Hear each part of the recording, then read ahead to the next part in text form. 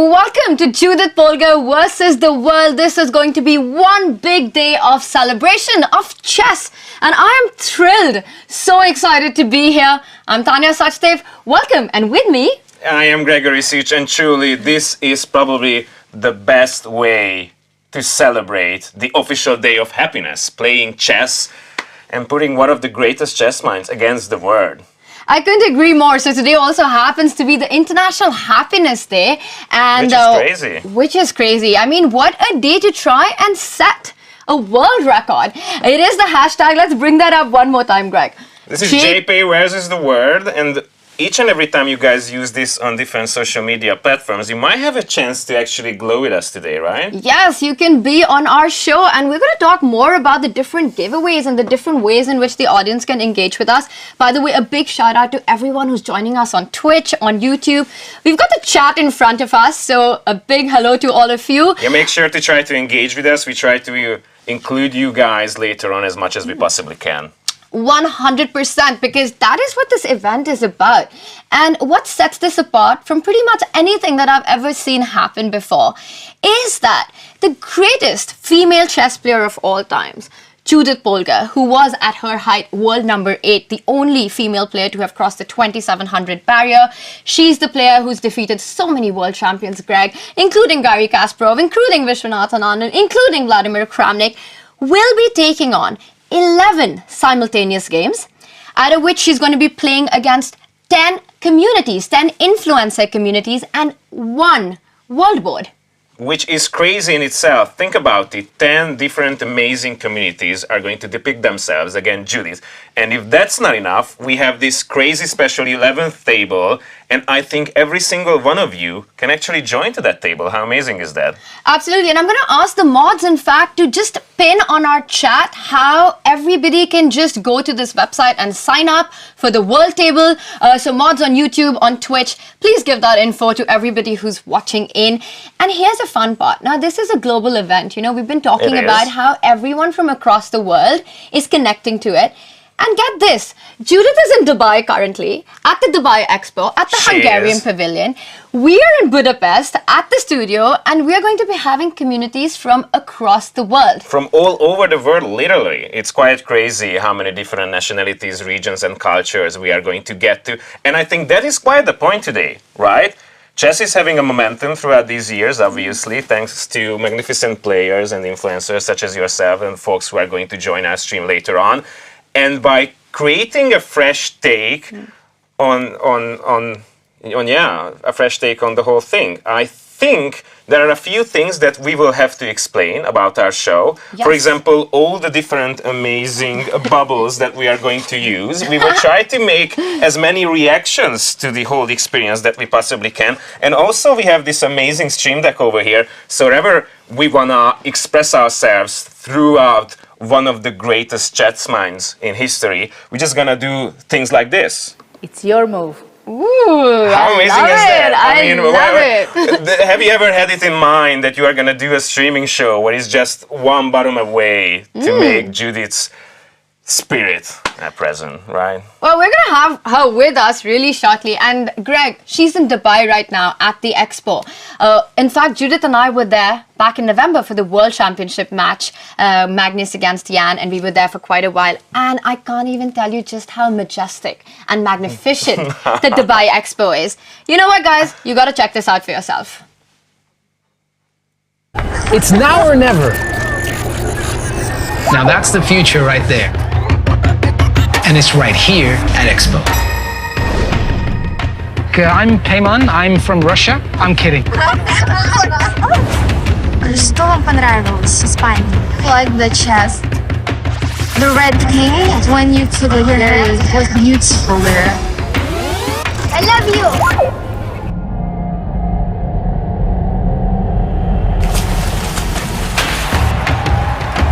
Here everything is big, everything is happening. It's great. It gathers people from all around the world. Finland, Algeria, Russia, Serbia, Oman, France, Chile, Thailand, Germany.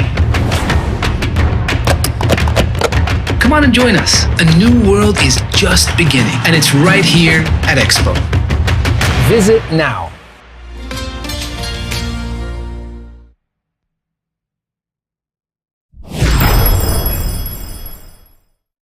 So most of you are familiar with Tanya, right? Since we are on a channel that you are really get used to. But you know, the question was asked, how are you guys want to get introduced? And we were like, we have this amazing crew in both Dubai at the Hungarian Pavilion, but here at the studio in Budapest as well. And we thought, why not delegate this task? So in order to get to the vibe, how are we getting into the studio and how are we arriving to the show?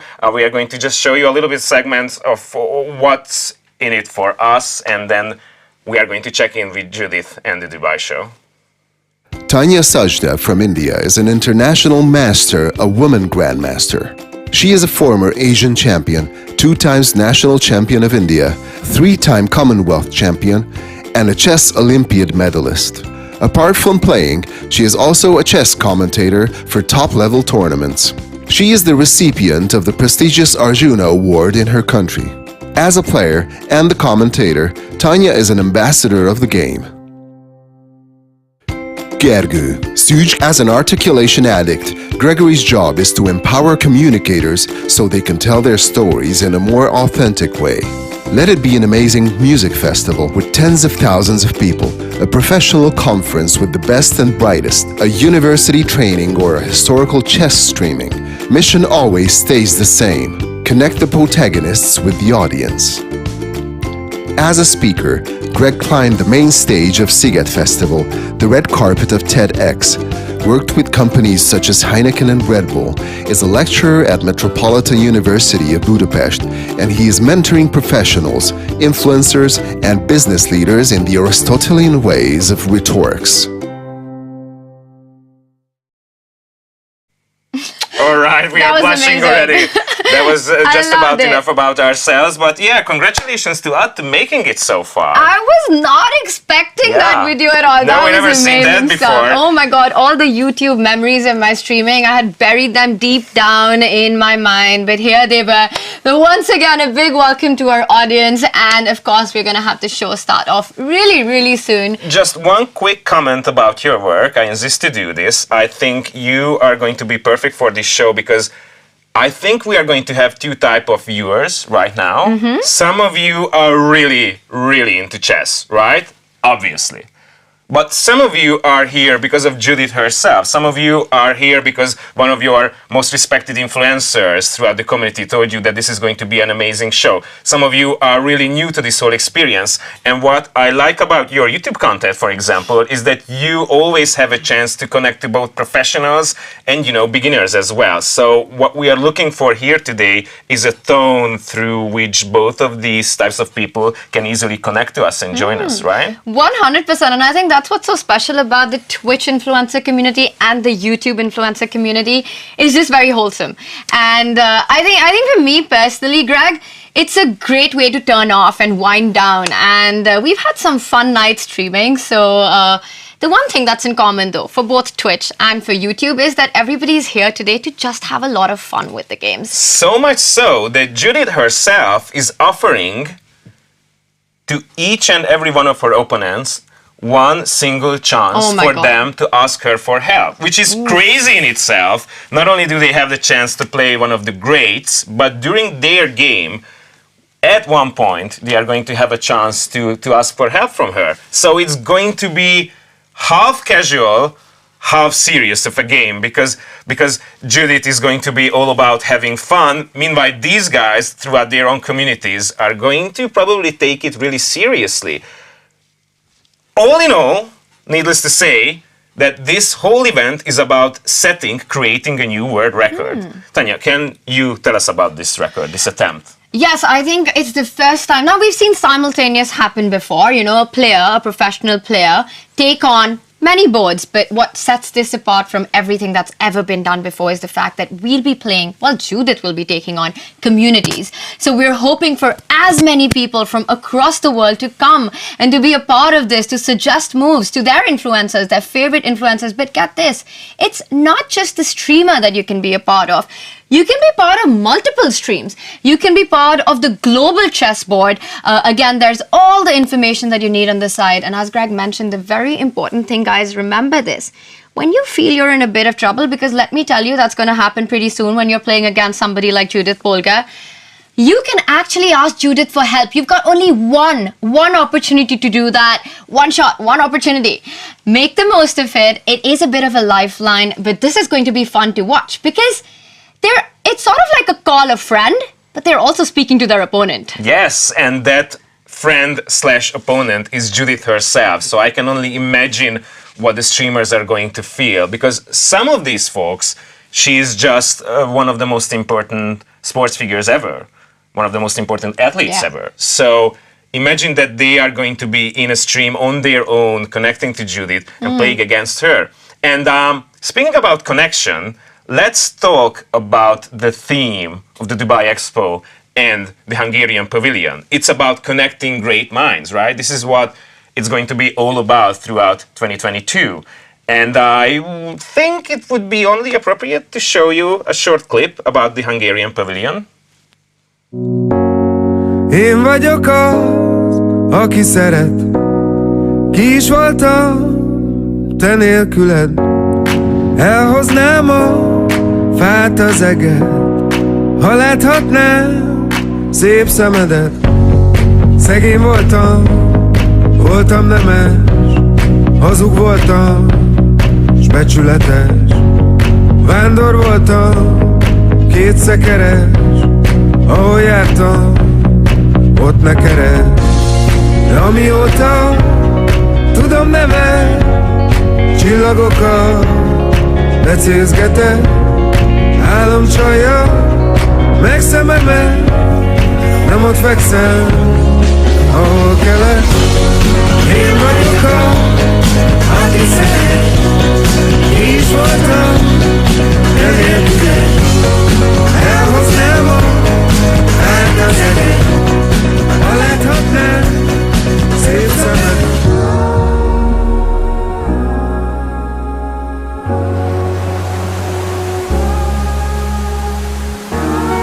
Minden voltam, semmi vagyok, nélküled a nap sem ragyog. Semmi vagyok, s minden vele, nem kérek meg, csak hogy szeret. Én vagyok az, aki szeret, ki is voltam, de nélküled. Elhoznám a fát az eget, ha enyém volna kedves szíved.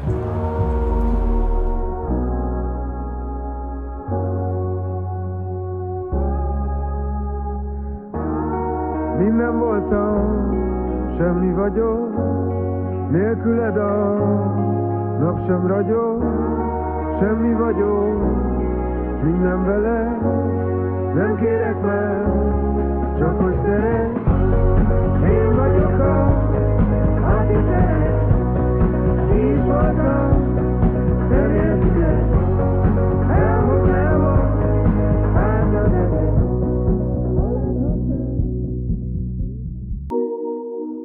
So participating for any country, especially for Hungary in a world exhibition, which is being held every 5 years, it is a great opportunity.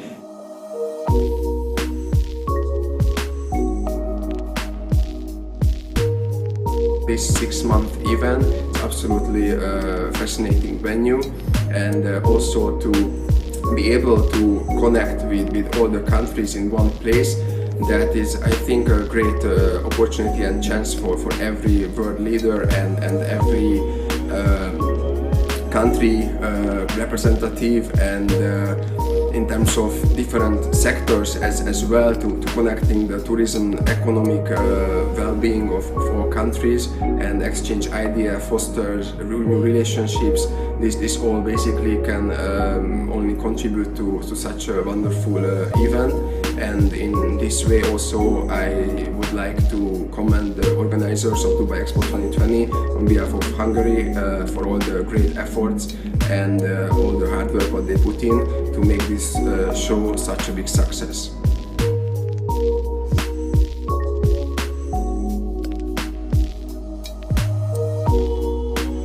The cultural and professional programs of Hungary Pavilion all have the same purpose, to show the diversity of Hungarian culture, the great innovators and smart people of Hungary.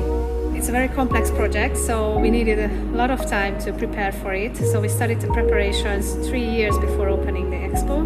I joined the project in September 2018.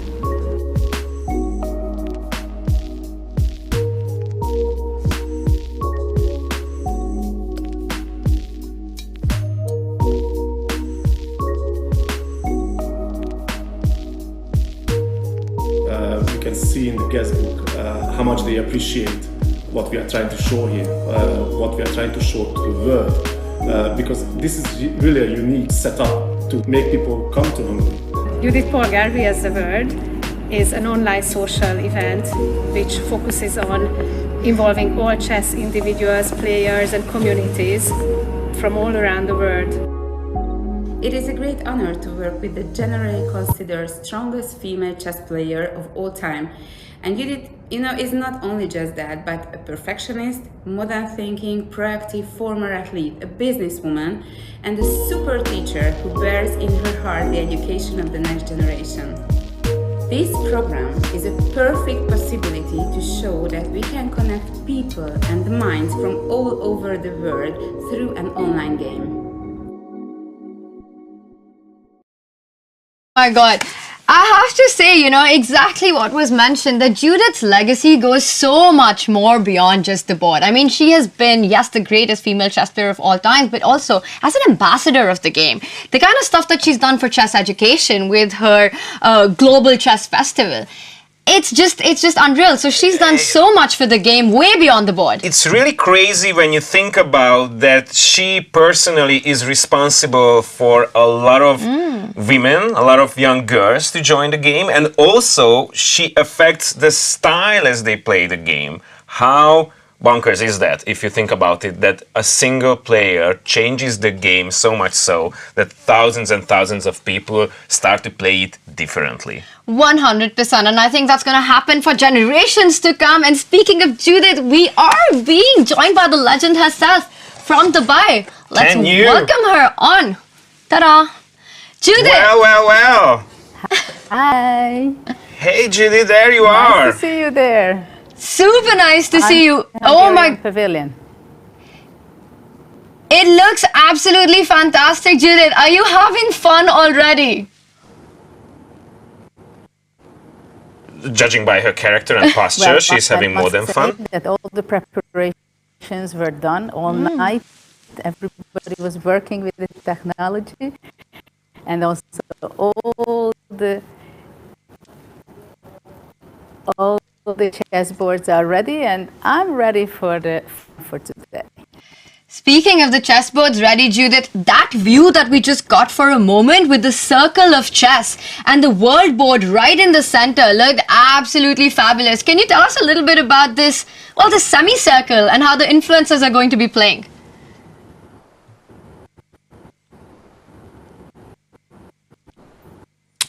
It's only natural that we can see some lagging right now, because once the game starts, Judith is not going to lag, right? Regarding her playstyle, it's just something that these guys are not going to face. So, well, absolutely. And I think we're going to have her back really quick. But we also got to speak about these Big Ten communities that we've got coming up. I think that would be a nice idea. As you mentioned, that these guys are coming from all over the world.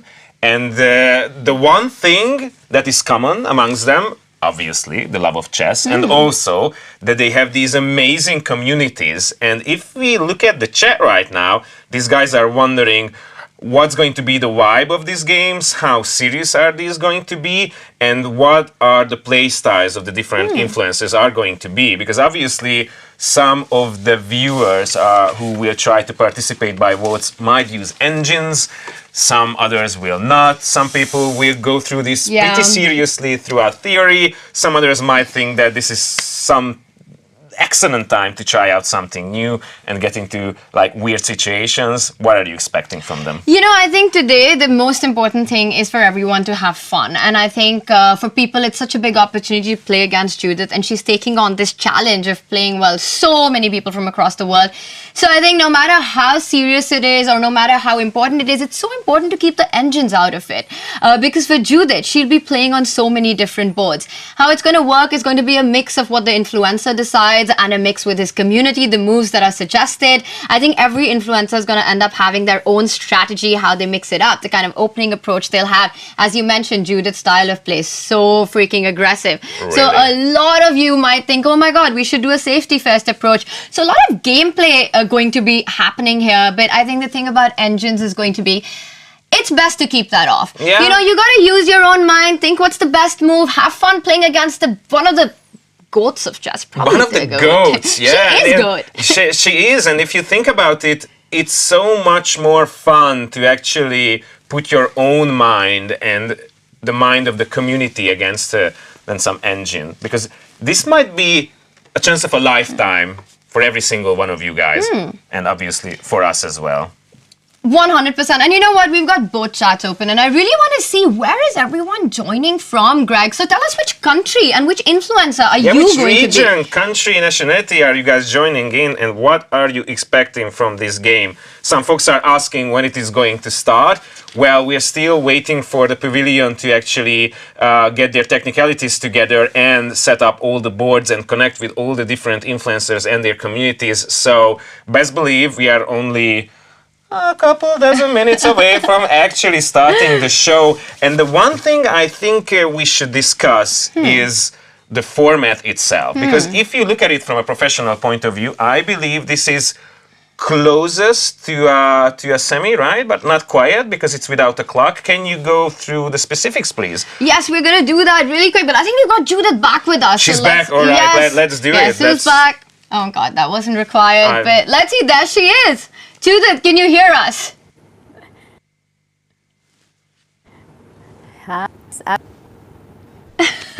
It's playing on. We can always do applause. I can always do JP versus the word. Oh, we can always do Yeah, when it comes to the technicalities, what a blunder. But we're listening, Judith. Are you there? Can you hear us?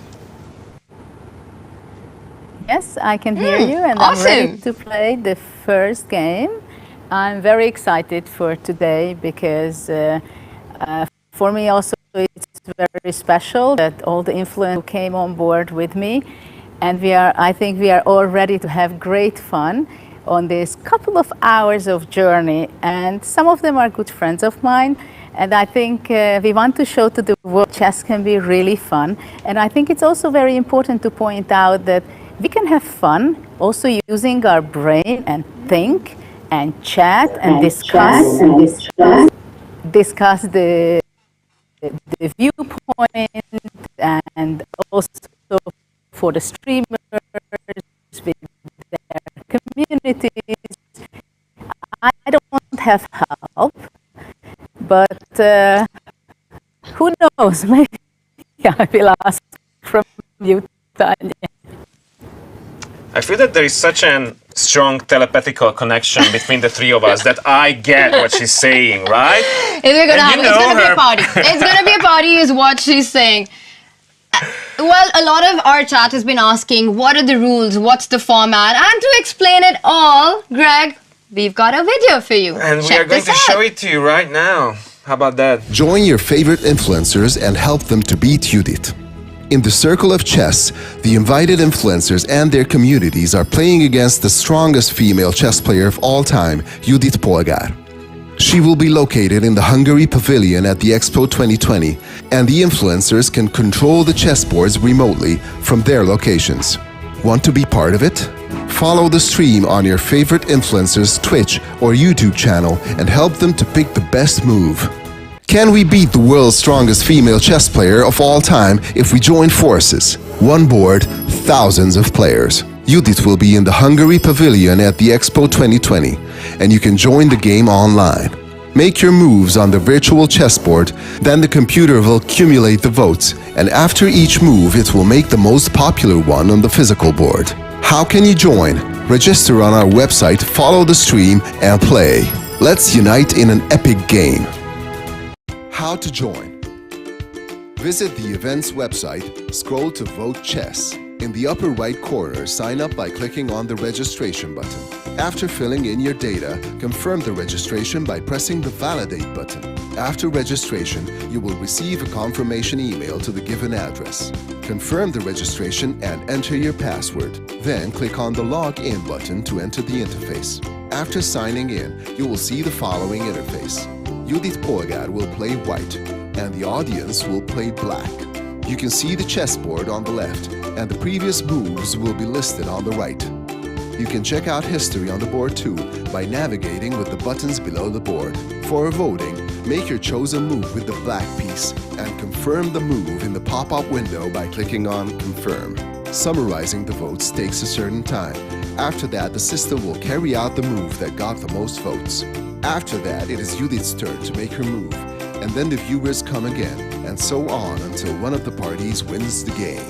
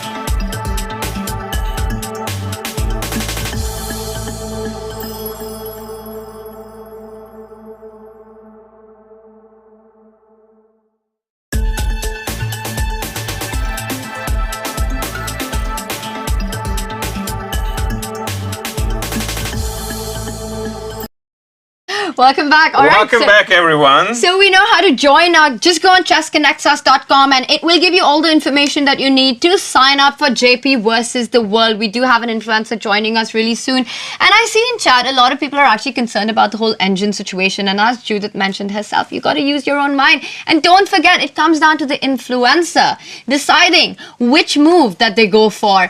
I think it's not going to be super easy for either of the sides. You think not super easy? I mean, imagine that you are part of a community and you've been following that certain influencer for maybe the past couple of years, and then all of a sudden that influencer brings you this. I think people are going to be all over the place about this one.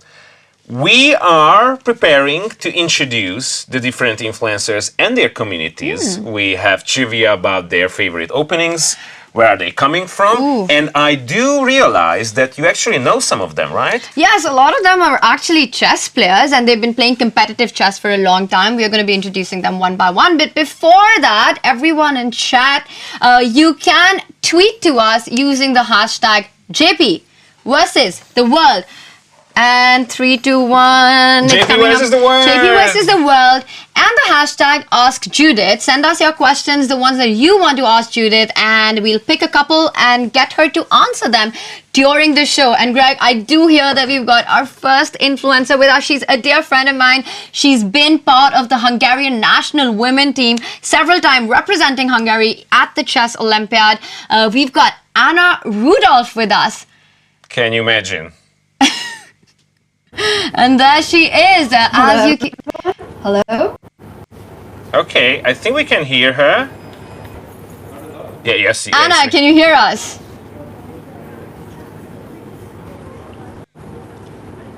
And there we have it. So her favorite chess opening to French. Oh, and there she is! Whoa, we did it. We made it. We made it, chat. All right. Hello. I was worried for a second that I disappeared. Hello, everyone. Oh made my it. God, Anna, by the way, loving the background, loving the setup, everything looks fantastic. Yeah, national colors and everything. Thank you you are so really there much. representing all of us. Amazing. So, first and foremost, what I is... decided that. Sorry, I just wanted to say that I put on the Hungarian Olympic uniform because that's where we became teammates with Judith, and that's how I got to meet her and Oh become my friends God. with her. So I'm really honored to be here today. I've never played against Judith ever since we have been friends and colleagues. So I'm Okay. So this is also part of chess language. This is how you guys communicate in between yourselves usually, right? That felt like, you know how in a nightclub you've got that whole DJ swing going on? We somewhere lost Anna She got in the looped middle. that somewhere. Like, she's so excited. All right, Okay. we'll have her back. Oh, we still have her. We can still hear her. Anna, you were mentioning that you met Judith for the first time at the Olympiad, and I think that's so true for all of us. We've been so inspired by her growing up, watching her games, and now the opportunity to give your community a chance to play against Judith. That's just unreal, no? Yeah. What is the general vibe in between your followers, in your community? Like, how are they taking such an amazing opportunity?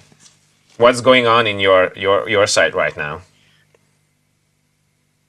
I think my community, it feels that this is a once in a lifetime opportunity to play against the greatest female chess player of all time. It's huge for each and every tomato that is now live on my Twitch channel.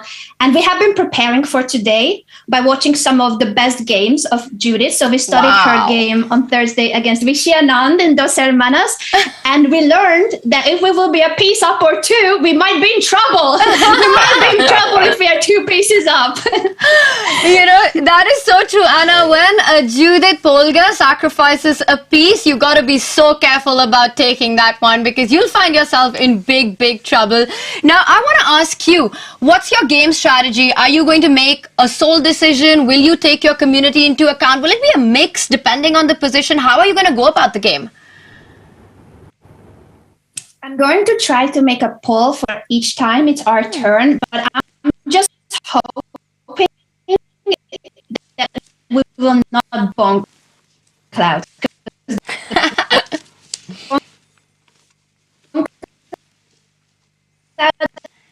As amazing.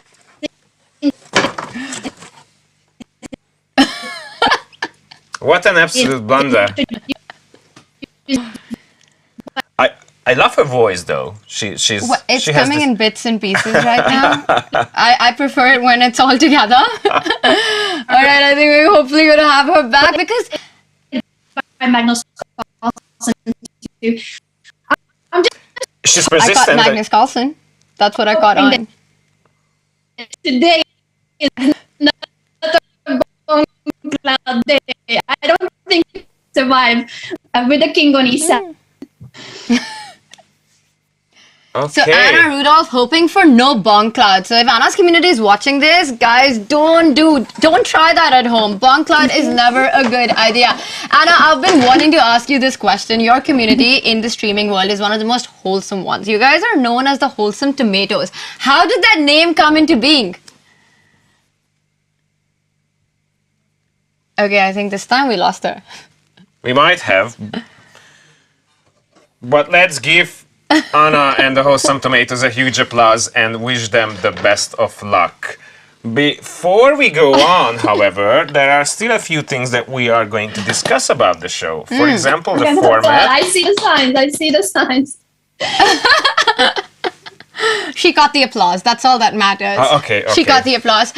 Okay, so you were mentioning that before we go on to the show, we do have a really cool... I don't know if I have lost the... Oh, I hear... Yes, I hear Anna's you now. back. I hear you Anna now. is back. Anna's back. Or is she? Inventing Anna. All right, Anna, we are going to get... we we will join Anna shortly. We're gonna try and fix that technical issue. We've got a very, very cool animated video, by the way, about Judith that I'm super excited to check out. Have you seen this one before? Well, You that's a trick question. That's a trick question. Obviously, I know every single word of it. We are going to check that out. And also, before you guys start to riot because of the internet connection, we are going to start talking about giveaways. That's how we will win their hearts back. Yes. Right? That's usually how it goes. Yes. And all that you have to do is be on Twitch and you'll know exactly how to win some very cool prizes. Check this out. Okay.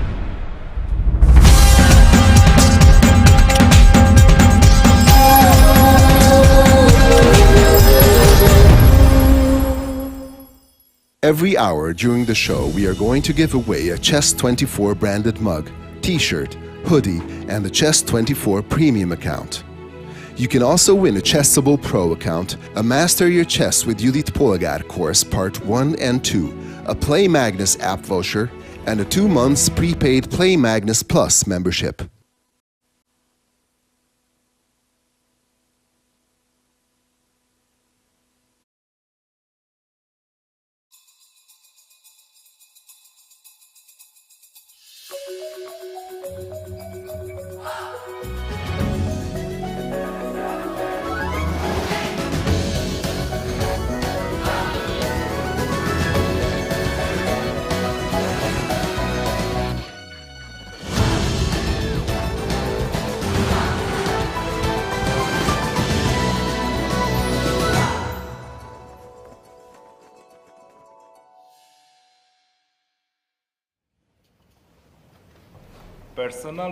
Én személy szerint nem hiszek abban, hogy a nők férfiak ellen képesek lennének versenyezni.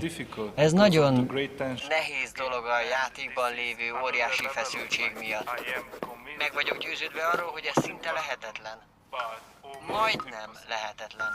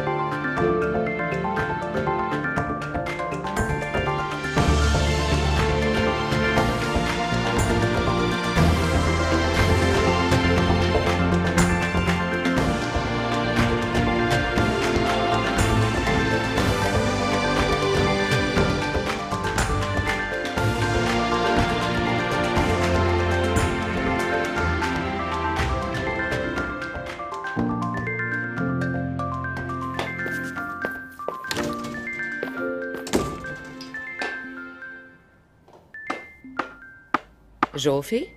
Ket, le chat, di katze. Di katze. Halljam csak. Di katze. Nagyon jó. Folytasd, Judit. Anyu, mikor mehetek be a sakszobába? Ahhoz még rengeteget kell tanulnod, kicsim. Zsuzsa is keményen dolgozott, hogy apuval és az edzővel ott gyakorolhasson. Tehát? Kóska. Ügyes. Tovább?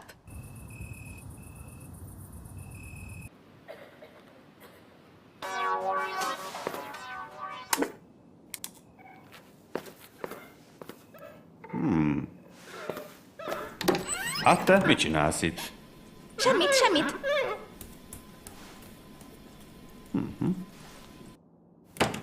Mit zajongsz? Lebuktam, de kitaláltam valamit. Huszár F5. Na, mit lépsz? Vezér B7. Vezér F3. Te kis bástya A7. Futó A7. Sakk. Hagyjál. Futó A7. csúsza volt. Nem hiszem el. Haha, 21-18. Judit, te jössz. Szerva ott, 0-0. A bástyámat mikor veszítettem el? Tegnap éjjel. Futó A7. Nyert Judit? Tulajdonképpen igen.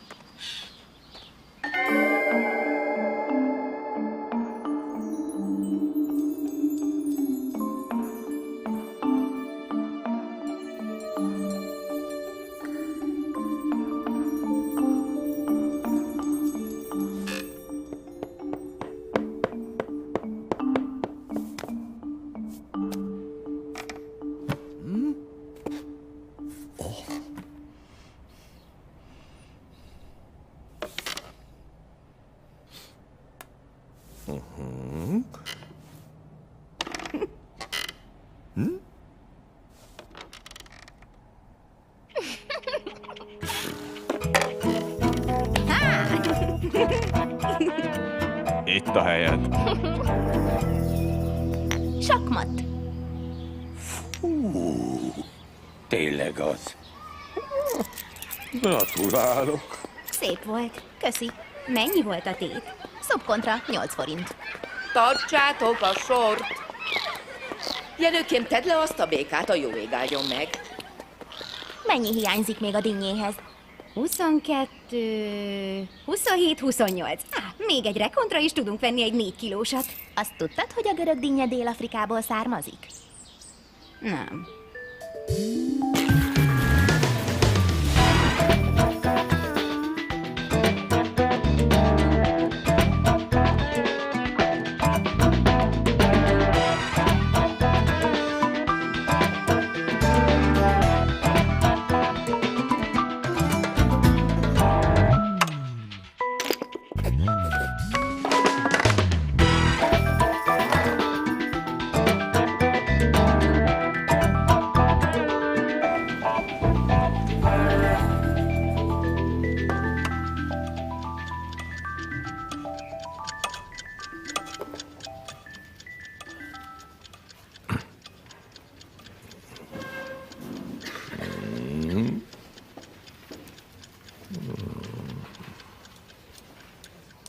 Király E8, futó G4, védi a bástyát és bekapcsolja a futót.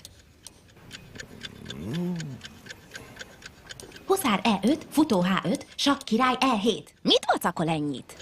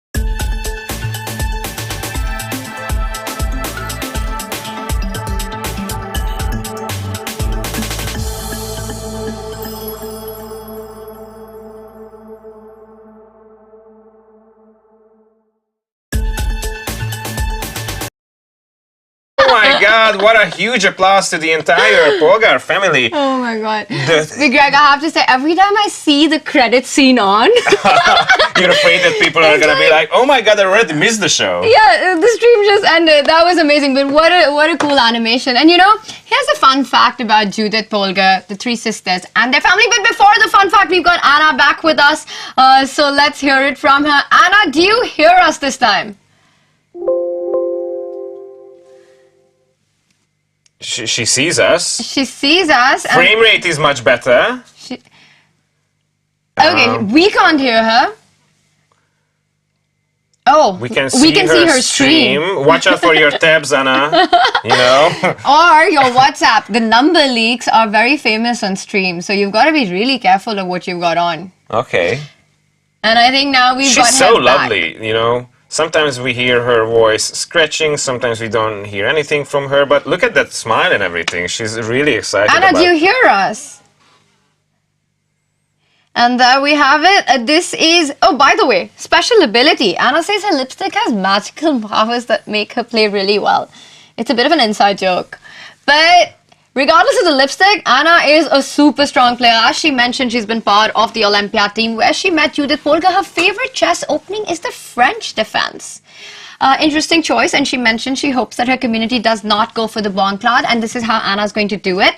She's going to put up a poll for her viewers. She's going to give them a list of options, a list of moves, and then the one that gets maximum number of votes will get played against Judit. That seems pretty cool, actually. It does. It certainly does. But before people are going to be all over about the fact that we give so much limelight to Anna, maybe we should start to talk about the other tables as well, right?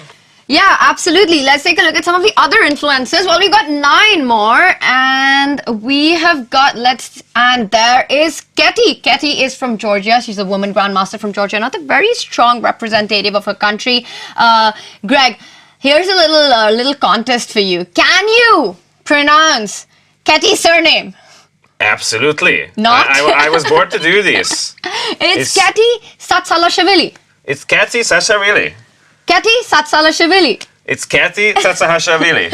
Very good. Well done. Thank you so much for giving me a pass on that. I clearly failed the 3rd time. What a nice hosting I'm doing right now. Another type of special ability is to explain how to solve hard chess puzzles in an easy way and to enjoy the process. That is some quite interesting special ability, because it's one thing to be immersed at the end game and then solve the puzzles, but to be able to explain what is happening at these puzzles, it's like a whole another thing. And this is an ability that they're going to definitely need against a player like Judit. We all know how tactical she is, how aggressive she is. So the ability to see these tactics on the board, to solve these puzzles, is going to be absolutely key. Which for means Ketty's stream today. And the community, it's all over, they're all spread out all over the world. She's also a commentator. She's a brilliant commentator. We've seen her work, and despite all the differences, she's connected by chess.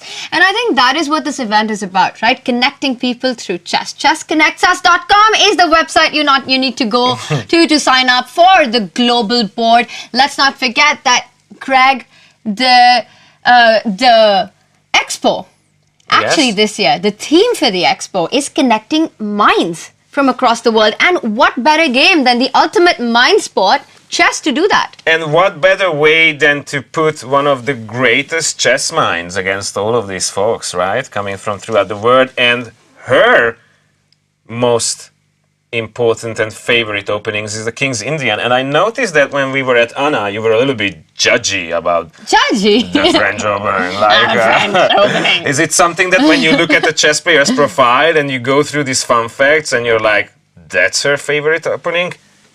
Interesting. Let's just say that I like playing against the French. And by I like playing against the French opening. Let's just be correct here a little bit. I think as black, if I'm playing black, I would not play the French defense. It's just an opening that for me, I find it a bit too passive. Okay. But of course, strategically, it's very interesting. So when you have the tempo at the very beginning, it's a good one, but maybe not when you have the I would go for the one. Sicilian and not the French. And that actually, I'm very interested to see what our community and what our chat thinks. What is their favorite opening? So guys, on Twitch, on YouTube, tell us which is your favorite opening. Anna Rudolph mentioning hers is the French defense.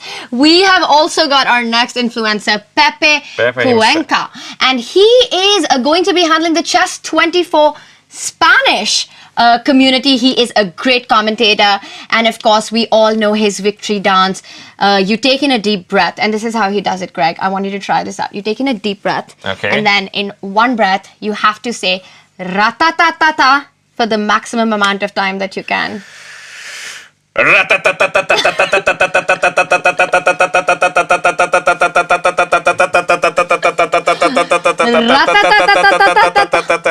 That was brilliant. And that is his speciality. Of course, he's also a grandmaster, apart from that. And a PhD. in ratatying. Ratatying. Oh my God. We never talked about this. Why are you putting me into these challenges? You are trying to... I've spent a little time with you in the last couple of days, and I think you're the kind of person who's always up for a challenge. Okay, that's definitely true. And the sooner you take the wind out of my sail is probably the better. Ladies and gentlemen, let's go back to the third influencer of ours and just talk about his profile for a little bit. Pepe Cuenca, grandmaster in chess and in ratatying. He is from Spain, and he is the official broadcast. He's the official commentator for the Chess 24 Spanish channel. He was there at the World Championship as well. He spent a lot of time with Judith there, and he is not just a grandmaster, he's also a civil engineer and has a PhD. I mentioned in ratatying in actually mathematics. Which is crazy when you look at the different streamers that Judith is going to face. You know, some of them are coming from all sorts of professional areas and fields. But then we have someone with a PhD in applied mathematics. That is a little bit frightening. Could be frightening for obviously not for Judith herself, but when you think about this, she is legit the most fearless human being on the planet. I do understand that. A PhD in math has got nothing on her. It's just when you look at all these different streams that are going to happen today, I think the vibe, the general vibe are going to differ. And I'm wondering, and chat, please tell us what you think about this. Will any of you will try to jump in on between the different streams just to check what is the general vibe out there, right? Yeah, because you can be part of not just one streaming community, but all of them, and including the global board as well. As you mentioned, going to be interesting to see the vibe and the gameplay at Pepe's board. Let me tell you one thing about him. He's super aggressive as well. So I'm expecting a lot of fun on that board. Judging by the profile pic we just seen, he's going to be super aggressive. What about our next player and the community behind that player? Let's check this one out. I think everyone in chat is trying to ratata in one breath as well. That's what I see. Keep going, chat. That's amazing. Tell us for how many seconds did you keep that up? By the way, I could have gone longer, okay? I think you were really pushing. I wasn't nearly a half point.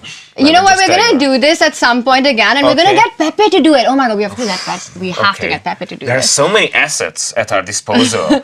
we have Judith, we have all the influencers. We are going to have a few special guests later on, but right now let's talk about Jennifer for a second here, coming from the USA. She is a former US champion and an absolute inspiration for so many young girls to take up the sport in her country. She is a brilliant commentator for the St. Louis Chess Club. She loves hula hooping and poker. That's quite fascinating, no? Yeah, it is. Have you tried hula hooping? Not recently. Don't worry, I'm not going to put you on a spot with a hula hoop. I'm getting a little bit anxious. Like, what is the next possible challenge that you are going to put me through? So yeah, hula hooping is one thing. And you know, what's interesting is when you have someone who's a serious chess player, but then you also realize that she's making it big in poker, where you certainly have hidden information.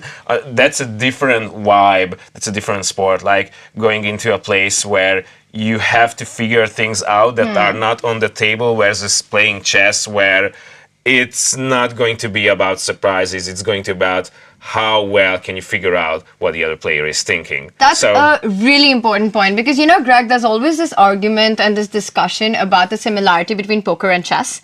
And I think the one thing that sets them apart is the concept of hidden information. Yes. In poker, yes, it's, you know, there's skill involved, but you still have something that your opponent can't see. So there is that element of hidden information. But in chess, it's all on the board. Everything that your opponent, all the resources is just in front of you, as is your own. So it just comes down to pure 100% skill. So I think that's a bit of a factor. But here's a fun fact. So many chess players have actually transitioned into being professional poker players with a lot of success, actually.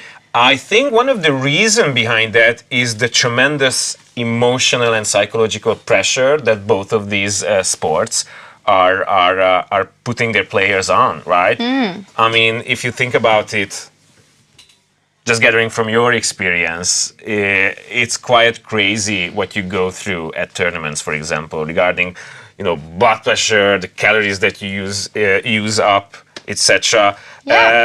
I might want to stop talking about all of these different things, and maybe we should check out the next Let's influencer. Bring our next influencer on. All right.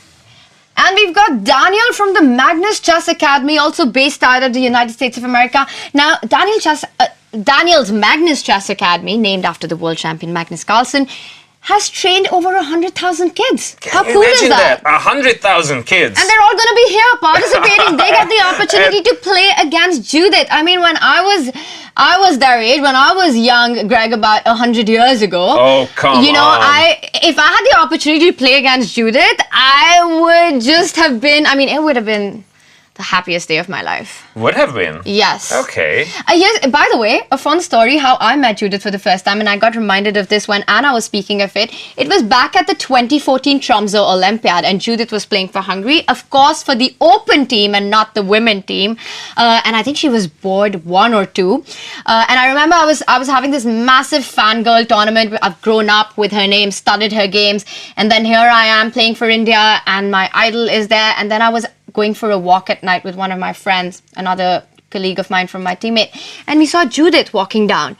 And that a crazy groupie moment happened. I was like, oh my God, we need to get an autograph, we need to get a photo. So we kind of stalked her for a bit. You were kind of starstruck, weren't you? Oh, massive. Massive Okay. starstruck moment. And then I got a photo and an autograph, and it's a memory I cherish. And that's why it's so special for me to be here today as well. And it's so amazing that a couple of years later, only just a couple of years later, you are so casually Instagram living with her, talking to her. Yesterday when we were getting prepared for the show, they were talking like old friends. And I was like, okay, this is going to set the pace for today's show. Let's get back to the player that we were talking about. But there are just so many things to discuss that sometimes we have it, Daniel, from as you were speaking, 100,000 kids. That is just amazing work. And look at his favorite opening is the orangutan. That's 1b4, I think, in chat. Check me if I'm wrong on this. But I think the orangutan opening is 1b4. And there's a really cool story behind this, by the way. Again, I know because, this happens on streams. You say something and you're completely not accurate about it, and then chat just takes your case. Chat's like, that's not how it happened. But here's a fun fact about the orangutan opening. Legend goes, and I think it was Capablanca who went to the zoo before a really big game, and he asked an orangutan what should be the first move that he should play. And came the reply, 1b4. He played that and won the game, and that's how the opening got its name. Oh my God, okay. Do you think that's a legend story? Do you think that's exactly how it happened? I don't know. Based on what Jane Goodall went through with all them, primates, it's quite plausible, I think. But then again, you can turn around any given situation if you're good enough and you can put enough pressure on your opponent. I also love the fact about this player that it's very important for him to prepare students in an engaging, fun way. When you have that of an instructor, when you have a style that it's not just all about the game in all seriousness, but you also have an engaging human being, that's always an interesting addition. And their game is going to be about 2 players like this, because as you can see based on this show, Judith has the same persona. It's very important for her to spread the word of chess. Let's check the next player. I think we are nearing to the point where we can do it. Oh my God. Ray Look Enigma. at that enigma. That is super mystery man. He is from Spain. Ray Enigma, he is a Twitch streamer and loves chess. He's a big chess enthusiast. And his aim is to bring chess to the streets. And he goes around playing games on the streets with just random people. That's a very cool way to spread the message of chess. It is. while maintaining this enigmatic persona all the way. I mean, that you put a lot of work into that, right? That's a very cool fashion we statement. actually don't know who this guy is. Does anyone know who this guy is? Making it so big that he gets into JP versus the World. Oof. So it's one thing to maintain an enigmatic persona, but then again, it's another thing to put yourself into a situation like this. So I want that chess suit. Yeah, that's. I want that chess suit. I think it would suit you. It would definitely suit you. Are you saying that because my face would be hidden? Oh my God, I would never go that far. I thought you would use it only up until the neck. Come on, Tanya. Favorite chess opening, the call system. And this is a lot like the London system, but except the bishop stays on c1, for those who are wondering what this is, and doesn't come out all the way out into the board before moving the pawns forward. It's a bit of a strategic opening. I would say it's a slow opening. And I think this one is a clash of styles. This board is going to be a clash of styles. With if it does end up being the call opening, then we're going to see Judith trying to make it aggressive in the game while he's going to play slow. But I also hear that Judith will be playing white on all the boards. Okay. So while we might see the French defense on Anna's board, Enigma doesn't get chance to go into the call. All right, that's more than understandable. And our next influencer is none other than from India. Woo! You cannot see, but we are putting up the applause sign. Yes, the applause sign, and it is for Samir Raina from India. His streaming platform is YouTube. He is a stand-up comedian, and then he took to streaming, Greg, when the pandemic happened and shows were cancelled, and then he's just changed the entire landscape of the game in India through his streams, popularizing the game. He's had Judith on his streams, he's had Gary on his stream, he's had Magnus on his stream. It's been an amazing journey, and today his community gets to play against Judith. And you know, he's really super engaging. I think he was the one yesterday who even contacted me via Instagram after you did your live, and he was nice enough to say hello. So he and his community is getting super ready, and I just love the fact that the Supreme Army of Blundermasters are here at his disposal to find the worst move in any position. I mean, sometimes this could be a difficult situation where you wanted to pick like which one is the worst move, and sometimes maybe that is something that the opponent would definitely not get ready for. It's a skill. It's a skill. It's definitely a skill. I mean, I just cannot see Judith standing next to this table and thinking about what are the masters of blunder will actually do this time. Or maybe she is. I mean, she probably is. You know, he's the only one with the title of Blunder Master. He is the supreme blunder master of chess. So I think this is going to be a super fun game, but don't take him lightly because I do know he works a lot on chess and he has improved a lot. In fact, he had a training session with Judith on the stream just a couple days ago. Okay, that's ridiculous. So yeah, lots of fun That is something that's happening definitely going to bump up your power level at chess. Like 100%. a few rounds with Judith and then boom, you're just a different player. And you know, also what's interesting is that you can never know on what level are the different viewers are going to be. So, you know, some of the streams might get really serious with viewers who take it really, really serious. Let's check the next. Let's check the next. I know Samir's, I think that one's going to be a total party, by the way. And another legend joining us today. I mean, I think this man needs no introduction at all. It is Antonio Radic, also known as, and maybe better known as as Agad Meta. He is from Croatia. His YouTube videos, his chess videos have just inspired and trained and educated so many people across the world on how to play the game. He analyzes these amazing games. He's brilliant with the way he produces his videos. If you haven't checked out his YouTube channel, you're really missing out on some amazing, incredible educational chess content, and we're going to be having him take on Judith on one of the boards along with his community. All right, having that said,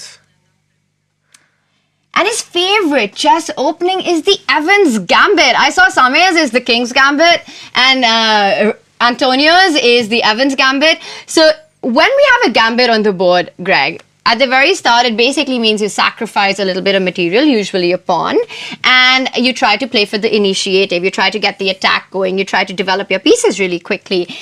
So very interesting to see how these players are going to try to get the initiative against one of probably the most aggressive players of all times.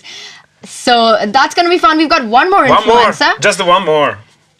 Let's bring our final influencer up. And this, I know, has been a last addition to our team and a very cool one, because this is a very well-known streamer from Andorra, Ots Darva, and he once again loves chess. In fact, fun fact, Anna Rudolph has been training with him a little bit, has been having some sessions with him. A lot of connection between these players. A lot of connection, and he is somebody who just enjoys playing a lot.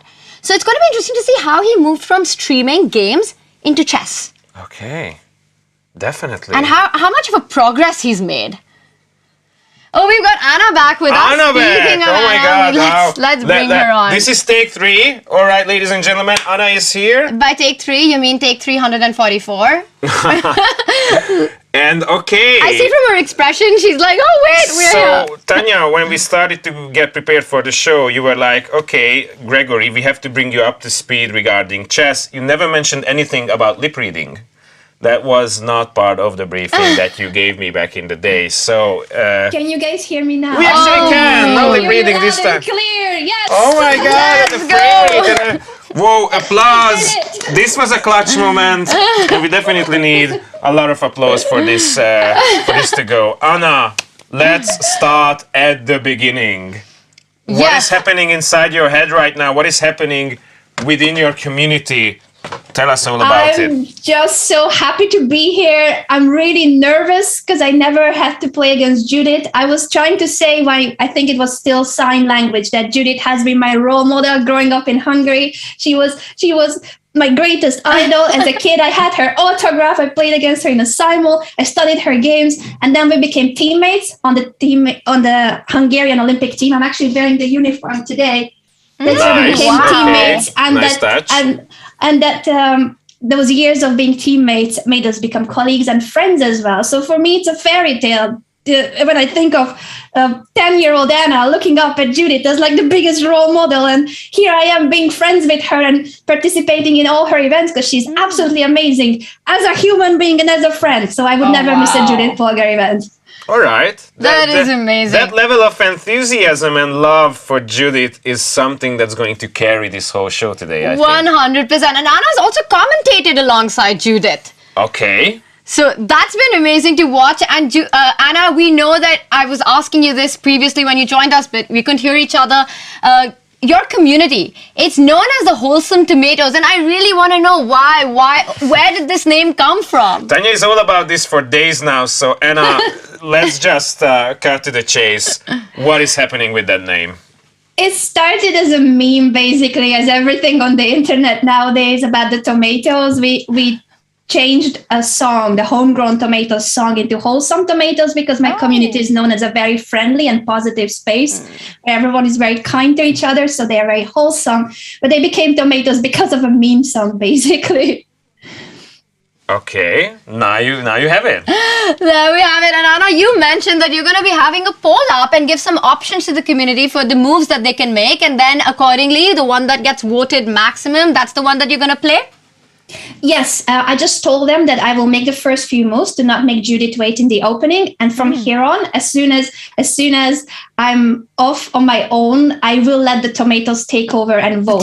So far, no bomb cloud, which is what I actually was aiming for. That was the part of the preparation. No bomb cloud today. All right. What is it that you are expecting, in all seriousness, how the game will be able to turn out? It's going to be a very tough game for the Wholesome Tomatoes, for all that Judith has achieved in her chess career and how she has been one of the strongest attacking players of all time. Greatest female chess player, but also one of the best attacking chess players. So we are terrified of any upcoming sacrifice. As I said earlier, that we studied Judith's game against Vichy Anand, and if we're going to be up a piece or two, it's trouble. And the house is on fire. That's what it means. Anna, have you had any training sessions so far with the Wholesome Tomatoes? Yes, we dedicated a couple of our streams to practicing. We solved puzzles together for tactics, as Judith is very good at tactics. We had a viewer tournament, and also studying Judith's games has been part of our week this week. Wow, super. And tell me, before this event started, did you speak to Judith about it and how you want to approach the game? What's the strategy and just the feel and the vibe of today's JP versus the world? I'm just very nervous of playing against Judith because, as I said, now we are colleagues and friends, and we've never had to play against each other. We are always on the same side. We are always on the same team as organizers, as commentators, as friends. So this is the first time since my childhood that I'm playing against her. And I'm just glad that the tomatoes will take over and I don't need to take this responsibility of or having to play against her because she's gonna destroy us. But not tomatoes, no worries. We are fine. We are fine. So what I'm gathering from all of this, and I just wanna show some fancy things that we can do with the show, is that wherever Judith is about to sacrifice, you're gonna be... Watch out, it's my move. Panicking. Panicking, right? So that is gonna be the point where, you know, bad things are bound to happen. Yes, we are ready to panic. We've practiced that too. A wholesome panic. A wholesome panic. I like the sound of that. Panicking tomatoes all over the place. Very friendly, supportive community, just panicking together. But it's nice to show some emotional support between each other when all of you guys are panicking, right? Yeah, and Anna, one more question that I have in mind is, as you know, during your game, there is going to be a certain situation where you might want to use that one token that you have, asking for help from your opponent, asking help from Judith. What are your feelings about this option? How are you going to use this? And what is the style of doing it? Like you guys playing and then all of a sudden, let's basically turn the tables. Judith, tell us all about what you think about this position. What do you think? What is the situation where you would want to use that chance of yours? I think certainly chess-wise, it would be in a very complex position where we would want to ask Judith about her upcoming plan and how she's planning to destroy our king side and going for the checkmate. But in terms of the call, I was also just thinking, I haven't had time to catch up with Judith in such a long time. I might just call in to say hi. Okay. Well, sounds a little bit luxurious, but then again, the wholesome tomatoes might not need that edge after all. We will figure it out. We will. And Anna, before we let you go and get back to the game, I want to ask you that are you happy with the way the opening's gone and the outcome of it? Yes, the French defense is obviously the best opening in the world. I'm not biased or subjective here, and I'm happy that we got that on the board. All right. Well, stay tuned about all of this, but I think we have word about our next Anna, thank you player. so much for joining us, and all the best to the wholesome tomatoes. Thank you guys, and have an amazing time at the show. This is such a huge event, and I cannot wait this to be part of a world record too, potentially. So we are writing history here. All right. Fracture limb, best of luck. See you later. See you guys. Bye. Let's have another. We're going to have Anna back shortly as well. We'll get an update from her on different positions. We've got one more influencer with us. We've got Ketty joining us with her community. Let's get an update on how things are going there. Hello, Ketty. Well. Another nice setup. Love it. Hello. Huge applause to her as well. Hello. Hello. See you as well. Oh, wow. There's a crocodile. Is that your mascot for today? Oh yeah, not today. This is our mascot for the channel, and it's actually a chess theme. It represents pair of bishop, the strength of the pair of bishop. Don't ask me why. It's just a long story. So, Ketty, are you hoping to get a pair of bishops in today's game? Oh, we hope to survive. We hope to survive as long as possible, because guys, while you were talking, we had a little bit going on over here, and we have a bet between the influencers, and the bet is the chocolate. So the one who stays longer in the game wins the chocolate. Oh, wow. So we really want to stay longer. Wait a second. So all the influencers are in on this, and the one who lasts the longest wins a chocolate. Is that what it is?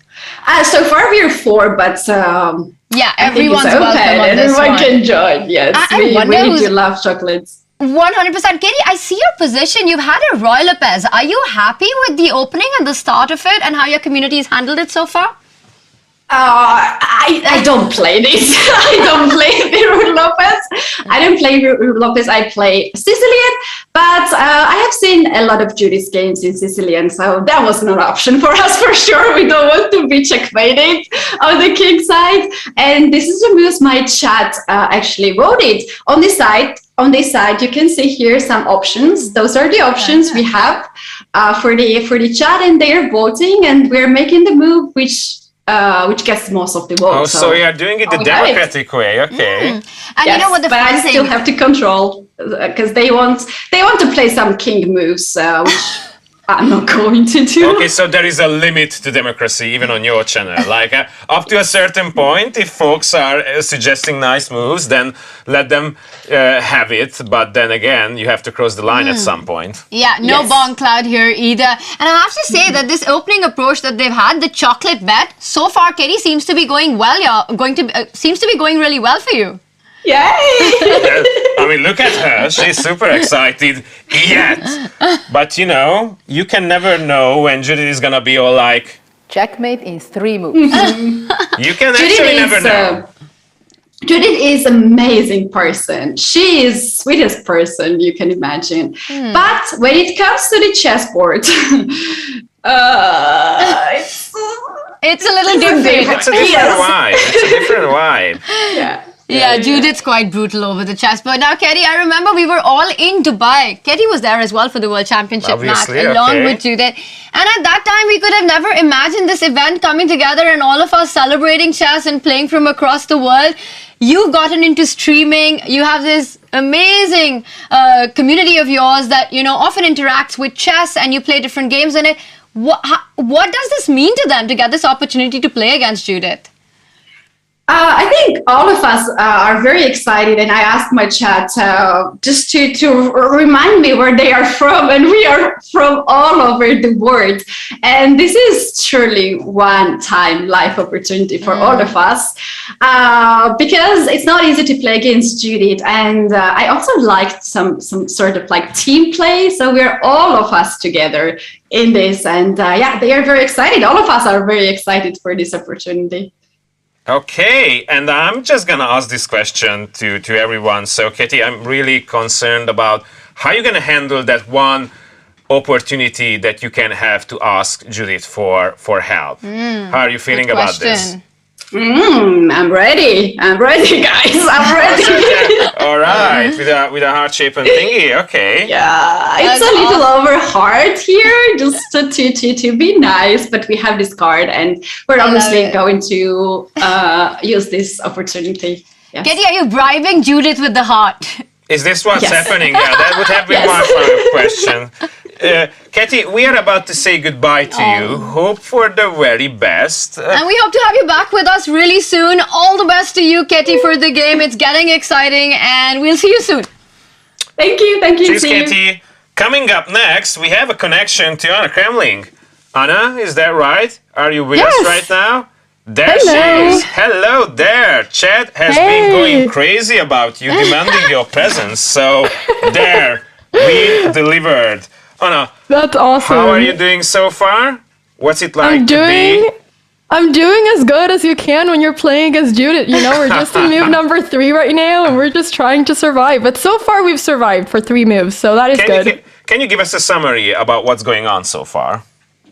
Well, there is Rosalima on the board, I believe. I think that is what we're going to be seeing. So I'm happy that chat decided to play a Sicilian. I was afraid that I would have to play any other opening because I've only played the Sicilian throughout my life. So I'm really happy that chat decided to be kind to me and choose the Sicilian. So far, I feel good about this. Wow, it's really important to feel confident and good when you're playing against someone like Judith. You've got to like your position. Anna, are you in on the streamer's bet of who's going to last the longest against Judith? Yes. I mean, as soon as I heard Anna and Samai talk about it, I was listening in. Me and Chat were listening into that conversation, and then also I heard that Katie jumped in, and I was like, if Katie's jumping in, we have to jump in too. So, now we've all jumped into that bet, and I'm really happy. I mean, chocolate is the greatest prize you could get, so I'm happy to be part of that bet. Apart from getting to play against Judith, the community is also trying to win a bar of chocolate. Anna, now one thing about you is that you're a very tactical attacking player. But you're up against the most attacking player of all time. So are you going to go all out in this game? Are you going to pick the options which are super aggressive? Or will you try to play a little safe against her? You see, that's a dilemma that's going on in my head, right? Because in one part, I really want to play really tactically because that's what I do. But at the same time, I'm playing against the queen of playing tactically in this world. So it's kind of hard. Sorry, this is exactly what I've been expecting. Like, Judith's presence is putting a lot of pressure on you guys, right? It's one thing to do your own play style, but when you are facing with one of the greats, I'm pretty sure it's taking a toll on you. Yeah, no, exactly. So, I'm hoping that we can play tactically. I think that's the way I'm gonna go. Because you have to do what you're best at. So, I think we're gonna be doing that. And I have a few things with me. I have a couple of things. I saw that Katie was bringing some things. I also have a few things that bring me luck in this channel. So I have them around me just to really have that luck during this game. So I hope they work. Yeah, try to put them in the front of the camera so we can see them. I have a little octopus. This is one of those that, if you're in a happy mood, then you have this. But then if you're in a sad mood, then you can do this. Oh, you flip it around. So are you expecting that turn is going to happen once or twice during this game, right? So you might have a chance to actually articulate what you guys are going through. So which mood are you guys in right now? You guys still happy? We're still here, but in 10 moves, I might call for a lifeline or something, and I'll be like this. The best thing to get yourself prepared with that toe is to when Judith is all like... It's my move. Judith is gonna be all over the place, right? Yeah, when she says watch out is when you want to start calling in that lifeline. Anna, all the best to you for the game, and we'll catch up with you really soon and find out how the progress is going so far. And hope you get that chocolate. We are letting you go, but just because Pepe is ready to join in on for our next short interview. All right, Anna, bye. All right, good luck, thank you. Meanwhile, just one quick comment based on the chat. So as you can see, many of the players have already started their game with Judith. What we are doing is basically building up the momentum to start the 11th worldwide table. You can still join in on the fun. So as you can see, this is a coordinated thing. We haven't started that game, not because of any technical difficulties, but because this is the outline, the agenda of our show. The other streamers are already doing their bloody battle against Judith. We are building up the momentum for the world table. And all the other tables really, and I think you can go and join on any streamer that you want, and you can play anywhere. And of course, as the global board, the world board, which is going to start soon, go to chessconnectsus.com, and that's where you'll find all the info to join the world table. We do have a guest with us. One of the other influencers is joining us, so let's bring Pepe Cuenca on board. Hello, Pepe. That is not Hello, guys. How are you doing? Hello. The man himself. Yeah, how are you guys so doing? far? How's it going, Pepe? Are you enjoying the position? I'm enjoying so much. Our community here in Chess 24 Spanish, they're so excited, already suggesting moves, openings, and stuff like that. So we are really happy. Pepe, I remember at the match in Dubai in November when we were all there, the Spanish Pavilion was such a big part of the celebration of chess. And I feel that in Spain and online, the Spanish community is always so thrilled and excited about a game and a chance to play against any of the top guys. Or in this case, a woman. Yeah, they're extremely excited. In Spain, there are so many chess fans, and you can see that whenever there's a super tournament in Spain, it's so much crowded. You cannot imagine. So, of course, today this is a one lifetime opportunity to play against Judit Polgár, and we know, and it's extremely great. Yeah.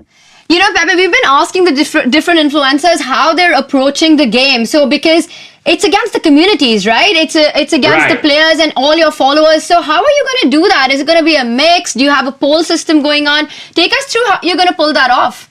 Well, actually, our community is going to play, as you say, we're going to propose some moves, and they're going to vote. Actually, and they're already being extremely aggressive because they decided to go for the Najdorf variation of the Sicilian, so they're going all in against Judith. But I don't know if this is a good idea because Judith is such an expert in this opening, so we're going to suffer a lot for sure. Wow, and all in against Judith with the night of opening. I think this one's going to be a fiery match. Now, by popular demand, Pepe, you know what the chat wants, you know what the audience wants. Can we have it one time? Sure, yeah, that's it, right? So we're going to enjoy a lot and let's see what happens. No, we can't let you go without the world famous ratatatata. Ah, you want me to say ratata? Of course, yeah. Let's go for it in 3, 2, 1. All right. All right, Pepe, thank you so much, and we'll be keeping an eye out on your board and discussing it soon, and we'll have you back with us. Definitely. All right, guys. Thank you. But in the meantime, we're about to jump in on another hype train. This time we have a chance to talk to Jennifer, right? We've got Jen joining us, and her board is very special. It's an all-girls, all-women's board. It is the Year of Women in Chess, and Jennifer does a lot of work for promoting and encouraging girls to take up sports. So I think this is to take up chess, and she's done brilliant work around it. So I think this board is so critical. Hi to you guys, and we also know that for Judith, this is an important cause. And I think we've got Jen with us. Jen, can you hear us? Sorry, I don't hear you anymore. Yeah. Hey. There she is. Hey there.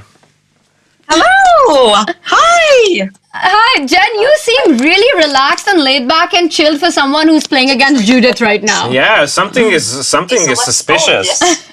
Jennifer is there. Look. Here. Hello. Sorry, guys. Hello. Hey. Hi.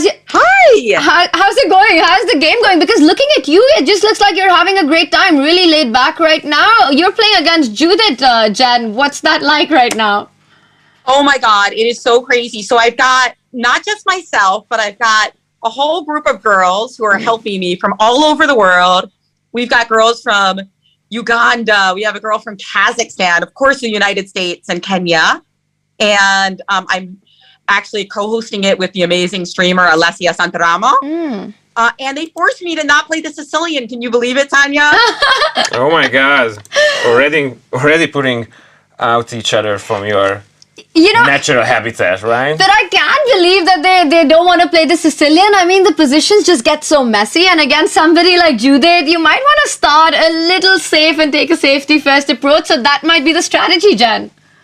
Yes, I know. And Alessia likes to play double king pawn too. So I know, I used to play double king pawn when I was like 10 or 11. And you know what caused me to switch to the Sicilian? Guess. Judit Polgár? Yes! Judit Polgár, the woman herself. I can imagine. Jen, we've been speaking to all you amazing influencers, and I think the one thing that stood out and that's in common is just how inspired we have been in our careers by Judith. And you've done this incredible work around the world, bringing more girls into the game, and undoubtedly their idol has also been Judith. So this opportunity at this young age to play against someone like her just means so much to them, no? Totally. I mean, everybody is just so excited. They can't believe that they get this opportunity to play against Judith. I've been asking them about what inspires them most about her, and we have such a wide variety of responses. People say, that she beat Bobby Fischer's record, that she was the first woman to crack the top 10. I say first, also the only so far, as I think that some of the girls in my club might change that. Okay, a lot of confidence in that. I love that. Yeah, and also one of them actually brought out a quote from Grandmaster Susan Polgár, her older sister, saying that when Susan became the first ever woman to qualify for the World Championship overall, she famously said that she's never beaten a healthy man. And of course, they always have a headache. So one of the girls knew this famous quote. Wow. Jen, before we let you get back to the game, because I know things are heating up on the board, I want to ask you, what was your piece of advice, or what was it that you told the girls for today's game, or helped them out in what way? I told them to be confident, because that is the thing about Judit Polgár. She is so confident. She actually came to speak to my girls club a year ago. And the girls were asking her, like, what do you do when you have imposter syndrome? What do you do if you don't feel like you're good enough? And, you know, Judith's response was so shocking to me. She said, you know, I was the top player in the world at 12 years old, either gender. I really haven't suffered from a lack of confidence. And if I ever do, I go over some of my amazing games, like the one that I won against Alexei Shirov. If you don't know that game, look it up. Look it up. So I think the important thing is to be confident and never feel like just because you're lower rated or your gender or where you come from that you can't win. That is some great advice. That is one of the most important messages so far today. Confidence is key. John, thank you so much for that. And we will be checking in on you soon again. But all the best for the game. And we'll catch up soon. We definitely will. Awesome. The girls In the meantime, cheers, guys. In the meantime, we are about to hit up Daniel as well, right? Are you with us? Daniel from the Magnus Carlsen Academy. There he is. Hey, guys. Hey there. Nice t-shirt. Plus to your community as well. How's it going so far? It's going great. I wore my special t-shirt for the day. We're excited to play with Judith.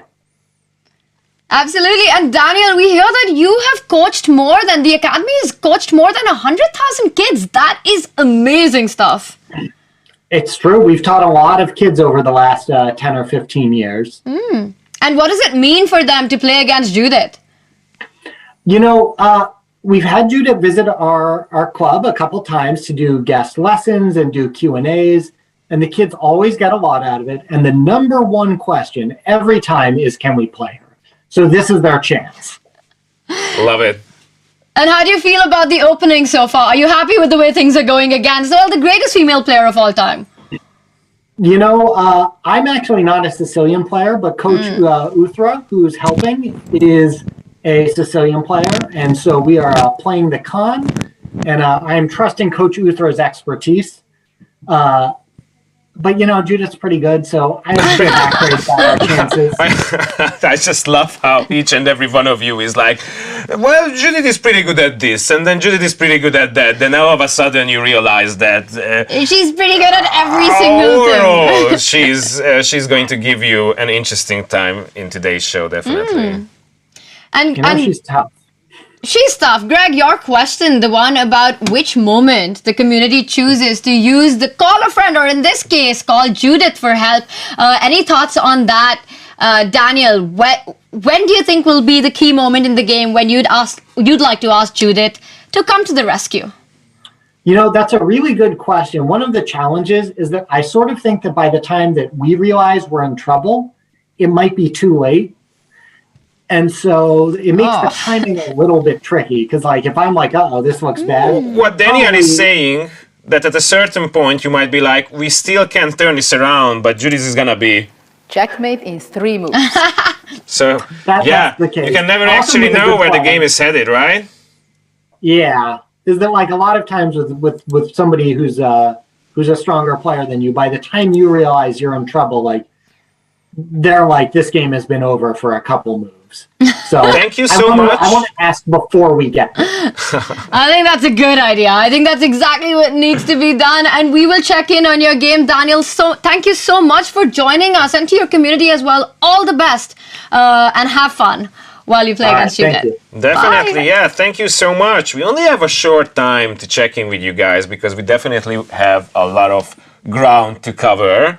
Yes. And before we jump on to the next one, what is your experience so far? We talked to most of the influencers. They seem pretty happy. It's, I think, not because of the state of the game. It's mostly because of the fact that they can face up Judith. And the other thing I like about our show is that we are seeing people who have their own fan base, right? So these are celebrated players, celebrated streamers. And you know, it's such a rare occasion when you can catch someone with his or her own fandom and see starstruck, really. 100%. This is not their natural habitat. Like, these folks are usually have their own certain power level because of their own stream. And then we have a chance to put them into a situation where these guys are meeting with someone online who they truly admire. I just love the dynamics. Yeah, I think it's really a very interesting position for all of them. And I see Vijay in chat is saying, looks like everyone is playing the Sicilian. I've got my eyes out on the game, and maybe while our next guest joins us, we could get to the chess action because we're having a lot of openings all across the boards. The first few moves have been played. We know some of the streamers, they've mentioned what their favorite openings are. It's going to be interesting to see if they manage to get their communities and the telepathy going and to achieve the position that they want. But before that, we've got the Enigma himself, Ray Enigma, joining us. Ray, what's up? Hello, nice to be here. It is such an amazing pleasure to meet you, mate. How is the state of the board so far? How have you been doing? Great. I'm seeing that Judith has played Night History, and I'm going with my enigmatic task and looking forward to play this game. Ray, the big question that's on everyone's mind, you've got all this mystery around you, but can you confirm or deny that have you ever met Judit Polgár in real life? It's an enigma. It's an enigma that nobody knows. Staying in character all the way. Love it. The mystery goes on. The mystery goes on. I think they must be cousins with the Riddler from the Batman comics. Like I have a similar vibe with an enigmatic character like that.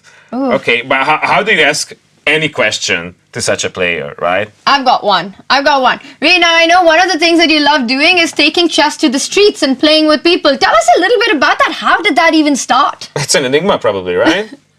Well, that's not an enigma. I can answer that. And yeah, I started last year. My idea was to make something different and to bring chess to people's lives. And I started with this challenge. I put 100 euros on my forehead, and if anybody beats me, I will give them the 100 euros.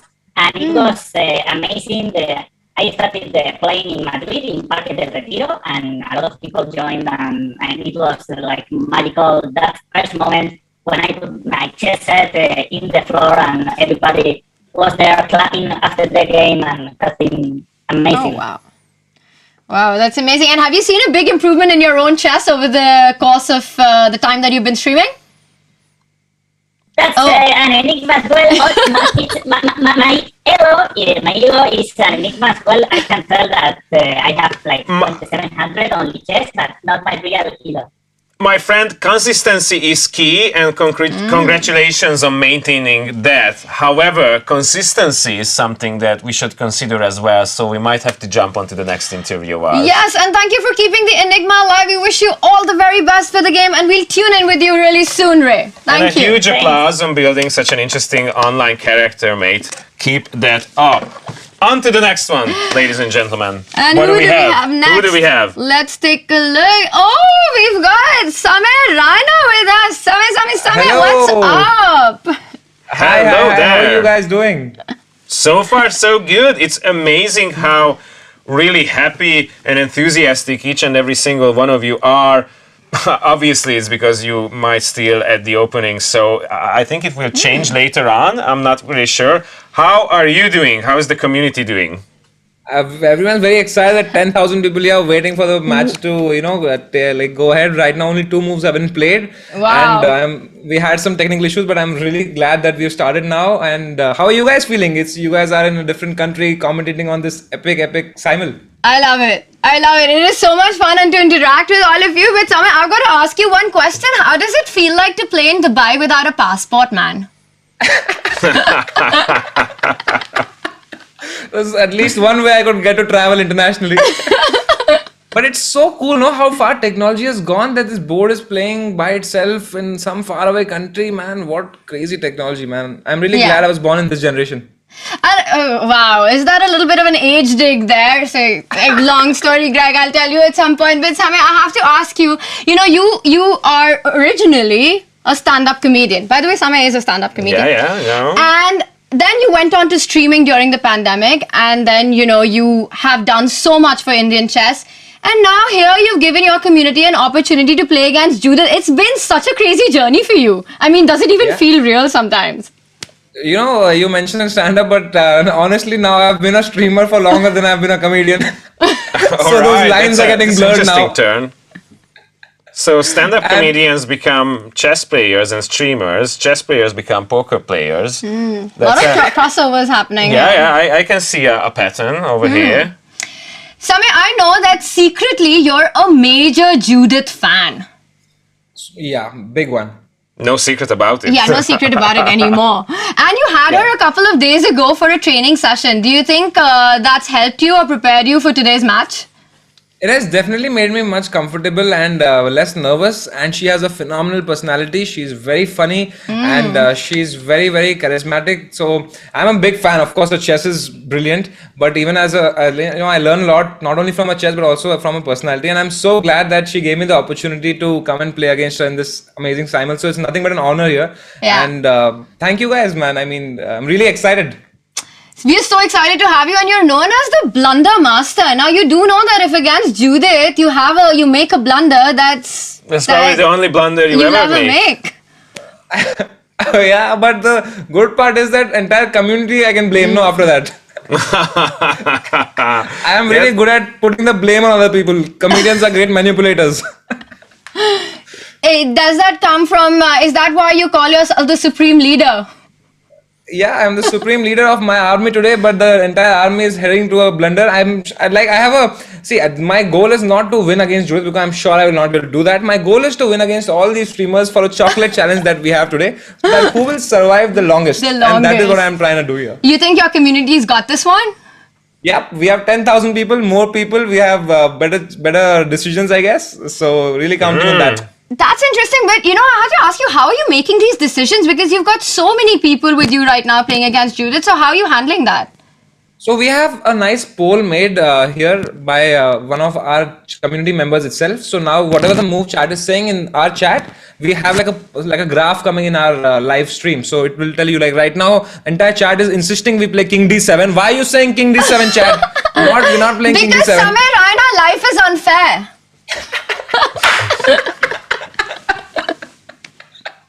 That's an inside joke. That's very funny. All the right, chess players are becoming funny, man. What do we do now? Yeah, there's no need for any stand-up anymore. But there's always some need for stand-up. I agree. Unfortunately. Darva is waiting for us. So we're going to have to let you go right now. Make sure to listen to the right members of your magnificent community. And, let's check the next interview. Thank you so much for joining in. All the best. See you later. All the best, Sagar. See you guys. Bye. Bye-bye.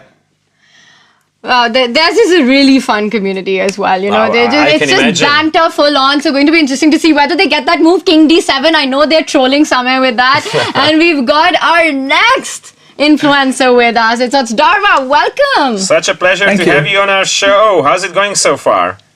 Cheers. I think this waiting is making things a little bit worse on the nerves. I come from a slightly different background than most of the other influencers, so there's quite a lot at stake, I feel, but I'm very excited. I'm very happy to be here. We're so happy to have you as well. Now, the one thing about you and your streaming is it's so much about fun and having a good time, and it just feels like a bit of a celebration. How did chess happen to you, Darva? Because you were a bit of a chess enthusiast. How did that come about? To me, chess was something that I learned when I was very little, but I never really had any friends or teachers or mentors to help me develop it. So it was just mostly forgotten for me until I was in college and my lectures were so boring that I needed to do something on the side. And then for like 4 years straight, I just played chess on my laptop every single day in a very casual way. Unlike some of these other influencers, I'm still a very average amateur player though. So yeah, that's my story with chess. And yet here you are playing against one of the greatest players of all times. What is this experience like? Well, inside me there are two wolves. One of them wants to take this with as much dignity as possible, take the one-in-a-life opportunity to play against Judith. And the other one wants to listen to the people that ask me to play Bon Cloud. Luckily, the wiser wolf is winning so far, and I'm going to do my best. That is such a nice way to approach this. I love how all the different channels and how the different communities and their leaders are taking this so far. And I have an eye out on your board, Darva, and I have to say that, are you in on that community challenge, the influencer challenge of winning a chocolate? No, I understand that I am more of a baseline. My game might be interesting to look at compared to the others because I am an amateur player. Now, obviously, Judit is a very strong player, but some of these influencers are either very big-time chess commentators, analysts, or strong players themselves. I am nothing like that. So when you look at my board, you're going to see a lot more what it would be like for a normal person that just knows a little bit of chess to play against someone as strong as Judit Polgár. So we asked this question. Exciting. We asked this question at other tables, but I think in your case, it's even more important. I call it the frenemy moment, the frenemy situation. You know that at one point during the game, but only at that one point, you have a chance to ask for Judith's help. Now, since you are so humble about the way you approach this whole thing, how are you going to handle that one situation? When's going to be the time when you'll be like, okay, this time I'm going to use that frenemy moment and ask for her help? Well, I'm pretty sure I'm going to see struggles in this game that I also have seen before, like when there's maybe too many pieces for me to keep up with. So when I see a trend in how I'm facing difficulty, I'm like, okay, this is a problem I've been in before. This is a bind that is familiar to me. I don't know how to get out of this situation. Maybe I'll ask for her help then, because that might help me both in this game and in my games otherwise. So that's what I'm going for. Okay. That's a nice moment. And before we let you get back to the game, I have to ask you, because it's really interesting to hear how you've gotten into chess and how it's something that you feel will be, it's not coming from a professional approach. What is it personally, Otsarva, that you love about chess and the one thing that you find really challenging about the game? What I love about chess is that it is so simple. That I just remember playing it as very little, and anytime you watch stories about famous players, like we did with that really great animation earlier, you see how early you can pick it up, and how many different people from different places across the world all share these same rules. They can all play together, and that's what you see in events like this. People from all over the world, either online or physically present there, can join together around something so exciting. What I find so difficult about chess, what I find most challenging is the fact that it sometimes really does feel like some people are on completely different levels, and it's really difficult not to compare yourself to them in a way that is difficult. And I think that ties back to what Judith was talking about earlier in the previous interview. And as the ancient saying goes, easy to learn, hard to master, impossible to beat Judith. Right? These are the steps that you are going through. Okay. Thank you so much, Asdarva, for joining us. And it's so nice to hear how much you just enjoy playing the game and still want to get better at it. And we wish... I cannot disappoint Anna. She's coached me a little bit. I want to do this. And if I'm going to lose, to do it in the most graceful way possible and enjoy it and learn as much as I can. So all right, that's what my mind's at. Thank you for joining in. It's time for you to get back onto your board. Okay, I need to do that. All the best. Your move. Cheers. Wow, so that was amazing. That was our roundup of all the influencers and how they're feeling about the event so far. Yes, Greg? Absolutely, and some of you might have joined in on the fun a little bit later, so I think it's important to bring you guys up to speed. This is Judith Wears the Word, and in these last couple of minutes, we had a chance to catch up with all the influencers and how their community is doing in the opening. The 11th, and from a certain perspective, the most important board, will start in a few minutes because we still have a few things to show to you. Like the games themselves, I think it's time to get to the chess action. We've had a little chat with all the influencers, how they're feeling, how they're going to be deciding on the moves and their strategy the moment that they'll ask Judith when they need her help. Let's take a look at the actual action that's going on the board and which influencer is going to win that chocolate. Or at least the one who's got the maximum chance. And we're going to start with Anna Rudolph's board. And she mentioned that her favorite opening is the French. Her community did not disappoint her because she did get the French on the board. Judith starts with e4, often known as best by test, as Bobby Fischer said. So e6, this is the French defense. Judith continues to take control of the center with the move d4. Whenever you're playing chess, the main idea is to try to control the center as much as you can. So moving both pawns forward, and Anna's community challenged it with her own pawn move, after which the knight developed, also defending the e4 pawn. That's a bad arrow game, but I'll just make it correct right now. And finally, more development with knight to f6.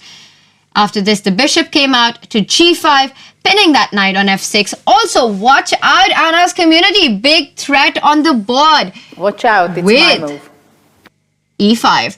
And they did. They managed to find the right way out. They play bishop e7 simply to get out of the spin. So Anna's community really playing it, well, very correct, I must say. They know the threats, they're seeing the ideas, and they're countering it. Bishop e7, a nice developing move there. e5 follows anyway, and with this, Judith gets a lot of space. She's also hitting that knight on f6. So you've got to fall back with it to d7. A pair of bishops get traded off. And Judith, in true aggressive style, says, you know what? I am coming for that king, and goes f4. Scary move by Judith, but Anna's community not backing down. Goes, you know what? Show us what you've got. We're going to go short castle. And Greg, this is the current position on the board. And my prediction for this one is it's going to be a hot middle game with a classic Judith attack. A classic Judith attack. I love the fact that she's not shying away from using her initial tempo and just creating a board presence that's really looking scary for the opponent. But I think these guys are still in a cheerful mode. And the wholesome tomatoes. Yeah, the wholesome tomatoes. They don't have this sense of doom, you know. They are just, even though they're panicking, they are like, this is one of the most important days of our lives. We're going to enjoy it. But let me just quickly, before we move on to the next game, show some of the attacking ideas that Judith can have in this position. Now that the black king has castled here, Judith can consider taking out her bishop to d3, a move like bishop d3 here. Also eyeing the pawn on h7, trying to set up an attack. Queen can come to h5, start threatening that mate on h7. She can look at going long castle so that the kings are on the opposite side, and we might see a pawn storm, as you like to call it, with the pawns marching down the board. So bishop d3, let me just check if it's been played. So we had castle and and bishop d3 on the board. So we are going to get an update if this game has been played, but bishop d3 feels like a normal move. We'll move on to Katie's board. I don't know if it's actually been played, so it might be too early. But all I wanted to say is that in the meantime, chat, tell us what you think, how this situation should be handled by Anna's community. So, are we jumping to the next board? Before I just say bishop d3 was not played, Judith chose the other developing move, which also is really nice. She brings out the knight to f3. This bishop does belong here. You don't have to feel bad about this. You don't have, right? c5 on the board. I really like this move. I really like how Anna's community is actually handling this one. Because they need to create some counterplay. They need to try and break onto the center. This is actually a very strong move. This is when Judith is going. Well, not good game, but GG, good move. GM, good move. c5 on the board, asking questions. How are you going to defend the pawn? And it's on Judith. We'll see how she responds. I'm still expecting a development move like bishop d3 at some point, and an attack on the king side. But let's move on to the second board. Greg, Katie's board. All right. Seeing some action here as well. Can you show us the development? Yes, let's take it from the top. So, as Katie was mentioning, it's not an opening that she prefers playing. It was the Roy Lopez, or the Spanish as we call it. Knight f3, it attacks the pawn. Black continues to develop with knight c6. And bishop b5 is known as the Spanish, while bishop c4 is the Italian. In this game, bishop b5 was played. a6 hits the bishop. Judith's bishop falls back, defending it. She doesn't want to trade it just yet. And black continues to chase down the bishop, also creating a square for development for their own bishop with b7. And of course, Judith simply falls back with the bishop. It's very early days on the game, but black needs to watch out on attacks on f7. This game will develop with ideas of eventually Judith striking in the center with c3 and d4. Now, one of the key differences between a classical tournament play style and what we are having here right now is obviously that these guys don't use a timer, right? So we might get to see matches, games at a different pace, right? 100%. Judging by the influencers and their communities, what is it that you can sense? How are the different games are going to develop? What are different paces going to be? Like, do you have any of these 10 players in mind saying that, okay, that community will try to rush things, it might be their doom, it might not be, I don't know, and you know, who are the players who are going to take it a little bit more slowly?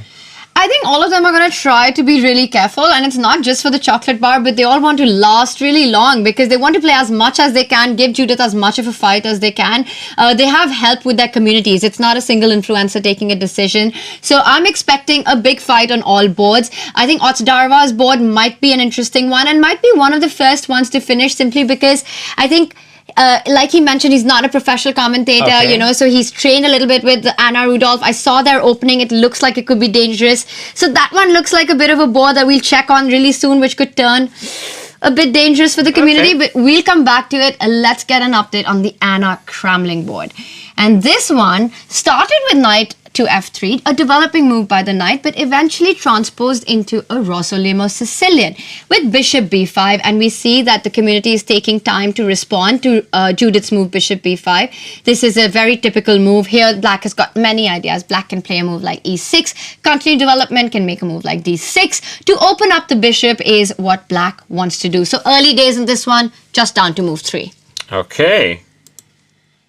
And we have got another, I think this is Pepe's board. We've got Pepe's board, and as he was mentioning, Greg, we've got the Sicilian on this one.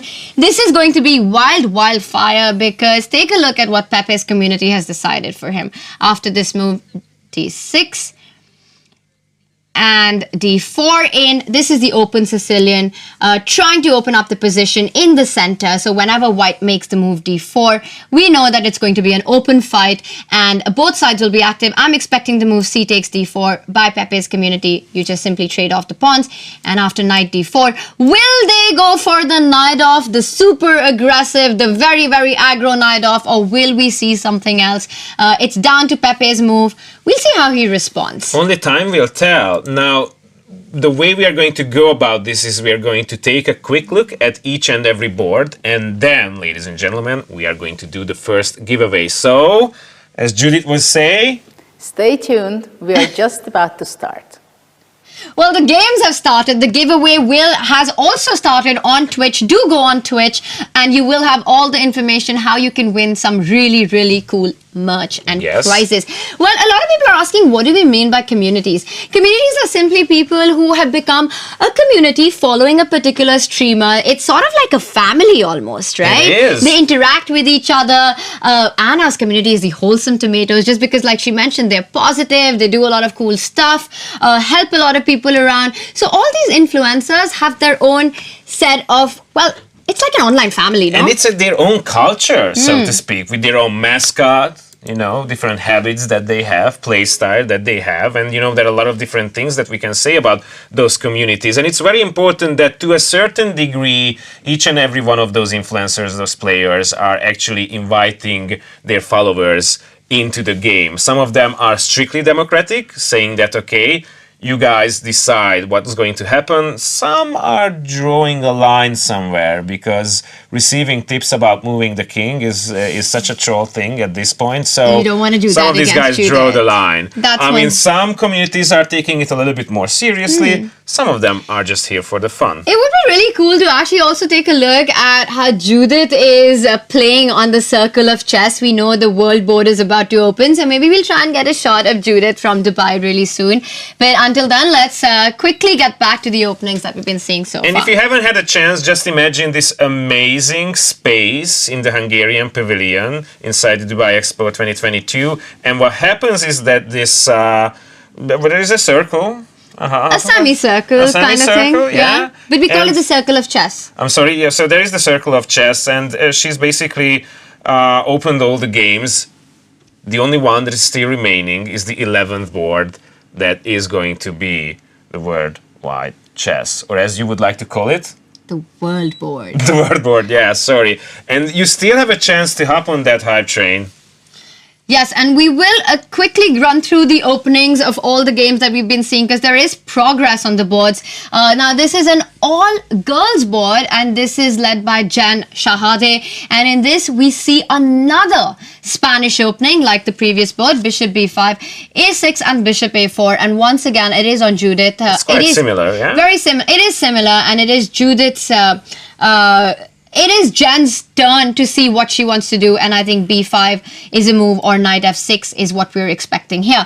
Let's move on to the Magnus Carlsen Academy, the Magnus Chess Academy, and here we've got a different kind of a Sicilian. This is known as the Paulsen variation, when after e4, c5, white takes out the knight, black plays the move e6. In the previous boards, we saw the move knight c6. This move simply aims at developing the bishop. In the opening, what do you want to do? You want to take out your pieces. You want to develop your pieces. So a very strategic opening. This one's going to be a slow game. Let's take a look at how much of a mystery has Ray Enigma managed to create on his board. Let's take it from the top. And here we have some sort of a Dutch variation. So white made the move knight to f3, and black starts with the f pawn, the pawn ahead of the bishop. Usually you want to make a move like d5, but this is quite an interesting opening, and it has all these ideas of taking out the knight from here, and then the bishop comes out on this diagonal, eyeing down like a complete monster. After f5, white takes control of the center, and knight comes forward. So again, just a couple of moves played here. This one's going to be a long fight, Greg. I'm somehow rooting for this guy. I mean, just the whole effort putting into an interesting person like this, I hope that he will get the chocolate. I don't want to sound biased, but I cannot be, since we don't know who we're talking about. So yeah. Ooh, that's a mystery. And I completely agree with MT Aklil that a community will never use engines. I think that's just that's a kind of a trust. It's a circle of chess and a circle of trust. Where we really think that it's all about celebrating the game. It's about this amazing opportunity to play against Judit Polgár. And the last thing you want to do is use an engine for this. Yeah, that's definitely. Because if you ever do engine using, Judith is going to be like... Watch out, it's my move. And she doesn't need any engines to care, Judith is care the of these engine. communities. Yeah, oh my God, yeah, she is the engine. All right, and this is the big Indian board with Samir Raina and Sagar Shah with their community with over 10,000 people playing this game. So a really important one, and I think Samir and Sagar This can could be the biggest one? Potentially, yes. We might need stats on that later. I'm really curious which game has the most viewers. But sorry, go on with the development. And yes, we'll have that, I think, soon. But in this one, I think both Samir and Sagar can be super happy that good sense prevailed, because instead of the move that the community was trolling Samir with, moving the king to d7, this would get checkmated instantly. No chocolate bar for these guys. Finally, they decided to go for the Queen's Gambit accepted. What is a Queen's Gambit accepted? This is the opening with the Queen's pawn moving forward, and white is basically offering a pawn for free. It's a gambit. The whole idea of a gambit is to try to get your pieces active as soon as you can. And when black accepts it, it's the QGA, the Queen's Gambit accepted. Black also has the option to decline it with a move like e6, and this is the Queen's Gambit declined. In Samir's community, it's a greedy one. They're going for pawns here. But the thing about Judith is, be careful about any material you pick up and any initiative that you give, because that's exactly what she wants. She is there for you guys. That's all we can say right now. Watch out, it's my move. Watch out, it's my move. And Judith chooses the most active way forward with the pawn moving 2 steps ahead. e4 played. The bishop is coming out to grab the pawn on c4. I can tell you one thing. Judith is loving her position right now. Okay. I think most of her positions are enjoyable for her so far, right? Yes. Maybe not so much for the others, but they're having fun. Yeah, that's a different thing. I'm really hoping that we are going to be at a point that you are gonna look at one of the games and you'll be like, wait, what? Is that even remotely possible? Are we like putting her into this interesting position? I'm just looking for the right bubble, but I'm really hope to see some interesting positions and plays. They're happening as we speak. Let's quickly get an update on our next board, which is Ots Darva. And this is the one I was talking about. And actually, I have to say that I think I was quite wrong about saying that this one might finish quickly, because they have chosen such a solid approach. They're doing a safety first approach, not going for the very active Sicilian, not going for the crazy Queen's Gambit accepted as we're seeing on the other boards, but just a very strategic idea with developing the pieces. And as you can see, just keeping the pieces closer to your own side, a slight passive approach, but how long can you stay passive against Just Judith? Imagine that you are on the battlefield and Judith is on the other side of the battlefield. Your pawn formation is going to be, okay, I see what you get at. You see what I mean? Those 3 pawns in the center are just rolling down the board. There is no such thing as strategic passive play against a player like Judith. She is saying that I'm going to set the board on fire, regardless of the opening you choose. There is some storm that Judith's having over there, right? Absolutely. And I think our final board before the world board is with Antonio Radic. I got Meta's board and I see another Sicilian. Somehow, any of the community that is going for these Sicilians, it just shows that their style of play is more fearless. You know, they are just saying that, you know what, yes, we know we're playing against a very aggressive opponent, but we are ready to take her on in her own territory. We got each other's back. Let's go. Let's play as a team and show Judith absolutely something that she might not have expected, right? Well, you know what? I have to say that I think in general, because at the end of it, these are not professional players. We're going to have a lot of surprises for Judith. Okay. A lot of the moves she's not going to be expecting. Well, good or bad is a whole different topic. But in this one, it's again early days as we see an open Sicilian approaching d4 on the board, expecting Antonio's community to just take on d4 and have this position soon. Now that we had a good chance to look at all of the boards, is she in the position where she wants to be? Can you see the similarities between the different boards? Do you see any weird stuff going on? What is your take so far with this overlook that we just had? Well, I think it's still too early to call any position super weird. I think what we can say from the action that's on is that they're not trolling. They want to have a real game of chess. Okay, that's a good sign. They're not trying to troll the influencer and go like, you know what, let's just get him into trouble. I think everyone's viewing this as a big opportunity to play against Judith. And all the positions so far are pretty normal. Lots of updates. We'll check in and do a quick roundup again. But before that, we've got to remind our community that there's some amazing prizes at stake. Go on to Twitch and there's a giveaway. There is. And you know, word is in the studio that we can do the first round of giveaways. How about that? Wow. Wow. Yes. And take a look at this video which tells us how it's done.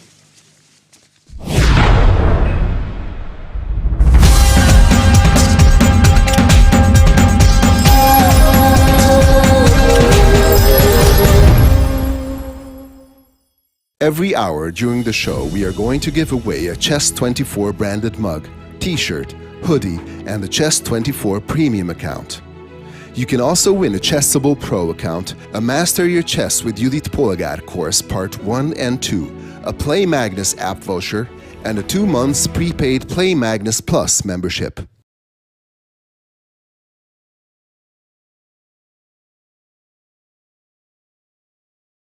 Every hour during the show, we are going to give away a Chess24 branded mug, t-shirt, hoodie, and the Chess24 premium account.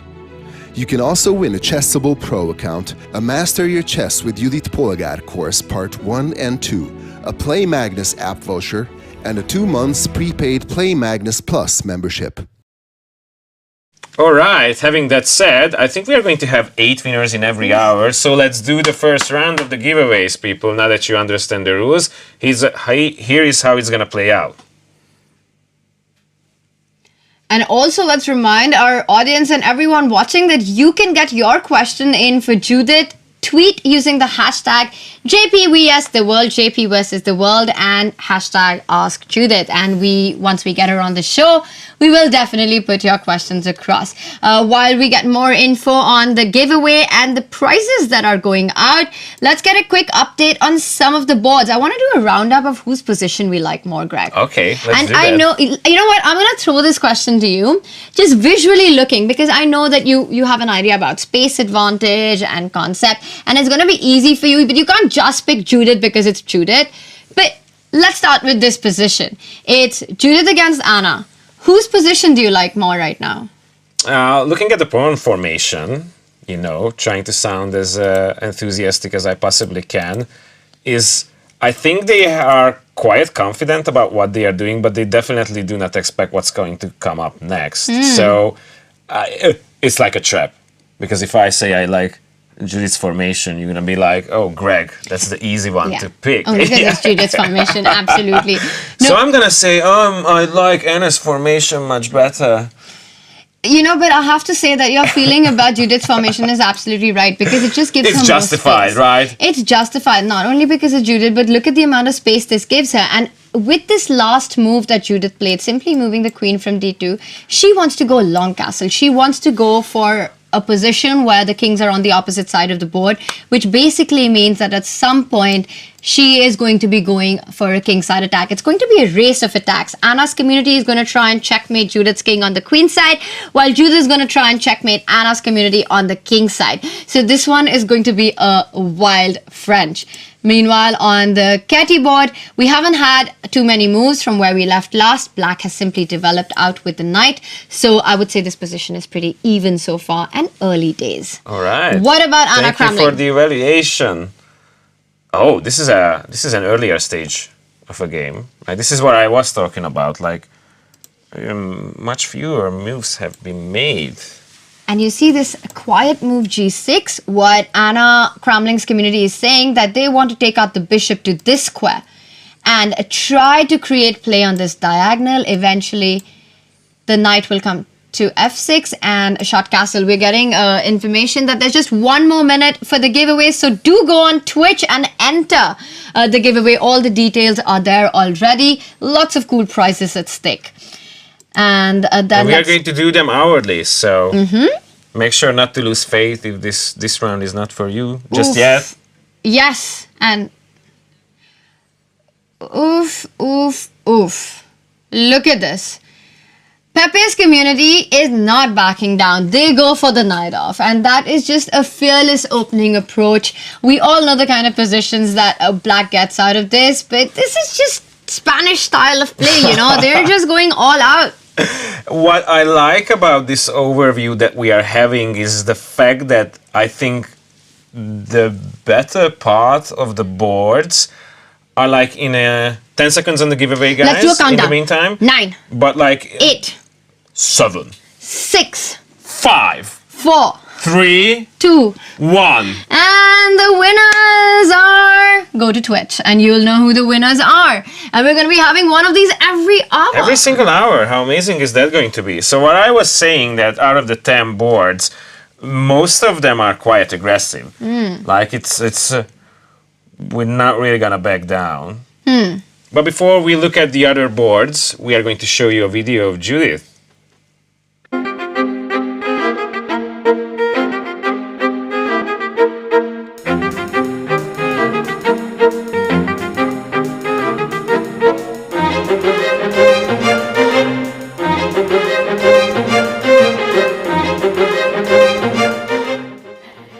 Chess means to me practically everything, because I started to play chess when I was 5 years old. Being a girl in the chess world when I was a kid, it was difficult in some way, but I had a lot of help from my sisters, because we were the 3 of us who represented the family, who were traveling together on tournaments. And whatever attack came, that because I'm a girl and I cannot play chess, my family was always very supportive in this. And I think this is the most difficult for girls nowadays and generally in the chess world, to have enough support and encouragement to them that it's a good game and it's worth playing with other ones. It's worth playing with other boys. It's for everybody. And I think it should be that way.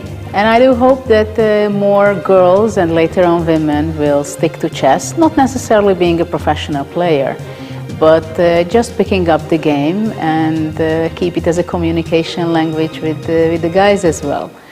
And there are always issues. I get this question all the time, that how is it being a girl or a woman playing in a male-dominated sport in tournaments? For me, it was something very natural because I always played against men. But most of my life, I was playing in tournaments when I was already a better player, where I was the only girl or lady in the tournament. I was very happy and proud that I showed on the chessboard and with my performance that I'm there, I'm in the top, and the guys accepted that I'm one of them. This was a big thing for me, and I do hope that many girls who play chess and ladies get the support from parents, from teachers, coaches, that they should be focusing on the game to get the best out of themselves, what they can be. And focus on the game and not to be in a separated girls tournament, but dream big and get the maximum potentials you can get. Definitely chess is a passion for me because it's my second language. It's like my mother tongue, Hungarian and chess. And it is quite a lot in my life, chess, and it became a big passion because in the beginning it was a game. Later on it became a sport, which was for decades, obviously. And it was also science because there's a lot of preparation and discoveries what you have to do. And of course, art, because I was famous being an artistic chess player, making solutions with spectacular combinations and moves that people were not believing in, or it was a very surprising decision or idea. So chess is everything for me as a whole. And obviously I'm very passionate, even though I retired quite like 7 years ago already. But I love very much the artistic part of the game. Of course that the professionals have their routine. First of all, of course, when I was competing, I had my daily routine of waking up, doing some gym, having a brunch, preparation for the game. After the game, of course, depending whether you won or lost. And you start again the next day. So you have your routines. Also, when you go to the tournament, you have your routine. You put out your pen, you sit down, you make your jadub with the pieces. It's somehow many people are doing that. Yeah, you have your rituals kind of things with very small things. When I was a teenager, kid, I had a Lucky Lion, which I was having next to my table, Lucky Pen, of course Lucky Sweater is obvious, because many chess players are superstitious, but after a while I gave up on that. Practically I live with my chess brain, whatever I do. When I cook, when I think about interior design, whether I plan my travel, whatever I do, I use those strategies, what I learned through the 3 decades, the way I played. And also when I organize something, everything reflects my style, what I was doing in chess.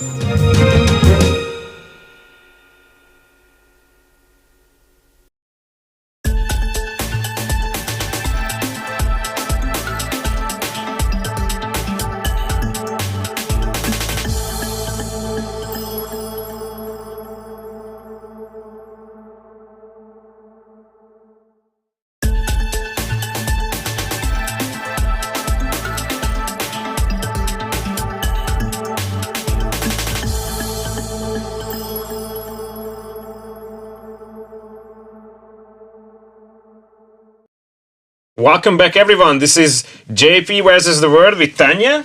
Hello, everyone, and welcome back. Lots of excitement over the board, and it's such a cool format with that entire circle of chess, Greg. How amazing it is to check in with all the different communities and ask how they are doing against Judith.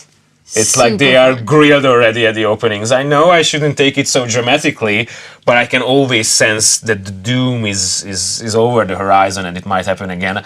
I'm not going to take it that far, but I have this feeling that things are going to turn really serious, really super fast. Before we go on, there is one last piece of a clip that we would like to show. It's going to tell you everything you need to know about the Circle of Chess. Are you ready? Let's watch this. Join your favorite influencers and help them to beat Judith. In the Circle of Chess, the invited influencers and their communities are playing against the strongest female chess player of all time, Judit Polgár. She will be located in the Hungarian Pavilion at the Expo 2020, and the influencers can control the chessboards remotely from their locations. Want to be part of it? Follow the stream on your favorite influencer's Twitch or YouTube channel and help them to pick the best move. All right, here we go. Lots of action, as you mentioned, Greg, that things can turn around so quickly. But so far, the influencers are holding their own. Really? They really are. Okay. And that just shows that how much of a chess boom we've had over the last few years, and how even chess enthusiasts, lovers of the game, people who play it as a hobby, just how seriously they've gotten into it. They've all become really good chess players. All of a sudden, well, definitely not all of a sudden. The pop culture reference in my head right now, I hope Judith will never hear this, is that, you know, in Game of Thrones where everybody's joining forces against the others, it's like, okay, it is Judith, so the whole community is together and we are facing the biggest threat yet. And I don't know how things will turn out. What is your take on the matter here at table number number one with Anna Rudolph. And as we were speaking about the opening ideas in this, Judith is going for fire on the board with a long castle idea. So as you can see, Black's king is on the king's side, White's king is on the queen's side, which basically means it's going to be a race for either of the kings. Black has a free roll down the queen's side to try and put as much pressure on White's king. Eventually, ideas like b5, b4 will come on the board. Meanwhile, Judith is going to try and roll down the board on the king's side. This one is going to explode, just like you said, any moment. I really like how Judith's played so far with the long castle, with Anna's community as well, creating no weaknesses on the board. They really need to start thinking about how can we get these pawns to come down the board. And one of the plans that comes to mind is that you can first go with the A pawn, defend this b5 square, and then start pushing with the b pawn. So we'll see how this one progresses, but before that, let's also check in with Ketty's board.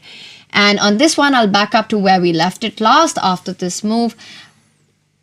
Ketty decided to choose the move knight f6 as suggested by her community and simply shot castle. So this is all still under a lot of theoretical discussion. This position has been played several thousands of times, so there's still a lot of theory here.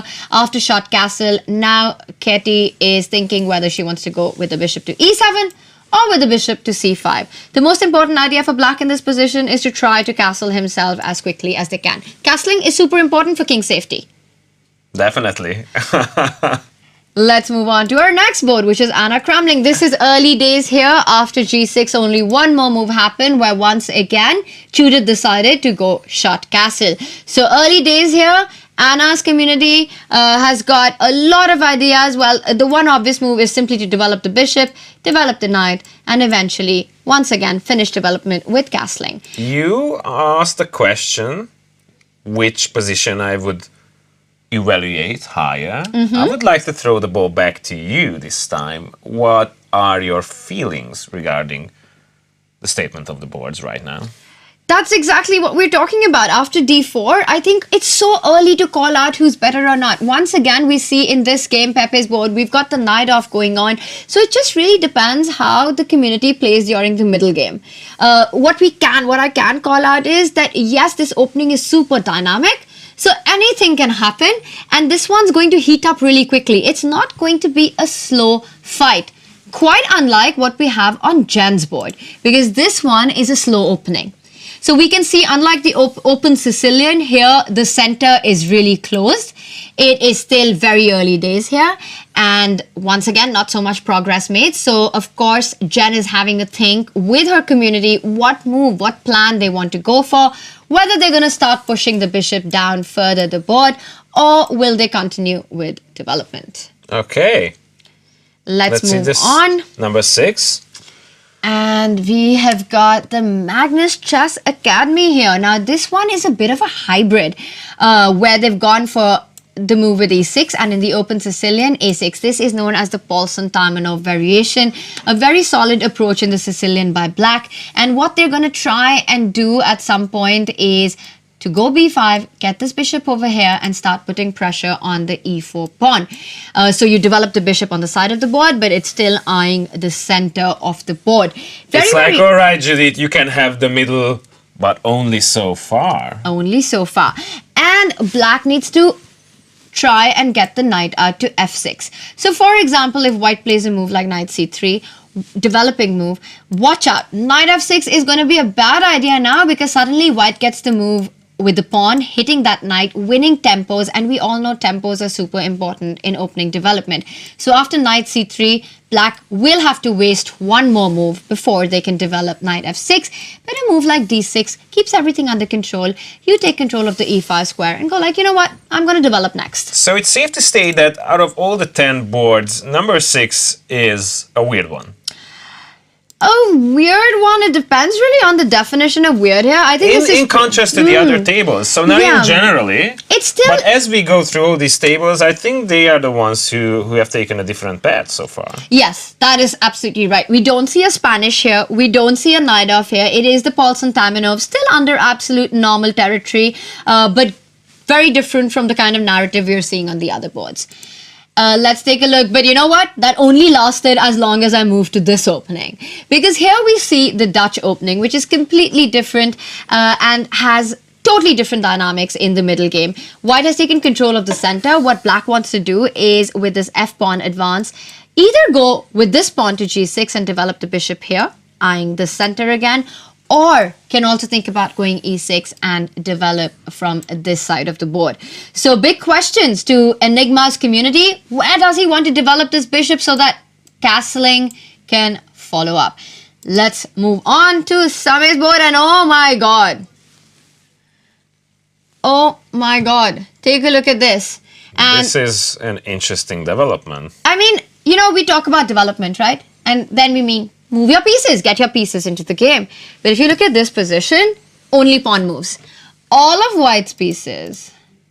Every single one of them. Every single one of them. All of black's pieces.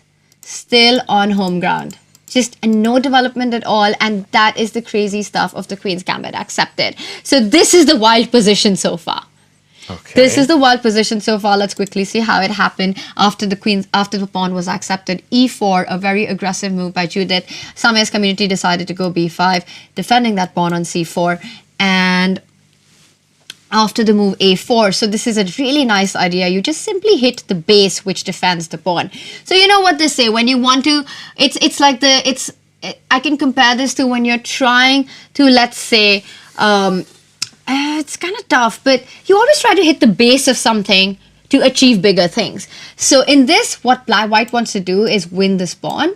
So tries to attack the b5 pawn, which is the defender. Okay. So you try to challenge the defender, and Same's community says, no challenging the defender. I'm going to get my pawn on c6, and I'm going to keep this pawn going protected on b5. So c6 on the board, and we will see how this one proceeds. All right, so that part is undecided yet. Meanwhile, we are getting information that we can turn our attention to Twitch once again. And some of you have been wondering that, oh my god, these folks really do read the chat. And yes, we are. Continuously, both chat is open. So we are really looking forward to all your messages. Continue, please. Yes, so do connect with us on Twitter using the hashtag JP versus the world, and we'll get your tweets on our show. Not just that, you can also ask Judith a question. Use the hashtag AskJudith, and she will be joining us, and then we'll get her to answer those questions.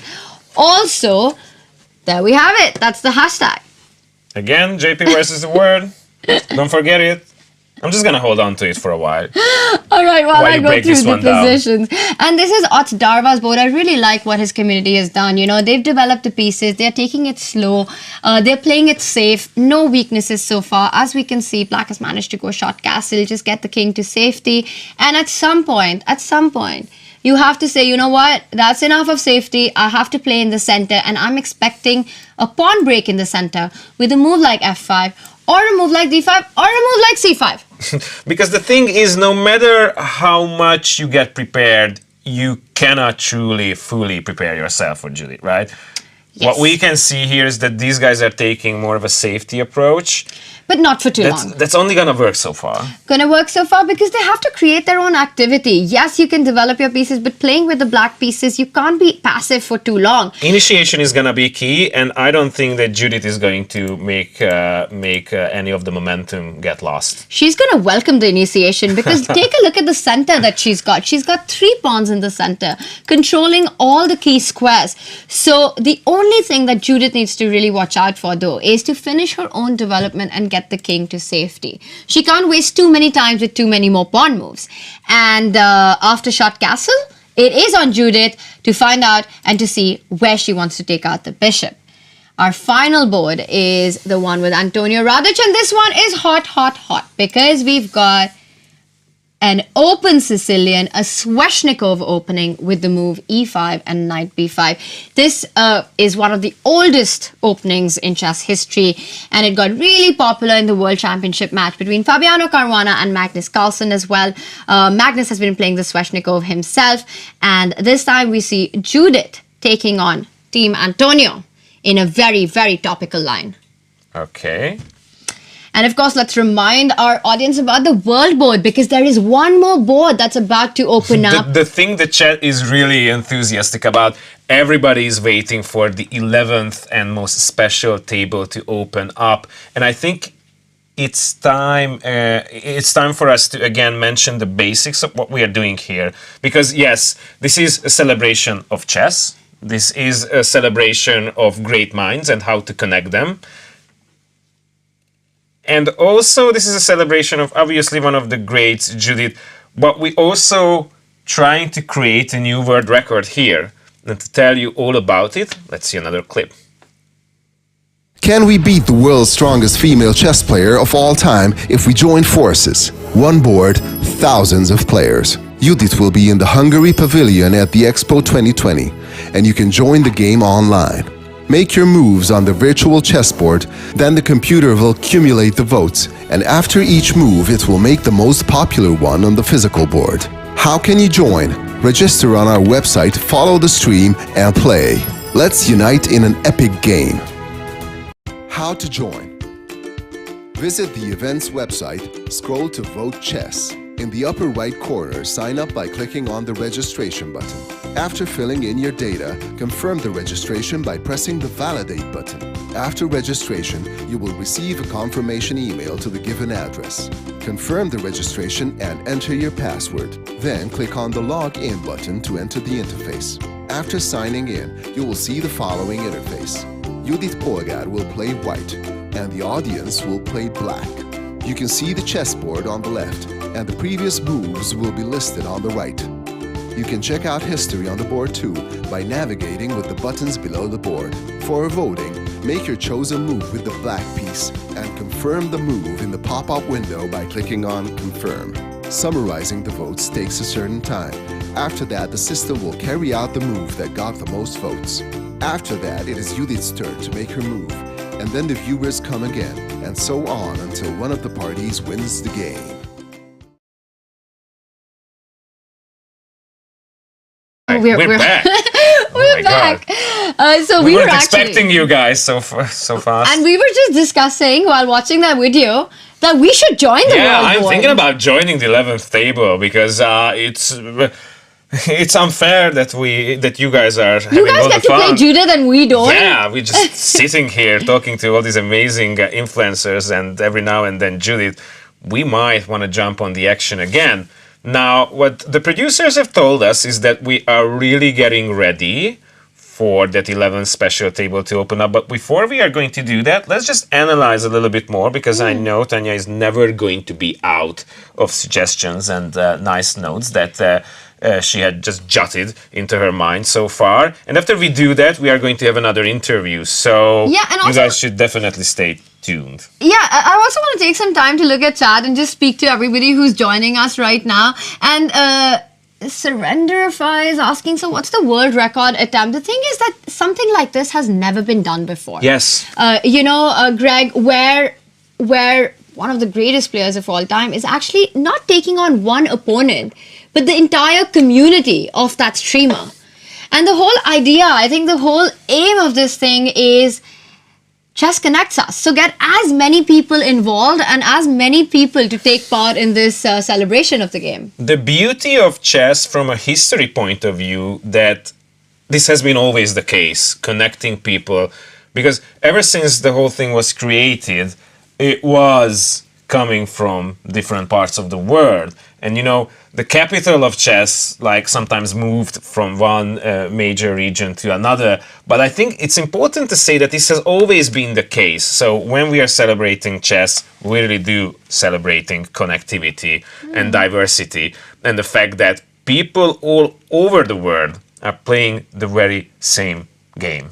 Yes, 100%. And I think it's just so exciting. And as you're mentioning in chat, Aman, nobody is using engines. I mean, there's this circle of trust that we've been talking about, but also a circle of trust here with the communities. At the end of it, as the influencers pointed out themselves, that they're the ones who are going to be deciding which move is finally played against Judith.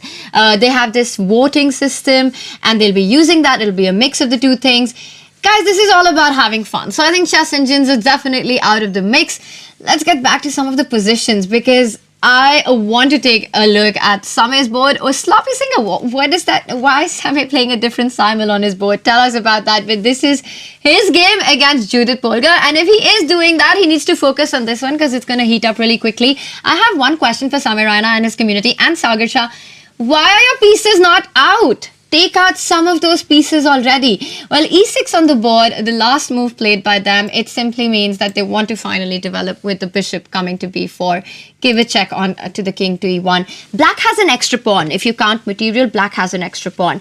And that's what a gambit is, right? Judith has sacrificed the pawn, but what does she have in return? And the answer to that is better control of the center, a better pawn structure. We can see black's pawns are doubled up on the c file. White is already targeting one of the defenders of the pawn on b5. And Judith makes a quiet move. She says, I don't care about material here. I'm playing for the initiative. I want to complete my development. I want to go short castle. Her idea is simple. She's played bishop e2. The next follow-up move will be short castle. At some point, this bishop will come out to f4. Not just that, Black has to watch out for the move b3 at all times, really breaking open the entire pawn formation on the queen side. The big question, what happens if Black gives a check on b4? Or if Same's community decides to go for this move, White can simply continue with development, get the knight out to c3. And this one, yes, White is a pawn down, but I think Black will have to be on the defense really soon. So what you're saying is that Black should really just storm out of the gates, because if they don't, Judith is gonna be at their throats really, really soon. The one board where she's already at someone's throat here is the Anna Rudolph board. And take a look at this, Greg. We've been talking about how Black needs to start attacking the king, and we discussed this idea of going a6, b5. Anna's community very rightly decided to do that. They want to try to put as much pressure on the king. And Judith, meanwhile, starts with Harry the H-pawn. So, you know, all these pawns, they have a name. The H-pawn, we call it Harry the H-pawn. There's Gary the G-pawn. There's Freddie the F-pawn. Yeah, these are the most famous ones. So Harry the H-pawn is going down the board, and Judith trying to create her own attack in the position. But I have to say, it's White's move right now. And if I had to guess the approach that Judith will have in this position, I think she's not going to stop. I'm expecting her to continue this pawn march down the board. And the reason for that is this is a very instructive and a very interesting moment. White, of course, wants to try to get h6 at some point.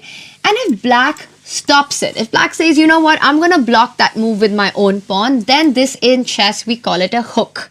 And a hook is basically a point where we can approach and attack very quickly. The point is that by moving this pawn here, Black has given White the hook to go g4, g5 and already start threatening that hook on h6. Once that happens, things will really blow apart. So let's say Judith does decide to go h5. I think it will be much wiser for Anna's community to make the move b4 and start creating their own play on the queen side. Okay, what is it about Judith's play style that separates her from other players regarding the mid-game? Because we've been talking a lot about how aggressive she is. We've been talking about how she takes the initiative. And we've seen that at most boards, she had a similar opening. But when it's in the middle of the action, what is it that we can expect from her?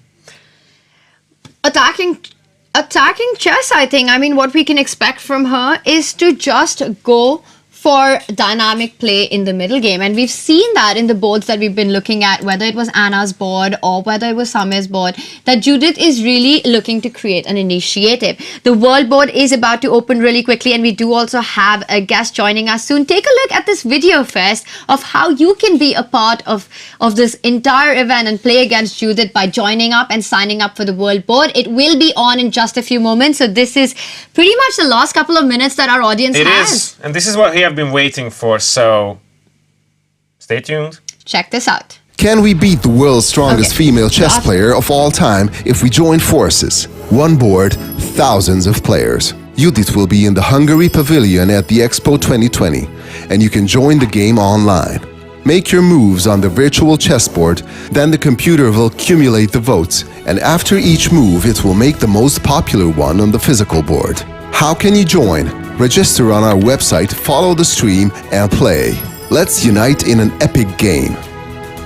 How to join? Visit the event's website, scroll to Vote Chess. In the upper right corner, sign up by clicking on the registration button. After filling in your data, confirm the registration by pressing the Validate button. After registration, you will receive a confirmation email to the given address. Confirm the registration and enter your password. Then click on the Log In button to enter the interface. After signing in, you will see the following interface. Judit Polgár will play white, and the audience will play black. You can see the chessboard on the left, and the previous moves will be listed on the right. You can check out history on the board too by navigating with the buttons below the board. For voting, make your chosen move with the black piece and confirm the move in the pop-up window by clicking on Confirm. Summarizing the votes takes a certain time. After that, the system will carry out the move that got the most votes. After that, it is Judit's turn to make her move, and then the viewers come again, and so on until one of the parties wins the game. Welcome back, everyone. That's how you gotta do it. Go now on chessconnecttest.com and sign up for that world board. Meanwhile, we've got a very special guest with us. Joining us is Dana Rajnitsi Azola, the managing director of FIDE. She is such an inspiring personality, and I'm super excited to have her join us for this big event. Hello, Dana. Hi guys. Happy International Happiness Day. So far, we have just that, thanks to this amazing show and the fact that we have a chance to talk to Judit and witness the different players and influencers doing the same. How's everything going on your end? You see, I just have come back from my chess game today. I was playing for the Frauen Bundesliga in Germany. I lost today. I hope that Judit will do much better than I do. Dana, I really feel that, there's this International Happiness Day. It's also the women in chess here. And then we have this amazing event going on as well, with Judit being one of the greatest female chess players. I think also as an ambassador of the game and all the promotion that she does for chess, that's such a big part of her legacy. Yes, that's true, Tanya. And this is something that I appreciate so much because not many professional chess players dedicate themselves for chess after they have finished their active professional chess player's life. Judit does it, and she gives so much of herself, so much of her time, energy, and effort back to chess. So it's a continuous exchange of energy, and I think the whole chess world really benefits from that. And she's my idol. I mean, she is such a great personality, as inspiring as nobody else probably in my eyes. Because yes, she's a woman. She is so smart, so strong, so actually straightforward. This is something that I like about her herself as a personality, and you can see it on the chessboard as well. Today you were discussing her chess games and her playing style. I think it's not aggressive. It's very straightforward. She doesn't beat about the bush. She always is very targeted, and she knows where the king is located on the board, right? I think that's key. It's so straightforward. She's just eyeing the opponent's king and going for it. Dana, you've been a successful chess player yourself, and I know that your style of play is very similar to Judit. You also enjoy attacking dynamic play. And I've seen that even in the way you approach your responsibilities as the managing director of FIDE and before that as a finance minister of your country. Would it be accurate to say that for Judit and for yourself, your style of play reflects in these responsibilities and the way you lead your life as well? I think so. I actually do believe that when you look at the games of the player, you can guess about the character of the person. It does reflect each other, and it is really so. As you say, for me, it is all about the dynamics in chess, and I cannot sit on my hands. This is something that my coach has always tried to teach me. But I like to take the charge and take the risks and take the decisions. This is actually one of the amazing things that chess teaches you. It is the decision-making process, especially in politics. You could probably notice that so many processes are going on and the people are just talking about them and never taking the decisions and responsibility. In chess, every move is a decision-making process. Yes, you think, you calculate, you sometimes rely on your intuition, you try to remember some principles, try to estimate the future position, but then you have to take the decision, yes, right? Because time is a factor, and this helps in the real life as well, yes? So we are very well trained in the decision-making process, and we have been trained, you yourselves as well as the chess players, to take the responsibility on your action. So, and to use your mandate and time the best. It's like the biggest question that a chess player needs to answer, and I think this translates into many fields, is what is your next move? You have all your resources in front of you, what you can, what you cannot do. You have your ideas, your plans in front of you, and you know that what you can use from your position to make that a reality. And the only question you need to answer, Dana, as you're saying, is make a decision and make your next move. Yes, and there is no skipping turn. The deductive method is also very important. You have to be able to get rid of so many options that are probably put on your plate, and to focus on the most important ones. Yes.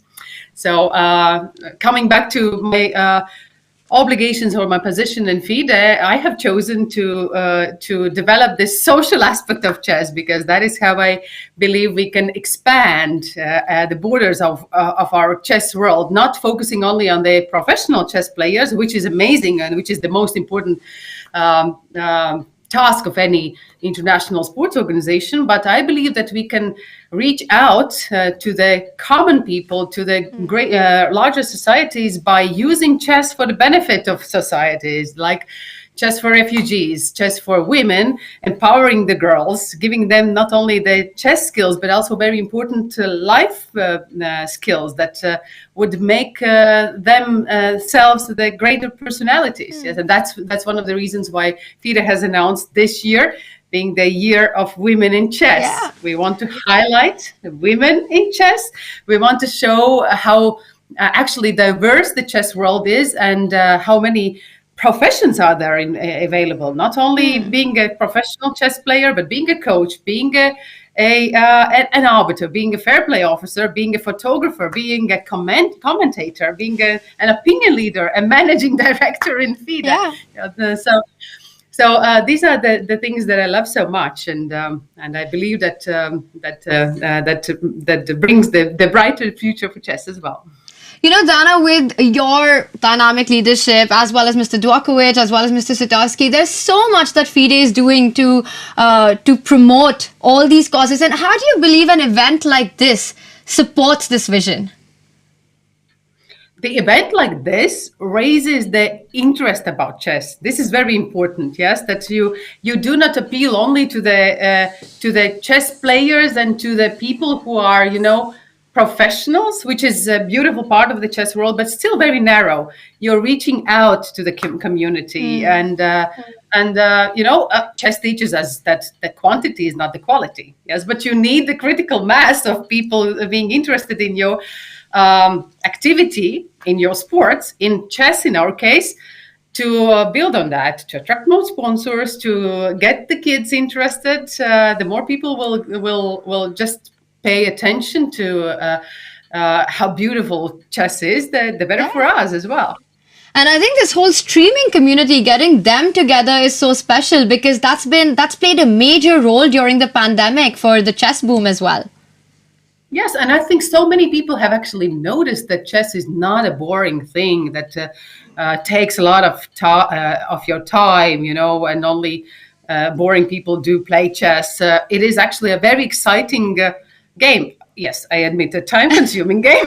That's right. But it gives you so much pleasure, so much energy, and actually a very important aspect. When you start going in for chess, you become a part of a very wide society, community. And for human beings, actually, it's very important to have this sense of belonging to some kind of a community, and it gives you the sense of stability and much more self-confidence as well. And this works very well, especially with what I see in our refugee programs. By teaching them chess, we give them not only a nice way to spend their time, a reasonable and a valuable way to spend their time. We give them also very decent skills. We develop their cognitive skills. We develop their social skills. But we also give them this very important sense of belonging to the chess community, and especially for those people who are displaced, who are forced to live at home. I think this feeling is very, very important to have in their lives. That gives this, as I say, self-confidence that empowers them. And you know, even in these situations like we now have with war in Ukraine, I think this very much shows that it's so important to belong to some kind of a community, because then you will have a greater chance that this family will or might help you.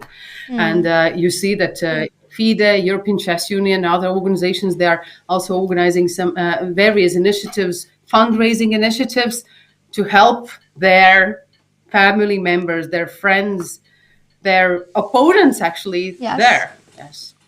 And the chess community has really come together for this cause and stands very united in it.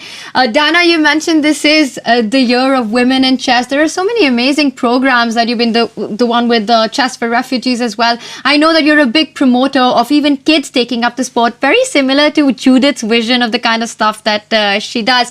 And I want to ask you, as a woman who's been so successful in transitioning careers, as a chess player, as a finance minister for your country, now as a managing director for FIDE, doing all these roles in the capacity that you do, what would be your advice to young girls or women who have a passion, but very often that's a little out of the box or is not according to the expectations of what people want out of them?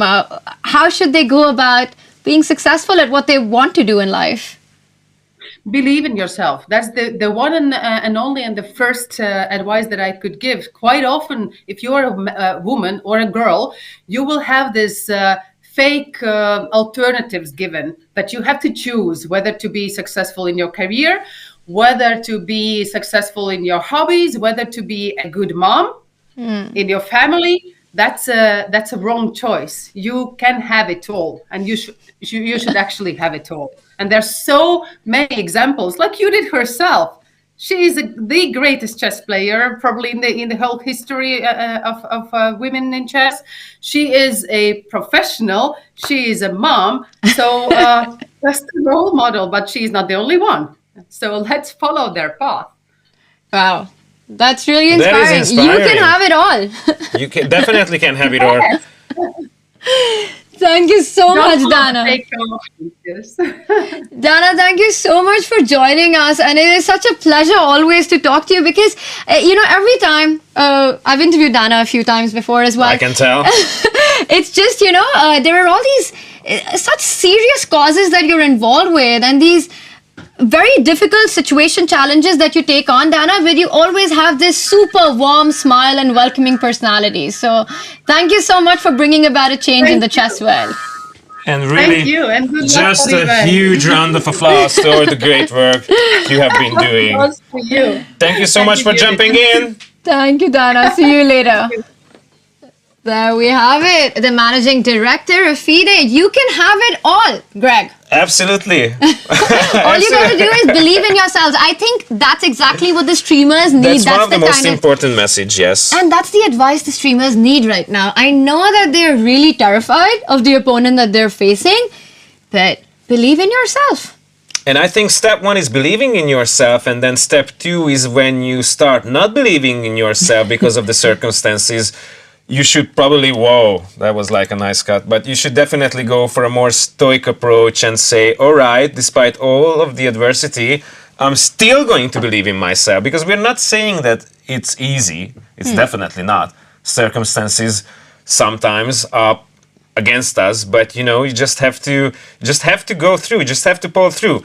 And since we're talking about pulling through, one of the competition that is going on is in the chat right now, because we are preparing this amazing Q&A. We are selecting a few questions that you are proposing to Judith, and the ones our editors are picking up are sent instantly to Judith, and she is going to start sending us video messages that we are going to include on the show. So, if there is anything that you would like to know from the one and only, start putting the questions into the chat, and the best and most interesting of those are going to send right away to Judith, and she's going to send a video message that we are going to play to you guys. That's such a cool opportunity for everyone to actually get their... It's not every day that you can do that. It's not every day. And you get to ask whatever you want from the legend herself. So on the Twitch chat as well as on YouTube chat, send us your questions and we'll get them across to Judith. Do you want to jump back and see how the influencers and how much they're believing in that position right now? It is the believe in yourself part. How's it going so far? Because some development have been made at almost every single table. So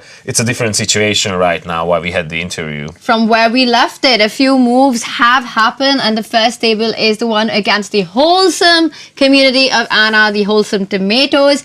And we see that in this position where we left it last, we were discussing the idea of going h5, and instead Judith decided to first trade a central pawn of c5. And I think the main reason for that is that after h5, what Judith didn't like is how white simply just starts marching in with the pawns and just feels that, sorry, not white, but black, just feels that it's going to be quicker. The race to the attack is going to be quicker for black. So Judith took the pragmatic decision of trading on c5.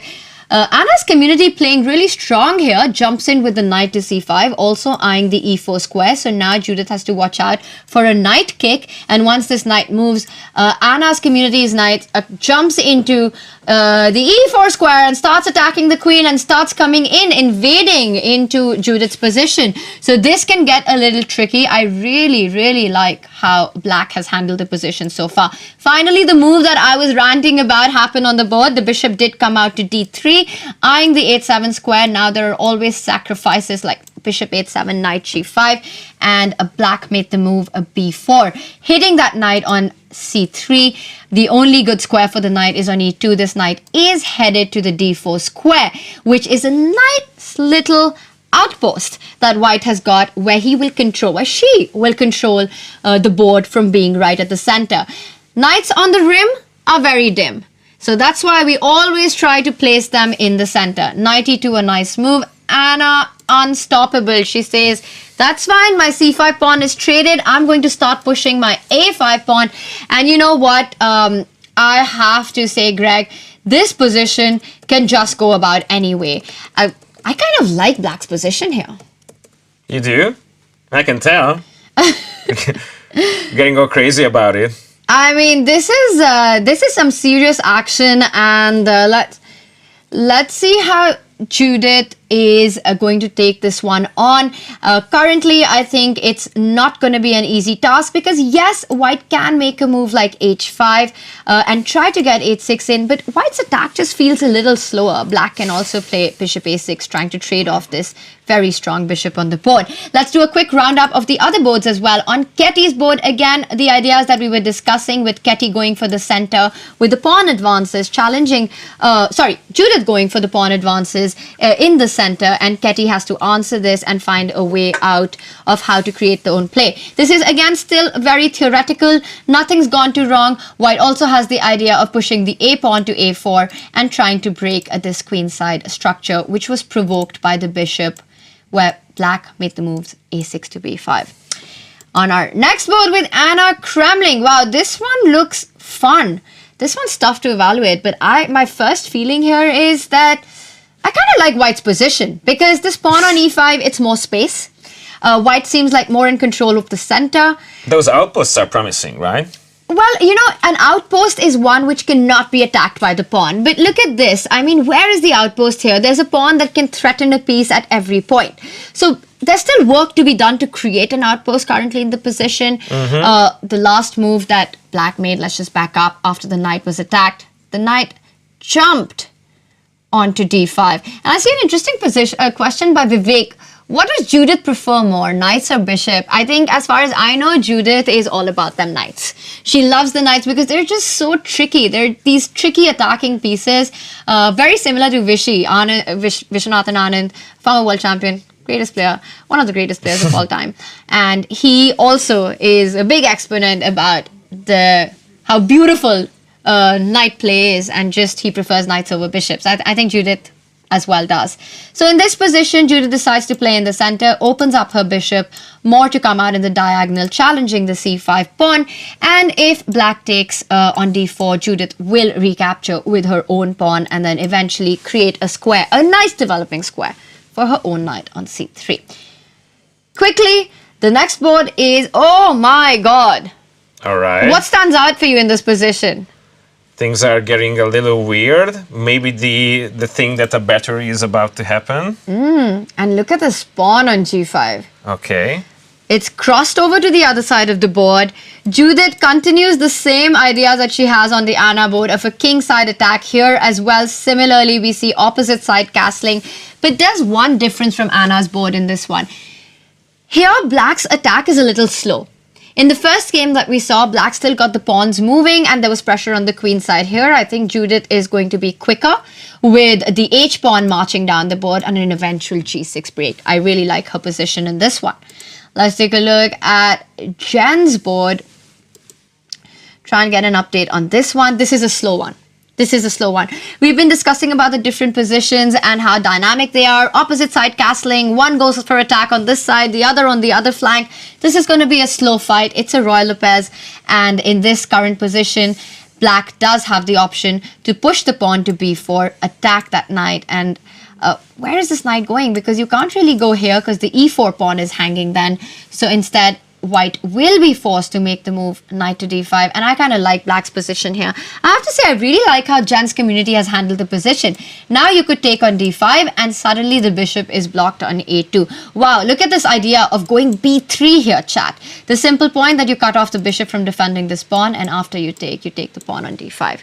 So really like Jen's position as well. Jen is all about the great position she's creating, and now we're turning our attention to number 6, which was the slowest developing board so far. Now, the lieutenants have finally made a few moves, but the thing is still a little bit more conservative. No rushing things over here.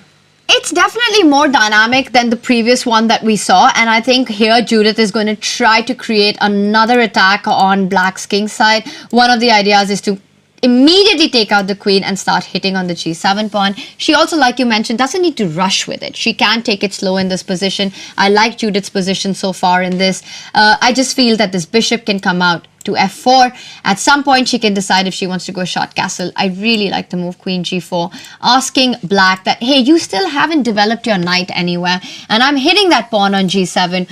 What do you want to play? Yes, black can go queen f6, and now watch out for these two pieces eyeing that f2 square, but then we simply short castle, and the queen is in the way of the knight's development. So I like this move. Going to be interesting to see if Judith goes for the idea with queen g4. Let's do a quick roundup of our board 7. In the meantime, let me just jump in a little bit. Some of you might already realize that there is this amazing opportunity for you to ask Judith a question. As you can see, some of you guys are already doing it in the chat. Our editors are going to pick some of the questions, the most interesting ones, the most relevant ones for today's show, and they're going to send them to Judith.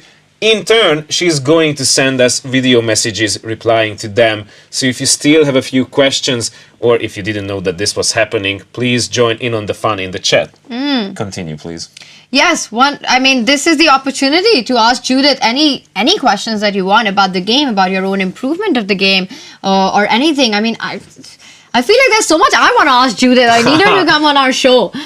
And yes, so let's just quickly finish our roundup of the openings, and then we'll come back with some more exciting positions and maybe get the chat involved in some analysis as well. That's always fun.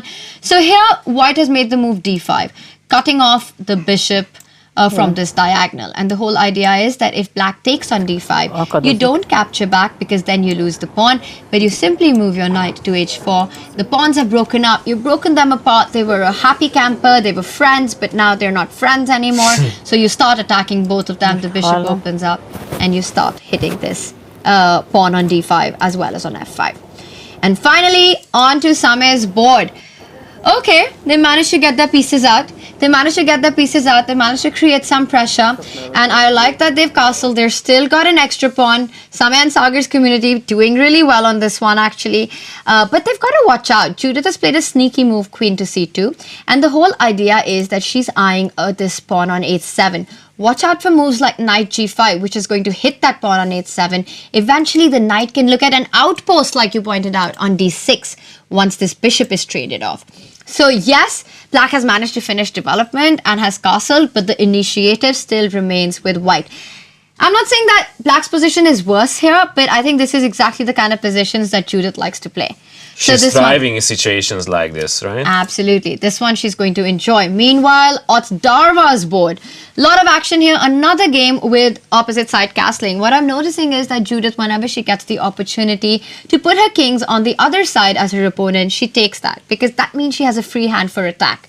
Imagine if your king was also on the same side as your opponent. You can't really freely start moving your own pawns and go like, you know what, my king is unsafe, I don't care. No, that's going to be dangerous for you.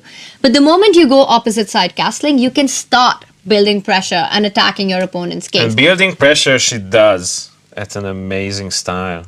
Amazing style, and that's what she's aiming for. I think her strategy is simple. She's going for the king. As Dana mentioned, her approach is straightforward. She's got her eyes on the opponent's king.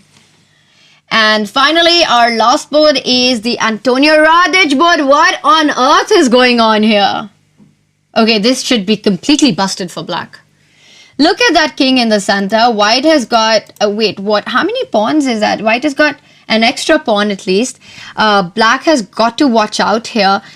If you take on d5, knight takes d5, queen takes d5, and oh my god, maybe we'll ask this question to chat now because there's a really cool idea. Well, actually the rook's attack, so you know what, let me just put this position. Chat, there's a really fun idea in white's position here and I want to see if anyone in chat can tell us how you can make this idea work. Try and take advantage of all the stuff that's going on d-file and maybe some discovered attacks. A very, very cool move here on the board. Aiming for that king in the center. Let's see if anyone in chat can get it. Meanwhile, the announcement of our world board is starting soon. Really, really soon. But before that happens, there are some other developments that we have to tend to. And I see KK in chat actually got the answer right. I'm just going to bring that up. Super well done. F6 is a brilliant move. And this is the moment that you need to do it to really open up the bishop. You're threatening a check on g6. And finally, chat, what happens after black takes that pawn for free? You capture the knight. And can you tell me white to play and win? What is the move for white here? Let's see if anyone in chat gets this one. Yes, and while chat has a think, we might just cut away for a while. We're going to give chat an option to think here and check this out. Also to jump in on the Q&A, and we have another clip for you in the meantime.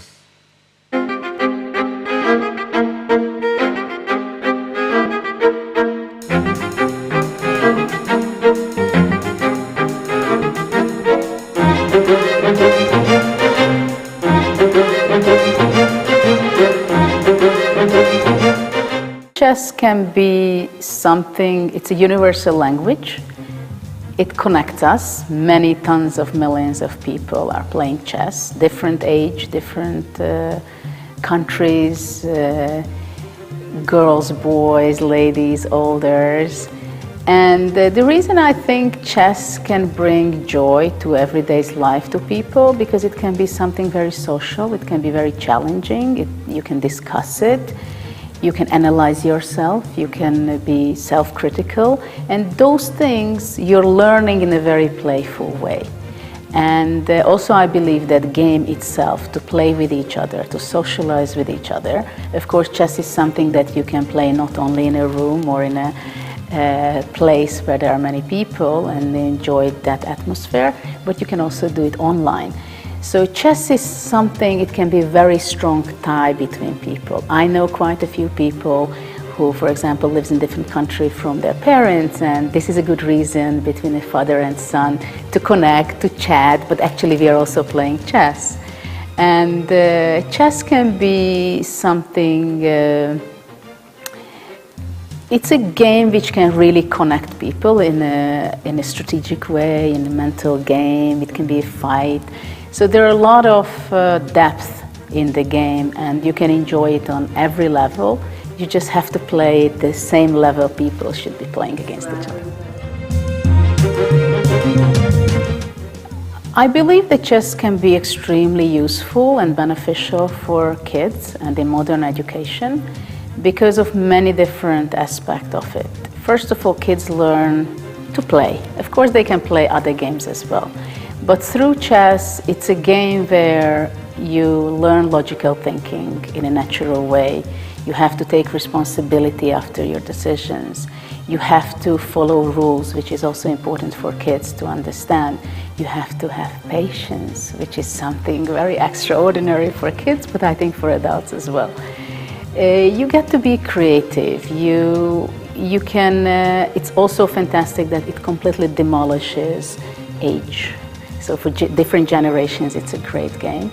And in education, it's also, there are a lot of different aspects like social emotional learning, and they can learn through chess skills which they use in everyday life, in math, in different parts. Chess is a game of 1500 years old, and it goes through on different transformations, the sport itself, for example. With technology in every aspect, the way we prepare for a game, the way we play tournaments online, the kind of exhibitions we can do, the way we can entertain our audience. So there are a lot of diversity in the game. And I think there are a lot of great potentials in different aspects because first of all, chess has a great developing, beneficial, skill developing aspect for kids in education. This is something I think more and more countries are realizing and implementing into the classrooms or even to kindergartens chess. In Hungary, obviously, we have my program running, the method. In many different countries, they have their own methods and programs, so it is doing good. And I think continuously it's spreading more and more. All continents, all countries, even the smallest villages or cities, they understand that it's a very good developing game.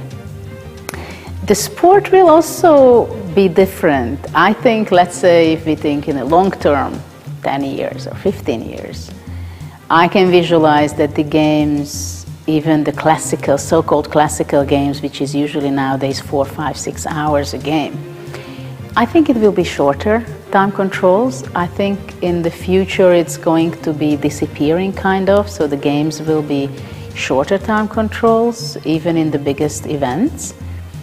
Also, I guess it's going to be entering in the metaverse in different places. Obviously, chess has its place. It's going to be a lot of events which is virtual and using this element that people don't have to be in the same room, but still not playing only seeing a monitor in front of them, but really being around the best players in 3D, in virtual reality. So those things, I think, also the sport will be changing a bit. Competition will be always there. But the entertaining part, I think, will be developed much further. There are a lot of people asking me that they want to change the rules, they want to change the number of the squares or additional chess pieces on it or something. There are thousands of different kind of different forms of chess. I was playing competitively more than 30 years. I was good at it. I love the game. I enjoy. I always feel there are a lot of art and uniqueness in the game. So I'm not a big fan of changing it. So I think, well, if it was good for 1500 years, it might as well stay. Én vagyok az, aki szeret. Ki is voltam, te nélküled. Elhoznám a fát az eget, ha láthatnám szép szemedet. Szegény voltam nemes, hazug voltam, s becsületes. Vándor voltam, kétszekeres, ahol jártam, ott ne keres. De amióta tudom nevet, csillagokat becézgetek. Álomcsajja, meg szememet, nem ott fekszem, ahol kelek. Én vagyok aki szeret, ki is voltam, de nélküled. Elhoznám a hát az eget, ha láthatnám szép szemed.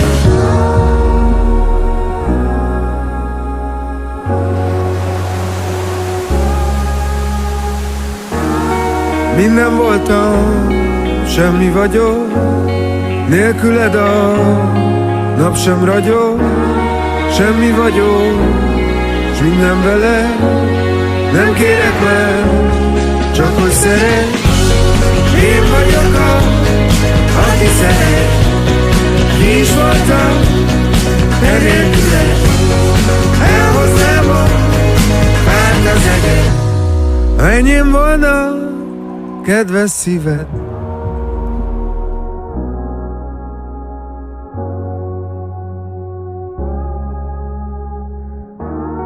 Minden voltam, semmi vagyok, nélküled a nap sem ragyog.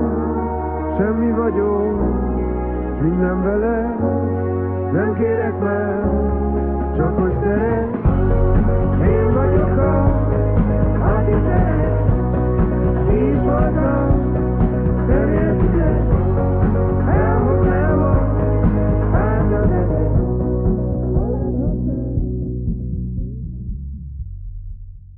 It's now or never.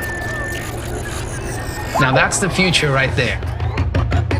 And it's right here at Expo. I'm Payman, I'm from Russia. I'm kidding. Что вам понравилось в Испании? Like the chess. The red king, when you took it there, it was beautiful there. I love you!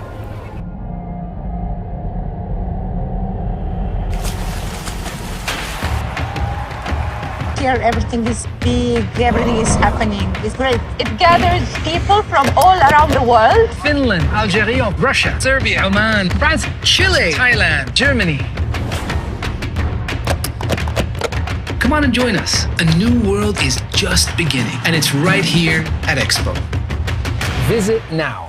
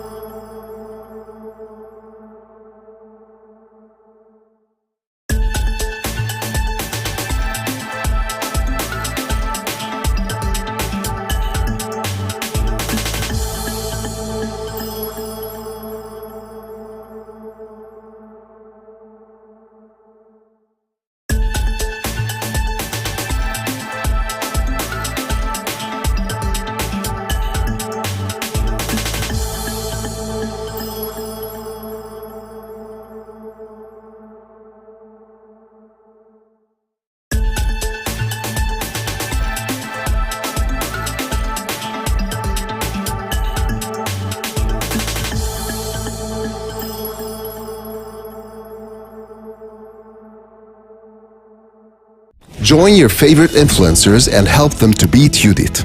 In the Circle of Chess, the invited influencers and their communities are playing against the strongest female chess player of all time, Judit Polgár. She will be located in the Hungarian Pavilion at the Expo 2020, and the influencers can control the chessboards remotely from their locations. Want to be part of it? Follow the stream on your favorite influencer's Twitch or YouTube channel and help them to pick the best move. Welcome back, ladies and gentlemen, boys and girls. Before we jump into any other type of action, let's just continue with the analyzation and the fact that you popped an interesting question to chat and they were pretty nice to answer. We've got a strong chat here, Greg. Let's take a look. This was the position that we had. Let's be honest with each other. Chat is going crazy. Chat is doing well. I mean, if they're doing well on this chat, you can imagine what's happening on the boards with influencers. And you're absolutely right, Abhishek, Gamer Krishal, asking Arijit, and as well as on Twitch, I think we saw some answers. The correct move was, in fact, bishop to g6, a check, and a discovered attack on the queen, and you win the queen, and you win the game. So this was a nice little idea in that position. Well done, chat. We're going to get back into the chess action, but we've got some fun news for you. Definitely. We're about to do another giveaway. So I think it's the final seconds for you to jump in on the action. Then we are going to do it for a second time. And we're going to do it in every hour. Some of these guys are dying to know when the 11th word board is about to start. We might just gonna tease you for a little bit, but then it's going to happen. So, as Judith would say, stay tuned. We are just about to start. I love that. I love it. I'm abusing the situation here with the stream deck, but it's just such an amazing thing that we have this at our disposal. Like each and every time we push a button and she appears on screen, you know? Chat is informing us, Indian fighters saying Samay is already losing. Let's just get a quick update on that board. I mean, they were totally fighting for that chocolate. But if the position's bad already... Okay, I think it's a bit of an overestimation of Judith's position, to be honest. Yes, I think White has got the initiative with this pawn. And look at Judith. She's just doing the same thing across boards, just rolling down for the opponent's king. She wants to go g4, g5 next. But I don't think Black is lost yet. Black is far from busted in this position. Yeah, and I love the trench war situation on these two diagonals. I don't know who's going to break them, but these are looking good. And you know, remember this morning I told you how I enjoy pawn storms, and it's happening across almost every board. So every single board. Well done. You called Judith it. and I are connected in this weird way, and you know, storms are happening. And it looks like, yes, this position is going to be interesting, but I don't think Black is busted here. I think White still has a lot of work to do. Judith making her intentions extremely clear with the last move, g4. She wants to get in g5. She wants to open the g file for her rooks. And at some point, give checkmate. I just enjoy, sorry to interrupt, but I just enjoy how our viewers are scooping the other streamers and then they give us feedback about how's the game going. And so please continue doing that. Yes. Obviously, you have a lot of hardware at your disposal as well. So try to look into the other streams as well and make sure to give us proper feedback about what's going on in there. Right now, what we can do is to analyze the different boards. And if someone gets kicked out of the game by Judith, or if, you know, by chance, Judith will be kicked out from one of the boards, we try to establish contact with them. In the meantime, you guys have been popping some interesting questions to Judith, and she is super busy sending us the video answers we are going to show to you later. One final chance for you to enter this giveaway. Please do it now, and then we are going to count down and close it. Yes. So we've got the prizes, which are very, very cool. Check the prizes out. You want to enter this giveaway. We'll be right back with the chess action.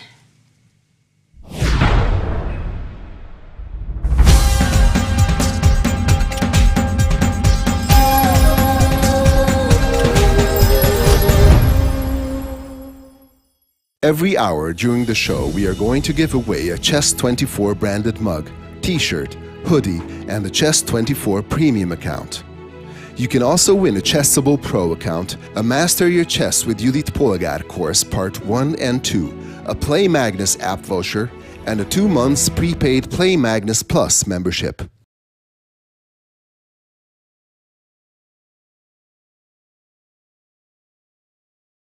And Slow on the draw, sorry everybody. And we're back. All right, well, lots of action across the board. We're going to be discussing that really soon. But the biggest news of the moment is that we're going to be starting the World Board. So do go on chessconnectsus.com and you've got to sign up because these are the last moments to really get that game going. You can also be a part of another streamer, another influencers team and be playing on multiple boards at the same time. And while we get the final touches ready for the World Board, the final moments, the countdown is on to start that 11th board where Judith will directly play against the world.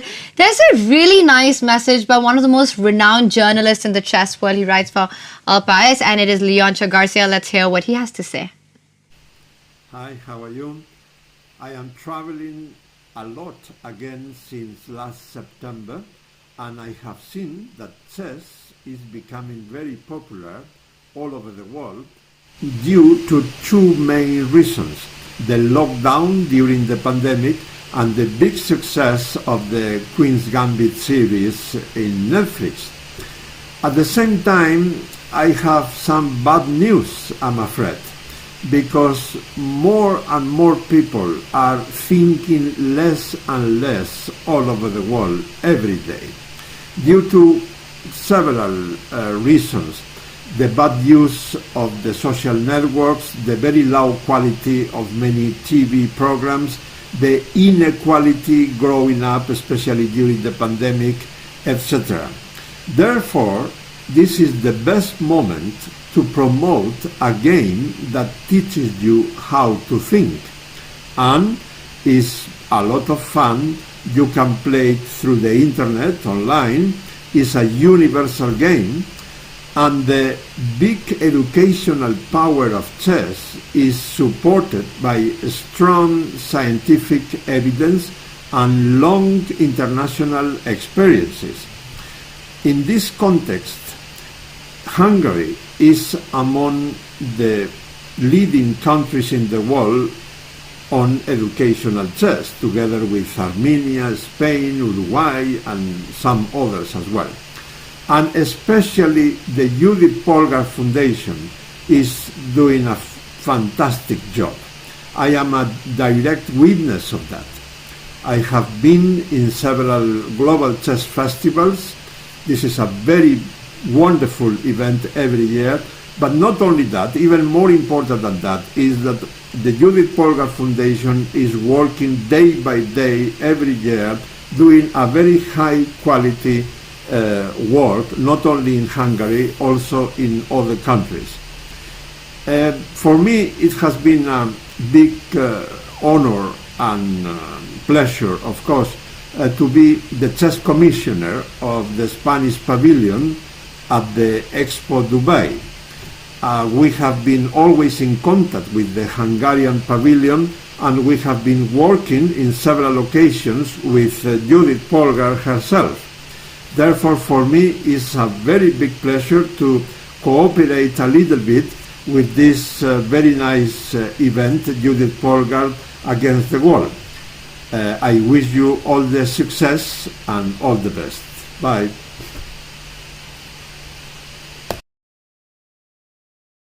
Welcome back, everyone. This is JP versus the world. We are all set up for our World Board to open up, and we're getting lots of updates, by the way, from our chat about the different board situations that we have. I think I just want to quickly take a look at that right now, and then we've got a very special guest joining us as well. And chat mentions that Anna is strong now. Kindness. That's a nice username. Do you think he's from the Wholesome Tomatoes community? Could be. Well, this is the position on the board. It would be suitable for the vibe, the general vibe that these guys are having amongst each other. And you know what? I agree with you that Anna's position does look good here. I think black's doing well. We spoke about this nice post for the white knight on d4. Managed to get there, but once again, it's all about time. Time is of the essence here when the attack is on either flank. And we can see that black's pawns just seem way far down the board compared to white pawns. White pawns are just so much more further away from creating headway against black's king. So it just feels like the idea of a5, a4 and b3 is going to be a very dangerous one. And you know what? Let me just show you a nice little trick. Chat, let's see if you get this. If black immediately makes the move a4, what happens if white gets greedy and goes queen takes b4? Black to play here, Greg. There's a move that would finish the game on the board. Really? Yes, let's see if chat gets it. Meanwhile, the other updates are that, wow, Agad Meta's position is really good as well. And we see that Strance on Twitch is very sharp today, pointing out knight takes d3, another check, winning the queen on the spot. So well done on that spot. So definitely a lot of tactics in this position. The other update that we're getting from chat is the Antonio Radic game. So I'm going to jump to that one as soon as I can find it. And it's right here. Oh my God. What just happened on this? Because let's try to rewind. And in this position, after knight d5, knight takes d5, queen takes d5, the rook is under attack. So now there was no time to go f6 and Judith had to go short castle. But I don't understand why black's position should be so much better, because there's f6 coming in. These ideas we saw with chat solved with bishop g6 check as well. So definitely this is a very, very tricky position for black with the king in the center. Black could make the move short castle and try and get away from those ideas. But wait a second. Does he really? Because once again, chat, white to play. What do you do this time? It's time for you to jump in, guys. We're really interested in what you think about all of this. V1 Nas answering with knight d3 in that position. Super well done. What is happening here, guys, in this position? Again, Twitch is on point with us suggestions. Bishop h7 is the way to go, which would actually end the game on the spot. Once again, we see a discovered attack on the queen. So lots of tactics here. I think Antonio's community, the position that we have currently on the board, yes, it's an interesting position, but I still like We're still talking about Judith, so you know, guys. Watch out, it's my move. Never get tired of it. You know, with these short clips of Judith, I have to say your game is really strong. You always play the right one at the right spot. Like you know, it's so easy because you just try to imagine her storming into the studio and be like, watch out, it's my move. And that's exactly what she's telling Samir's community as well. We're getting some updates that some crazy stuff has happened on this board. Playing with the black pieces, Samir has made the move f6, trying to break into the center, taking advantage of the fact that Judith still hasn't castled. He wants to open the f file, try and come down for the attack. All right, this isn't going to be easy for white, actually. Tricky position, chat. Tricky position. And I see, yes, you're absolutely right. Everyone who suggested bishop h7 in the previous puzzle got it correct. All right, so f6. What can a white play here? How does white react to this? One of the ideas that come into mind is the fact that once you've pushed this pawn on g4, getting aggressive, it makes the decision to go castle very difficult. So probably going... The king is the safest in the center. And one move that comes to mind here is just going all out with the move h4 and trying to break in with g5. So still a very complex position. White can try to take on b5, but then if you go for this line, black can take on c3 first and only then recapture on b5. And with this, keeps the extra pawn. So still a very complex game. What else we got in chat? I think we have time for one more board analysis and then maybe should talk to... We do have a guest joining us really soon, and let's see if we can bring Bianca on with us. She is the president of the Dutch Chess Federation, and I know her since a really long time, Greg. She was also a very active player, part of the Netherlands national team. Okay, it's amazing that these awesome players are taking up these awesome positions. Bianca, There she hello is. there. Hi, Tanya and Gregory. How lovely of you to join in on our stream. How's it doing so far for you over there? Yes, very well. It's lovely to watch, also from the Netherlands. Bianca, it's so nice to see you here. I still remember our days at the World Youth Championship and at Vaikanze. And now here you are joining in as Judit Polgár takes on pretty much the world. Yeah, indeed. Really nice. I think we've seen each other since we were 8 years old or something like that. Okay. It's been forever. But you know what's older than how long Bianca and I have known each other? Listening. It is the Dutch Chess Federation, because Bianca, correct me if I'm wrong, but you guys complete 100 years? No, 150 years next year. Oh my God, okay. That is serious. We are the oldest chess federation of the world. Well, we know, a round of we know applause what's coming to that. Congratulations. 150 years. 150 years of the Chess Federation. And of course, the Netherlands is also home to one of the most traditional chess events, often known as the Wimbledon of chess, the Tata Steel Masters, which has, I think, been such a massive motivation factor for chess players across your country. Yes, definitely. The fun fact of the Vaikanze tournament is that the top players of the world play there, but in the same venue also very many amateurs play. So actually you get the chance to play with the top of the world, and you're just playing your own game, which is very unique. Oh. What is the best possible way to introduce the game to new players? Because obviously shows like this have a chance to introduce the game to new players, but then again some professionals and mostly enthusiasts are watching the show. In your experience, what is the best possible way to make chess even bigger, if that's really possible at this point?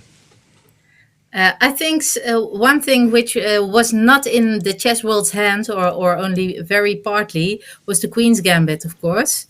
That really made chess very popular, also for people who had never heard of, or who had heard of the game but had never played it. And these shows help, of course. It's we need the new kind of traditions in the chess world, and this is a very good one. So the more you venture into popular culture, mainstream popular culture, the bigger impact you're probably going to have, right? Amazing. And obviously, these beloved streamers are doing the heavy lifting as well, because it's not just professionals, mostly not just professionals who they invite into their fold. Yes, yes, definitely. Bianca, you've been an active chess player. You've played for your country as well, and now you've moved on to this administrative role as the president of perhaps the oldest chess federation in the world. How's that transition been, and how do you see this entire boom that we've had in the world of chess, especially around online chess in the last couple of years? How's Netherlands adapting to that? Good question. There's a few questions in that question. At first, indeed, I played a lot of competitive chess myself before, and I think until 7-8 years ago, and then I felt I wanted to do more of the board roles, and that's really comforting for me. And chess brought me a lot. And that's what what we're trying also in Holland, like Judith does as well in Hungary and the rest of the world, to teach so many children to play chess. Because I noticed, and Tanya, probably you've also noticed, that so many characteristics you develop with chess, it helps you in the rest of your life, actually. So that's what we really want to promote. And online as well as offline. Online has had a real boost, indeed, also in the Netherlands. But we really try to combine the online and the offline, because I really believe that's there's nothing more fun than just playing over the board against each other. And then you can play a few online games again, but then meet each other as well. I completely agree with that. OTB has its own charm, which cannot be replaced. And I think, yes, online chess brings the world closer together. And it gives chess enthusiasts who don't play professionally the option to be at home and enjoy the game in events like these and to play as much chess. But OTB chess, over the board chess, is where it's at. That's the magic, right? That's the magic. And this is my question to very both of you. Everybody's talking about how much pressure there can be on a player, not just from the game itself, but on a psychological level. My question is, when you play online and you definitely have less of a chance to detect meta-communicational things about the other opponent, how does this psychological pressure differ than from over-the-board gaming? What is your experience throughout maybe not just the pandemic, but overall online gaming? Does this reduce that kind of stress because you don't look into the eyes of your opponent that much, or it has got nothing to do with the pressure level because the game is still the game? That's a great question. Bianca, what do you think about it? I think there's a different kind of stress. If you're over the internet board connection, right? Online. Sorry? I was just making a joke about the other pressure is your internet connection, because it's obviously hard to win at a game if you lose connection. That as well. But over the board, you can look your opponent into the eyes and then you feel the tension, what you just mentioned. But online, there's a different kind of tension, I believe. It's not that you look each other in the eye, but it's the not knowing what's going to happen next because you cannot sense anything. Yeah. Do you agree, Tanya? I completely agree with you. And I also want to add, I think, you made a joke about internet connection, but that's not a joke. Bianca and I know that how many games that has cost even the best chess players. Mouse slips are the other dangers and perils of online chess. But I think with sport, that energy, that tension that gets created when you're sitting across the board from each other, and you can see the psychology that comes into play. Because online, you're basically in front of a screen and you've got a camera. The fun part, Bianca, I think that happens in online chess is that your guard comes down. You're more expressive about your emotions because you kind of forget that anyone's watching you. While when you're playing an OTB tournament, you've got a storm brewing inside you, but you're the face of calmness on the outside. At least you are trying to be. At least you are trying to definitely. be. And what is your experience about today's show so far, Bianca? What is it? Is there anything good that you've seen? Any development that you have been enjoying? What is your take on the games that are being played? Well, it's very entertaining, I think. It's lovely to see that the whole world is playing against Judith today, literally the whole world. And the games are very exciting. Some are more exciting than the others. And of course, we're all waiting for the 10th board to start. But also it's nice that so many people are active in the chat and responding. And also the people who do not play chess a lot. So that's really Hear that, chat? You guys are absolutely the best. Thank you for showing this. It's not just the wholesome tomatoes who are wholesome. Our general chat is I think wholesome everyone. as well. Bianca, just taking that question forward, is there a particular streamer that you're really rooting for here? No particular streamer for me. Okay. All right. Well, thank you so much, Bianca, for joining us. This has been an absolute pleasure talking to you. So much fun chatting with you. Thank you. Enjoy the rest of the here. show. And have fun in the rest. Bye. And just a huge round of applause to the oldest. 150 years. 150 years. 150 years. Let's say that one more time. 150 years. 150. Oh. Can you imagine? Like for 150 years, these guys have been going on. Okay, wait a second. We're getting some crazy updates. Ame and Kush are informing us that Samay wanted a lifeline in his position. Okay. We gotta get an update on that. What happened there? Let's just take a look at the position on the board. Chat, maybe you can tell us what were the moves played, because I think there's a certain amount of lag that's happening with us. And I see that after h4, we're being informed that Samay's community decided to go for f5 and rook g1 was played. And this is when things started getting messy. Samay and his community started feeling the fear. And this is where they wanted to get a lifeline, where they can call Judith for help. Each of these influencers gets it only once in the game.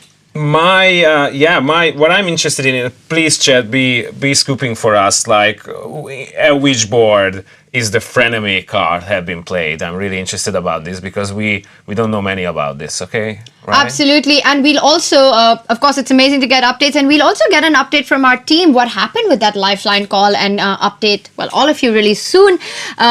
Meanwhile, there's other action on. Our 11th board, we're about to have yes, off. The thing that you have guys been waiting for all this time. We are actually getting really, really, really close to it. Or, as Judith would say, stay tuned, we are just about to start. I just did the thing again.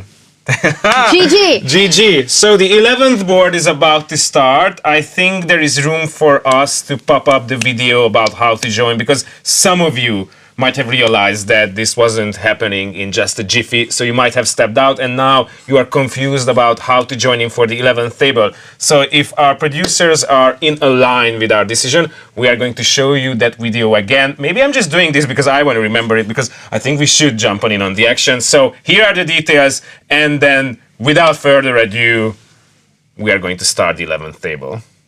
Can we beat the world's strongest female chess player of all time if we join forces? One board, thousands of players. Judit will be in the Hungary Pavilion at the Expo 2020, and you can join the game online. Make your moves on the virtual chessboard, then the computer will accumulate the votes, and after each move it will make the most popular one on the physical board. How can you join? Register on our website, follow the stream, and play. Let's unite in an epic game. How to join? Visit the event's website, scroll to Vote Chess. In the upper right corner, sign up by clicking on the registration button. After filling in your data, confirm the registration by pressing the Validate button. After registration, you will receive a confirmation email to the given address. Confirm the registration and enter your password. Then click on the Log In button to enter the interface. After signing in, you will see the following interface. Judit Polgár will play white, and the audience will play black. You can see the chessboard on the left, and the previous moves will be listed on the right. You can check out history on the board too by navigating with the buttons below the board. For voting, make your chosen move with the black piece, and confirm the move in the pop-up window by clicking on Confirm. Summarizing the votes takes a certain time.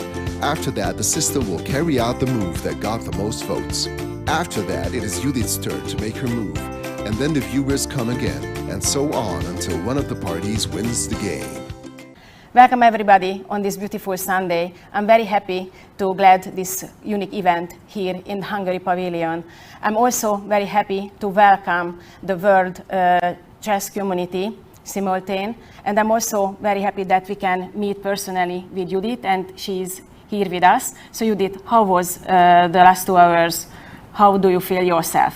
First of all, I'm very happy to be here. It's a very unique location. There are tons of people outside the last few days of the expo, but this pavilion is also very beautiful. So now it's all mine, it's only chess.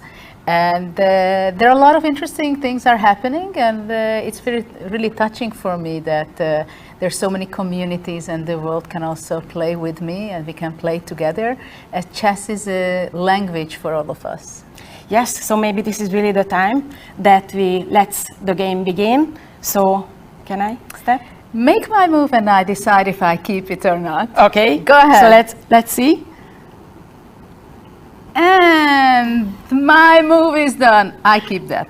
Yeah, so hajrá Magyarország, hajrá Judit. Thank you.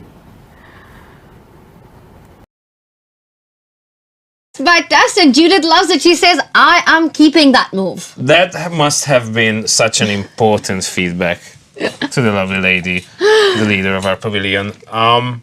Wow. So the word board is live. The world board. The word board is alive, guys. Alive and live and kicking. I think it's time for our very first victory dance. Because we have done it, people. The 11th table is on the go. It's Oscar Mike, everyone. So please, if you haven't done it so far, definitely try to join in on the fun, because it's JP versus the world. The world. The word, yeah, sorry. I just wanted to use you said pretty much against the word. So it's JP versus pretty much against the whole world. Against the whole world. Absolutely. And guys, you can join the game at any point. You've got a favorite influencer. Yes, play on his stream, but also join the world board where you will get the opportunity to vote for your move. And we've also got a very cool system set up where everyone in chat can see the most voted move and can also see how it's being decided. So definitely check that out. Meanwhile, more updates coming from our chat about the positions that we've got. I'm going to go back to the Simul board, and I'm being told that after h4, f5, let's have our board up on the screen. f5, rook g1 was played, eyeing that g file, and Black decided to fall back with the knight. A very important rerouting by Black's knight. The idea is really interesting. The point is that White wants to open up the g file with taking on f5, and then Black wants to recapture with the knight. And look at that beautiful spot on f5 for the knight. You not only defend the g7 square, which is rather vulnerable, but also hit White's center on d4. I am super impressed with this decision by Samir's community to make the move knight e7, and I'm wondering if that had anything to do with the helpline that he might have used at the moment. And let's also the dancing queen. Well, I think we're going to be having a lot of victory dances on this stream, but more of that later. We do have an update that on Antonio's board, we might be heading for a result soon. What is going on here? All right, my first feeling, my first thinking here is that White has an extra pawn. I mean, just count the material, right? White has got an extra pawn. It's 4 versus 5. 2 bishops. Black's king is in the center, so White's king is safer, and that the rook on d file. You know what, guys? I love Judith's position on this board. I think Antonio is in trouble in this one, and this could be our first game that might actually finish. I Watch also out, hear it's my move. That was a bit of a blunder, sorry. It might have been... I'm trying to get into the game. Sorry if I just leave you alone for the moment. Just do your thing, because I love that... We have to be in the game. Greg is so excited about chess right now that he himself wants to play against Judith. He's signing up. That's what you guys need to do as well. Go on the official website and sign up for the world board. Guys, this one, I'm with you on this chat that I think it is bad news for Black. He's materially down Antonio's team, plus White's pieces just look better. Let's quickly take a look at some of the other stuff that's going on. And you know, looking at that position, Judith might be just like... Checkmate in 3 moves. You can never know. You know what? I think that's a feeling. That's a vibe. Checkmate in 3 moves is a vibe. I don't think we're going to see a mate in 3 in that position, but I think we're going to see a slow grind, which is going to go her way. So, yes, the vibe is the same, but it's going to take longer than 3 moves.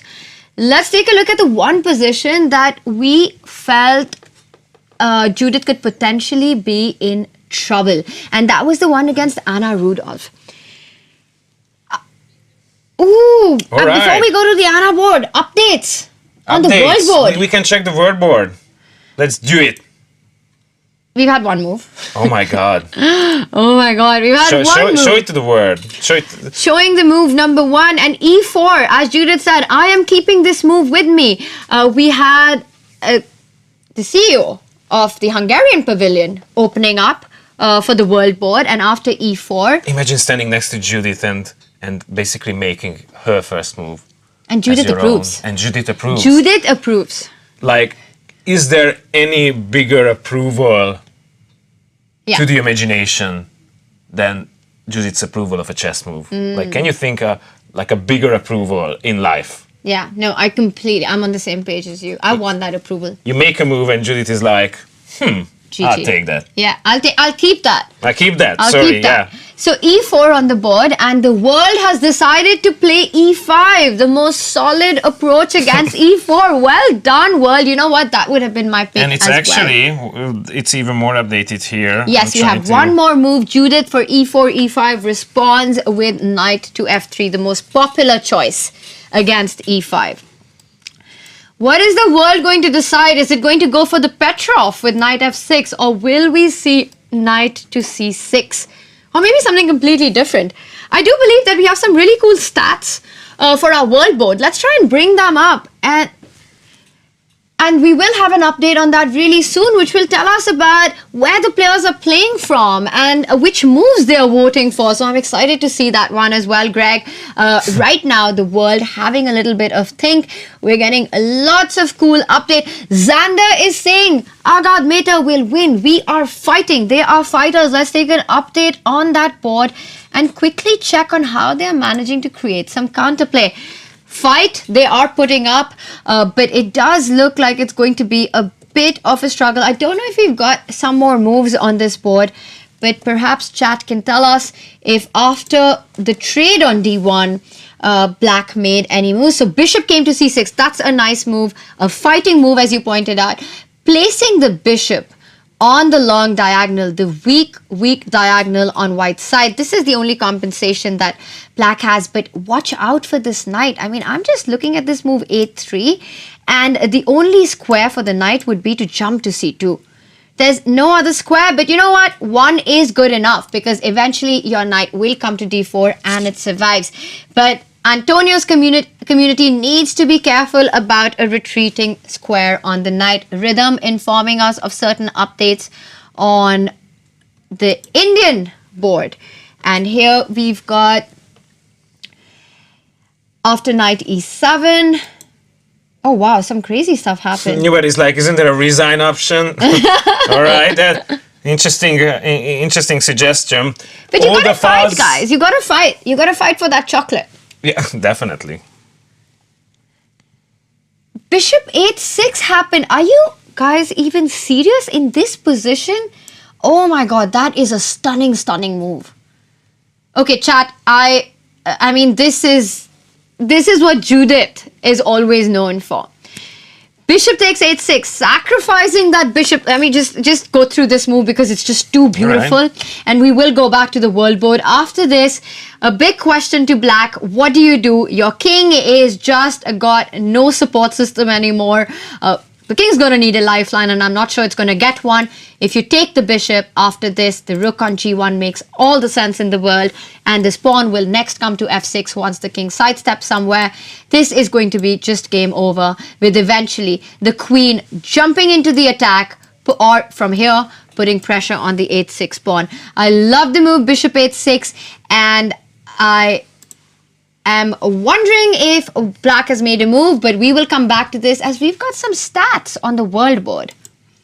And the stats are about to appear, or maybe not. The stats are, the stats are a little bit hesitant. They want to get their numbers together. They want to showcase themselves in a more presentable form. So you go on with all the analysis that you can give our viewers. Stats are on their way, people. All right, stats are underway. We'll have a look. And after bishop h6, fg4, you know what? That position is just so amazing that I want to get back to it, because what on earth was that move? So over here, after f5, there was rook g1, knight e7. And instead of taking on f5, Judith played the magnificent bishop takes h6. Unreal stuff. And I'm being told that after bishop h6, fg4 on the board. But this doesn't really help, right? Because white can simply recapture on g4. You hit the g7 pawn. You've got your rook open. I see what Samir's idea and his community want here. They want to play knight f5, try and put bishop on h6. I have to say, guys, I'm not liking black's position. We'll see how this one continues. Let's meanwhile jump over to the next board, which I really am interested to take a look at, and it's the Anna Rudolph board. What is going on here? Judith is amazing. I couldn't agree more with Antoon. She's the only player in the history of chess, the only female player in the history of chess who has been in the world top 10. She was number 8. She's defeated so many world champions. She's won so many super tournaments and raised the ceiling, broken the ceiling, and just been an inspiration for an entire generation of chess players. So Judith is amazing. That is absolutely true. Let's take a look at, I think we finally do have some stats with us, and there we have it. Wow. So we've got United States as maximum votes coming out of the US, and then from Hungary, from Judith's country, and from India. All right. Yours truly. Go India. So we've got lots of, and we see look at that, 91%. 91% of the population is male, while 9% of female players are participating in the world board. So that's interesting. And we see the top moves here. And I think these were the top moves for just the move number 1. Finally, we did have the most voted move. As you can see, E5 was chosen, as it was 42% for E5. And this was on the first move. Going to be interesting to see all the different stats. Currently, this is the world board. They decided to play knight c6, and now it's back to Judith. I'm expecting her to play the move bishop b5, entering the Spanish. This is what we've been seeing her play against all the influencers. Meanwhile, Greg, did you manage to join the party? Imagine that while you were carrying the show on your back, thank you so much, I was able, with the second attempt, to get into the action. So, yeah, we are here as well with you guys, and let's see, what is your take on the situation, because this is live and they are still waiting for our... No, it's the opponent's move. Judith's move. It's Judith's move. It's Judith's move, and yes, very interesting what you guys are saying. From our stats, we could see that 11% voted for Caro Khan. A few wanted the Caro on the board, but E5 won by majority. So this is what it is. It was E5, and we'll see how this one progresses. Judith probably taking a round around on her circle of chess to make the move against the influencers before she returns to this board. All right, we just had word from the producers that the next giveaway is going to be shut down in any moment. So we are about to do that. Make sure to get on board before we close it down. So I would love to, at this point, also get maybe a couple of our influencers to talk about their position and what they're feeling. I mean, Anna's position is so dynamic here with her Wholesome Tomatoes community. And, you know, it's such an interesting fight here. I don't think she could have hoped for a better outcome from the opening. You think so? Yeah. So it'd be really nice if we could have her on the show anytime soon and to check with her how she's feeling, because this is such a major opportunity, right? You're playing against Judith, and this is putting up a massive, massive fight. I just love how the bishop is over there, and like this bishop is going to die on the next move. I'm pretty sure about that, but it's like it's we are the Awesome Tomatoes, and we really do enjoy your game, Judith. Please be gentle while you are while you take the bishop, while you remove the bishop from the board. Well, it was a trade. The good news is that this was the last move. Black decided to trade off White's bishops, and I think this makes a lot of sense because you kind of want to take care of all the ideas on h7. The reason why I'm so positive about Black's position and Black's approach here is because visually it just looks as if Black is faster. Anna's community has managed to place the rooks on the right files. The pawns are rolling down, and this will be a threat in the very, very near future in this game. Meanwhile, yes, White has a pretty knight on d4, but far away from creating something. I think if we can connect with Anna, let's see if we can have her with us. All right, we do have an update. We just need one more minute. She will be joining us. Before that happens, I'm looking at you about the word board.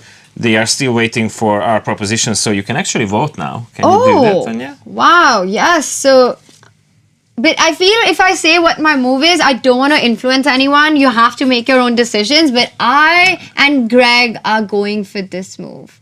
Okay. I just have to confirm. Oh, this is easy. You just make the move on the board in front of you, and then it asks you to confirm. You click confirm, and ta-da! Your vote has gone. Yeah, so your first ever move against Judith in this. That's actually literally true. That is my first ever move against Judith, guys. So, this is a big another round of a victory dance for Tanya. Oh my god. So amazing. We played against Anna is Judith. going to join in on the fun any second now. In the meantime, Judith is white, Mohammed. That is true. Judith is white on every board in this simul, and that's a pretty normal practice in chess when a master is giving a simul playing against many different opponents at the same time. Because it's so difficult, they usually start with white. That tiny little tempo advantage is at least something that we can... Look who we have with us. Anna, oh my god, once again. She's not sure about the situation, right? Well, she's so focused in her game, and right now it's such a critical she's- moment that she's really there's so engaged. much going on. But I Invested can even. look at her smile, and we know she's with us. That's what I love Sorry, about I missed to hear you hosting a stream. Like everybody who sees you is like, "Oh my God, I'm on the show," and they just start. Anna, this Smiling. position, I mean, you should be happy with the way things are going. Yeah, I don't know how we are still in the game. There's a lot on the line. We made a bet with Samai and some of the other participants on who can last longer without losing. So it's all about who goes down first. And Samai, I think, is in trouble. I love how Anna's also keeping an eye out for that big chocolate prize. And you're absolutely right. Anna, Samai's position looks horrendous right now. Bishop 8-6 has been played. Meanwhile, lots of reasons to be proud of the decisions the Wholesome Tomatoes have been taking in this game so far.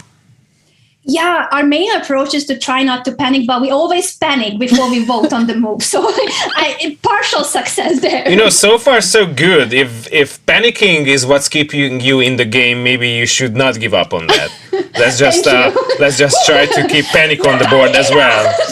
And we don't want to stretch your attention, but if you have any of a chance to jump in on the fun at the 11 board, I think it would be crazy to look at the streamers Ooh, yes. figuring out, because again, it's like a Voltron situation where every single channel is about a certain community, but like the 11 board could be every single community joining forces and jumping in on the fun.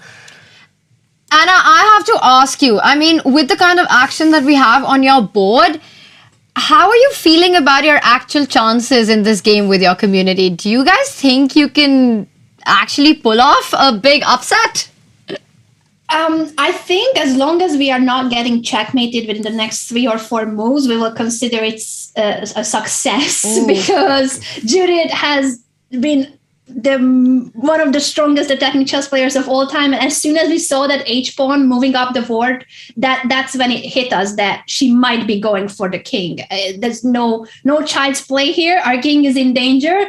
And even though it looks like we have chances on the queen side, and knowing that Judith is playing with the white pieces puts us, I think, in a bit of a panic mode, as we said. The World Board, by the way, a couple of our viewers have already joined, and more of them will be joining since now you guys mentioned that it's open, and I'm sending all my viewers the tomatoes to play on board 11 as well. So we are playing 2 games at the same time. That's That is amazing. what we love to hear. Absolutely. Awesome job, Anna. Thank you so much.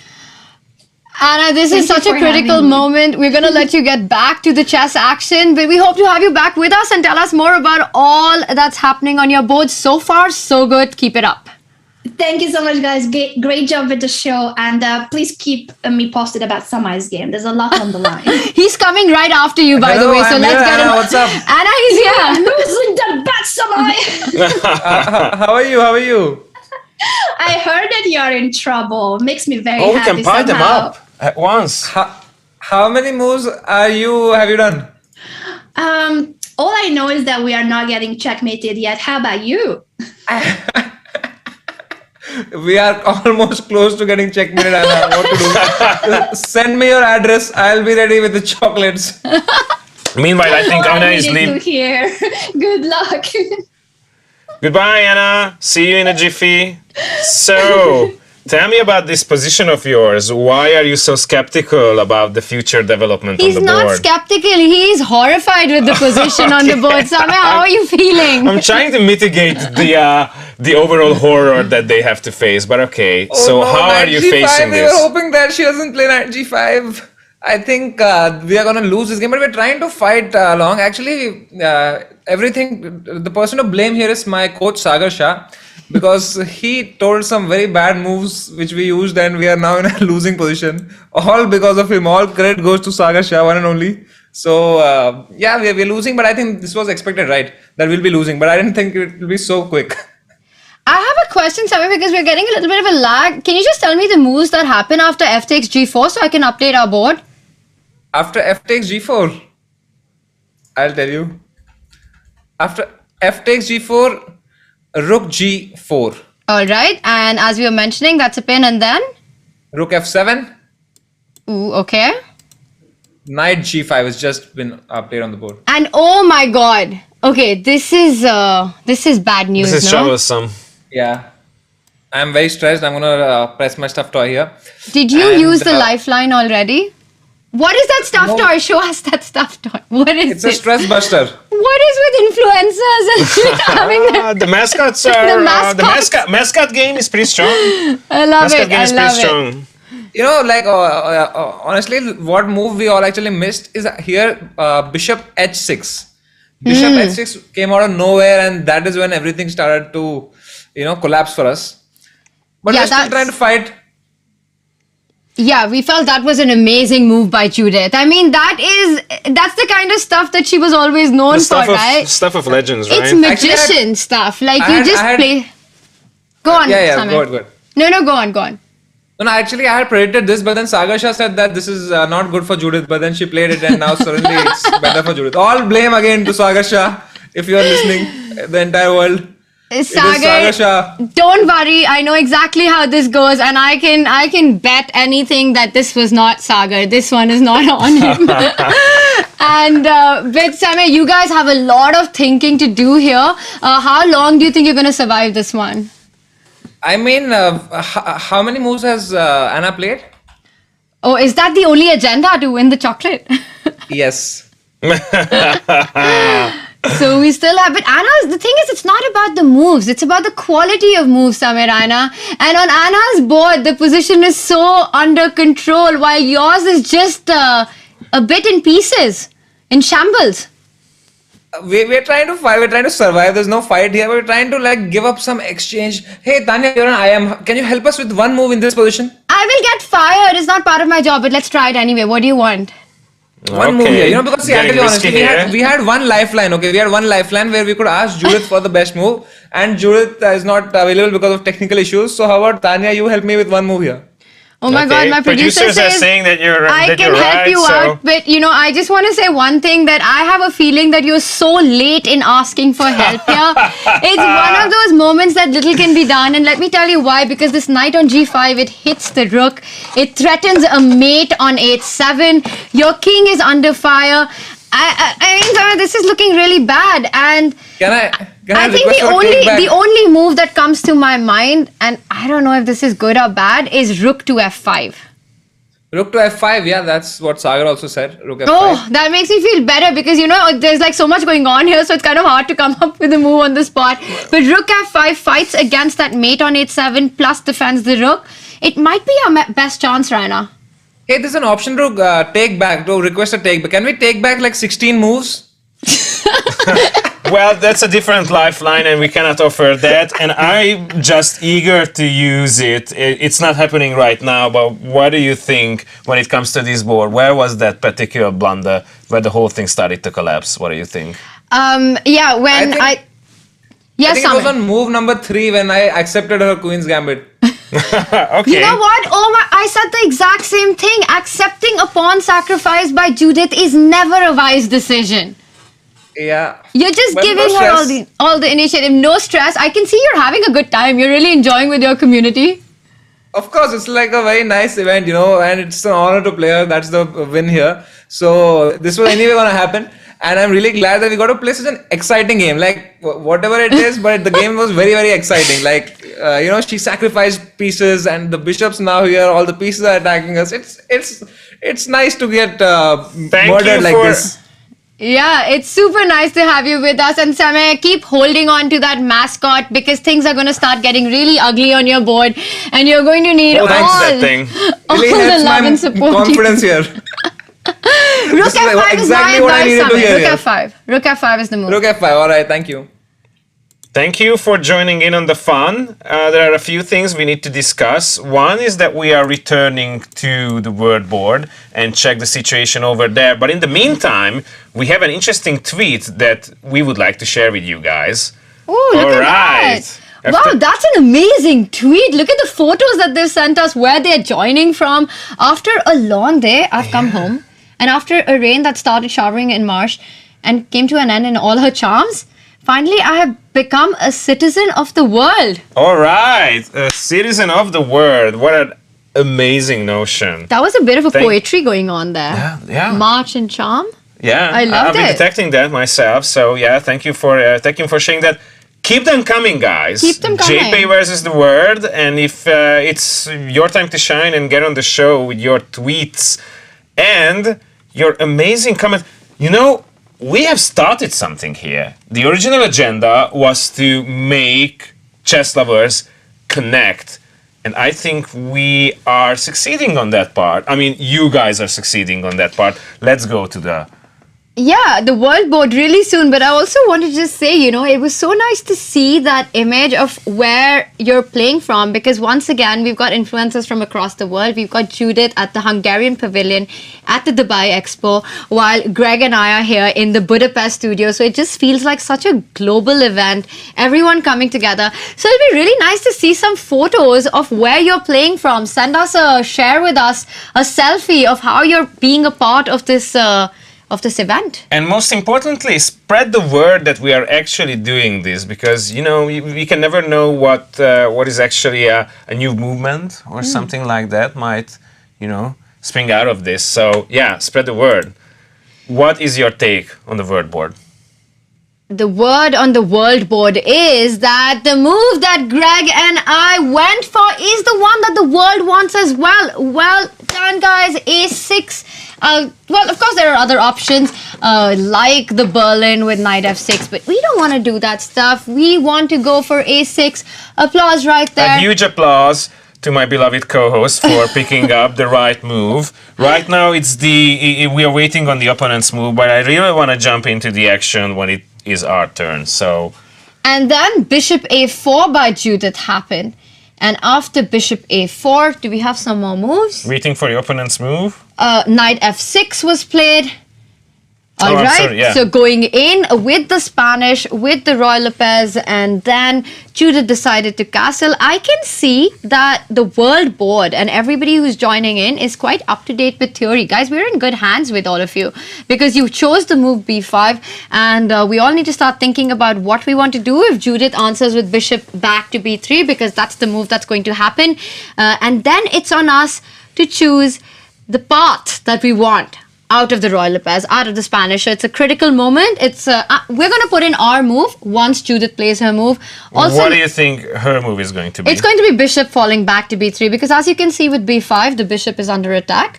So once she reaches on the world board, which as we saw in the circle of life currently, as I would like to call it, it is right in the center. So bishop b3 will be immediately blitzed out by her. We've got some stats with us. Let's take a look at how the world came to this decision. Thank you, Yaya. That's really sweet. It's a lot of fun. And you're absolutely right, Kakashi. I thought rook f7 was not Sagar and it was Sameh, as we all know how that goes. So don't worry. I absolutely did not fall for that one. We will bring up the stats really soon. Do you want a quick update on Anna's board, who right now looks like a very strong contender for that chocolate bar? It's all about the chocolate bar right now, right?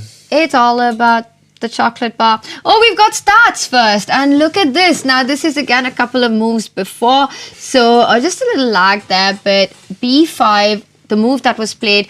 Ooh, slight margin, 27% to 28%. Yeah, could have been different. It could have been very different. Bishop c5 would have also been an interesting move. But eventually, the world went with b5. It's also really nice to see that so many girls and so many women are also a part of the whole thing. 10%, and I have to say that that's a big number with the kind of people who are participating.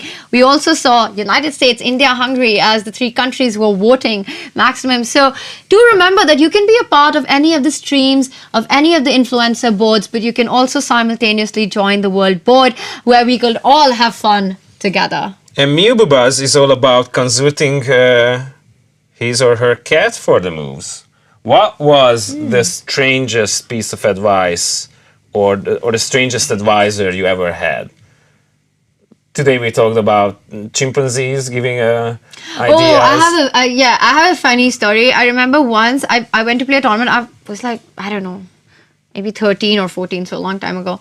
And I was having a terrible tournament, right? I was just losing game after game. And I was in such a bad mood. You know how sometimes you're just in such a bad mood that it becomes a joke, like it's funny. One of those tournaments. And I remember I was traveling with my mom at that time, and my mom was like, you know what, the chess isn't helping. Why don't you change your pen? That might help. And of course, it was just a very, she was trying to like lighten me up, or just go like, you know what, take it easy, it's fine. But chess players actually have a lot of superstition with this kind of stuff. The clothes they wear, the pen that they carry, and things like that. I did change my pen. Fun fact, the result didn't change. Okay. I was like, oh my God, what an interesting turn this story is going to have. Like, she did change her pen, and then all of a sudden, things were looking out different for her. And no. That's not how it works. Jan Nepomniachtchi had an interesting interview where he mentioned actually that chess players can be a bit superstitious. If you're playing well and you're winning, sure, keep the same pair of clothes on. Don't change. Wear the same T-shirt or whatever you want. But if you're not in form, you can change as many T-shirts, you can change as many pens, it's not going to help, it's not going to change. It's interesting to look at a game that is really, really science-based with all the theory that you guys been doing, and then all of a sudden... Sloppy singer, that's really funny. Some are planning to do a king sacrifice. All right. Wait, what? wait, what? Let's also quickly, while you struggle to find your the right bubble. The right bubble, yes. Let's get an update on the Anna crammling board. We haven't had a look in this one for a while, and Anna's community. Wow, my first thought on this is that, so white has just taken on f6, and black has to recapture. Currently, I have to say that black's position is not that bad. I kind of like black's position here. Mm-hmm. So what makes you say that? That's a good question, and the reason for that is that black has got these two bishops, and I'm wondering if she would consider taking with the bishop, but I don't like that move so much because after white snaps it up, you can't go with the rook because the e7 pawn is hanging. So at some point you will have to take back on f6 with the pawn yourself, and that might be immediately after this trade. E takes f6, hitting that bishop, eventually maybe go f5, open that up. I think Judith will fall back with the bishop to f4, attacking the d6 weakness. Complicated stuff. I would like a move like queen d5 please on the board right now, just simply getting the queen to the center of the board, defending that pawn. I want to jump in with my bishop to g4. I think Anna Kramling's community is doing well so far. You are really, really kind to all of these communities, and I can tell that it is coming from heart 100%. And from a professional point of view as well. So it's a huge round of applause to all of the communities so far, because you guys have been doing everything in the best possible way. Do we have a result already? I think we have a result already. Where? Oh my God. I think we need a confirmation on this, but we... At least on my screen, it shows that Antonio Radic's board is down and Judit Polgár has won her first game. Wait, against what? Already? Oh my God. Antonio, but can we get a confirmation on this? We need to have a confirmation before we say GG. That we don't give out GGs that easily. We don't, but then at some point... It was a good game. Well done. All right. Okay, so well... Is that confirmation? I'm sorry. The game is over. It is over, so... The game is over and Judith Polgár wins against Antonio. And this is what Judith has to say. It was a good game. Well done. One more time. It was a good game. Well done. Can we abuse Gigi? We might just will. So, can we look at the state of that board? Let's see how it all went down. How the end game went down. So we saw that white has got an extra pawn, and where we left it last was the move bishop to c6. Just going to bring that up. And this is where we left it last. Judith simply trying to double up her rooks on the d file. Very nice technique here.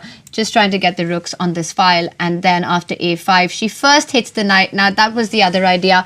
We were discussing about no squares for the knight, so the move rook d2 also took away the c2 square. So with a5, black cleared a square on a6, but the knight just goes...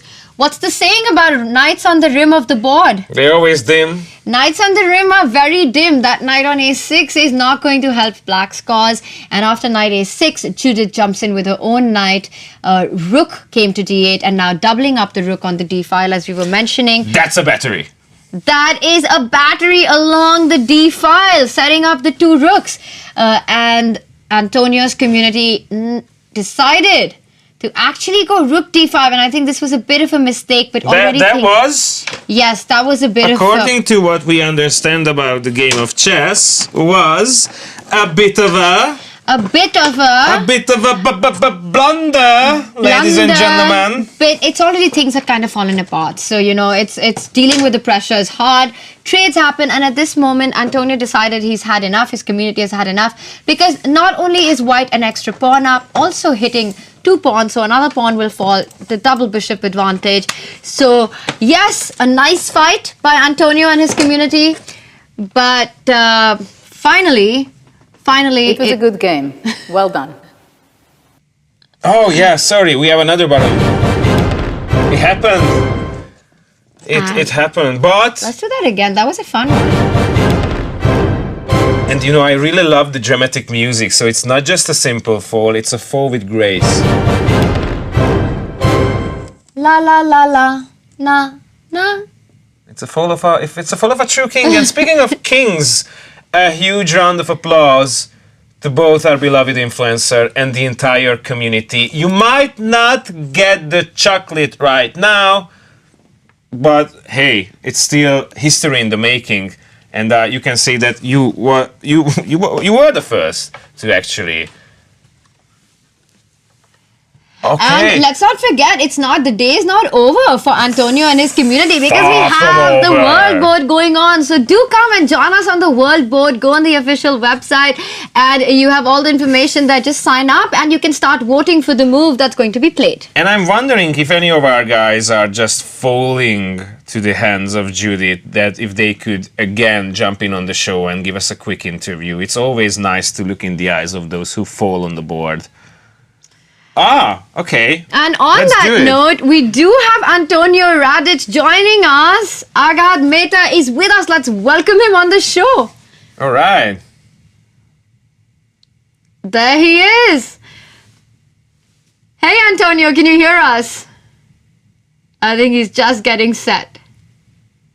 Hello there, good sir. I think he's just connecting. We shall have him shortly with us. Hey there, how's it going? He's all serious about it. Well, after that game, you know, it's been a tough one. Yeah. Antonio, do you hear us? Okay, so we'll probably be back with it's Antonio. Just as in that famous song by Imagine Dragons. Blunder, feel the blunder, lightning and the blunder. I had it in my head, and I thought this is going to be the perfect moment to jump in on. And you should see the faces of our camera guys; they are loving the show as well. I mean, I cannot prove it to you, but they definitely do. All right, so. We are technical blunder on the interview. Look at this. I just pulled up chat and Ankush Verma is saying that Samay is going to make a comeback. Okay. Is he going to make a comeback on his game? Let's get an update with what is the position. Last we left it looked like things were a bit out of hand. I'm not sure. Did we have some moves after knight g5? Chat, maybe you can tell us what is the move that he actually chose. Abhishek with an update that he's very close to being mated. I'm sorry, I just want to jump on this hype wagon. We need more squids. All right, chat. We are going to count back from 5 and we need you to put out those tentacles and make it the biggest, most complex emoji wave the North has ever seen. Are you guys ready? 5, 4, 3, 2, 1. Let's see that. Let's see the wave. Come on, the tentacle wave. I wanna witness it. Oh my god. We're getting it. We're Super getting awesome. it. Okay. There's a lot of squids in chat. A lot of squids all Lots over the of place. squids. Love it. Squids must have a hard time playing chess. Loving the squid energy. That's definitely a nice wave. Thank you guys. All right. Where were we? We were trying to see how much longer is this board going to survive. Let's bring this up. And after knight g5, what is the move that was played? Because I'm, again, just not getting an update on my board. With queen h5 threat, queen d5, I highly doubt that would be. And we've got Antonio with us, so we'll come back to this one. Let's see if he can hear us this time. Antonio, do you hear us? Do you copy, good sir? I feel Hello that. there. He's really close. Okay. I think he can hear us. Or he We can't tries hear to, you. He tries to communicate. Oh, maybe we have to just communicate too. Because Yeah, we can't hear Antonio. Are we going to start playing? That is, by the way, the YouTube chess channel of Agad Mehta. Well, I'm pretty sure everyone already knows it. I don't think there's a single chess enthusiast who hasn't watched his videos. They're probably the best videos out there to get into the game. What an interesting compliment. All right. 100%. I think he's sensational with his chess educational videos. Super entertaining, super instructive, compact, and explains the ideas really well with a lot of captures. And despite all the positive things we can say about him, right now it is not the time for us to... We have... The miracle of sound. Can you hear us? Yes. Yes, it is a solid copy. Hello there. Yes. Antonio, how are you doing? And tell us about your experience so far. Well, so far we've actually finished the game, so there's no so far. But yeah, it was a very, very incredible experience. We've decided to go for a very sharp line that doesn't really exist, and Judit exploited it very well. She had a quicker way of exploiting it, and she actually allowed us back into the game, but we did not take our opportunity, and that was just it. Let's see if we can try and get our chessboard up on the screen as well, Antonio, and we have it. Maybe you can take us through some of the moments where you felt that things were starting to get a bit messy for your community and for yourself. Yeah, okay. Here after f5, we decided to make it a little bit interesting. She accepted the pawn. She played e-captures on f5, and we didn't go for the immediate recapture. We played knight to f6. Trying to go for some rapid development, see how this will turn out.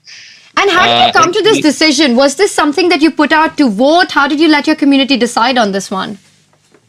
Well, we decided that we were going to play as aggressive as possible.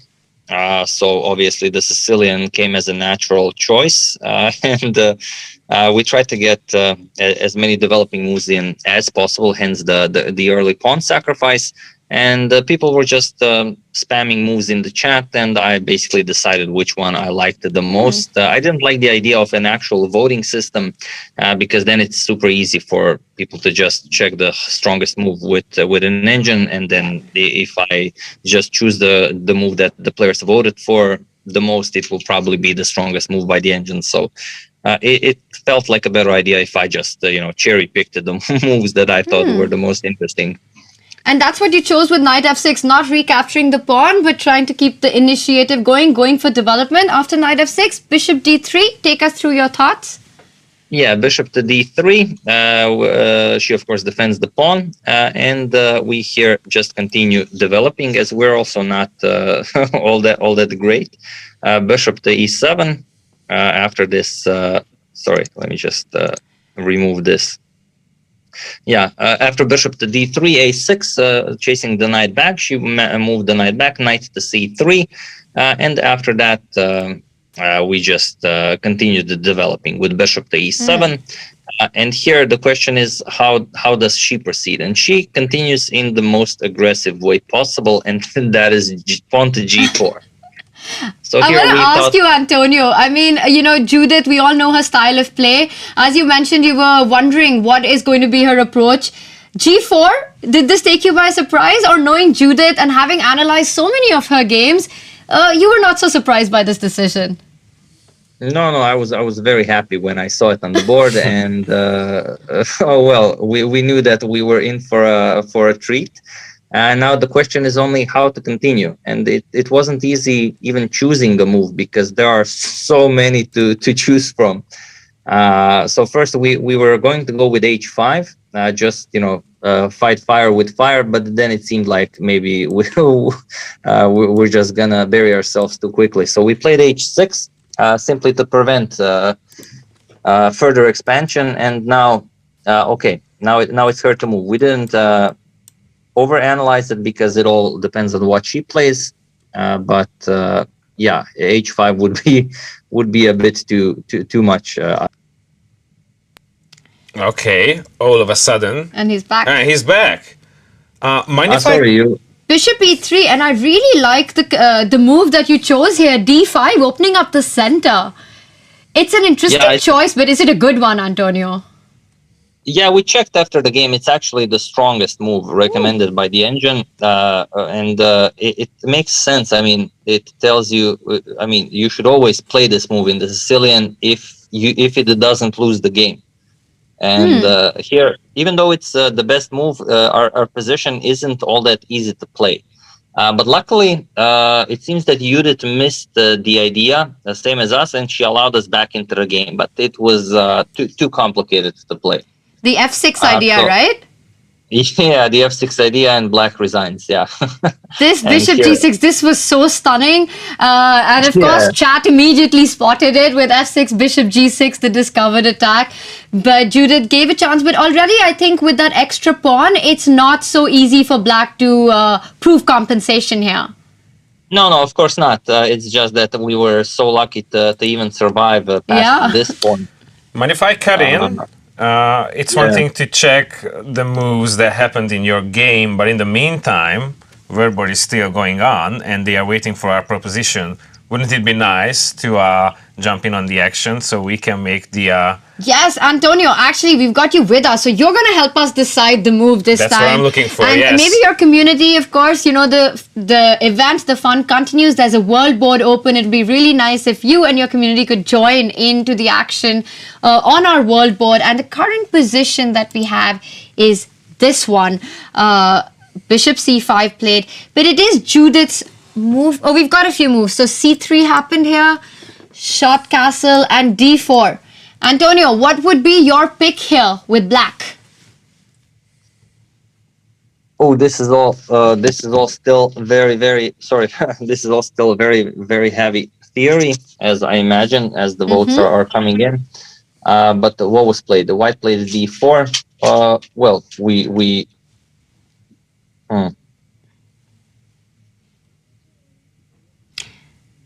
Yeah, we capture, we captures on D4. E takes D4 is Agad Mehta's choice here. You know what? Let's go with that one. I think this is the one that the world has chosen, actually. We have gone for E takes D4. And now we're expecting her to recapture with the pawn. And if this happens, Antonio, do you just fall back with the bishop to B6 now? I think I've analyzed this position so many times that it's I guess it's sort of still theory if the bishop can come to both b6 and a7 for some reason. So I guess people will choose b6. I would go for bishop b6 here as well. So this one's heating up. But Antonio, we'll come back to this. Just really quickly going back to your board. Yes, after this, you got a chance to come back to the game and then eventually Judith managed to win it. Tell us about the experience of playing against Judith and for your community to have the opportunity of this game. Yeah, I think we got the absolute best experience possible. We got to play a very sharp line against Judith, or rather, okay, there are some sharper Sicilians, but we kind of made it super sharp with that f5 move, which allowed her to go for the full attack with the g4. And well, we are not disappointed. We tried. We saw what she can do, and she is still incredible as she ever was. So. And you shouldn't be disappointed. Yeah. And Judith has a message for you, and we would like to play it now. It was a good game. Well done. Well done. That's GG from the woman herself. Antonio, you've made such amazing videos and where you're analyzing all these great games that have been played, and a lot of them are of Judith's games as well that you've looked up and that you've produced videos on. Her style of play, of course, we all know has always been aggressive, and do you think after analyzing her game so intensively that she will probably be the master of attacking chess for generations to come? Well, most definitely. I think if you allow her a position where attacking is possible, then no one is safe, and whoever faced her has experienced that without exceptions, I think. And that will not change. I think it will take quite some time for someone to even come close. I completely agree. And finally, before we let you go, are we going to see an Agad Mater video on the game that just happened? Yes, of course. I will try to make it today, but if not, then tomorrow for sure. All right. We're looking forward to that. GG, congratulations, and really just the biggest round of applause to you and your entire community. Thank you so much, Antonio, and we really hope that we'll see all of you from Antonio's community on our world board as well. Thank you. All right. Until next time. Cheers, ma'am. Thank you. So, word from the producers is that is another board that needs our attention right now. And I hear that we're being informed by our chat that Pepe's board, the action is on. So let me quickly bring that up. Carmen is on the line. Okay. And we have a special guest joining us from the Spanish Pavilion at the Dubai Expo. We've got Carmen with us. She is the curator of the pavilion, the Spanish Pavilion at the Expo. Which is crazy because Judith is part of that pavilion right now. So all things are connected. There she is. Hello there. Hello. Hi, Carmen. How are you doing? Very well, thanks. Do you hear me? Yes, we can hear you just fine. Are you still in Dubai? I am still in Dubai, of course. Very That's really nice. You know, Carmen, we were there in November at the Spanish pavilion, and it just felt like the entire pavilion was a celebration of chess. You had this big live board, you had the broadcast. Tell us a little bit about the connection between the Spanish pavilion and chess. How did it happen?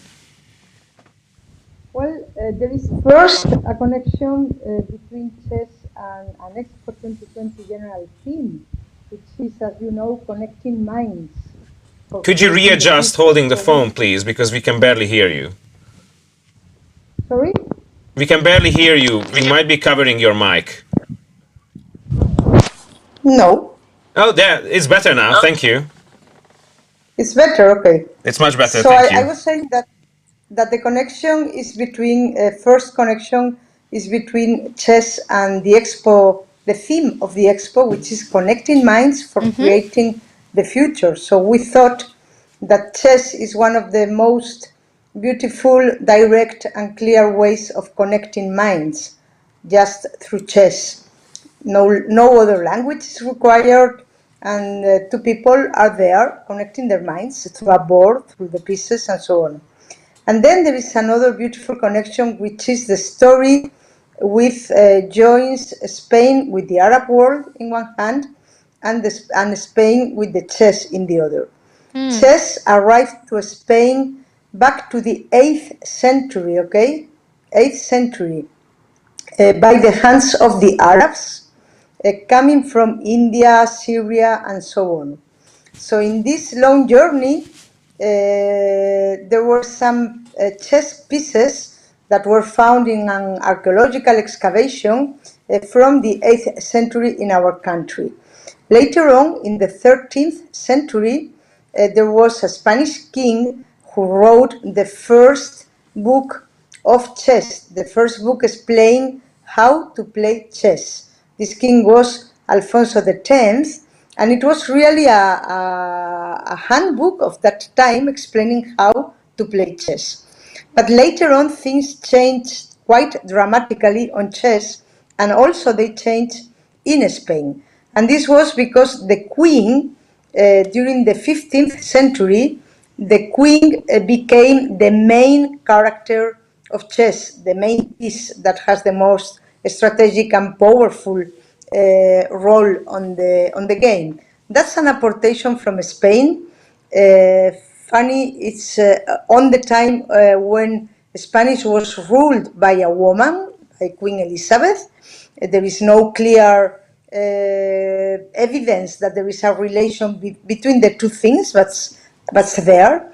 And later on, in the 16th century, the rules of contemporary chess, the rules that still are used on chess all around the world, were written in Spain. So there was this historical connection that made us think about having chess as a main element in the historic part of our pavilion, because then we have another area related to innovation and so on. And that was also the reason why we decided to organize what was the first digital chess school tournament. This was a call from Spain Pavilion back by the end of this year 2019 already, my God. And we had over 2,000 kids from schools from 53 countries registered and playing a tournament of chess, and it came along in the time of COVID. Of course, that was not on our script. COVID came in the same months than we were planning to do this chess tournament, and the finals of those chess tournaments were played in our pavilion in the month of November. I don't know if you were there by that time or not. And as you might know, around 120 kids from 10 different countries came and played the finals of that tournament in the Spain Pavilion. And the winner was a team from India, which is a beautiful story because it's like a circle, no? We started the story in India, and then we close it with an Indian team winning the first school chess tournament at Expo 2020.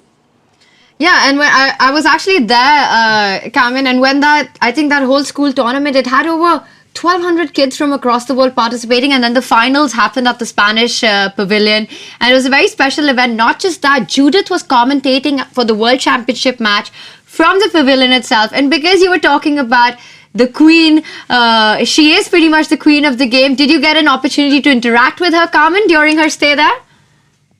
Oh, yes. We have interacted with Judith from a long time.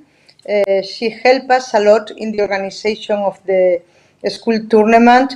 In fact, there were quite a big number of teams of schools from Hungary participating in it, thanks to her spread of the idea. And then she was with us during the finals.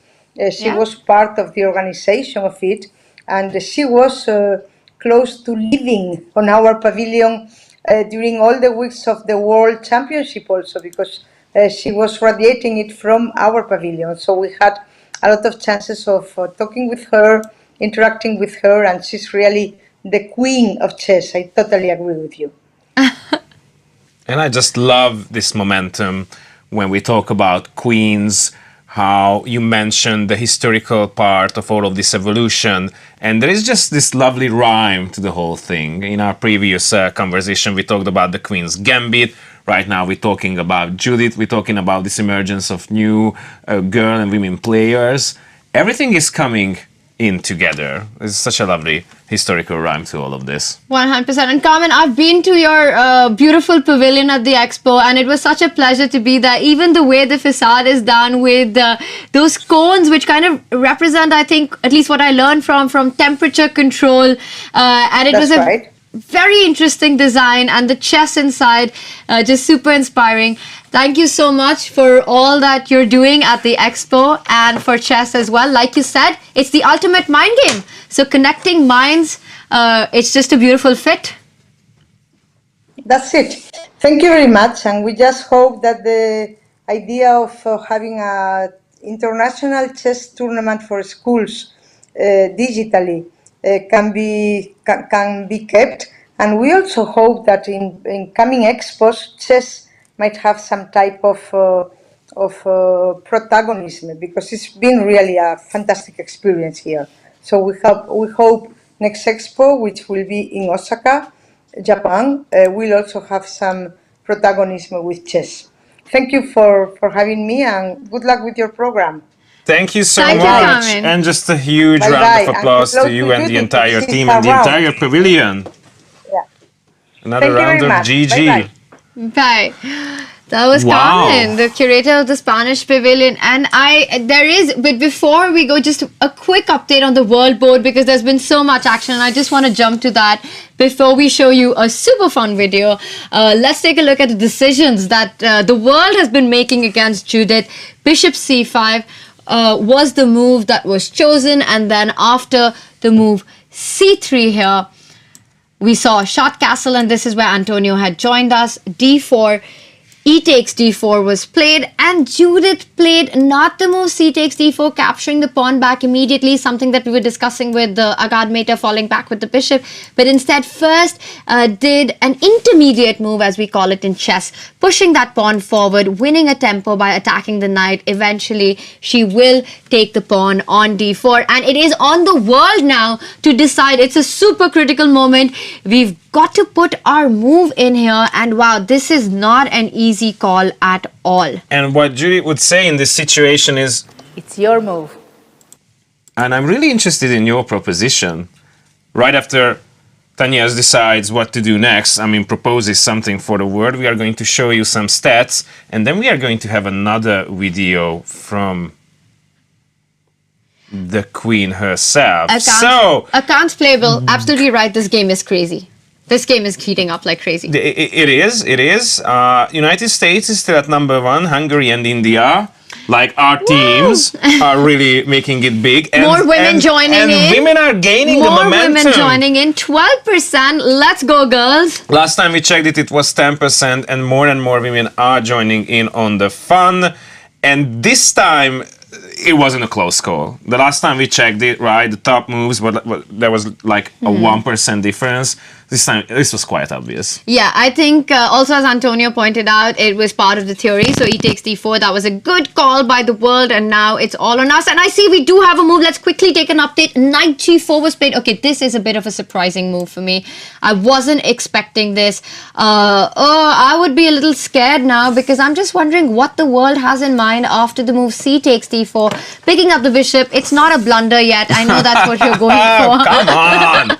Destroying my fun. C takes d4, right. Attacking the bishop. And what are we going to do after h3? What is the future of this knight on g4 world? This is a wild position, and things are going to get a bit messy for us. She doesn't know it yet, but what we're going to do is actually give you another clip and take a deep breath. See you in a jiffy.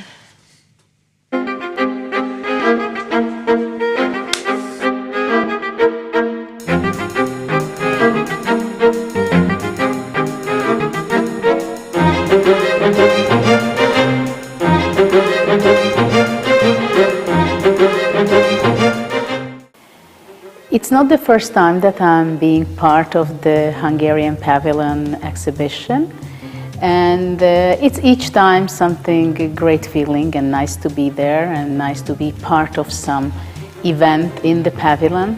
I was at the expo already for nearly a month during the World Championship match between Carlsen and Nepomniachtchi, which was very exciting. I was the commentator there. And the expo itself is something amazing. I've been before in other expos, but this in Dubai, it's something spectacular, and I was enjoying a lot going from different pavilion to pavilion. And it is very exciting, and I'm very happy and honored that chess takes a big part in there. This is the first event which is going to be a social community event from this respect. And I'm very happy that this takes place. There were a lot of preparations and brainstorming until we came to the conclusion that this is something very unique and special. And the reason is it came to mind that I'm going to play against communities because it's something very new in chess as well. Before, in the old times when I started to play chess, I was traveling to events, I was playing with people. Later on, when I was a teenager, computers came into my life, then emails and internet, and of course it started to develop. But in the last 2 years, it was such a boom in the chess world, having a lot of streamers, and they started to have tens of thousands and hundreds of thousands followers by now. Also thanks to the COVID pandemic, unfortunately. But chess is something that you can really enjoy, play, talk, chat, having a show, anything through the internet. And this is what happened with chess, that in the last 1.5, 2 years, there are a lot of streamers who became extremely known and famous and watched. So this was the reason it came to my mind that how beautiful it could be to play against them and their communities, because chess is something, can be a game where you can consult the moves, you can discuss, one is right, the other one has a different opinion. And I think the main reason of this special event to show how diverse chess is. And we are not focusing necessarily on the sportive aspect, obviously, because a simultaneous exhibition is always about the person who gives the sim who is much stronger than the players who I'm playing with. At the same time, now it's going to be a great challenge for me as well, because I'm doing it for the first time. And of course, a lot depends on the streamers, what community they have, how they are going to be thinking about this, how active they are going to be, how happy they are going to be able to discuss and possibly talk to me, see me being part of something very unique and something which is happening for the first time. And it is really exciting. When I called every and each influencer and streamer to play against me with their community, it was a great pleasure and great experience that all of them were very positive and they were happy and they were excited, of course with many questions, how we are going to be executing the moves, the time, the whole show, and anyway. I think they are also excited that it's something interesting going to happen here, something interesting with me is happening. And they're also not sure how it's going to be the exact way of playing, because it's the first time. But they're excited and they are very open-minded and happy to join this journey and be part of it. About the result, it's something that I think all of us takes this journey as a fun time. So most of the streamers, they said, okay, it will be this way, that way, we're going to have fun. And I think that's the main message we want to give, that chess can be very social, chess can be a lot of fun, chess can be something that we can play and discuss and talk and do everything socializing at the same time. Chess became very virtual in the last 2 years, that's true. And chess players were able to adjust themselves. It's also part of being resilient, that we are just adjusting ourselves to the circumstances. Obviously, playing online, even big tournaments are happening online lately. It gives a very different feeling from the one when you really play against each other. When you play against each other in a room, in a tournament set up physically, it means that you have all this psychology there. You feel the opponent, you feel the aura around, you are walking around, watching other players playing, chatting with other players. So it has a completely different dynamics. At the same time, when we move online, something is taken away from us, but we also get a lot in return. Because now with this event, for example, anybody can join, anybody can feel that they are part of it, even if they are suggesting only one move. They can join the different communities, they can play on the voting chess on the world board. So it gives a completely different dimension, which gave a great push for the game, and that people even who never played the game is the first time that I'm playing against the world this way. I played a long time ago when it was on radio, you could play, but now it's a different dimension. So today's technology, of course, there are a lot of things which is possible to do. And we thought about it, what about having one board where I play against the world?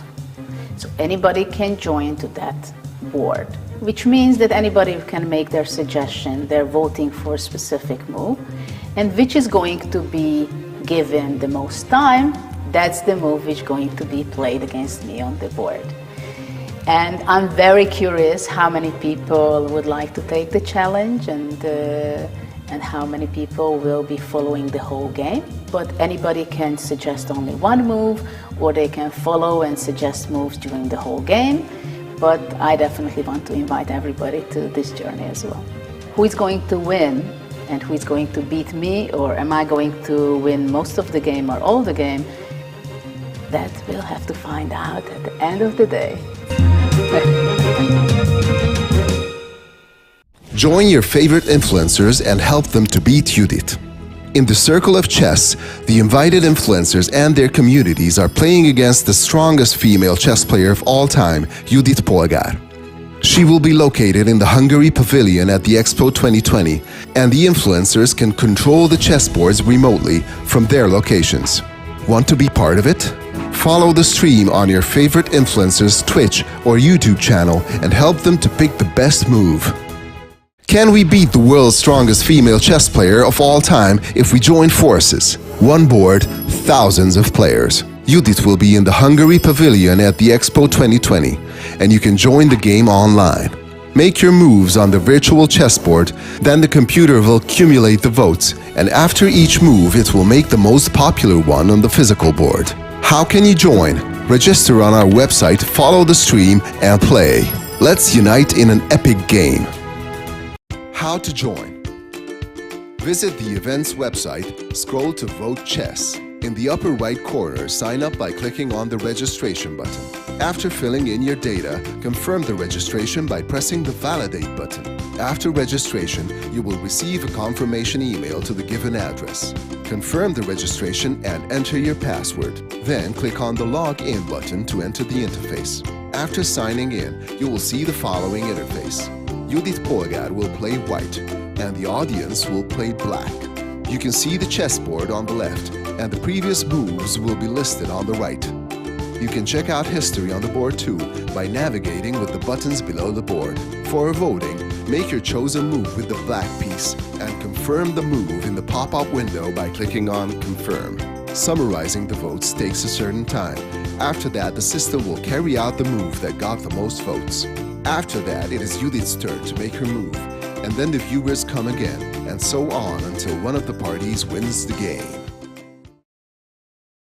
All right, welcome back to the show, everyone. You know, a word on the streets, word on the boards is that although Judit is taking good care of every one of her opponents, there is still a possibility for you to join in on the fun at the word board on the 11th table. This is, by the way, making history. We are not just setting a new record, we are creating a new record. This is going to be the very first time anyone has ever done this. So if you want to be a part of writing Making History, see you at the 11th table. Meanwhile, there are a lot of things that are happening. One of them, for example, is the fact that we have the third round of giveaways, and we are going to tell you about the different awesome prizes that you can take home with these giveaways.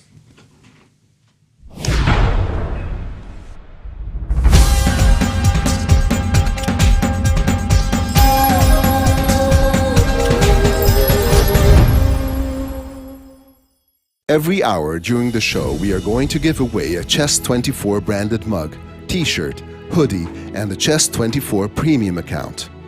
You can also win a Chessable Pro account, a Master Your Chess with Judit Polgár course Part 1 and 2, a Play Magnus app voucher, and a 2 months prepaid Play Magnus Plus membership. Lovely. Well done on that. That was a blunder. Okay.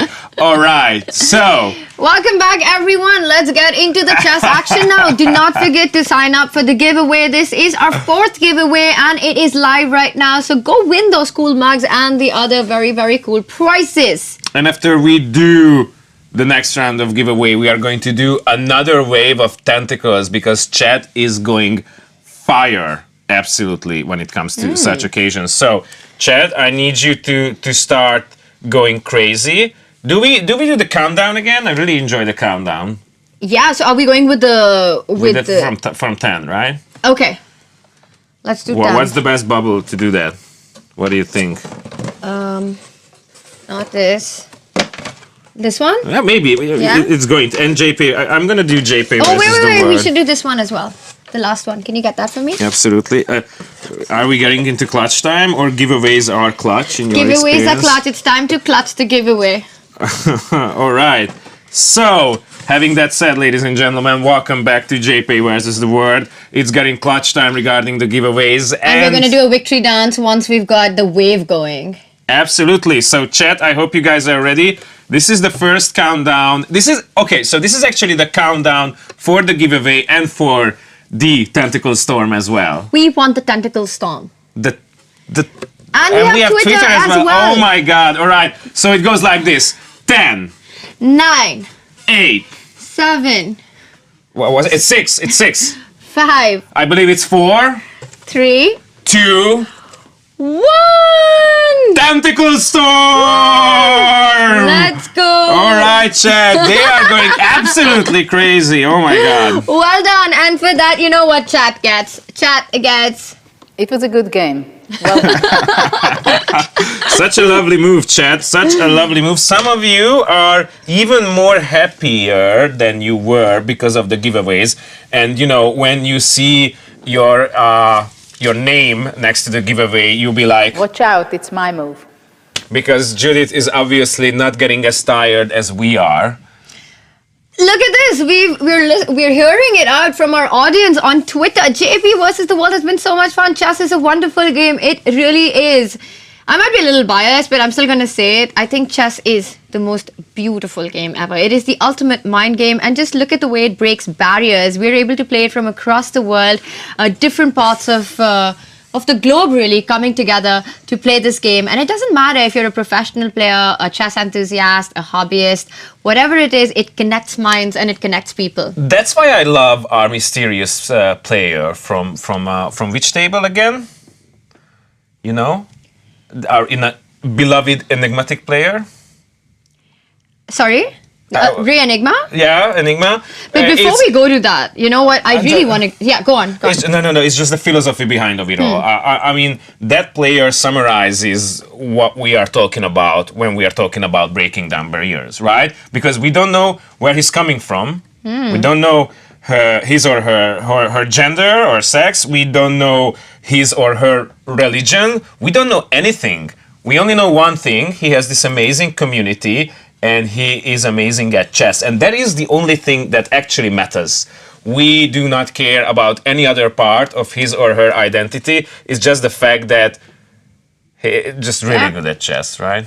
Yes, absolutely. And the only other thing that matters right now is that Judit Polgár has won her second game. Oh my God, really? And it is against Samir Raina, who I just heard on my earphone. Was I imagining it or is Samir with us? He's with us. I am here. What do you mean she has won? Wait a second, hold it. Oh wait, she hasn't already.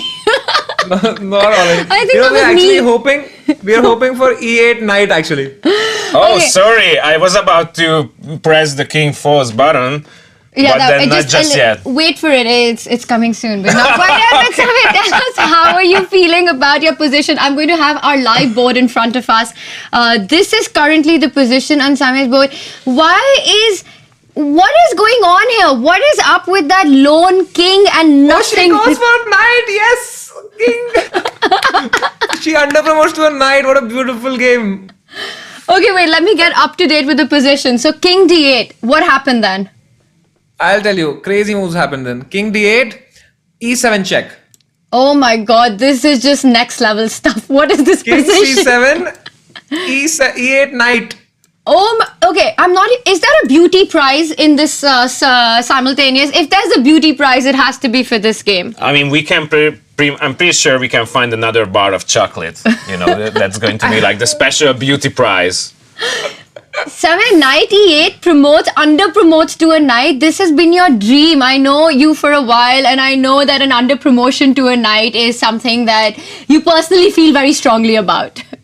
Yeah, it's a very beautiful checkmate, and I'm really glad that I got to witness this against Judit Polgár, man. But what a game, and we had 10,000 people, 10,500 people throughout, like for all these hours. I don't know how many hours we've been streaming for. I think, let me check. It's been 6 hours. Wow. By the way, just to update, it's still not a checkmate. I mean, it's really close, but you still have a couple more moves that you can make. I mean, I'm trying for the chocolates now. Playing for the chocolates, a chocolate OP in the chat. This has been quite a game, no? I mean, like you took all your pieces to the queen side and then got demolished on the king side. Dude, I never understood when we lost this game, when it became bad. We had just started, like Sagar said, that she started the battle when we were not even ready. Like, I don't even know when she started the battle, man. It just came out of nowhere. Came out of nowhere. That is usually Judit Polgár's attack. But you know what? I've never seen anyone as happy as Samay after losing this game. I mean, you're just glowing after this game. Of course. I mean, we are having 3 knights on the board against Judit Polgár. She attacked us. What more do you need? She's showing all her skills against us here. That's some reason for some celebration, right? So I think we owe him a victory dance. Am I right? So... This has been an absolute pleasure. Come. You have to take it more seriously. Yeah, this is us dancing. Sorry. Guys, please head to their stream and witness their dance. But you guys, I mean, you're doing a very commendable job keeping people glued for so many hours. Thank you so much.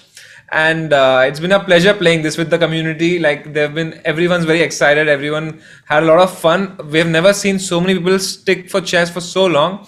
And it's a pleasure completely to play this. Before you go on, there is a message Judith recorded just for you guys. I'm gonna play it for you. It's only for you. It was a good game. Well done.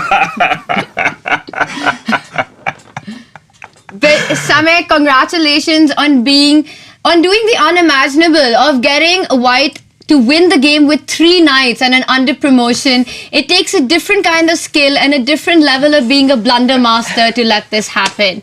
You've done a brilliant job, and we're also proud of you. Thank you. But I would really like to thank my coach Sagar Shah, who's been with me since day one. He's been teaching me everything I know today. I owe to him beginning chess.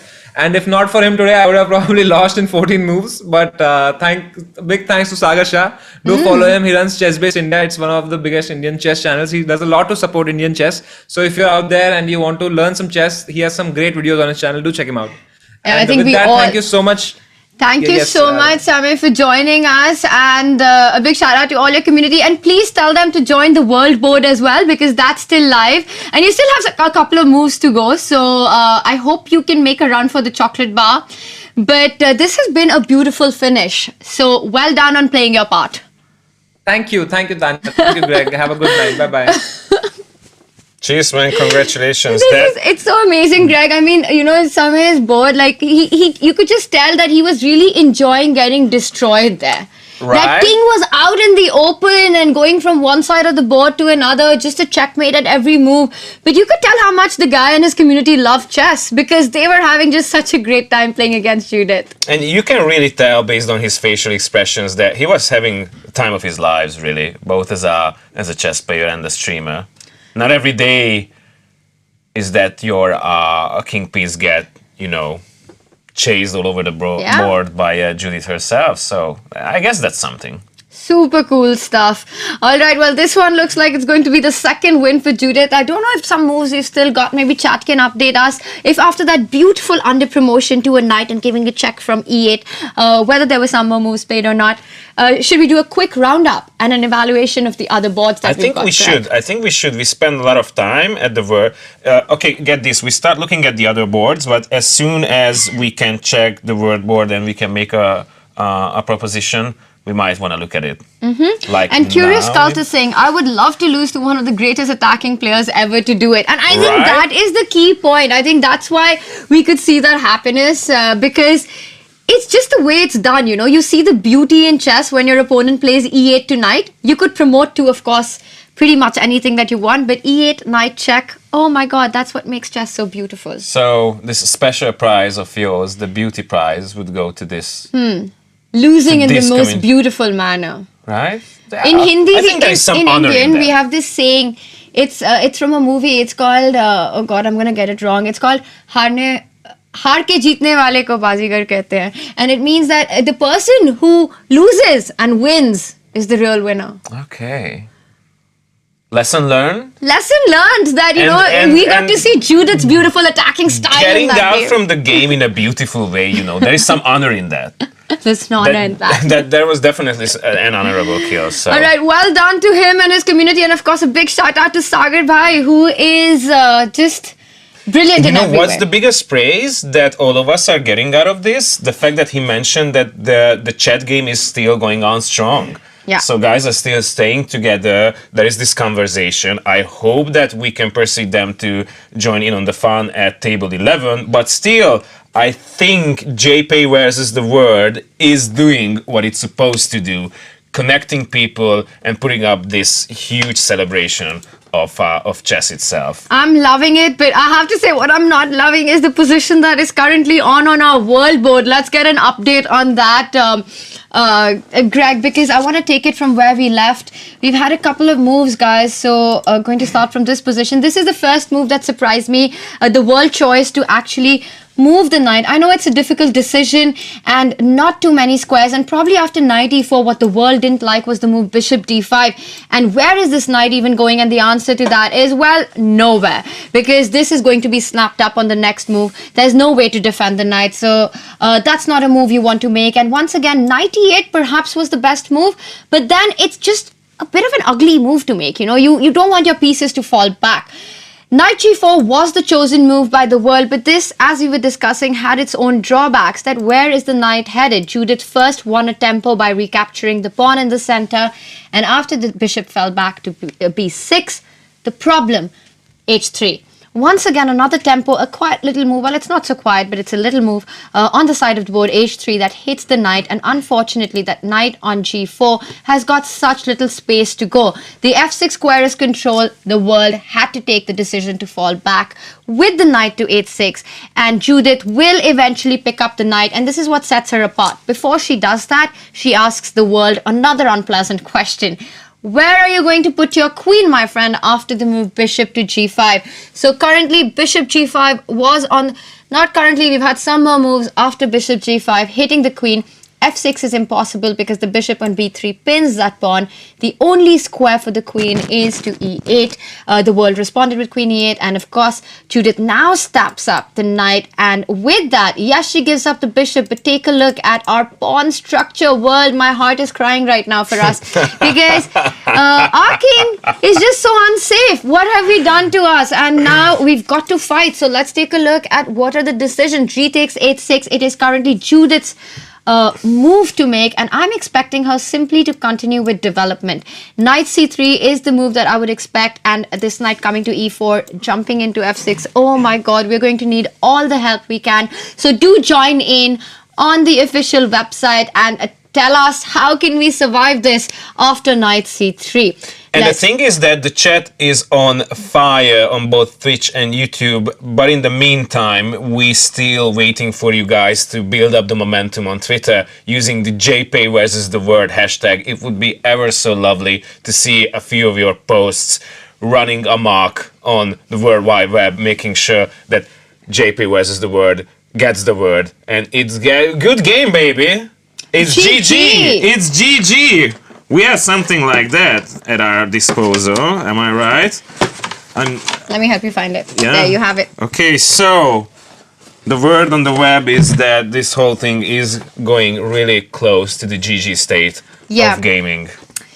And there we have our stats as well. Speaking of GG, those are some... You know, I just love how the female participation is just rising, Greg. We're at 13%. 13%. I'm rooting for you guys. That's amazing. But what's more interesting... No, not more interesting, sorry, but almost as interesting is that, you know, the top moves are getting more and more like a shared thing, like a settled thing amongst the community. I remember the first 2 times we checked it, they were quite close, and right now it was 90% last time. Well, this one's understandable because it was a recapture. Okay. So the world had to make that move, otherwise we would just be lost on the spot. So G86, well done on a 90% score, as Greg, you're mentioning. A lot of you, of course, immediately spotted that. And we've got a current position, but before that, we have a very special guest joining us from India. It is Sagar Shah from Chess Space India. Sagar, bhai, what is up? Co-founder and Hello, CEO, hi. the man himself. Hello. Lovely to see you. How's it going? Hi guys, very nice to see both of you, and what a nice show this has been. I mean, okay, we got smashed You completely. got smashed, and how? Sagar, 1 second. Samay has just been putting the entire blame on you. How would you like to defend that?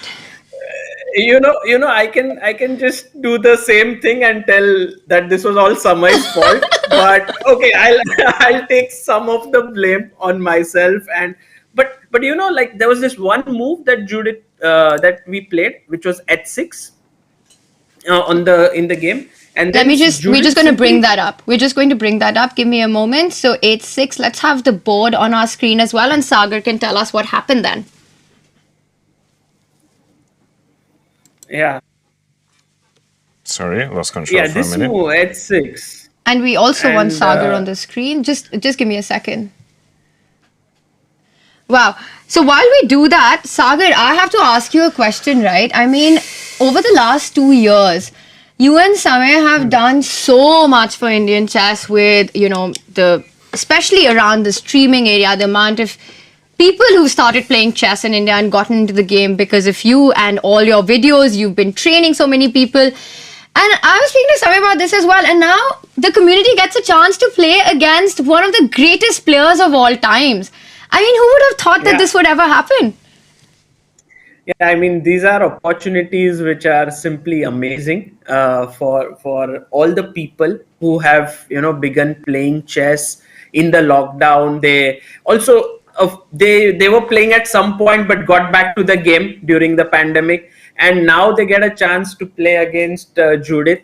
So it's a tremendous opportunity because you know, we all the time keep saying that Judith is a wonderful attacking player, and we got some live action here, you know, like just you move a pawn in front of your king, and there it's like a hook, and she goes g4, and this was a move which we never thought that would have, you know, she would play. Like we were thinking she would have castled or something like that, and she went g4, and after this we were completely kind of stunned because g4, then h4 came, and you know, she was all over Sagar, us. the funny thing is that 8-6 is such a natural move, right? You want to make that move because otherwise you're just allowing the white knight to g5, threatening mate. The knight is coming to e4. I mean, 8-6, you play it without much thought. You're just thinking that this is what the position requires. And then Judith's just crushing you after that. Yeah, in fact, I must confess that after Samay played h6, I told him that's a very good move, because if you would not have played h6, then she would have gone knight g5 and you would have to play g6. All squares would have been weakened and all of that. And when she played g4, I had to eat my words, you know. Is this when you started getting a bit scared about the position the moment you saw g4 on the board?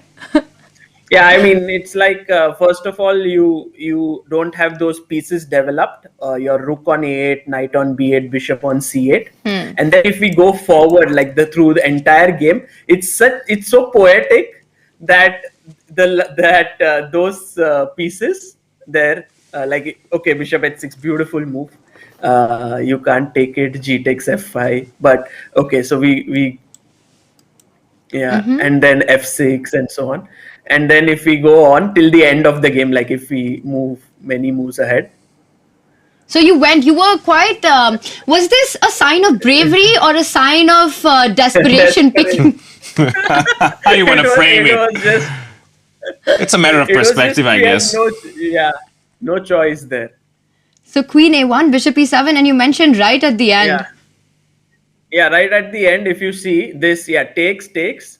And now, if you see all the pieces there, these three pieces. They are still at their initial position, and it's such a beautiful game because these three pieces haven't moved. The queen is right on the other end of the board, and there she's making a knight. She's under I mean, Tanya, and have you seen much beautiful game than this? This is just stunning, right? And then she actually goes E8 knight.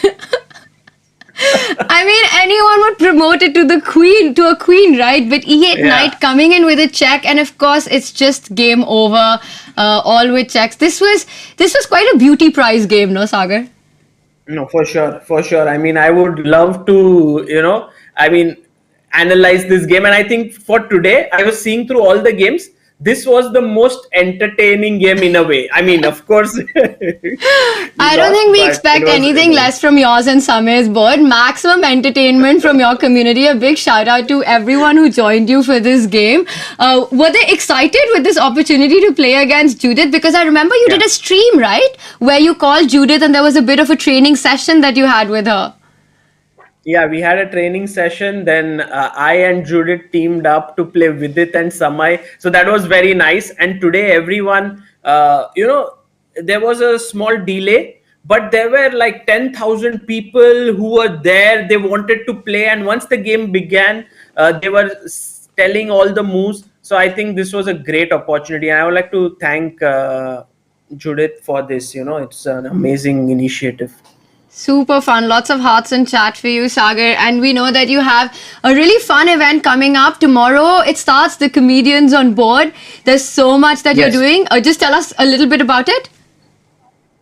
The Comedians on Board is a tournament that is played online between some of the best comedians and creators of India. And there are going to be 24 of them, 6 teams. Wow. It's a team tournament this time. And some of the biggest names in Indian comedies and creator space who love chess are going to play. So it's going to be an event that is followed by thousands of people. And of course, Sama is the brain behind it. He found, COB started like maybe a couple of years ago, right at the start of the pandemic. And this is the 6th edition now. And it's an event which chess lovers are always looking forward to. So I'm very excited. I'm super excited about it, Sagar. Thank you so much for joining us. All the best for the event that's coming up. And plus, we're looking forward, by the way, for a video on this amazing game on Chess-Based India soon. Yes, I'm going to do that tomorrow itself in the morning. I'll analyze it and I'm going to talk all about how Samay made mistakes, I made mistakes, the chat went wrong. It's going to be fun. It's going to be a lot of fun. All the best for all the projects that are coming up and for, of course, the reels as well, Sagar. Thank you for all that you do. For saving the planet, yes. We're saving the planet. Sagar OP in chat. Thanks, Sagar, and we'll see you soon. Thank you so much for joining, and GG on your end as well. I would like to ask a personal question. Yes. How are you feeling about the fact that Indians are in the top 3 regarding countries right now at the world table? That's so amazing, right? I love it. I mean, this just shows also the kind of interest of chess that India has. As they were mentioning, there were 10,000 people playing the game against Judith. That's crazy. And I know them really well. And they have this really strong community. It's literally like a family. They love chess, they love Samay, they love Sagar, and them together is always a blast. And the opportunity to play against Judith is such a dream come true for all of them. So it was really fun to see that. I'll tell you what, I'm not entirely surprised that India is one of the top voting countries. In fact, I'm surprised it's not at number 1. Guys, let's make it at number 1 already. Yeah. But, you are this absolutely lovely, humble person who is not mentioning the fact that it might have got something to do with your beloved person as well. I mean, right? This show is having an Indian and Hungarian host, and I'm pretty sure that you putting out the word was a huge thing as well. So, Gigi, on your part as well, I think it is time, chat, to give my beloved co-host her own storm of tentacles. In 5, 4, 3, 2, 1. This one is for you. Come on. By you, do you mean me? This for you. No? But there's like nothing happening. How is that possible? Maybe it's just frozen. I'm pretty sure. Why? We have to do this again. No, I'm not giving up. While Greg I'm not giving. No, out nothing why- else happens. Nothing is JP versus the word. I'm gonna get fired if I don't get this tentacle storm. All right, let's do this again. Tentacle, Again? you guys are sleeping on the job. 5, 4, 3, 2, 1. Tentacle storm. Come on. We do have a lot of hearts in A lot of chat, hearts in the- though. okay, now we've got that's it going. the thing, So that's the- I love how we have the heart storm on YouTube and the tentacle storm on Twitch. Thank you so much, and a big shout out to everybody who's joining us on Twitch and YouTube. And remember to send us your tweets on Twitter. Use the hashtag JP versus the world, and we will feature you on our show. You know what I would love to see is if you share your selfie, show us where you're playing from, how are you watching the show, and how are you a part What of are it. your surroundings and circumstances? How is it that you decided to get into the show? In the meantime, there are some tables that are not getting enough of our attention. I think we need to do a quick tour of all the action that's happening up. Let's and go, I want Tanya, to let's start go. with Where Anna do you wanna Rudolph's start? board. We were very happy with the way Anna's community had handled the position. And wow, lots of developments. I'm going to have to take this from the moment where we left it so that we can have a proper idea of what happened.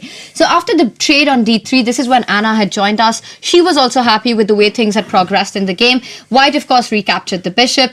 Rook comes to B8, a nice move, always eyeing the B3 move. And let's not forget, she wants to play A4 next. But then the B4 pawn would be hanging at some point. So the community decided to defend that B4 pawn with Rook B8 with the idea to A4 next. And that's exactly what happened. Judith continues the pawn storm down the king side with the move G4. And Anna's community decides to break free with F6. This is a very thematic idea when White has a bind with a pawn on E5. You want to get rid of it because you want more space. You can't breathe on the king side. So what you want to try and do is really free up the position. So F6 aims at doing exactly that. Judith grabs that F6 pawn. You never want to take back with the pawn because then your king would be weak. So very wisely, queen takes F6, attacking that knight on D4. The nicely placed, beautiful piece that we've been talking about is under fire. Judith says, you know what, that knight is too pretty to move, so I'm just going to defend it with my move, queen to E3. And oh my God, I'm actually loving the way Anna is handling the position along with her wholesome tomatoes, and A3 on the board. And look at that, chat. Eyeing that B2 square. B3 is a move you never want to make because that is going to weaken this dark square diagonal so much. The knight will forever be stuck here. Queen B2 would be a massive mating threat in all positions. I have a feeling that I would want to be black here. No? I would want to be black here, but maybe if I was playing against Judith, then not. But in general, I think in the position, chat, this looks like White has got some tough decisions to make. One of the moves that comes to my mind is the move G5. And maybe chat can tell us if a few more moves have happened because we are a bit behind on Lag that. behind all of this. Yes. So after G5, it would hit the queen and at least black would be forced to step away from this diagonal. So let's take a look at the next game while we get updated on this one. But A3, super play by Anna's community so far. I want to take a look at Ketty's board. Ketty is from Georgia. She is a woman grandmaster, super good at puzzles and attacking chess. And take a look at her position. Now, we've got equal amount of pawns on the board, but I do like White's position, even though the material's equal here. The reason for that is that this D5 square is really nice. And one tip while we're trying to evaluate a position is look at the number of pawn islands, which tells us how many weaknesses a side has. So an island is a group of pawns. So, Greg, how many pawn islands does White have? Like islands? Yeah, so that's one island, 4 pawns together, and that's the second island. So White has 2 islands. Okay. Meanwhile, Black, how many islands does Black have? Is it like That's one. That's one, okay. That's two. That could be two. And that's three. That's a three, okay. So when it's a 2 versus 3 pawn island, it means that black's the one who's got more weaknesses in the structure. Okay. So a better pawn structure for white, the rook on d5 attacking the queen, really nicely placed. Black also needs to be careful about threats on the e5 pawn, the bishop on c4, eyeing f7. One might argue that even black's bishop is eyeing f2, but simply look at white's pieces. There's more activity. This rook is on the open file. I don't know if it's a lot, but definitely a more pleasant position currently for Judith. Let's also take a quick update on the Anna Kramling board. And here we see once again equal material. Once we go through all the tables, I'm going to need you to do this overall evaluation. Which board are you enjoying the most? Enjoying the most, all right. I think that game probably is going to finish really soon, but we'll come back to that. Queen to a3 played right now, and as we can see that white is hitting that pawn on d6 with the queen and the bishop. Once again, this is going to be a long grind. Tough to say how much better white is, but I do prefer white's position here. I think black has overstretched on the king side with their own pawns, and to open up this bishop, it would require further weakening the king side. My first feeling on this is that white should be doing well. I don't know how much it is. This is going to be a long grind. Rook d8 played to defend the d6 pawn. I also like ideas of trying to perhaps take this rook out to b1, capture the b file, and maybe jump with the knight, really putting pressure on the d6 pawn. I actually really like the move knight c4, attacking d6. We'll come back to this. We hear that there's trouble on one of the boards. Otsdarva's, oh my goodness, what is happening here? Let's just back up. We are nearing at the end game. We're nearing at the very end. So this was the position, and here after the trades on d4, yeah, white just has complete. You can already see that white has sort of built up the attack on the king side, while black is just too slow. The rook comes to g5, and a beautiful break on h5, just exploding black's king's position. You want to try and open as many files as you can. And after knight e4, rook had to come back to g2 because it was under pressure. And a trade on e5, takes on e5. Black can capture the pawn, but then this diagonal opens up, and another beautiful instructive motif by Judit Polgár. You don't want your knight on d4, you want your bishop on d4. The and knight we can actually falls talk back. to him. I think we've got Otsdarva with us. Knight f3 happened. Let's see if we can get him on. And there he is. Hey, welcome back. Hello there, good sir. Oh. Are we live? We are live and alive as well. But what about this position? Is this position alive? What do you think? Are you in trouble, Otsdarva? Honestly, it feels like one of those scenes in the movies, like in Pulp Fiction, where a character survives with all the bullets around them. I feel like I've miraculously made it so far. I'm just waiting for the coup de grace just to come and finish me off. But I don't know how I made it this far, honestly. I think it was a really great start with the opening. There's so much to be proud of for your community because you guys really kept it together for a really long time in the game. Well, honestly, I expected to lose gracefully a lot quicker. And I think I got to hand it to Judith. She's been very kind and allowed me to just play very comfortable chess and play super, super defensive at the start and just do the most shy little exchanges here and there. But I'm still expecting, honestly, we've dodged a couple blows already, but I'm expecting to just be eventually choked in this position. I don't know how it's going to turn out. And obviously, if it comes to an endgame, that's not something I can hold my ground on. Well, the king is under fire right now, but tell us, how's the experience been taking your chat, your community, their help in playing against Judith? Well, most of my community, like myself, is very amateurish at the game. We have the people that barely know how the game works, and a few players that are a bit more seasoned themselves. And I must have been lucky in the advice I've chosen to hear so far, because we haven't made like a major blunder yet. That was super definitive, like turnaround for the game. But I'm quite speechless. In fact, the fact that it's drawing on for so long is making me a bit nervous. But it's been really fun so far.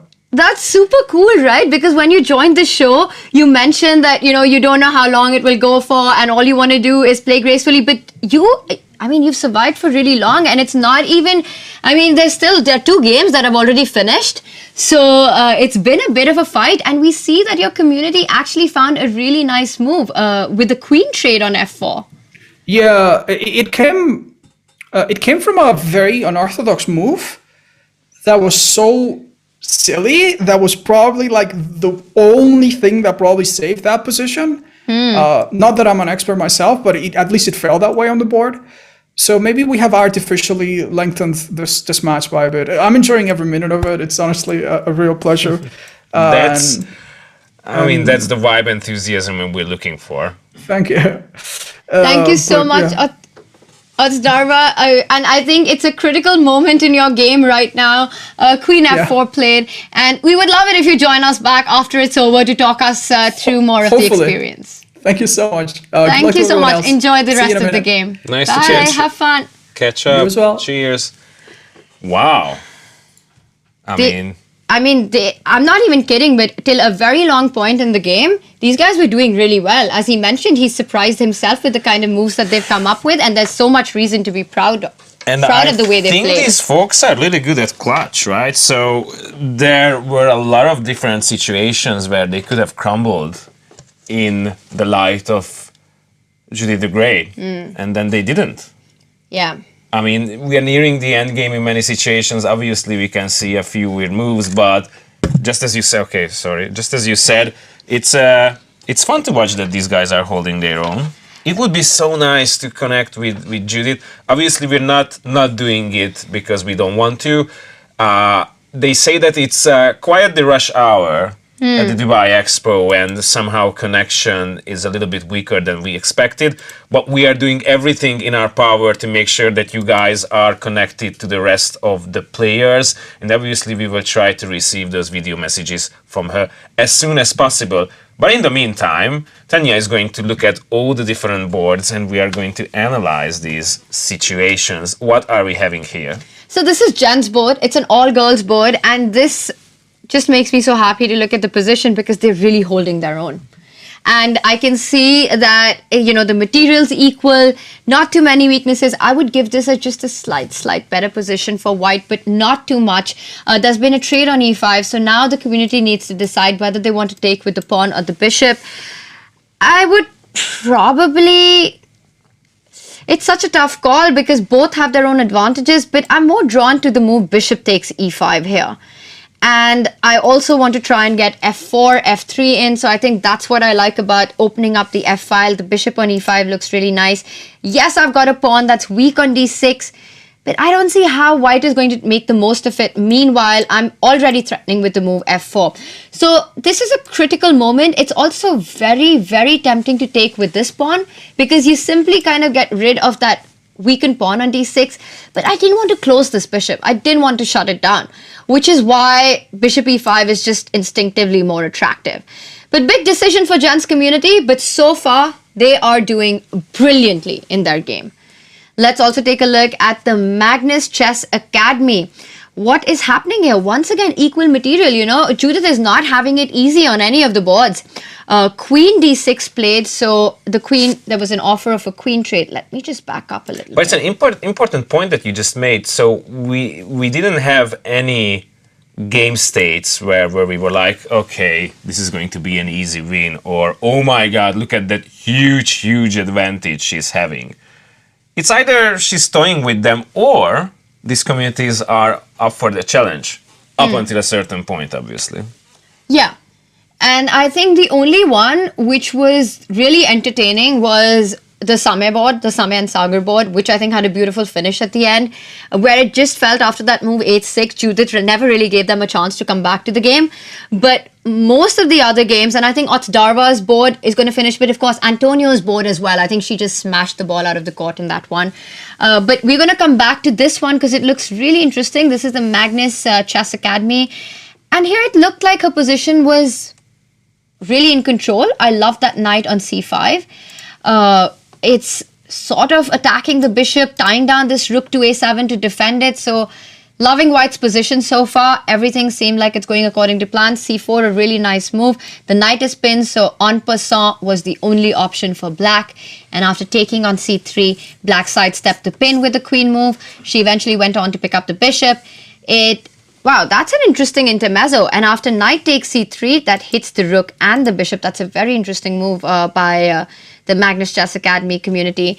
Judith, in Judith's style, decided to counter-sacrifice with the move bishop h7, forcing the king to h7 and gives a check on h4. And this is an idea that I know Judith loves, and she managed to implement it in the game. In fact, we were at dinner the other day and she mentioned that one of the chess themes that is really underrated is the rook lift. The rook lift into the attack. When you put your rook on a higher rank, to take it to the other side of the board, you lift up your rook and then zoom it across the board. And that's what you'll see in this game. After the move queen h4 check, the h file has been opened, the materials is equal. First she attacks the queen on c8, and now comes the very, very classical Judith Polgár style of attack, the move rook d3. It's lifting up the rook, and the idea is not to hit the knight, but simply to get the rook to h3. What is this? This could be a battery. It's a battery. A battery could be coming up, you know? A battery with devastating effects. Rook h3 with threatened mate. So black has no time to waste and has to go attack the queen on h4 with the move knight. Coming in, threatening that queen. The queen swivels across. Unfortunately, Judith could not have kept the queen on the h5. Chat, tell us what was the problem with the move, the very attractive move queen h5, with the idea to get rook h3. If you were black, chat, what would you play in this position? Let's see. Or as Judith would frame it. It's your move. Right? It's Chat, your we're move. listening. It's your move. Of course, Judith saw this threat and we're waiting to see if anyone in chat can find this.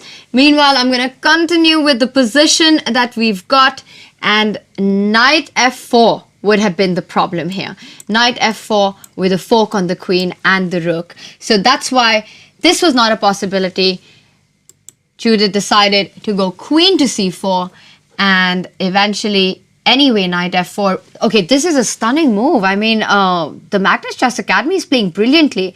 And chat, one more question. Absolutely, Sandeep, Rick, you're absolutely right. And what happens after knight f4? It looks like a free piece. Why could Judith not take on f4? Queen f4, black to play. It's your move. Right? One more time. What would you play here, chat? It's your move. Okay, that's it, I think. We really, comedy comes in 3. It's your move. We were obliged to hit it for a third time. Trans got it in the Twitch chat. It is fork down. As you're mentioning, knight e2 would be the other fork picking up. So wow, knight f4. What a brilliant move by the community. I love it. You're hitting the rook. Tactics against the most tactical player in the world. Rook c3 was played, and this trades off the knight, taking the pressure off a little bit. And after rook e1, another battery. Another battery doubling up on the D file, as we can see. And it's equal material, far from clear. I don't think this one's going to be easy. Okay. Let's get an update on our world board next. Because we actually have a chance to vote. And I would like you, Tanya, to do a vote and tell the chat and the audience what is it that you think about this situation. Meanwhile, it's 15% of women. That's again a number that's creeping up. And you know, this was the last time you guys had a chance, us guys had a chance to vote. It was 100%. Things are getting more and more obvious as we are getting to the next stage of the game. Well, in this case, it was the only move. Sorry. There was literally no other legal move possible. I just couldn't check it, but right now, chat is on fire regarding the world war. Well, they are on fire regarding the world board because the board is on fire. Oh, okay. It is absolutely a devastating position for all of us. Queen f6 check, and this is where, as we saw, 100% vote for the move. king to g8, because it's really the only square the king can go to. But I'm going to back up a little bit, chat, and see how we got ourselves into that mess. I think knight g4 was the moment of truth. Eventually, after the trade on h6, Judith made the move queen d2. We were discussing developing the knight, but Judith wastes no time, attacks the pawn on h6, and after king g7, then brings in the knight into the game. Knight c3, the knight is jumping into d5, it's jumping into e4, the queen is going to come to attack, and after d6, queen f4, a beautiful move defending the e5 pawn, bringing the queen in to demolish the black king. Yes, Greg. I can feel the energy. I mean, judging by the opinion of the chat, at a certain point, there must have been a blunder. Can you detect that point where things went south? I will tell you that exact moment, but before that, let me just show you where we are right now, and then we'll go back to the point where I really think things went. All right, have it your way, Queen as you always do. Okay. That is not true. D takes e5, a trade on e5. It's true. It's not. It's totally true. It's not. He's lying. Okay, so queen e d. It's totally true. She wouldn't have it any other way. So d takes e5. I'm lucky when our interests are aligned. That's where I get what I want, when I'm agreeing with her. May I? I'm sorry, yeah. So trades on e5 happen on the board. Queen stepping into f6, bishop e6, Judith giving a check, 100% for king g8 voted. And do we have more moves? We do. Bishop c2. Oh my god, she's just relentless in the attack. No trades, no time to breathe. Bishop a c2. I have a feeling the world board is going to be checkmated in the next 5 moves if you're ready. Checkmate in 3 moves. Actually, I'm not even kidding, but that might be it. Checkmate in 3 moves. And you know, the thing is that the 11th table started off hours after the OG10 table started. And you know, this sends a clear message, even though some of the streamers were quite democratic. You know, on the 11th table, there is not a clear leader for the board. So I think in all the other boards, it was very important that they had a leader, the community, the influencer was there as a leader. And, you know, even if he or she decided to listen to the community, he or she really influenced every single step along the way. Yes. But at the word board, things are looking a little bit different. Yeah, we were on our own and we messed it up. You know, you should have voted more. You know, every once in a while I try to push our agenda, but then again, your vote would have been just one out of the many, so I cannot really put that pressure on you. Yes, and here we did try to simplify the situation. Queen e7, a nice choice by the world board, offering a trade to Judith, but obviously Judith was not going to fall for that. Instead, after queen e7, queen takes h6, threatening a mate in 1. The world spots it, makes a good move. I am proud of this one.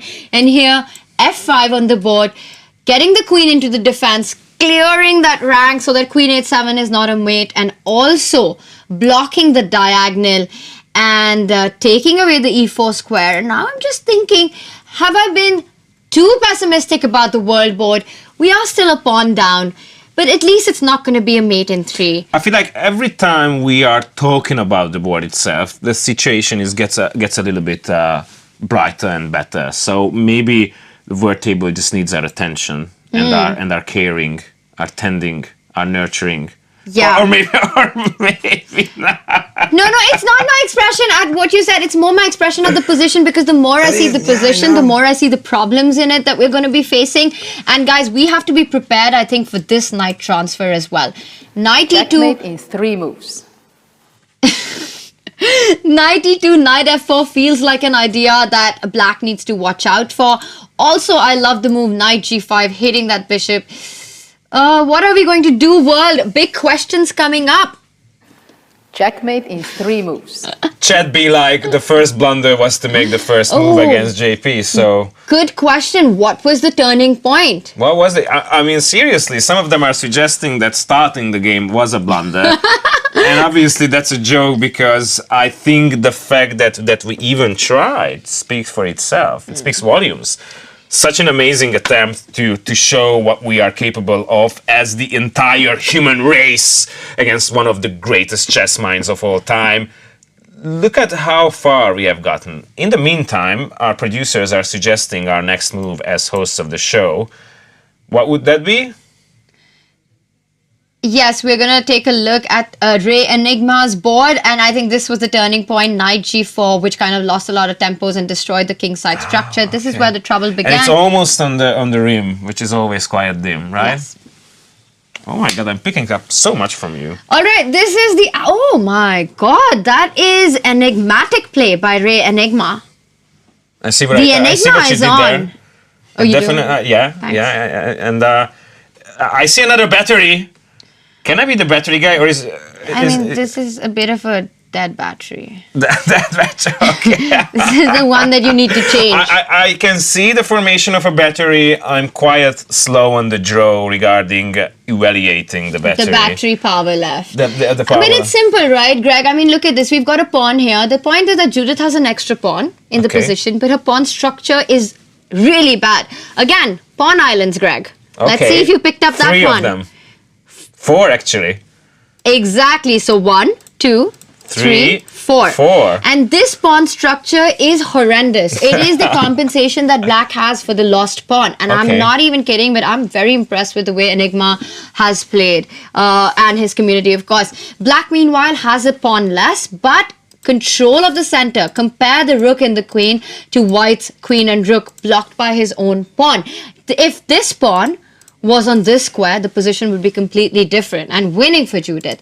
But it's on the wrong square, the wrong file, making white's position passive. Also compare the king position. White's king is way more unsafe than black's king. I have a feeling that we might actually see a community result on this board. Really? Yeah, this is not going to be easy for Judith. She does have an extra pawn, but not going to be easy to make anything out of it given the structure and the king's safety. Could it be that during their official online handshake, virtual handshake, Judith realized how enigmatic that player is, and she might have, lost her senses just a little bit. Like she always has this strong presence in these games, and then all of a sudden, she doesn't know who she's playing against. Yeah. She doesn't know how to read the other character. She doesn't know anything about that character. Might have been something in her radar might get jammed. Analysis of the game might have, a little mist got into the structure of how he thinks about it. I love how you're trying to play along, even though you are completely disagreeing with me. No, she is such an amazing co-host, you guys. Oh my God, I'm not disagreeing at all. I'm actually so involved in the position in front of me. You have to understand, I'm a chess player at heart. So when I see a position, I'm just like, my mind and soul, it's calling out to me. And I'm like, what is happening on this one? While I'm 100% involved with the enigma-ness that Judith had to face. Enigma-ness. The mystery of not knowing what to expect. See, I was following your conversation. Nice. Quiz me on it. What? Sorry? Quiz me on it. Okay, I will. But when you will not expect me to do so. Smart move. All right, but quickly, this question that we've got going on, this position, Katie's board, another one. I think it's really impressive the way her team is playing as well. Equal material so far. I still like White's position, and we see another classic rook lift that I was talking about by Judit Polgár.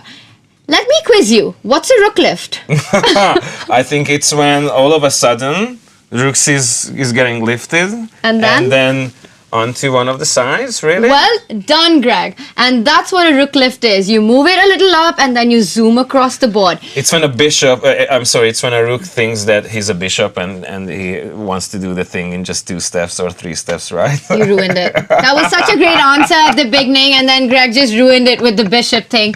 But you did get it right. Rook d3. The idea is, yes, she's also eyeing to set up a battery along the d file, but not just that. look at this bishop hitting that pawn on f7, and once this knight moves, the rook can swivel to f3, attack the queen, attack the pawn on f7. So multi-purpose move with several ideas. Of course, it will be a big choice for white whether they want to go knight h4 with the idea of knight f5, and I actually think knight h4 is a big threat on the board. For example, let's make a non-move by black a4. This is something you don't want to play. And now white could go knight h4, threatening rook f3, attacking the queen, attacking the pawn. Rook b7, trying to defend the pawn so that after rook f3 you can move in.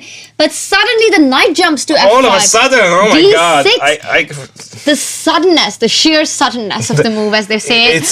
It's a bombardment of ideas It out is. of every It really is. every possible It really is. direction. Judith is just ready to devastate the board. And you know what? It all started with the simple rook lift, rook d3. She's been such a supporter championing the cause of rook lift. She's always spoken about how in an attack it is the most underrated theme, and in this Simul itself, she's showing the power of rook lift. Okay, let's just do a quick recap, because I see these amazing patterns about her playstyle. Sorry. Okay, first and oh wow.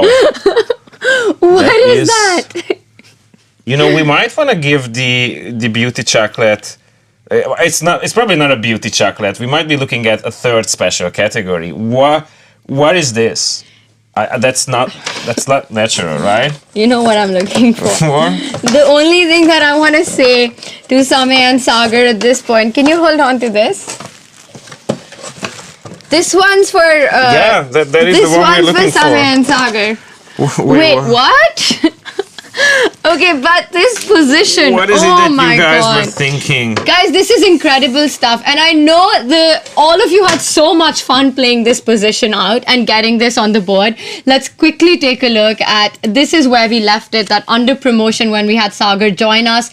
Queen check, picks up the bishop with the check, continues to give checks. I don't think that they got an opportunity out of it. Queen c7, king comes to b4. It's a king march, but not the kind you want to make. It's not the one that you remember from Dinglaren's game or the one that you remember from Vidit's game. This is the kind of king march you really don't want to make, but it is in the spirit of GM Abhish Matthews, as we say in India. And after queen d6, king b3, another king move up into enemy's camp. This king has got... Wow, queen had to be given because it was pretty much game over otherwise, sacrificing the queen. This is not even the Bottas gambit because it was the only move. And after knight d1, look at that lone king marching its way across. And Judith with 3 knights just getting them closer and closer to the king. King c1, a quiet move, so many pieces up, but this is stunning. She wants to give a mate with all the knights on the board. Knight check. Knight check again. King a1. All across the board. I mean, the journey of this king. Crazy. After castle, it went all the way to the other side of the board and finds itself where we usually have the white rook. And after this, b3, a quiet move, a check. Samay's community managed to give a check. And after king c2, knight c5, the queen picks up the knight. All the pieces are falling one by one. Wow. But no stalemate this time. The funny thing is, if this pawn wasn't there, the position is a stalemate. It's only because there's a pawn on b4 that it's not stalemate. And b3, giving that pawn up. A beautiful checkmate. A big shout out to Samay, Sagar and their community for producing the most impossible way to lose a game. It is absolutely GG. One of the biggest GGs. And I think it is time for our victory dance to the one and only Judith. Because you did it once again, and those 3 white knights and that entire chase down up until the other end of the board, how crazy it is. And you know, having that said, that was exactly what happened. And you know, you can see, just look at the style of that fall. This is a fall of a king that has traveled so far before he collapses. Eventually collapsed. Yeah, but what a journey the king had, and I think full marks for bravery on this game. Absolutely. Probably the most entertaining one of the event so far. And a big shout out to the Indian community. You guys are awesome and well played. GG to all of you. We do have a guest with us joining in who we were mentioning, Jennifer Shahade. Her community is having a brilliant position so far. Well, is it? Not so sure anymore. A lot has changed since we had it. Let's There see she if is. Jen's with us. Wow, and I see if we can have the board as well along with Jen, that would be great. So we left it here. Is it hers? Did you find a board? Yes, that's Okay. the board, but we're waiting for it on the screen. We're also waiting for Jen to join us. Lots of hearts in chat for Sameh and his community, and of course Sagar. And we've got Jen with us. Hey there, beloved. How's it going? I don't know if she can hear. Okay. Jen, can you hear us? A nice little hair touch. We can't hear her. Oh. Yes, now we can All hear you. We right. got you. How's it going over there? Everyone. We are having a great time. Judit is playing so well. Every time we think we've consolidated, we're like, oh no, there's another threat. But Jen, So it's yes, amazing. our brains are buzzing. It's actually amazing how the community has played because I think you must be feeling really proud of the way they've handled the position. No big mistakes, no big blunders. It's so easy to lose control against Judith, but they've really kept things together. Yeah, we almost blundered a couple of times where, you know, what was so brilliant about Judit is that her queen on d5 earlier in the game was so powerful that every move we made, we were like, oh my God, she can switch to an end game. She can attack us in the middle game. But you know what? We still have to be very careful because, you know, she's still got that powerful queen. And she's played rook to c4. Yeah, we were worried about that move. Well, I'm a couple of moves behind, so maybe Jen, maybe you can just tell us, get us up to date with what happened after the move rook takes b2 on move 32. Can you help me with that? Yeah, sure. After rook takes b2, she's played rook on e to d1.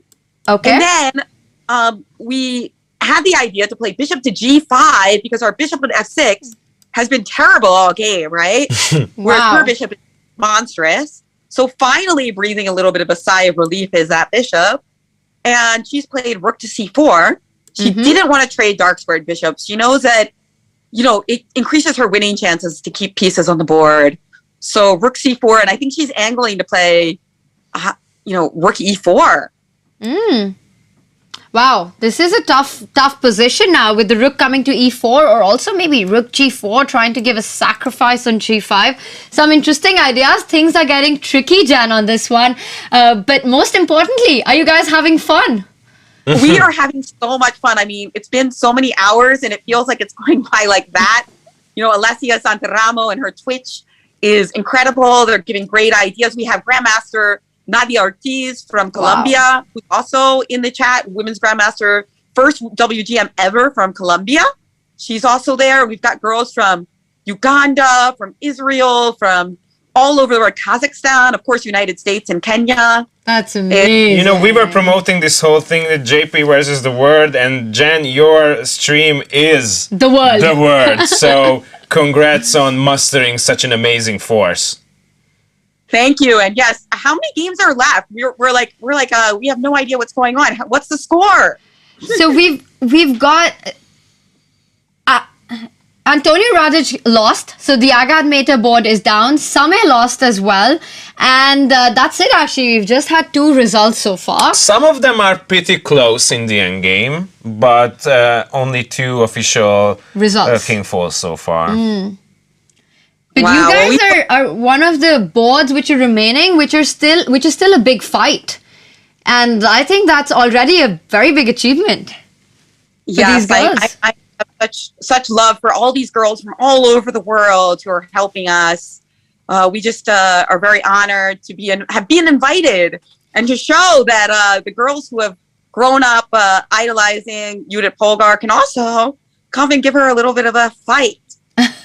Absolutely. And you know, Jen, it is the year of women in chess, this one, and you're the only one with the all girls board. I know you've done tireless work to promote and encourage a lot of girls to take up chess. I'm also very happy to tell you that on our world board, we've been seeing an increasing number of girls participating and voting, and it's up to 15% currently.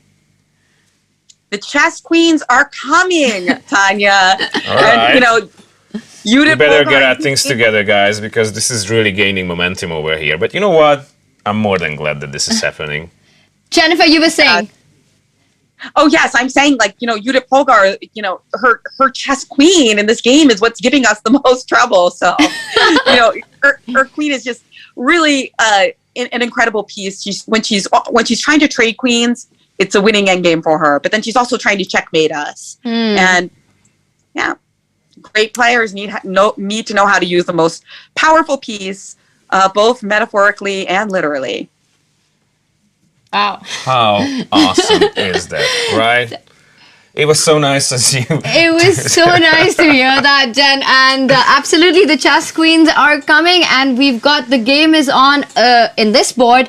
Queen is going to play a big role. That queen on f5 that black really wants to trade. Jen, I think the girls are really holding up, and you've got a big job ahead if you try putting up this massive fight, and we wish you all the best for the rest of the game.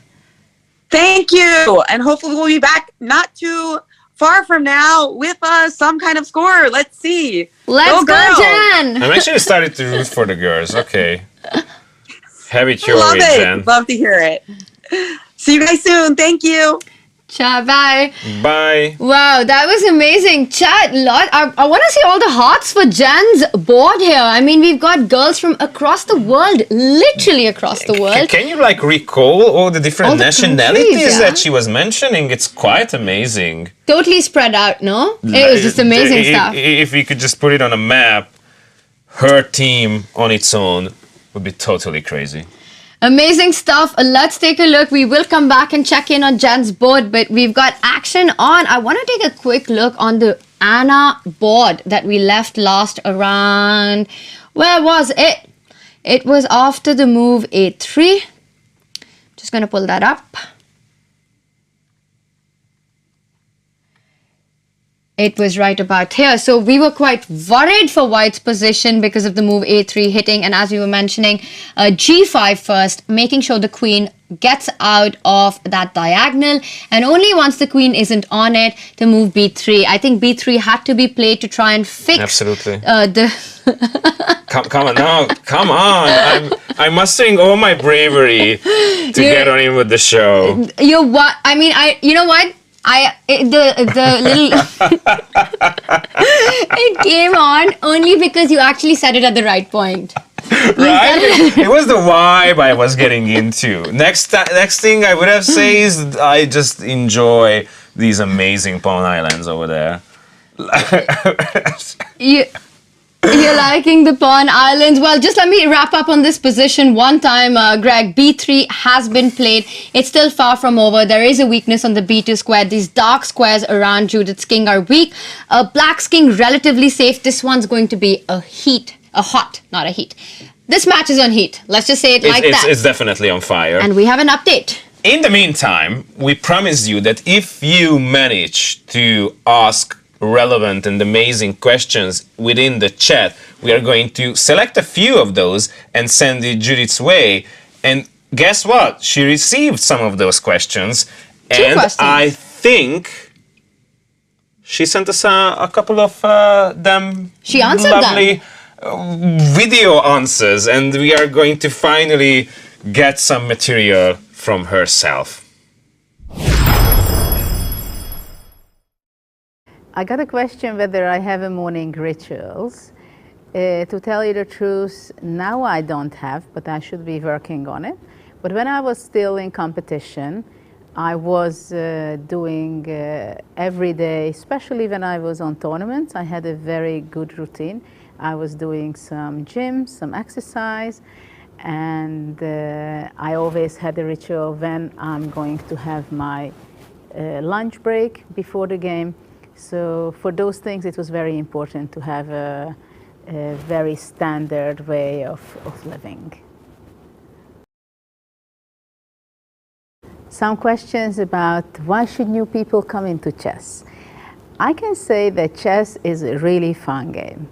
So you can have a very good social activity, social event. You can have games between different age groups, so it's a great family game also. You can follow online a lot of activities. There are practically all the top tournaments are live event and with commentaries. And it's a fun for a lifetime. So it's time to start today.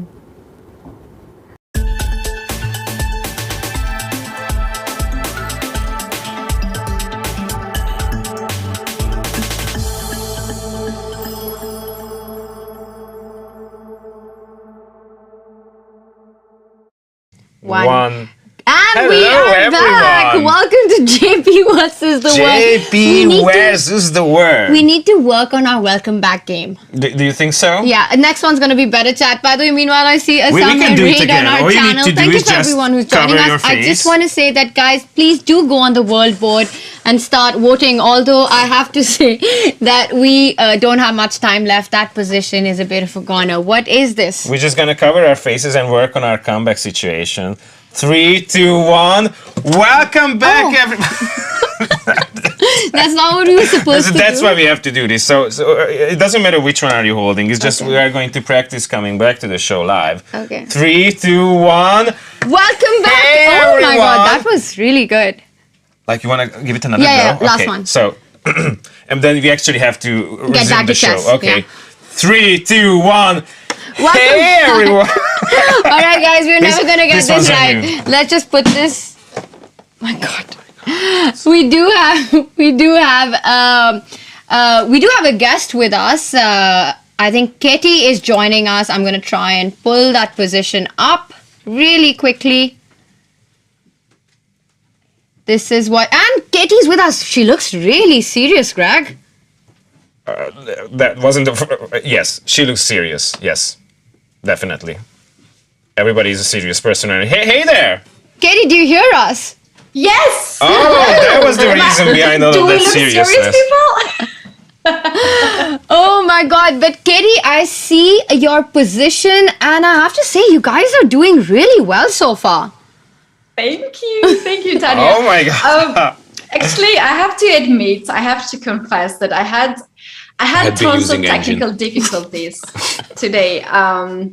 And even I had to restart my stream, but the position is good. We're handling it, but we do have some technical issues. That's what makes us to look very serious. Yeah, I can imagine. I mean, when you're playing against Judith and you want to put up this big fight, which you guys are doing, and then the tech issues to manage, things can be tricky, but lots of reasons to be happy. And I love this last move as well that's happened on the board. Knight to e6, blocking out the idea of rook f3 and the attack on f7. Katie, your community has some really strong players, I can see. Yes, so we have a Grandmaster in our chat, Grandmaster software, who is several times world champion in solving. I don't know if I can say his name because we're always just keeping it very private. Isn't he from Poland as well? So much. I know, of course I know. Everyone knows. Everyone knows it. Yes. So we have Grandmaster. We have also women Grandmaster in the chat from Armenia, and my very good friend. And we're trying to balance the forces well. So JP versus the Word is gaining traction, and Grandmasters are joining in on the fun. Lots of fun here. And Katie, yes, how are you feeling about the way things are going? And are you having fun?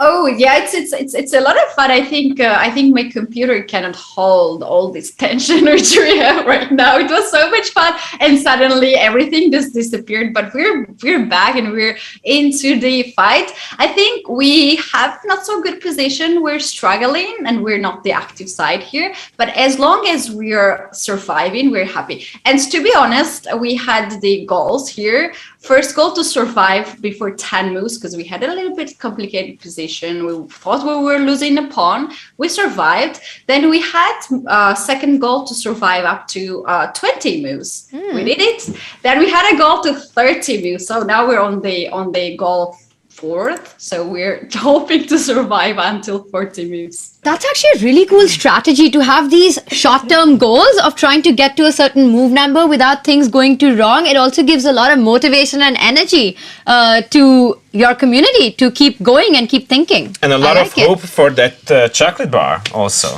right?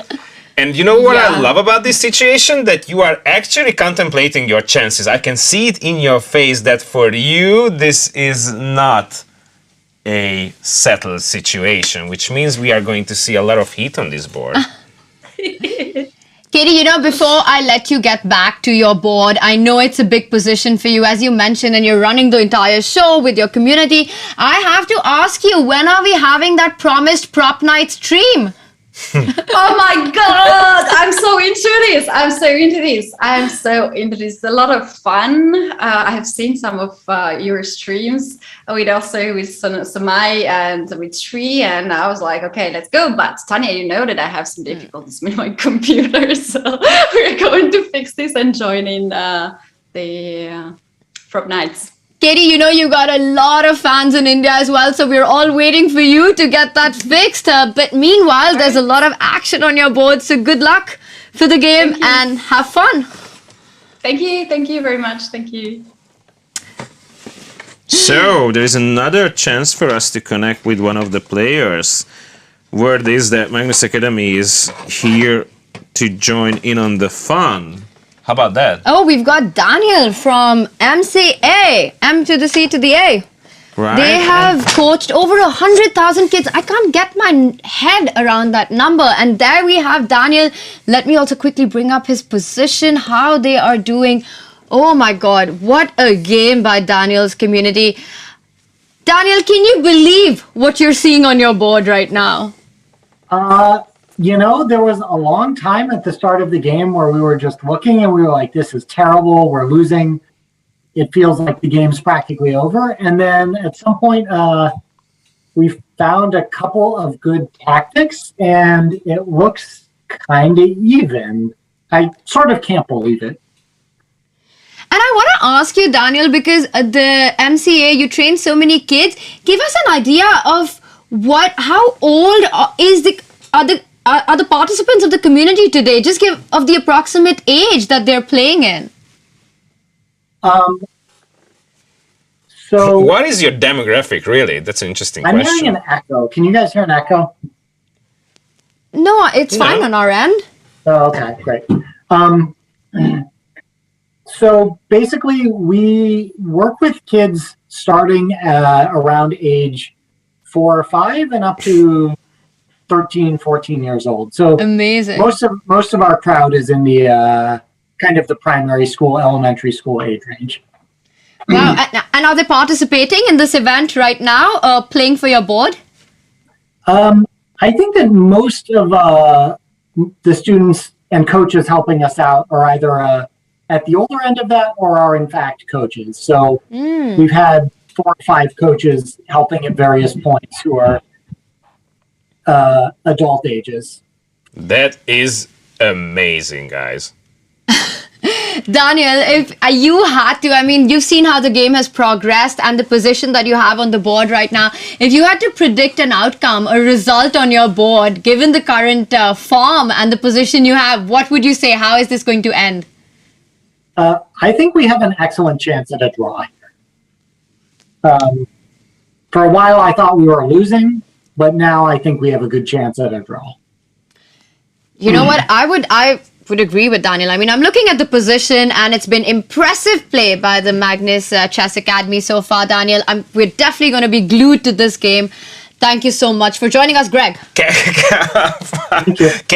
you just give us a peek about what you guys are thinking right now? Like, what is the dilemma right now? Where are you at right now? Can you just, articulate what's happening within your internet connection? I found the courage to ask a question of him, and he's back. Sorry, guys. I thought I was asking you. So what are we thinking? I think that there's a fair amount of chatter, hoping that we get a draw, and a little bit of chatter from Coach Uthra and I, hoping that we can have lunch. It's been a long game.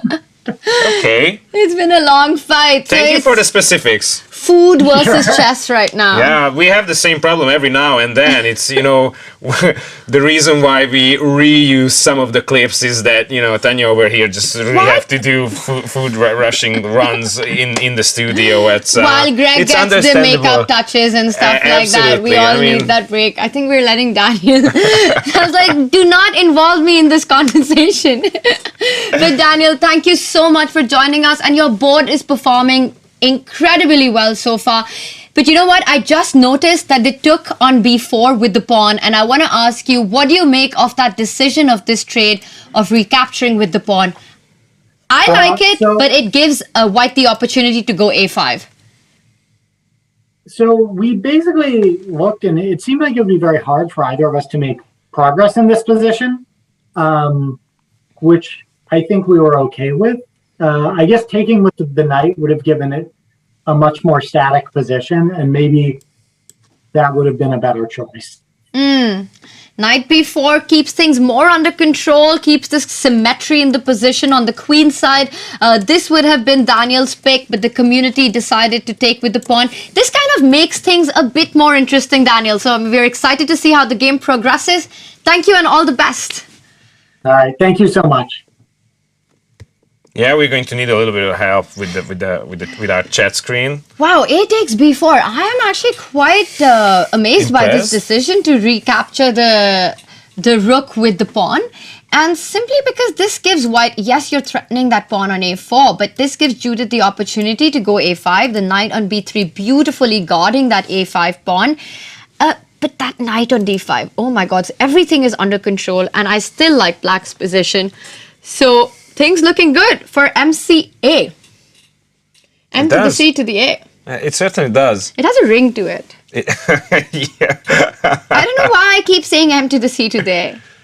Because of that certain rhythm that you just realized. The ring. Synchronizes your brain in such a nice way that after 6.5 hours of pure streaming, you are still almost as sharp as Judith would be. Second to only Judith. Thanks, Greg. Can anyone come up with a better compliment? Is it? But it's only, only if you mean it, only if it's true, right? Oh my God. Are you questioning my honor? Definitely. The authenticity of it. Oh, come on. I'm going to take it. Thank you, Greg. That was very sweet.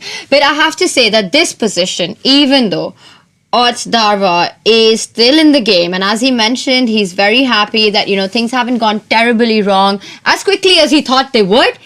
But it's kind of going to get over really soon because he's... Soonish? Are you saying that it's like a... Checkmate in 3 moves.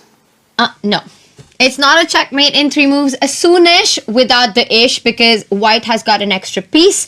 So this one we can call a Judith win. But just as you said, I'm looking for the vibe, not really the exact situation. That's the vibe. Checkmate in 3 moves.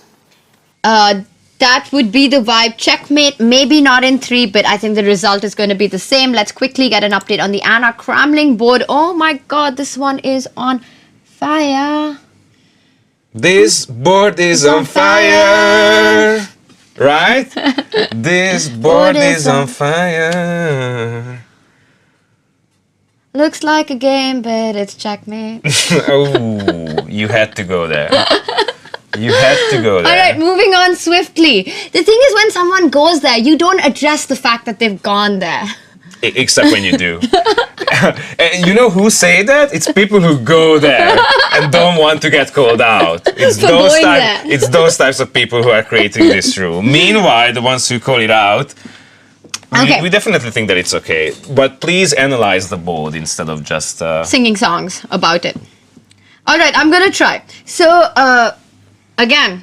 It's the question of pawn islands, right? I just see more weaknesses for black. I really like Anna's last move. They've decided to go c5, trying to break this pawn barrier that white has set up against the dark squared bishop, which is really the gem in black's position here. White can pick up the e4 pawn, but let's just take a look. If you go for a trade, after trading, black simply picks up the d4 pawn and everything's under control. And in fact, I like black's position here. So a tough question really after c5.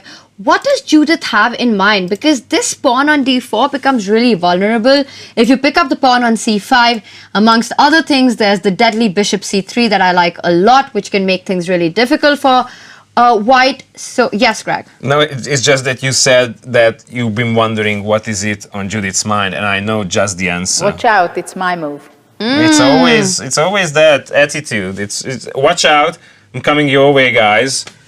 Show is not over. But you know what? This is a far from over show. We're gonna, you know what? I would love to get Anna on the show, and we're gonna try to get her on and see how she feels about the position. You mean Anna or Judith? Anna Kremling. There we have her. Okay. Hello. Hello there, my dear. How's it going on your end? Can you guys hear me? Yes, we can hear you, Anna. Do you hear us? No, not just yet.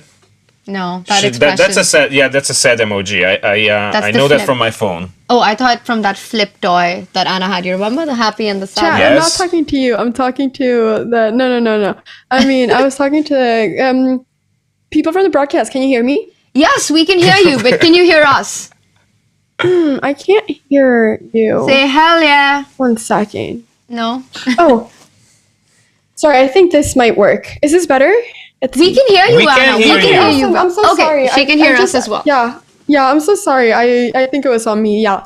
No, but we Hey. totally understand because your community and your board is just doing brilliantly well so far. Anna, how are you feeling about the game?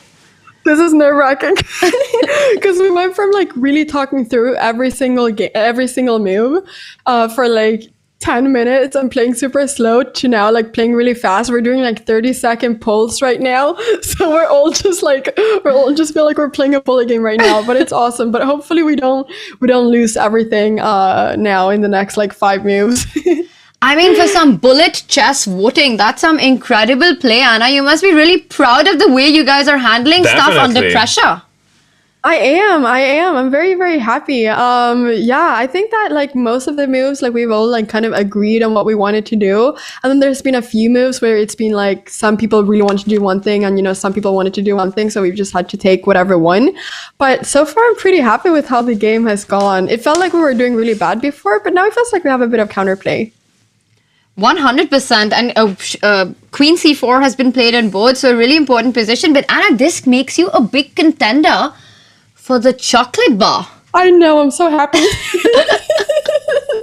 A big contender for the chocolate bar, yeah.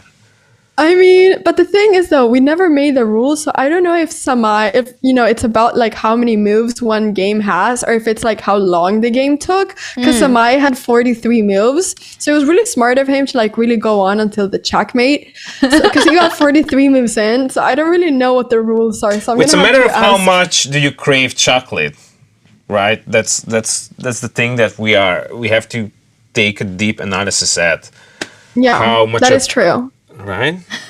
A lot. I haven't had dinner, so I'm really craving chocolate. Yeah. If someone could send a bar of chocolate, I mean, I would give them the biggest hug in the world. Oh, I just realized this is the reason why professional chess players burn so much calories. They don't have time to eat during these amazing competitions, Fights right? and battles, and that's exactly what's going on Anna's board. Anna, if there was one advice you had to give to your community right now out loud, what would you say to them? Let's not blunder our pieces, please. Let's not blunder our pieces. Well, a rook is under attack, Anna. We know you need to get back to your game and to help them come up with the next best move. We are having such a blast analyzing your position. It's absolutely amazing the kind of chess you guys are playing. Keep it up and keep the fun going. Thank you. Thank you so much for having so much fun participating in this as well. You guys are doing amazing. Thank you so much, and a huge applause to both you and your community. Cheerio. You and too. Word on the board is that we have another player with whom we can chat just a little bit. So, Anna, can you hear us? Oh, we've got Anna Rudolph back with us. And she is just super nervous about the state of the game. Hey there. Oh my God, she might be realizing that she's live on our show. Hello. Right? Yes, Hello we there. can hear you. Hello. Welcome back, Anna. Oh my God, so much progress in your game. Give us your thoughts about the current position. Oh, I'm just glad we are still in the game, that we are hanging in there for that chocolate bet. And the fact that Judith and her team are so incredibly nice that I made a misclick just now with E5 that my community didn't decide to play. So we always run a poll to make a choice. I was just drawing the options on the board, but unintentionally clicked on it. And it made the move without the viewers deciding, and they let us take it back and do another turn of actual decision making. So I'm just so grateful that, takebacks normally are not a thing in online chess. If you misclick, that's the move, but they let us have this second chance, and we're trying to defend. That's very wholesome. Anna, was it in this position that this happened? Can you just tell us a little bit after Rook D1? Yeah, so after F5, I was just drawing the options that we can take the pawn. So Anna, I'm sorry, I'm just a few moves behind. Can you tell me what happened after Rook D1 on move 27? Because we have a little bit of lag. Yes, of course. After Rook to D1, we played Rook B6 to guard the pawn on E6, and Judith started, or actually not started, but continued the attack with F5, pawn to F5, a very scary position for us, where I was drawing the options whether to take the pawn. Some people asked if E5 is an option, so I drew it and misclicked. But we didn't push the pawn in the end. So what was the final move? Have you guys made your move at this moment? We took on F5, and we don't know if it's any better, but at least it was decided by the viewers and not my misclick. But that's amazing, right? Because this whole event is about having fun. And then you guys, E5 was not the intention, so it all just makes sense.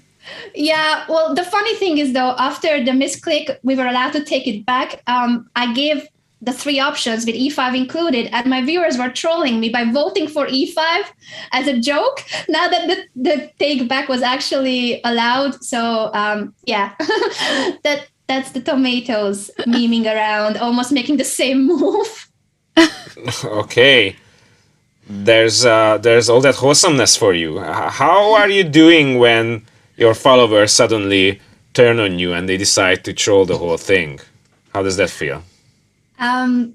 I think they mean it in a very friendly, banter, jokey way. Definitely. Even if it could have caused the game for us, and a lot is at stake. I must repeat that chocolate for me is a serious deal. So if it wasn't for the chocolate, I don't mind the joking around. I don't mind the memeing, but there's a lot. As a streaming community, you want to be the last woman standing for that chocolate bar with your wholesome tomatoes. Community. Exactly. Well, one of the contenders is out. We know that Sameh's lost his game. We had Anna right before you. Anna Kramling was with us. She's also eyeing that chocolate bar. So some stiff competition there. I know. And Sameh, even though he lost the game already, he ran all the way to the other side of the board with his king to make it count. There was something. So the number of moves. He was stacking up on the number of moves, and that's what matters, he told me. Oh, in fact, Anna was asking, so it will be the number of moves and not how long you play? Yes, so we still are in danger. He's tricky, Tricky guy. Well, Anna, all the best for the game. Definitely. Thank you. A critical moment for you right now, so get back to your community. We can say that it's quite clutch, right? So many of these bubbles. So, good luck on your clutchy situation. And thank you. Keep it true, keep it honest. Bye, Anna. We'll hopefully catch you again. Much. Thank you. I hope we will still have a game running. All the best for the show, and all the best world board as well. Yes. All right, JP, where's is the word? These guys, I mean, first when we started the show, they were really excited. And during the middle game, some of them were like devastated. And now there is this newly found sensation within their heart that, oh my God, I might just get that chocolate bar, right? Yeah, because they can see now this is, as you mentioned, the clutch moment for so many of the boards, and already we've got 2 games that are over. We've got Anna, the 2 Annas who are fighting for that chocolate bar, and apparently now we know the inside info that it's not the duration, but the number of moves. Number of moves, which means that at a certain point, these folks are just gonna do the craziest move to escape any weird situation. Meanwhile, the one player that was able to get closest to my heart, Enigma, is on the line for us. Let's check in with Day. right? With Ray Enigma, he's joining us. Let me also pull up his position. Oh, wow. Lots of developments there. Let's get Ray on with us.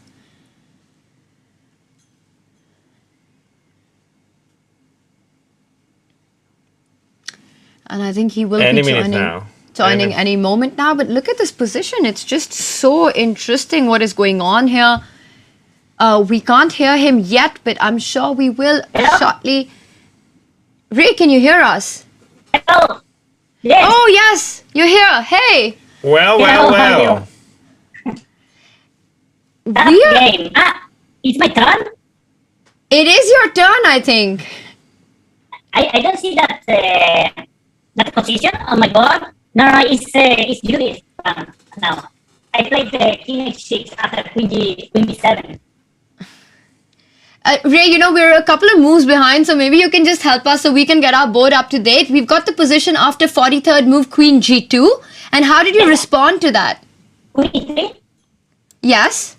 And Queen B7 check. Okay. King H6. Ooh, nice, nice. Holding. Precision, I don't know. Very tough game.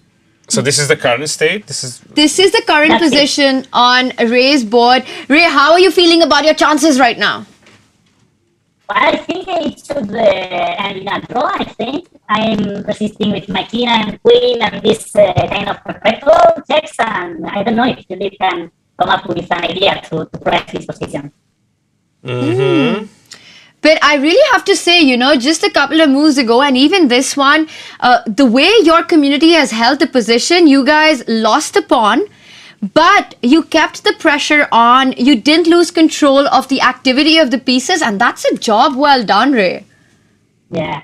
My community is known as hackathonists, and a hackathon never gives up. So, yeah, we are resisting this difficult position with hold down, but we have better pawn structure, and it was difficult to press. Even though Judith has pressed very, very hard and almost managed to win the game, but now we are resisting.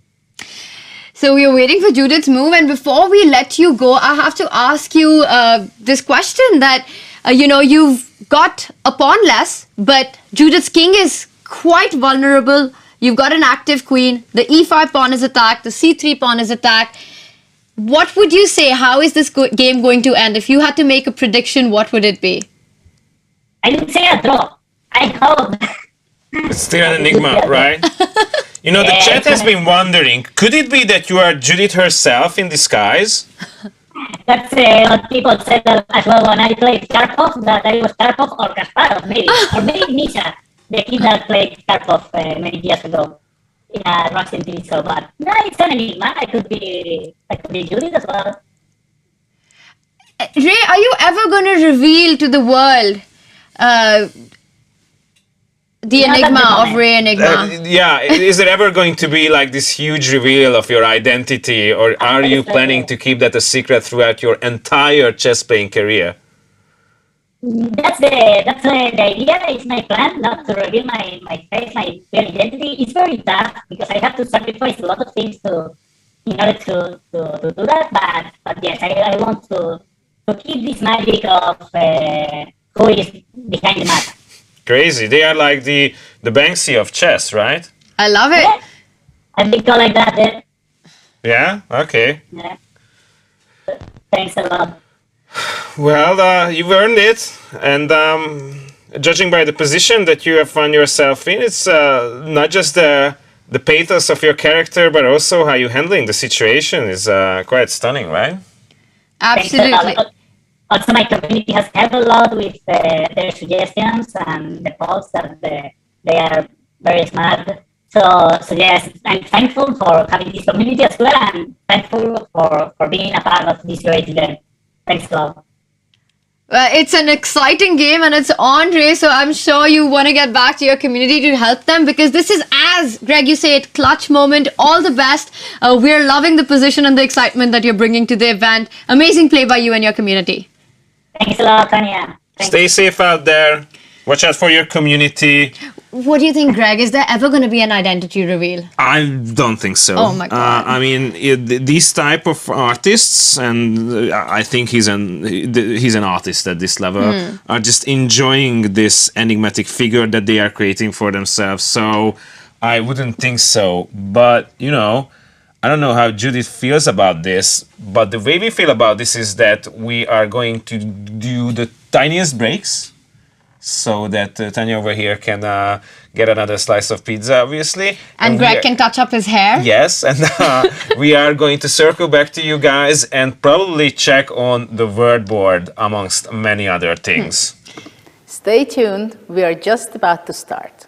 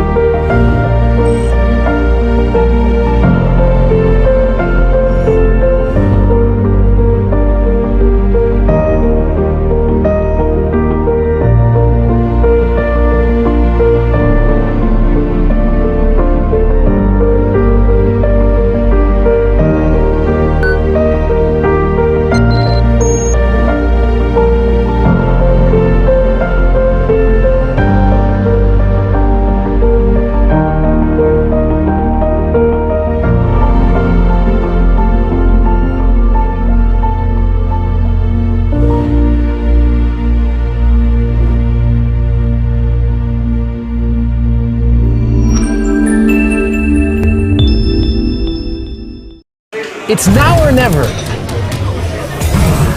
This is amazing. Food from all over the world in one place, right here at Expo.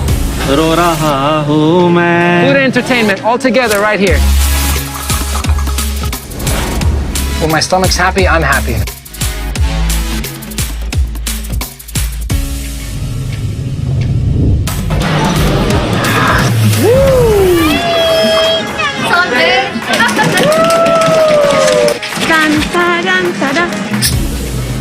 Food is amazing.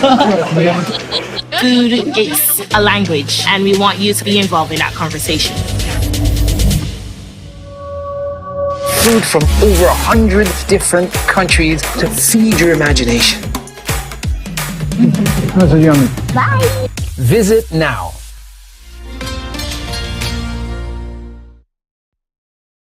It's now or never. You know what they're making right here at Expo?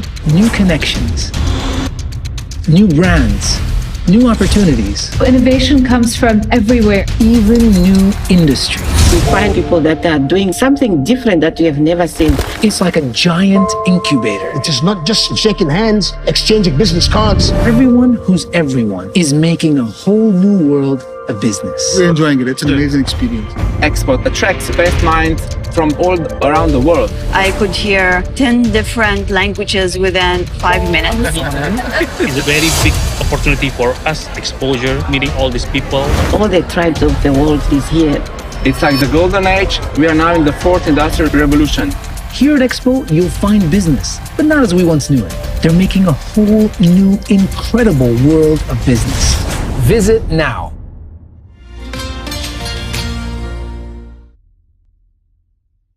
It's now or never. Guys, each one of these balls represents a new innovative idea for a more sustainable future. Can you believe it? This was created right here. We harvest water out of air, and with that we grow food. Vertical planting, a solution for a better world. We need greenery, we need oxygen. The climate crisis is real, people, and the clock is ticking. But here at Expo, I see hope. The responsibility for the planet is on all of us, so we need to use new sources of energy. Being close to nature helps you to understand the world, to live as a human being. Elevating our humanity to the next level, taking us to the future.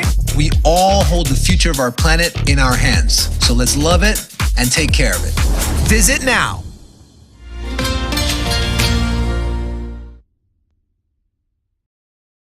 It's now or never. Think about how far we've traveled as humans, making things we never thought possible. It's about new thinking. Everybody fulfilled with new insights, gain new knowledge. It's about new creativity. With all our differences, that's where creativity comes from. It's about new technology. Let us learn new technology. It's a new world with new ideas. This is what brings me hope, being here to connect with these innovators from all over the world. We all share a similar goal, which is trying to create a better future. Guys, this is so inspiring, and you have to come here and check it out for yourself. Visit now.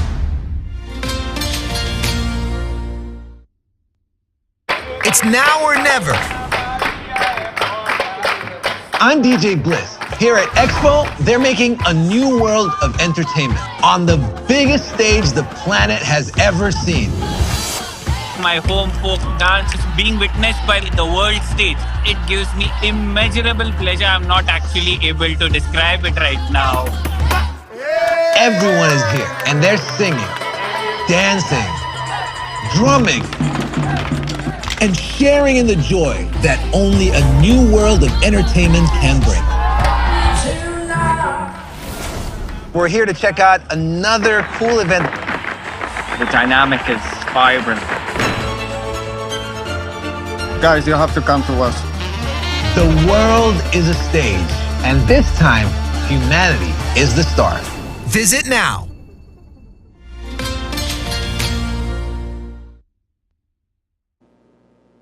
One, two. You weren't there. You weren't there when humans conquered fire, when they wore animal skin attire or invented the bicycle tire. You weren't there when they created algebra, built the pyramids in Giza, or painted the Mona Lisa. You weren't there when they first made paper or built the amphitheater, when they calculated gravity or made flying reality. You weren't there when they composed the classics or discovered antibiotics, made the mechanical clock, or taught the world to rock. But you could be there and with your own eyes witness new acts of human genius. Be there to see the alliance of art, music, fashion, and science. See a futuristic festival filled with ideas new and radical. Performances magical in a 6-month-long spectacle. This you can't afford to miss. It's the best of humankind in the greatest show of our time.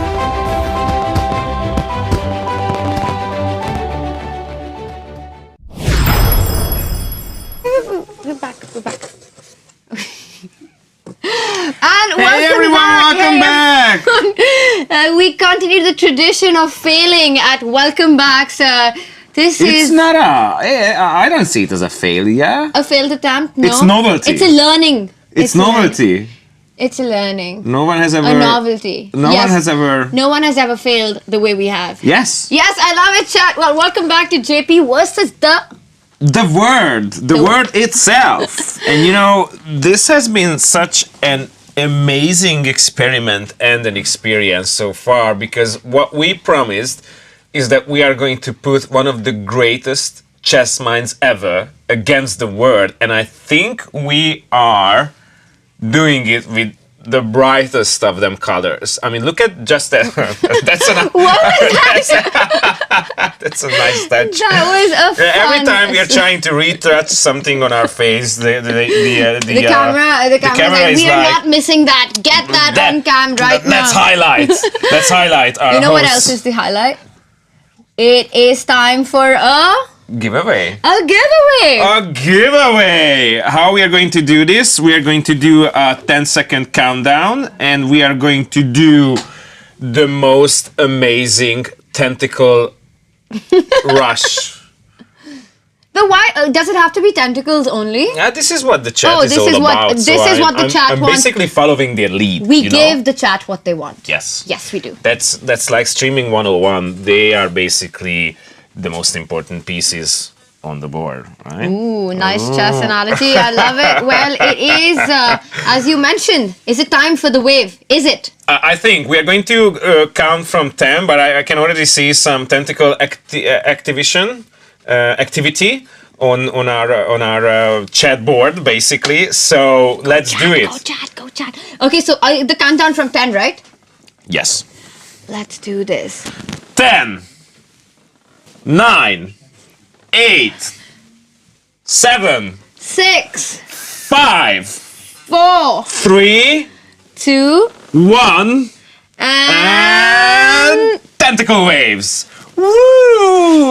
Oh, look at that.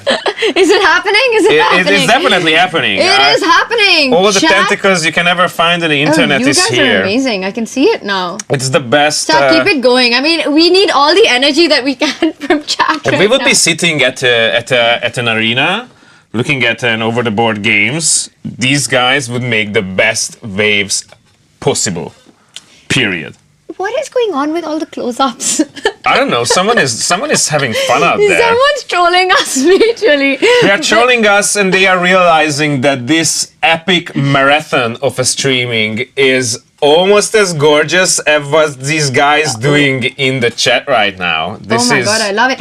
Guys, listen, the Twitch chat is on fire right now with the tentacle wave. I think we need something like that on our YouTube chat as well. Definitely, yes. YouTube, what can you give us that what is the wave? Alright, chat, suggest to us what is our wave that we are looking at. Sometimes we are receiving so many hearts from those guys and we never acknowledge the fact. So sorry, YouTube, you guys have been heartwarming, to say the least, right? Nice. You know what?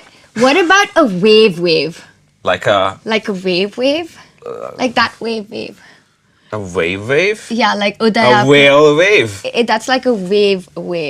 Oh, like the wave emoji? Yeah, the wave emoji wave. In like such a huge amount that it's gonna be a wave. Yeah, I mean that's a suggestion. You know what? YouTube. I've got an idea, Greg. YouTube chat has got to tell us which emoji wave they're going to do. Meanwhile, we will bring up our giveaway video, which shows us the amazing prizes that they can win. Oh my god, such another bright idea by my beloved co-host. Let's do the video. Let's do it. And chat, tell us which wave is coming up. Meanwhile, I'm going to pull up the positions as well. Nice. Because there's some chess going on.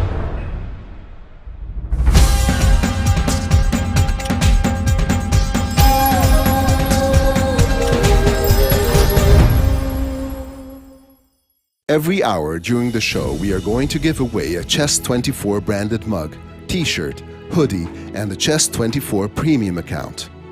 You can also win a Chessable Pro account, a Master Your Chess with Judit Polgár course Part 1 and 2, a Play Magnus app voucher, and a 2 months prepaid Play Magnus Plus membership.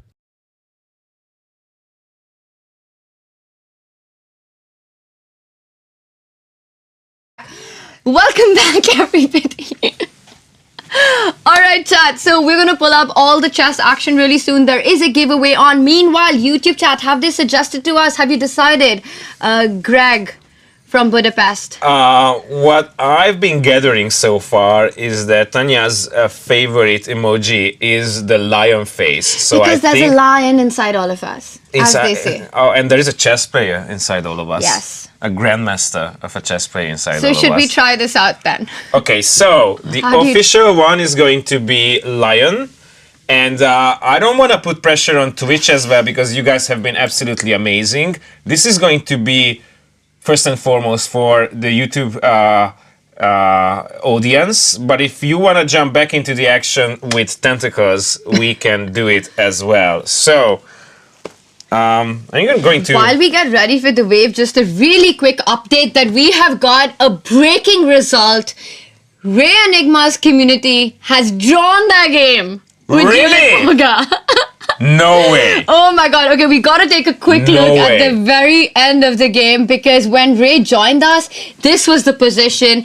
And right about now, Queen B7 check is what Judith went for. And this is the point, that Judith has an extra pawn. She's got 6 pawns. Black has got only 5 pawns. Judith's king, unfortunately, is so vulnerable and weak to all the checks that the super attacking queen on E3 can give, plus all the pawn weaknesses. Ray Enigma predicted that this one's going to end in a draw. His community has done it.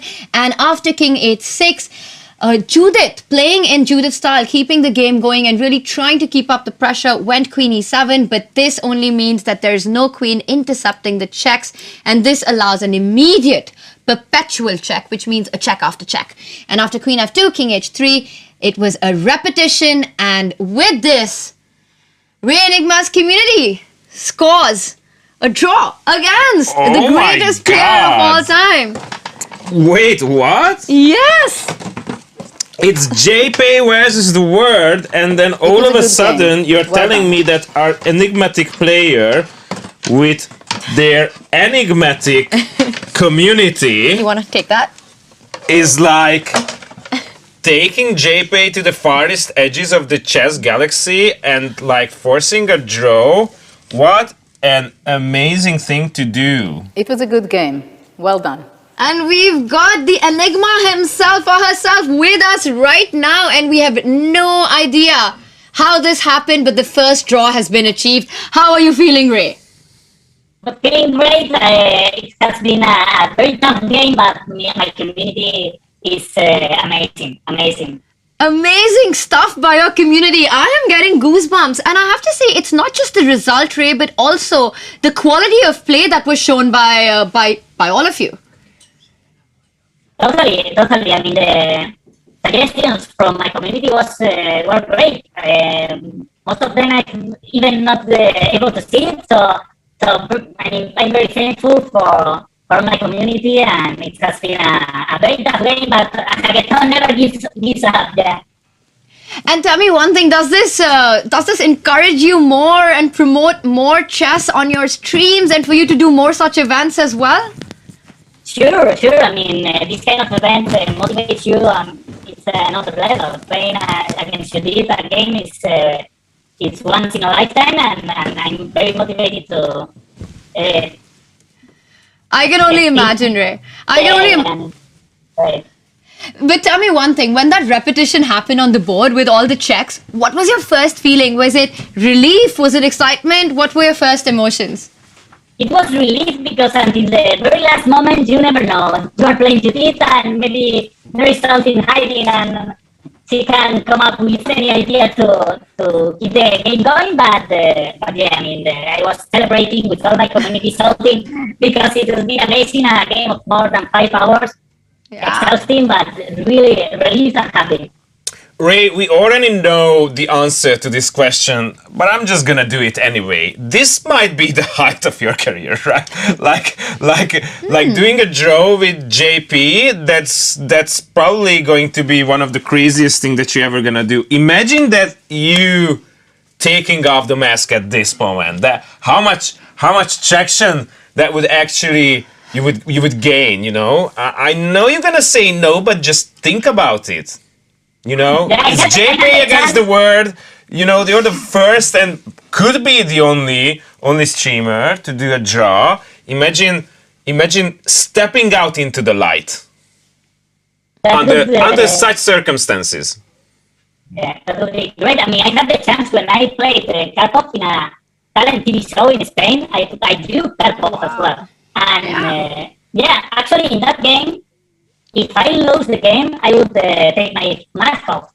So it was very exciting, that game. I mean, the very last moment I managed to survive. I was only with a king, but it was 3-0 this game, and it was a draw, but the Krakow was very, very close to win that game. And if that happened, I mean, my mask would be off and you could see my face. So yeah, I'm very happy that I got that draw and this one as well. I mean, but I'm not gonna put my mask off, sorry.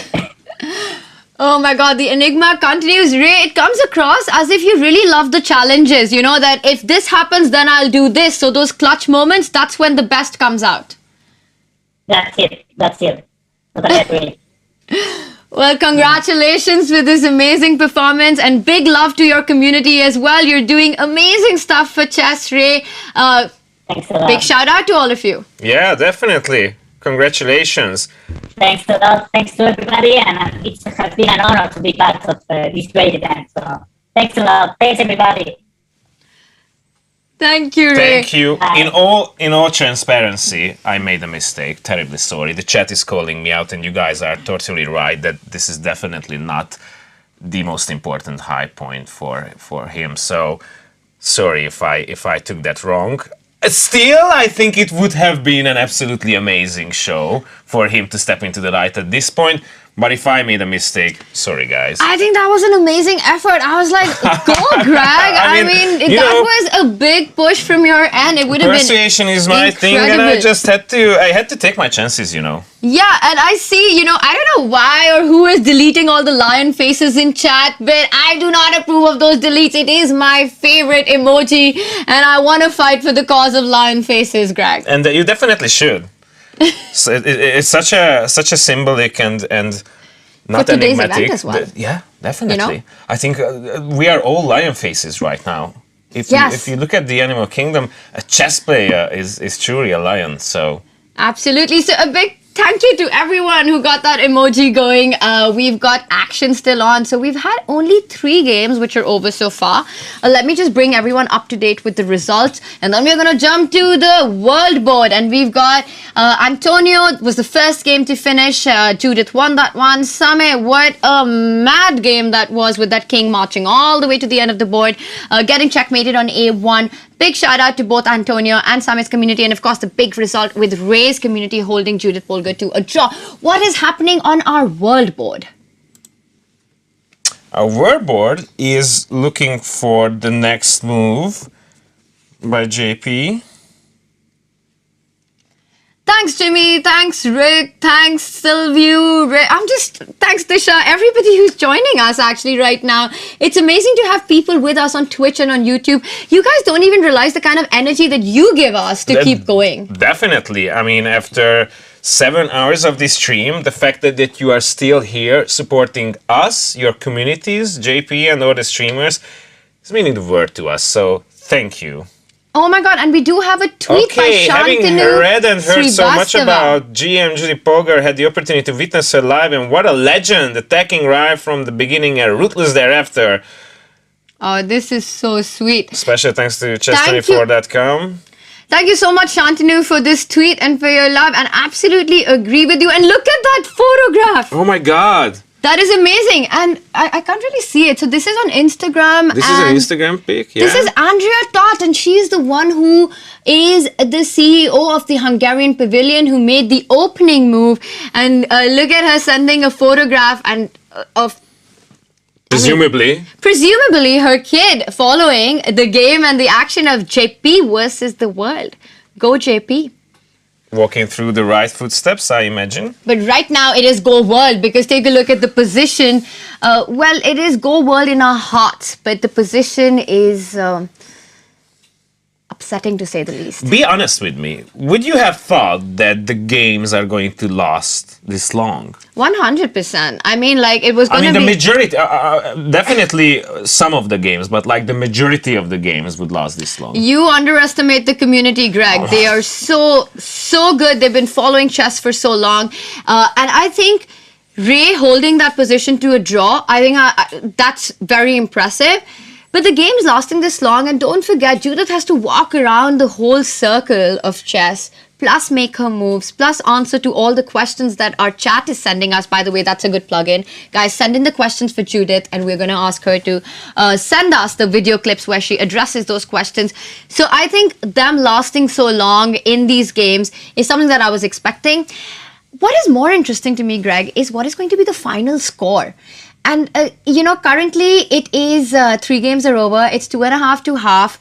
What do you think is going to happen in the end? If you had to predict a result out of 11 boards, what would you say it would be? Chat, this is a question for you as well. I was shocked by even this draw. So in my head, and based on your analysis of the different positions, the different boards, I would have thought that she's just gonna, wipe everyone off. So even that one draw is I think a huge achievement. In my head, that's gonna be the only one. That's what I think at this point. Well, what do you guys think, Chad? 8 points. Disha saying 8 points to 11 for Judit Polgár. I think that is it very well could be, but that would mean that JP. I can't imagine her losing out on another 2.5 points for her to get 8 out of 11. I mean, where are those points going to go? I mean, take a look at this position against the world. This board is sort of busted for black, no? I mean, white has got an extra exchange here. Are you saying that the vibe is getting to a point where it's safe to say that checkmate in 3 moves? Are we getting into that position, vibe-wise? Isa vibe. So 96, and I think we've got a couple more moves. Can I just take a look at what happened, because I'm a little they're waiting for our proposition. It's time for you to vote. So after 96, Rookie 1 is the move that JP played, pinning that knight. In chess you say you pin, you win, and that's what she's going for. That knight under fire. After Rookie 1, the only way to defend the knight, the world wisely chose the move King F7, but it's just a position that is, I think it's too late to save it, because we are down an exchange, and after King F7, Queen H5 check, and it's on us. What are we going to move? I'll tell you the one move that you don't want to make. It's King to F6, because that would walk into a deadly fork on D5. I'm going to put in our move. Greg, Greg, why don't you tell me? Where do you want to play? Oh, come on, don't do that to me. I'm really eager to hear yours. Let's move here. Okay. Guys, we have just confirmed our move. All you got to do is drag the piece to the square, and then it'll ask you to confirm it, and that's how you vote for it, and the most voted move gets played. Absolutely, and for those of you who just found out that JP versus the world is happening today, and then all of a sudden you're like, wait, what? Is it so far into the game? You can still join in, No matter what, you can always just jump into the action, and we propose G7, okay. Hey, you weren't supposed to say that out loud. Really? Yeah, because then we tell them what we voted for, and they might like... That's okay. They have to... Every now and then. And look at this. We've got some stats with us. Oh my God, Hungary is at... Where is India first place. I'm really sorry, but after all, Judith herself is Hungarian, so it was only a matter of time before Hungarians storm the situation here. Women at 13% is another amazing thing. The top moves are, again, there are not just one, like legal moves, so... There are not one, but it was the only way to not lose a piece. So King F7, well played by the world. And the United Kingdom is an interesting addition to the top 3. Yes. How are you feeling about the fact that maybe it's, I don't know, a time-sensitive situation? Could be. I think it is, but not just that. I also, because we did lose out on our board, and definitely, I think that's been something. Some of the folks were loyal to that certain community. I can understand that. But it's really nice to see that we're still fighting on the world board. And Neeraj also saying 8 out of 11. I really don't see where Judith is going to miss out on 2.5 more points. I would say maybe another draw at the most, but can't imagine her losing so many points. Yeah, that's I don't see it happen either. But then again, all right. Now that we had a chance to take a sneak peek at the stats, I think it's only natural that we go on checking out the different boards. Chat, please tell us which of the games are you most interested in. Tanya is going to give her analysis, but you might take the wheel in the next upcoming few minutes. And in the meantime, what is it that you want to look at? I want to just go board by board and quickly take a look at how the influencers and their communities are doing against Judith, because I'm very intrigued by the fact that chat thinks that the score is going to be 8-11. So let's see where the community might have a chance against Judith to steal those points. Now, this is the board against Anna. And in this position, we can see that Black has to go for knight e6 to pick up the rook again. There was a little trade. Rook e6, expecting the move knight e6 by Anna. And I have to say that I don't like Black's position anymore. It's Black's king that's under more danger. The g7 pawn is so vulnerable. Look at that stunning knight on f5 in enemy's camp. Just looking at really creating some mating threats. I like the move queen e5 a lot here that Judith can be thinking about. You hit that knight. If the knight moves, there's the brutal threat of knight e7 forking the king and the rook.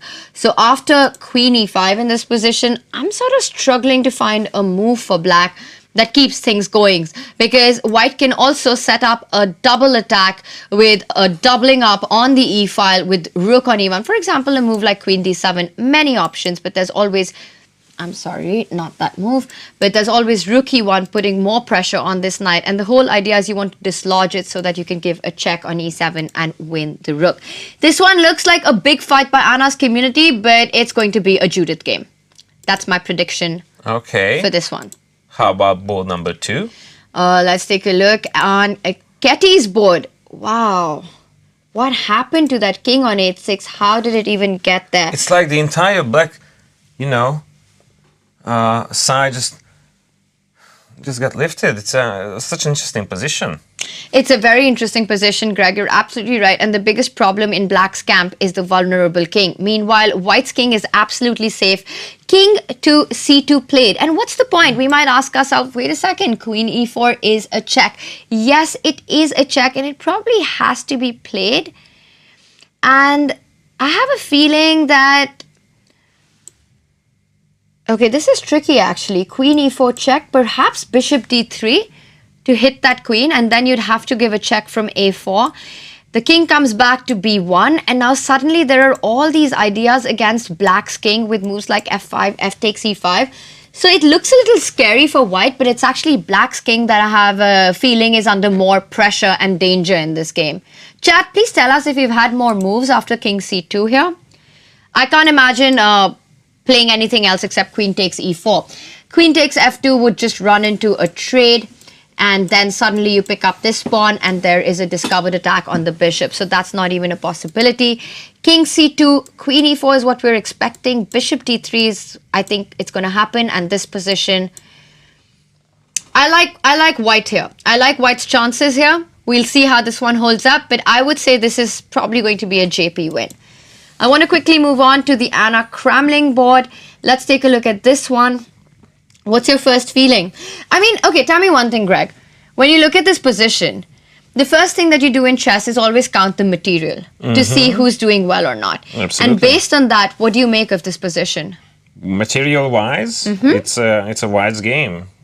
No? It's a what? It's a White's game. You're absolutely right on that, and simply because we've got an extra pawn. We do have other trumps in the position, but the first basic thing you want to look at is count the material. And that's simple. We see White has got a bishop, Black's got a bishop, rook and queen, and White's got 3 pawns. Meanwhile, Black only has 2 pawns. Not just that, Black's king is way more unsafe than White's king because of moves like this, which happened a long time ago. This one I'm also counting as a Judith win. So that's 3 games down. Let's move on to Pepe's board. And she has a better chance of any promotion along the way, right? You mean in the previous game? Yes. Yes, because she has an extra pawn, right? So probably someday this pawn is going to go all the way down to the board, and Black needs to watch out for those threats as well. But look at Pepe's board. I think, chat, this is where we might get a community result. Definitely Black is on the defense. Once again, when we count, we see White has got a rook, which is equal to 5 points, while Black has got a bishop and a pawn in compensation, which is equal to 4 points, 3 plus 1. And if we think about it, yes, White has a bigger advantage with the rook, but usually these positions end in a draw. And I think Pepe might be able to hold this one. And I'm going to call this a draw. Okay. I'm going to call this a draw. You heard it here, guys. You heard it here. Prediction is 3 for Judith and 1 more draw. Okay, let's see next one. And Jen's all-girls board. What is going on that? They're still fighting. Oh my God. You know what? This might be another draw that I'm seeing. It's a 3 pawns versus 3 pawns. White has got this pawn. I'm predicting this will get traded for the e5 pawn. Black will win this pawn. White will win this pawn. 2 rooks on the board. Both rooks are active. I see no problem for black. I'm calling this one a draw as well. Okay, so interesting. That's 1 more point for Judith. Half and half. Mm-hmm. So the predictions about the 8 might come into fruition, right? We're getting close. Just might. We're getting close. Let's see how the Magnus Academy... Oh, wow. That is interesting. I actually think that black can't be worse here. I mean, black needs to just watch out for one plan that white has, which is to create this H-passed pawn, which can be a little tricky to handle. But black has this amazing activity of the king, the B pawn as well. One of the moves, so again, I've got G4 as the last move, and maybe chat can tell us if more moves have been played. But one of the moves that comes to my mind is rook to C3, offering a rook trade. And the point is that if you trade with this, then I give a check and the knight will pick up the pawn on F4. This is one of the ideas that black could have after the move G4. I have to say that I don't think black's in too much trouble here. And if I had to predict a result, this has chances of ending in a draw as well. But then again, they're up against Judit Polgár. She might have something up her sleeves, you know, turning things around with an unexpected move. How would Judith react to a situation like this? I'm just kind of trying to get the exact live board up, Greg, so I'm going to try to pull this back. So we have G4. I'm not sure what was the move played again. Hopefully maybe someone in chat can update us what really happened after G4, but currently this is our live board. So we'll have to wait and see how black reacted before how Judith would respond or create her own ideas. But I just feel that the only plan that Judith has in this position is to advance the H-pawn and try and queen it. But it's one threat, which is easy to control. Okay. So I'm going to call this one as a potential draw. Then we're going to move on to the other board. And this is going to be a Judith game. But it's amazing to see Otdarva's community really fight back. These guys are fighters. They're putting, yes, they're down a piece, but they're not giving up. They have a pawn for a piece, and yes, Judith will win this, but she's got work to do. Definitely. So this is going to be, for now, I'm going to call this a Judith win. Okay. And our world board, as we've been talking about it, can we just have a refresh? Most def. We've had a few moves. Let's take a look at how it progressed. Finally, after rook e1 here, we saw these move king to f7, and then I think there was a check from h5, and the world decided to not go to g7, but instead we voted for king to f8 and knight d5. Judith jumping in with all the pieces, attacking that queen and that bishop. Most importantly, the queen can't move too far away. It's got to keep that knight defended. White has also got 2 extra pawns. This one is definitely a Judith win.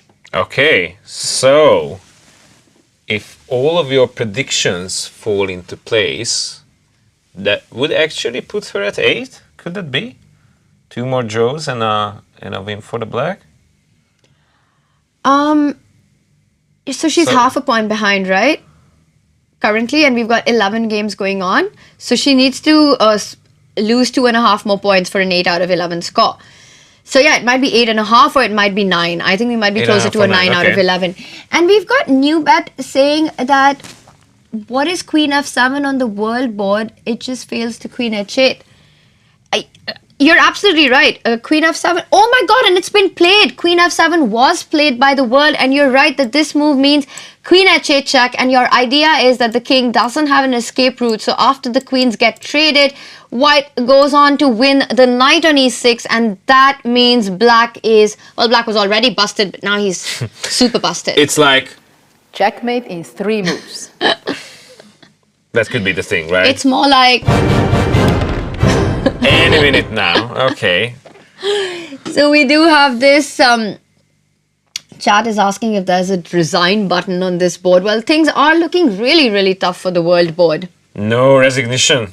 The word is must fight, and we must have the sensation that we have a shot at the chocolate bar.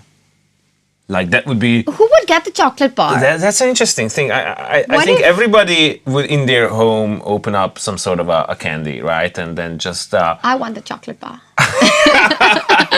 Okay, you're relentless.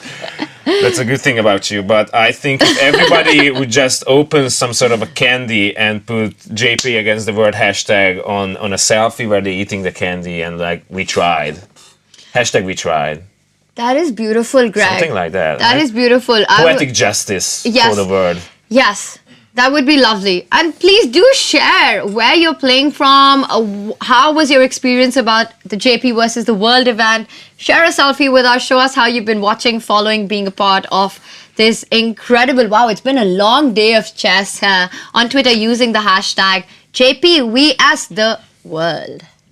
Absolutely. My biggest regret is that we cannot see the facial expressions of Judith herself. It would be ever so lovely just to get into the action, what is happening at the expo right now. But instead of that, we can entertain our viewers ourselves with lots of different things at our disposal, like the wait what bubble, which is definitely going for the fact that you are visualizing. This is the position where you need that bubble. It is? Let's get the position on the board. And like, wait, what? Wait, we need the position. Oh, there. Wave it. Wait, what? Rook takes b2. Wait, what? Okay, what is this? Let's just back up a bit. So, by the way, fun fact, it happened as we were predicting. After king c2, queen e4 check happened. This is Katie's board. Queen e4 check, hitting that king. It was intercepted by bishop d3. The queen jumps over to the other side of the board, giving another check. As we predicted, king goes back to b1. You really can't go to c1 because that would just invite another check. So, why fall for that? And after king b1, wait, what? Oh my god.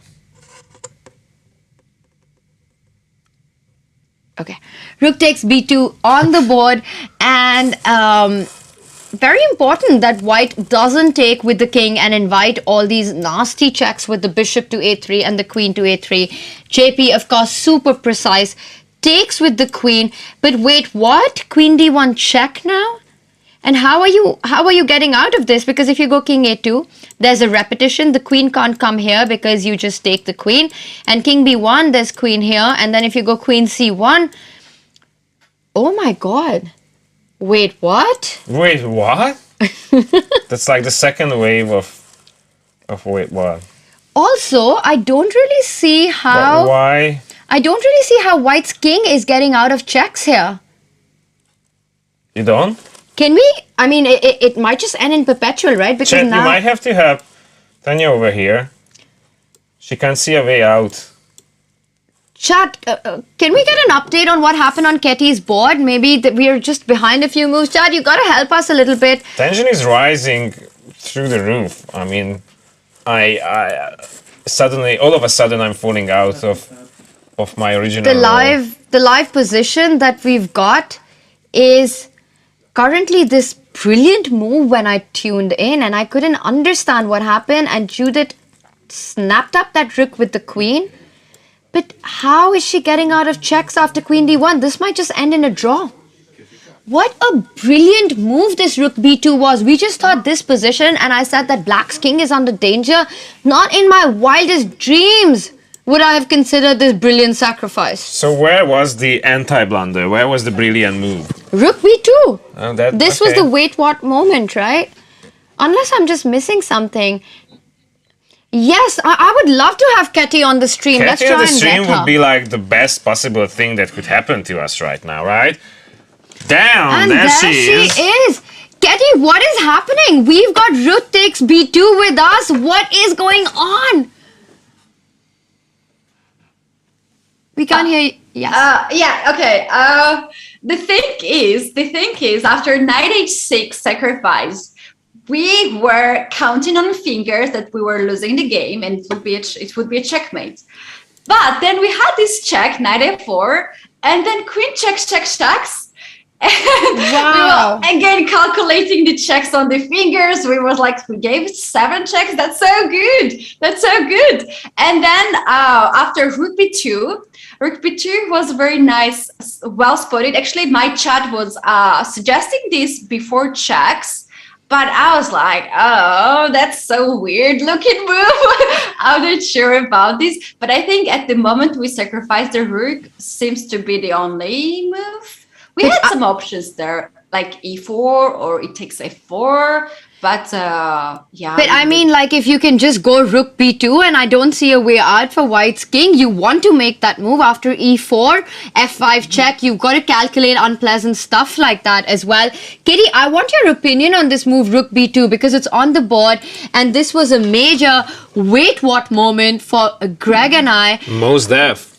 Do we have moves? Do we have moves by Judith after rook b2? Oh, yeah. We have moves. So Judith captured it by the queen and we gave a check on d1. And then she played king a2 and we are happily repeating the moves. Oh my and we hope for a draw. Queen a4, because I don't see a way out of checks. We were just analyzing this position. You can't really put your queen on c1 because there's queen b3 check, amongst other things. What? Yeah. This is amazing stuff. Katie, rook takes b2. What a move. Oh, yeah, my chat was going crazy. They were like, rook b2. So has the draw offer been Has the draw offer been accepted already? No, we have not. We don't want to offer a draw because Judith probably will not notice it. But if she offers us draw in some way, we're ready to accept it. Wow! So that's ambitious. Katie's community going for the perpetual check here. Katie, what's the vibe in your chat? What's the vibe in your community? What are the kind of emojis coming in? How excited is everyone? They're crazy. I mean, imagine I told you. Yeah, sorry. No, you go on. I just mentioned this earlier because I had so much of the difficulties, technical difficulties, and I was like really feeling down. But then the positions switched so fast and we had these moves and it was quite easy to spot these checks. And then at some point after queen g4, I was like, oh, hold on, is that a draw? Wait, what's going on here? Like all these moment when you know that you're underdog, you're having like passive position, and then at some point, hold on, that's at least several checks I can count now. That we're going somewhere. I just realized, Katie, that since move 39, since queen g4 check, every move has been a check. Yes, 7 checks, 8 checks, 8 checks, according to our finger calculations. So what happens with the chocolate bar if these guys win? Because then all of a sudden it's not about surviving anymore, right? Yeah, and they've already crossed the number of moves as well. So they're a big contender for being the last streamer standing. Definitely. Wow, Katie, this is a big moment. By the way, do we have any update on the moves and what has happened? Yes, Judith played king b1 there and we gave a check with queen d1 and my chat is draw. That is incredible. Oh my god. And I think this rook takes b2 has something to do with all the grandmasters and the puzzle world champion being in your community because what a star move. What an incredible No, Tanya, the funny thing is that at this point, we also have some other arena running now and some of my players are playing there, and at the moment when we had checks, he was saying that he was just holding and passing, like he was not suggesting any moves. So yeah, we have not him. They were like, all right, the cool kids can take it over. Amazing. Yeah. Just amazing. Wow, so your chat is super strong. And you know what, Katie? I mean, it's not even about the end perpetual, but the entire concept of knight f4 check and all the queen coming into play and this ending with rook b2. I mean, you have to analyze this game on one of your streams after. This is brilliant stuff. Oh yeah, Tanya, we were thinking in between like knight g7. We had two candidate moves, knight g7 to keep the piece on the board, extra piece, but then we have exposed king, and we were like, okay, our king is exposed, let's make her king also exposed.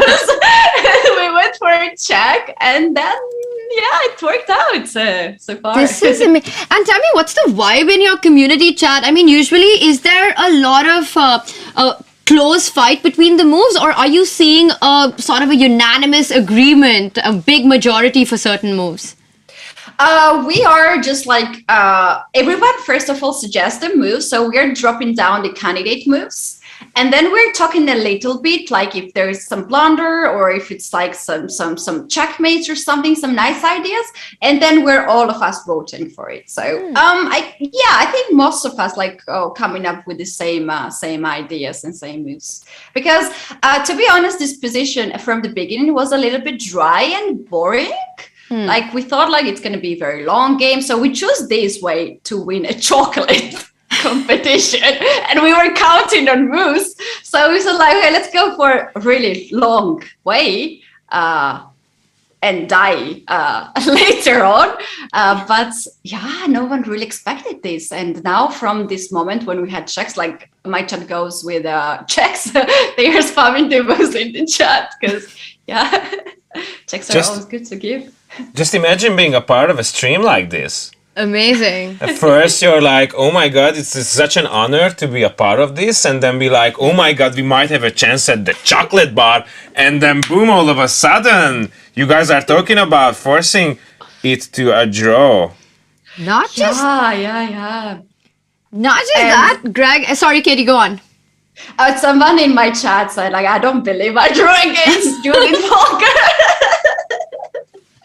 We really feel like we're all together playing against Judit. This is such an opportunity, and this is after all, like of course this is so hard for one person to play against so many players. Come on, guys, it's so many people against Judit right now. But the whole concept of this to be here and to party, and this is just amazing to have the celebration spirit. You know what, Katie? If I had to give a move of the day, it would be to rook b2. Yeah, I mean, what a move! This is muscles here. All right. Well done. Can you check the current state again of the board? Oh yeah. She made the king a2, guys. What we do now? We go for a draw. Yeah. Okay. So I don't know how many moves should we repeat. I mean, I think just thrice, right? That's the normal way, but you guys have been repeating, and that means that after king a2, queen a4, this would be a 3 times repetition, and Katie's community would be the second board to score a draw against Judit Polgár. Katie, how are you going to celebrate with your community? Oh, we're going to have a long party. And today we had a goal to achieve the followers. We achieved that followers, and we're going to vibe here and celebrate. Yes, 10-hour stream today. Let's go, guys. We're doing it. Super stuff, Katie. Well, we're going to wait till the end of the game, but I know you want to get back to your community. So, well, I think the game's pretty much over. GG. Oh, yeah, amazing stuff. Definitely. Oh, yeah, draw. It's done. It's done. It's official now. It's done. It's official. The game ends in a draw. Ladies and gentlemen, JP, where's the word? And we have our second draw. Congratulations to Katie and her community for scoring this draw and also showing a brilliant end position with rook b2. Super stuff. Definitely. Thank you, guys. Enjoy, Katie. Judith herself would say, it was a good game. Well done. We are basically stunned here in the studio. Congratulations. Thank you so much. Thank you. Bye, guys. Ketty. Enjoy. Bye. Big shout out and congratulations to Ketty's community. We hope you had a lot of fun in this amazing party, this chess event that we've had. Definitely. I mean, look at the energy she's been putting off. Like, that is going to be an amazing party later on. So it's 4 down, 7 to go. Is that it? Yes. 2 wins for Judith and 2 draws so far? Yes, but she's also winning on most of the other boards. Yes, I'm just But so looking far, at yes. looking at the official state of the play. We've had 2 draws and 2 wins, as you said. And you know what? I want to pull up this position one more time because this was some amazing play by Ketty and her community. And I just want to take you through what Ketty shared with us. All right. A little play-by-play. But before we do that, we do have an interesting update on the Magnus table. What is going on here? Okay, so White has just captured the pawn on g6. I'm going to back up a little bit just to get my thoughts together. We left it around, last we left it was this position when we were discussing that the h-pawn needs to march down the board, Greg. And Magnus Chess Academy decided to go knight f6. A nice move because it stops the h5 advance. Now you could just pick up the pawn. It also attacks the pawn on g4. And basically, if White was to go g5, the problem is then you never get to create a passer because this pawn, this one pawn is going to block 2 pawns. So you never want to create this structure for yourself. So a nice move by MCA going knight f6. And of course, Judith reacting in the most active manner with the move f5, trying to break open lines, going for counterplay here, saying that yes, you can pick up the g4 pawn, and after f takes g6, f takes g6, what Judith wants to do is go rook to g3, attack that knight on g4, and how are you going to defend? This is actually a very beautiful idea by Judith, creating a chances, because if you think that you can go knight e5, trying to defend that pawn on g6, suddenly rook g5, you pin and you win, because there is, I was going to say there's no way of fighting this, but I see that you can go king here, and the game kind of continues. You know, after such an in-depth analysis, the only way to deepen this analysis is to actually talk to them. Oh, we do have Daniel joining us, so let's get him on with his thoughts.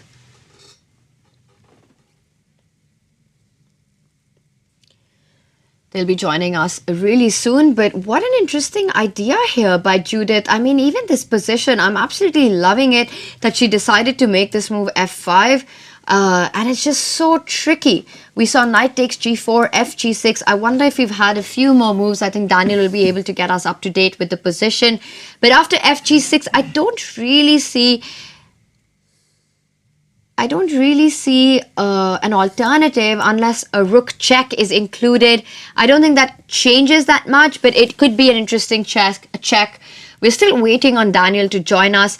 This one can start getting a little tricky if, let's say, White is able to win this g6 pawn, because then the h pawn becomes a real threat. Simply because imagine the position without the g pawn. White's king is super close to Black's passer, but Black's king is really far away from fighting the White passed pawn. And White has got 2 flank passers far away from each other, which make it so much more difficult to control them. And I think while Daniel joins us, I really want to go back to the Ketty game, simply to play through what happened in the end. A series of very deadly checks. That B2 is like stuck in your memory, right? Piquing your interest. It's a stunning move, not just that one. What happened here as well. And I think we've got Daniel with us. In the meantime, Daniel might be checking in, right? Hello there, good sir. Hey guys. Hello. Oops, I gotta unmute this. There we go. Daniel, do you hear us? I do, yes. I had this laptop on mute. Awesome. Daniel, a very different structure and a position from when we spoke to you last. It was around the point when the b4 rook was captured by the pawn. A lot has happened. Before I ask you about the position, can you just get us up to date with the move? Because we've got a little bit of a lag with it. What happened after Judith took on g6? After she took on g6, we played f takes g6. Then she played rook g3. As we were discussing, yes. Then rook c4 and rook g1. And this is the current position? I believe so. Let me, yeah. And then she's played rook g1, and that's where we are. All right, so actually rook c4 is a really nice move that I missed as well in my analysis, which actually defends the knight and makes sure that the g6 pawn is still alive. Daniel, well, you guys have an extra pawn now. How do you assess your chances here? I mean, I feel like we're doing better than I would have thought possible. I'm not sure if she missed something with knight f6. That was one of Coach Uthra's ideas, and it seems like it puts her in a kind of in a tough spot because she was forced to either push g5, where she kind of is going to lose the chance to push on the king side, or sacrifice a pawn. I think knight f6 was such a key move in this position, as you mentioned, forcing white to take a decision with the pawn, stopping h5 at a critical moment. And where do you move with the g pawn? You can't go rook g3 because that runs into a fork with knight e4, hitting the rook and the king. So a super move with knight f6. And this brings us with the current position, and I'm just going to get that on the board, rook c4, rook g1. So it's Daniel's... It's MCA's turn, Magnus Chess Academy. Daniel, what are the moves that you guys are considering here? We have been talking about king a4 mostly. And I am not sure if there are other moves that have been discussed when I turned away. And how, Daniel, because this is such a long game and it's been a long day of chess, have you been able to get a break at all, or you've just been glued to the game the whole while? I would say that we have mostly been glued to the game. I think that Coach Uthra and I are slightly wearing down. I'll speak for myself. I'm wearing down a little bit. She seems like she's hanging tough. So I can imagine. I mean, this is, and also playing against so many players, and it's been a tough fight. But Daniel, you must be super proud of the way the community has played so far this game. You know, they've the kids have found a bunch of great tactics. They've found some great moves that worked. We found some great moves that when we analyzed turned out not to work. But you know, that's part of it. Is we had a really fun tactic where one of the students wanted to, after rook g3, play knight e5 and allow rook g5 pinning the knight to the king. We were discussing this line, actually. We were looking at it, that rook g5, and this might be trouble for black. So his idea was rook c5, letting the knight take the rook, and then playing knight f3 check to pick up the white rook. But when we looked at it, it seemed like it might not work. And so we played rook c4 instead, which I would say is less spectacular, but also seemed a lot safer. Very pragmatic decision, but also so impressive that a student actually found this tactic. Right? Yeah, he's tough. The beauty of a young mind coming up with amazing solutions. Yeah. What is your prediction at this situation? So I mean, Daniel, what do you think? I mean, you've got an extra pawn. Is that does Judith need to be a little bit worried already with the position? I mean, I think so. Like, I don't like at this point. I think we're up a pawn. Yeah. And there's not a ton of stuff left on the board, but like our kind of kingside pawns are a little weak, but her a pawn is a little weak. So I certainly think we're pushing here. Wow, and I'm sure because it's been a long game, you guys must be getting hungry and stuff. So are there food breaks or are there planned ways to, sort of keep the game going but also not lose focus and keep the energy going? Is this something that you've discussed before the game started? There are no plans. No plans. No, not at this point. Okay. All right, Daniel. Well, you've got to get back to this one. It is a very, very interesting moment because MCA has got an extra pawn against Judith. As Daniel's mentioning, the kids are super sharp at this point, finding all these amazing tactics. Daniel, all the best for this endgame. All right. Thank you so much. Thanks for checking in with us. Sure. See you later. All right. You were right. These communities are putting up a bigger fight than I originally anticipated. Yeah. I mean, how long? Have you been streaming for about 8 hours? We are, yes. Which is crazy in itself. If you guys are realizing that I'm of my death by now, sorry for that, but this is stunning. Just by witnessing the whole thing. Imagine Judith is probably where she is right now. I mean, yeah, but the chat is replying that she's stronger than we might think, and you guys are probably right. This could be still a walk in the park for her mentally, but I think members of the communities could get really exhausted, and it's not stopping them for putting up some amazing and impressive moves. Ooh. Where do you want to go next? I want to go back to Ketty's board really quickly. It has ended in a draw, and I just insist we look at this because it's super pretty. And this was the moment, and it feels like, look at that black king. It's marched up to 8-6. It looks like it's in a bit of a kill zone.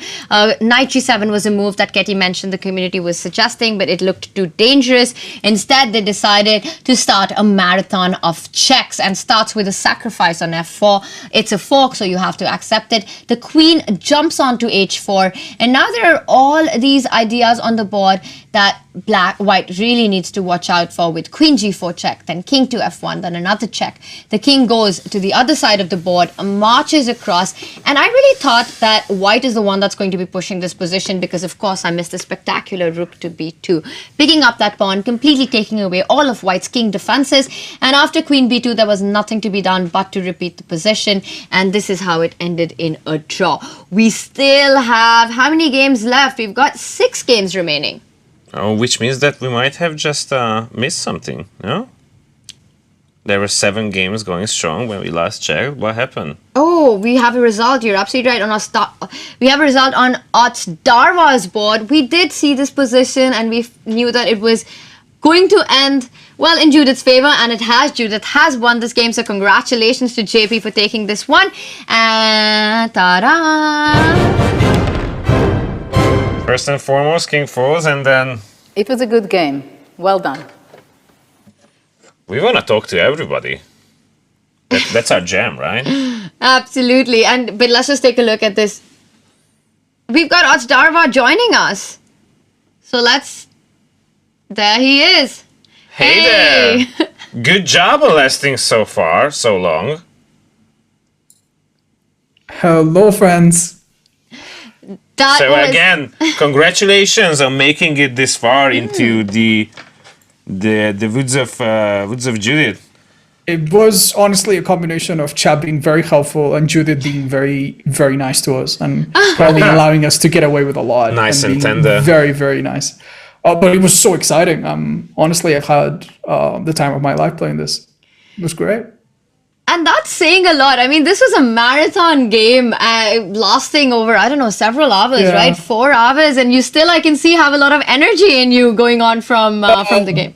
That's not true. That's not true. I'm quite like, there was a point where I'm like, okay, this, that, captures. And then my brain was just shut off and be like, okay, that's as far as you can go unless you upgrade. So no, I'm definitely mentally a bit fatigued. But it was such a great game. I had such a fun time. Happy event, happy days with considering everything. Oh, I honestly, it is such an experience to go for so many moves and see no very obvious blunders, but slowly watch everything very, very, very slowly fall apart. you can't help but respect players at this level. Just the fact that we had a chance to come up with some cool moves and offer some resistance and do a few moves that at some point looked like they could actually keep up. I felt so incredible, and I am so blessed to have been a part of this. It was great. That is so nice to hear. And Osarba, has this motivated you even more to work on chess and to get even better at it? I mean, this alone is a good story to tell to your grandkids, I'm sure. But yeah, it wouldn't be too bad if I had more medals in my chess career and I do more cool things. I'm very happy. I feel like hopefully we didn't disappoint our coach, Anna, who helped us a lot. Her help was also very, very big. Appreciate it. So nice I'm mention. very happy about that. And I don't know how I can. You told earlier to Ray Enigma that this is like a peak of a career, but yeah, if it's a peak for him, then what it is for me to even come close to reaching like the 50 move mark or something. It's crazy. I'm it is putting some stress on one of the greats, going toe to toe with Judith. That's generous, but yeah, I'll take it. Super well done, Osdarva. Thank you so much for joining us and putting up this great fight. Big love to you and your community. Big hugs. Thank you for having us. Cheers, man. Congratulations Bye-bye. again. That was like... It was a good game. Well done. I just love her gestures. Like, it was a good game. Well done. Making a point, right? As Dana said, so straightforward, just straight to the point, not beating around the bush. What I like about her style is that she has this frightening presence on the board and has this strong charismatic character when she talks about matters that matter. But then again, yesterday when you were doing the Instagram live, and today when we're trying to check in with her, when she's outside of that character, she's this loving, tendering character. Yeah. It's like a different persona. She becomes the lioness when she has to, right? I think this is how she's able to keep up in all these tournaments and all these games, is that because he can reserve all that energy. She is lovely and nice when she can be, and fearsome at the exact moment when she needs to be. Yes, I mean, she's so competitive whenever, and even though she doesn't play actively anymore, I think whenever there's a board, I've seen her commentating, I've seen her bantering with other grandmasters about a position, back and forth on it. She has that fire to, still outplay everyone that she plays against. So definitely, but I think over here, for her, she's just so proud about this event, Definitely. about getting the community, setting this record. What I love about this show is that it's basically her and her children, like the dominion of Judith, and like, this is how I'm going to show these people how it's done. And I just love the message that it sends, especially when you look at the fact that we already have 2 draws and we have no idea how the others will turn out. I mean, you have some idea. We have a little All your bit. speculations are on point so far.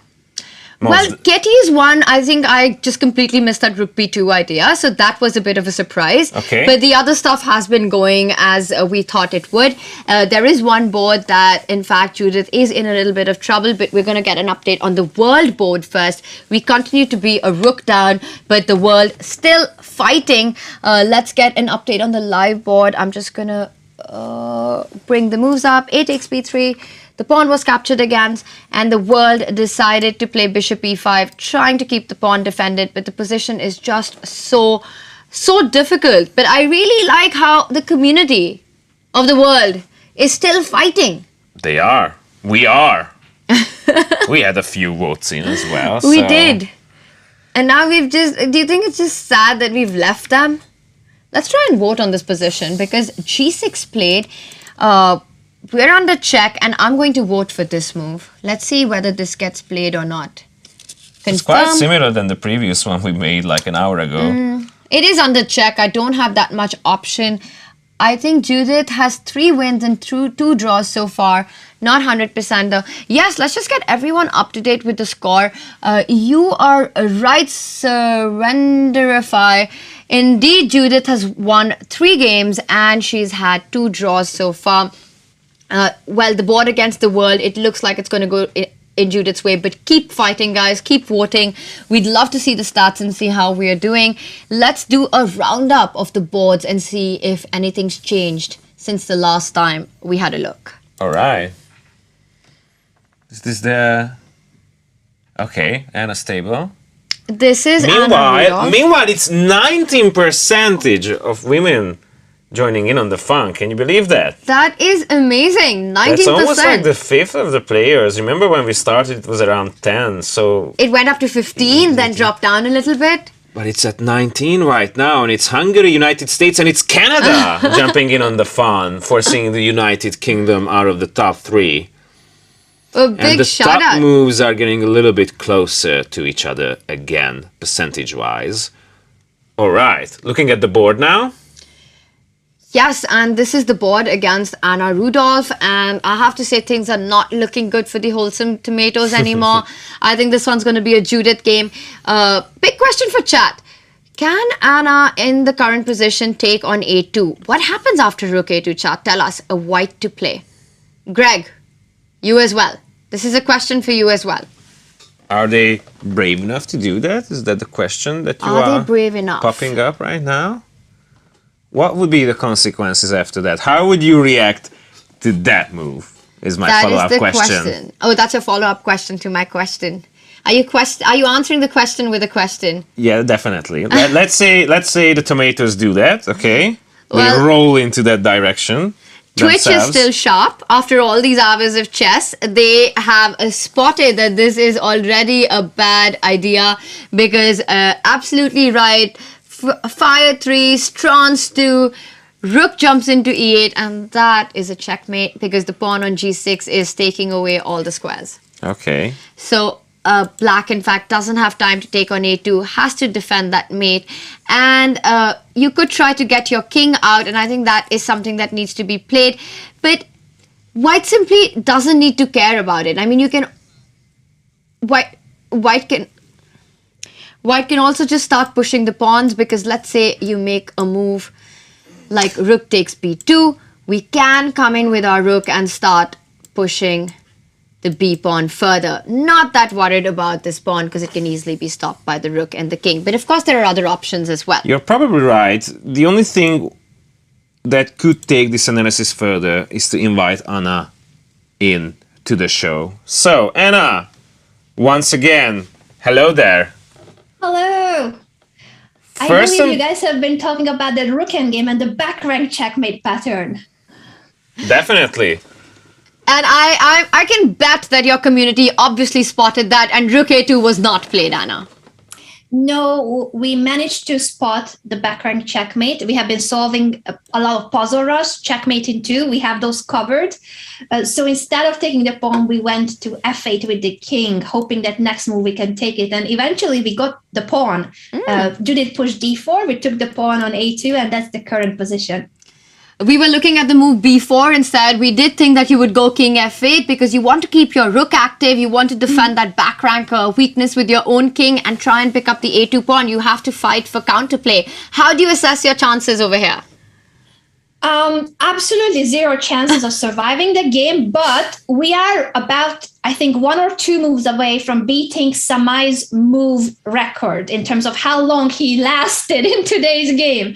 And that's what it's all about, you know, the personal little battles in between creators, beating Samai's community. So 1 more move, Samai, and we are better than your community. That is the spirit we're talking about, and that's how you do. Oh my God! Okay, so that's how you want to approach a situation like this. I just love the transparency, love the vibe.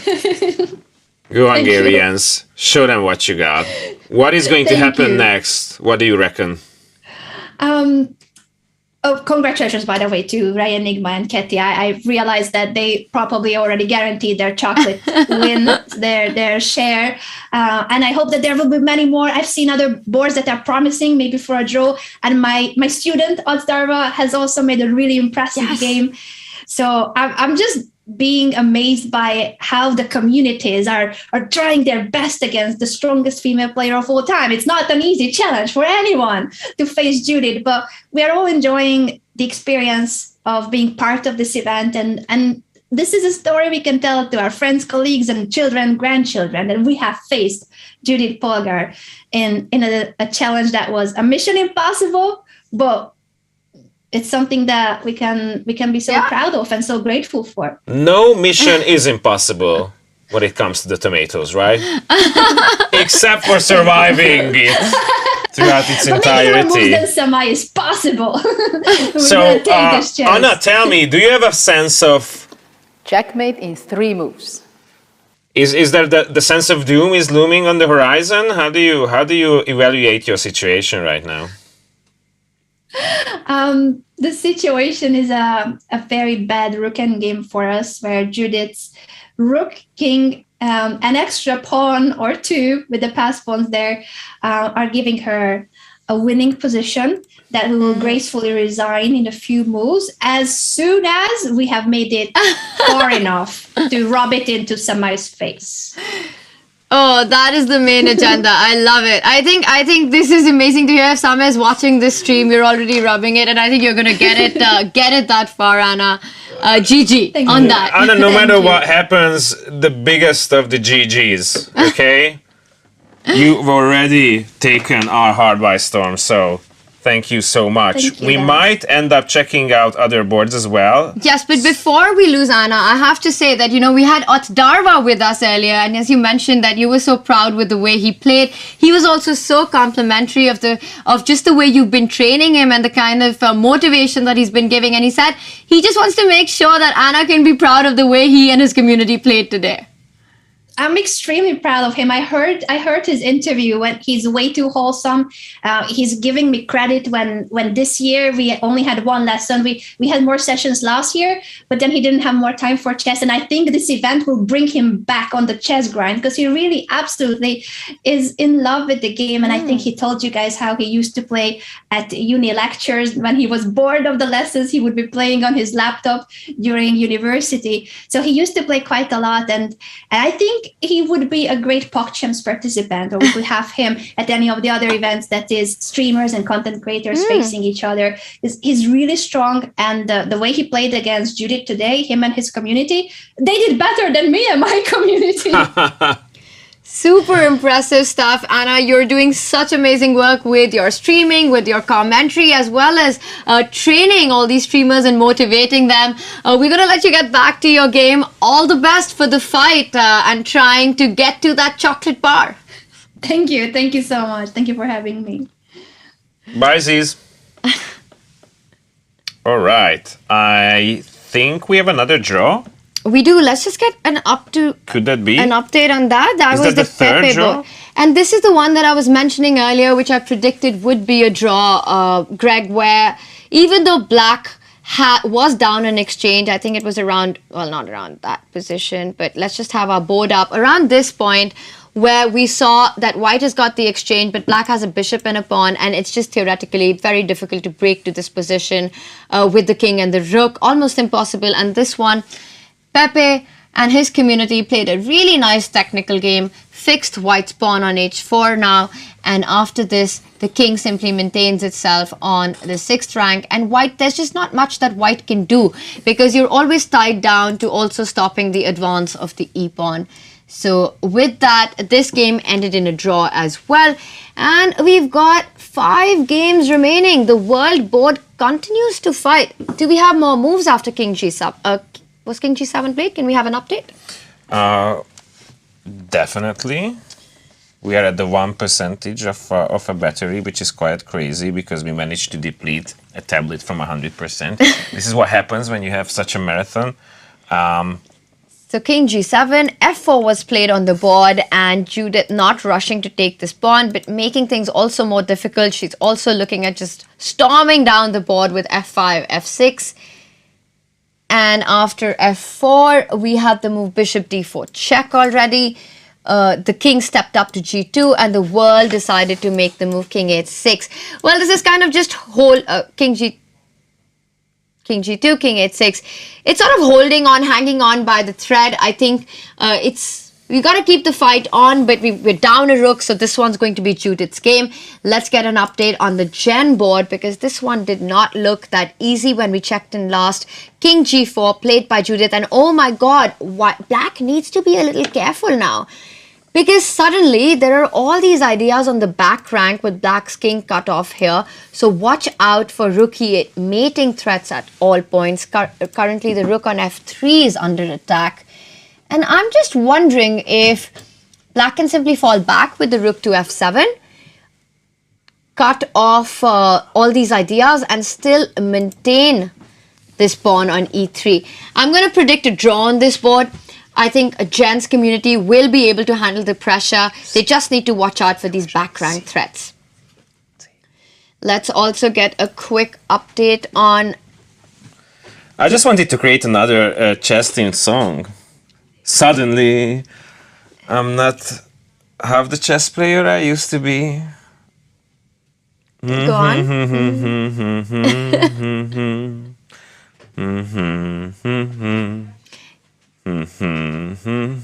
Guys, in Greg's defense, it's been a long day. And I'm just trying to survive the situation because some of the crew members are giving me a cable to handle the tablet situation. So I was... You think it might not have been the best idea to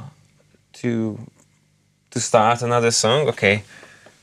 We're going to try and get the tablet up to order. I think the song is a great idea, and just keep it going. If you come up with another rhyme, throw it at us. I can see a new.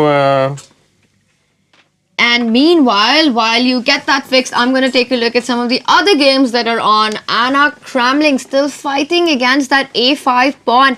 But once again, just simply not only having an extra pawn, let's see if you can get the board up as well so that everyone can follow the position that we're talking about. There we have it. a5 pawn. Queen a6 blocks it, but Black's king just so unsafe on g7. But it's still work to be done by Judith. It's far from over. I'm calling this a Judith win, though. It's going to be a grind. It is. Okay, what if, Greg, if you had to predict a time when all the games would end, what time do you think this will end? Well, since we are at 10 p.m., around 10 p.m., I would say around 11 p.m. Wow, so you think the influencers community would last another hour? Could be. Well, let's see. It's been a tough fight so far, and we do have Anna with us. Anna, we are talking about all the energy that's required. How are you holding up? Hello. Okay, Anna, I think you missed that one. Hi, Anna. So I was just saying that it's been such a long day of chess. How are you holding up with the energy that's very much required to fight this position that you have? I've been eating nachos. I brought nachos with me, and it was the best decision I've ever made. We're doing good. I mean, this endgame is, we're right now in a position where we don't know if we should exchange queens or not. So this is... Based on your position, nachos wasn't the only good choice and move that you made so far, right? Absolutely, Greg. That's a really good point. I think you've got a lot to be proud of. This last move that I have on the board, Queen a6, threatening Rook f1. Anna, do we have more moves after your community played Queen a6? Yes, the King h2 happened, Queen d6 check, and Queen g3. Ooh, nice. So after Queen to a6, Rook f1 was a big threat by Anna's community. Judith saw it, goes King h2, a check, and now offering a queen trade. So big questions, Anna. Which one are you more tempted towards? Trading the queens or keeping the queens? Well, that's the thing, right? I'm not... In a way, I feel like we are going to have to trade the queens at some point here. It feels really hard to keep the queens, like even if we go queen d5 or something. But then the question is, what way is the best one to trade the queens in? Like, if we would have gone queen d5, then maybe there would be queen e5 check and we would trade. But then maybe we get the rook up to f4 and we can go the other way around. But my community just voted for taking on g3 immediately. So we're going to go for it. I'm going to be doing what my community has said that we should do. So I think we're going to be taking here immediately. I'm a little bit scared. To be honest, we haven't completely calculated this, but we're hoping and praying that we're able to save this. But yeah, I think that the idea is that we're going to try to bring the rook after queen takes g3, king takes g3. We're going to try to bring the rook to a7 and then to a6, I believe. That's what we're going to try to do.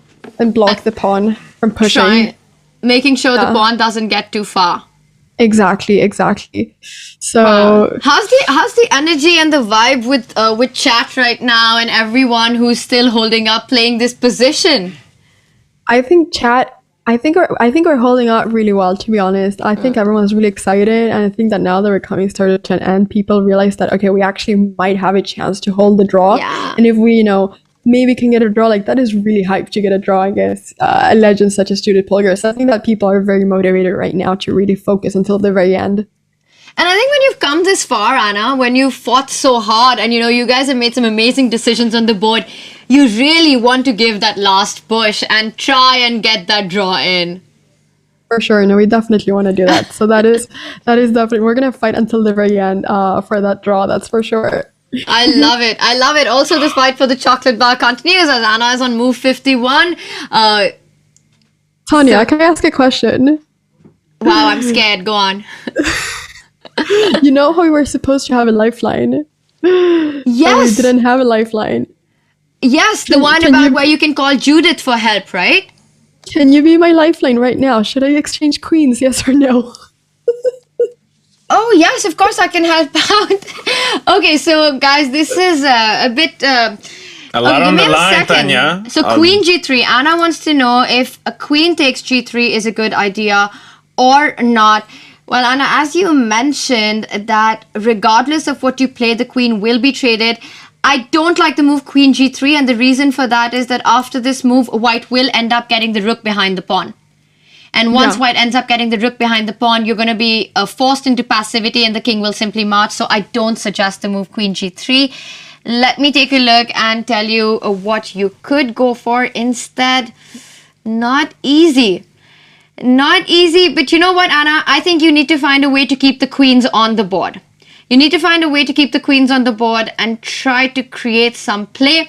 I would suggest either queen d5, trade like that, and after queen e5, even if it does get traded, you come with your rook to a7 and start attacking the white rook. With the king. With the king.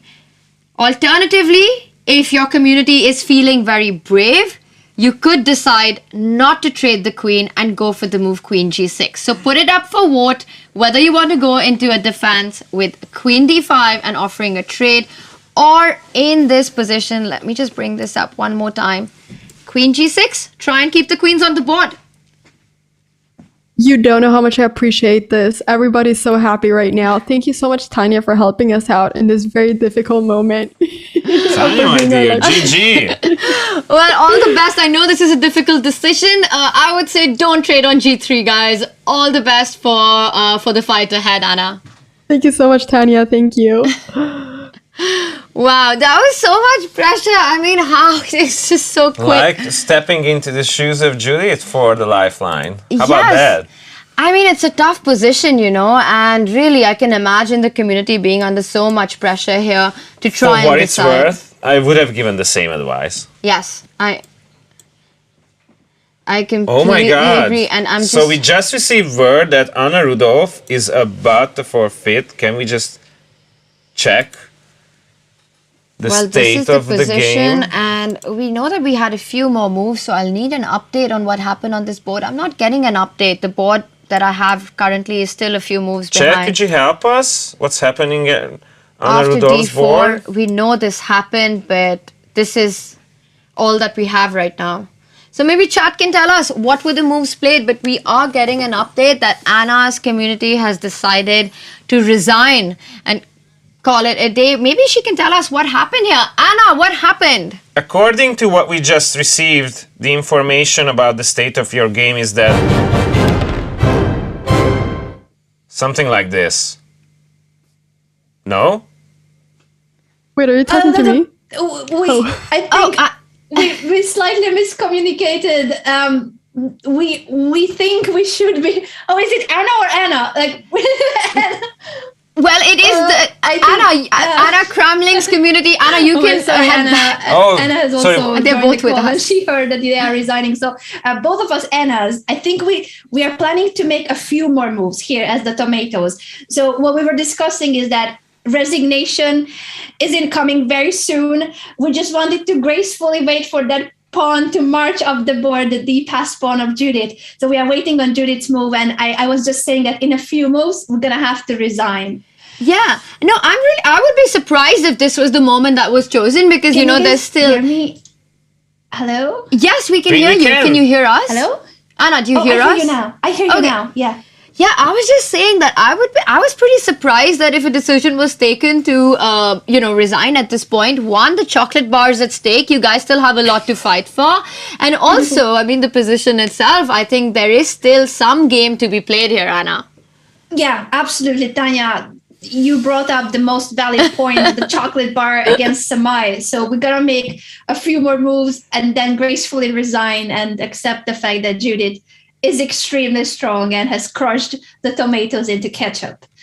You know what? You and Samay need to do a chocolate challenge. Just have a stream.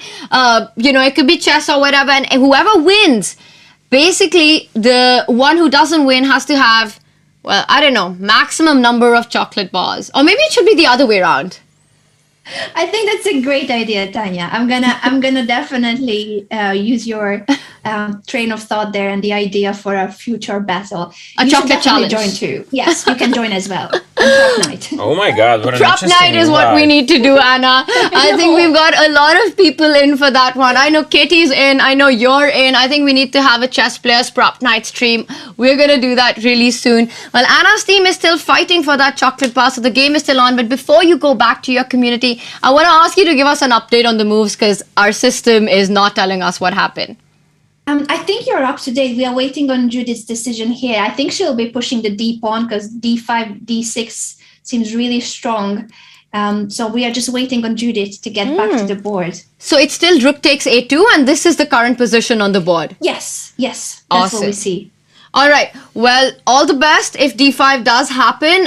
Keep it going. Keep the energy going, Wholesome Tomatoes, because remember, a lot is at stake. It is about who is the last streamer standing. All the best, Anna. Thank you so much. Thank you. And I was just regretting not having copied Anna's idea for the lifeline with you, Tanya. Next time I will know better. Anna, all the best. And we hope you'll join us again in a bit. Thank you. See you soon. Cheerio. So the King Falls animation was a bit premature. It's more like checkmate in 3 moves. I mean, based on what she just depicted, Yeah, and obviously we were not talking about Anna Kramling at that moment, because Anna Kramling's community is absolutely got the fight on. I think it is the Wholesome Tomatoes who are currently struggling. Let's get an up-to-date with what Anna's community finally decided to go for. So after the move Queen G3, I don't know if we have an update. They were considering a trade on G3 and to go for this endgame, where the only reason I was not super happy about was that it allows White's rook to come behind the pass pawn and simply gives White the chance to come in with the king and start pushing the pawn. So going to be interesting to see what they decided with. We'll wait for an update on that. Meanwhile, Jan Shahade, what is happening on this board, chat? Let's take a look. Wow. Greg, what are your thoughts on the position? Well, I like your analysis about the rooks positioning them. Oh, sorry, we jumped one, right? Yeah, this is the position that we have, and we were looking at this when we left it last, and rook f7 happened as we were mentioning this move, stepping away from all back rank mating ideas, and Judith deciding to keep both rooks on the board, moves to a6, attacking that pawn on h6, and after a check, she sidestepped to the H file. Rook A1. Look at that tricky move by Jen's all-girls board. Chat, big question to you. What happens if White snaps up the pawn on E3? What was the little tricky trap that Black was setting up in this position? Greg, let's see if you get it. Not quite sure. Waiting for the chat to save me on this one. Meanwhile, I'm going to check out on chat. On Twitter, Judith is white on all boards. That is correct. She is playing with the white pieces. What is the score so far? Well, we've got 3 draws and 3 wins by Judith. So that's what is happening. And we still have 5 boards on. Did anyone get it? Do you see it? Well done to Rick and to Anukul. That is correct. Rook to h1 would be checkmate on the spot, Greg, because the king is just in a kill zone. You can't go on to the g file because of the rook on g7. So well spotted, guys, and that's why this pawn could not have been snapped up. So instead, after the move rook a1, Judith came back with the king to h3 so that she can come down to g2 if there's a check. The rook came back to a3, and Judith could have decided to repeat the position with the move king h4, in a way offering a silent draw. But instead, she says, I want to keep the game going, and makes the move g4, the fighter that she is, having fun, but also the competitive spirit is on. And after e2 check, the king comes to h4. Really nice technical play by white. At least one of my predictions are coming into fruition, that this thing could very well go on up until 11 p.m. Central Time Europe here in the best. You might not be sure about that. I have a flight to catch tomorrow morning. Do you think I'm going to make it for that one? You heard it first, guys. Time to pack your things because this one has a flight. This one. JP versus the world is taking a sudden turn because we just have to adjust ourselves to our flight plan, right? Oh my god, the rook a1 just happened because now I don't understand this move. So if you take on e2, you don't have a checkmate. Oh, but that's a beautiful idea. What black wants to do is after king g3, give a check, and you basically end up trading even further down the board. This one's going to end in a draw, guys. Another draw. Another draw. That's going to be the 4th one? Oh, I'm just thinking about everyone in chat who predicted 8 out of 11 for Judith. I think we might see that score, Craig. Right? How crazy is that? How did you guys even get there? The chat has been absolutely on fire, both spiritually and mentally. The chat is on fire. The chat is on fire.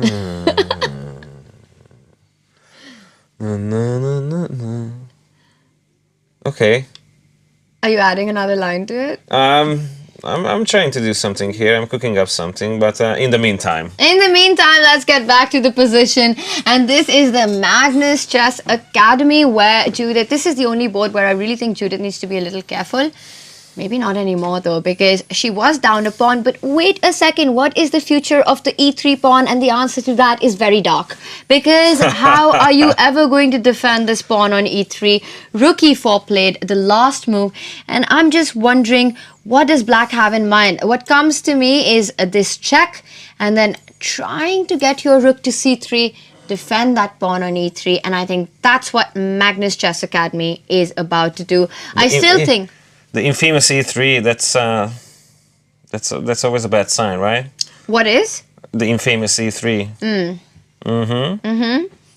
As you were making that conclusion on your end. Yes. Well, the future might not be as dark as I had predicted earlier, because there is a way to defend that pawn with rook c6 and rook e3. So we'll see what happens. And how is the world board holding on? Wow, take a look at that.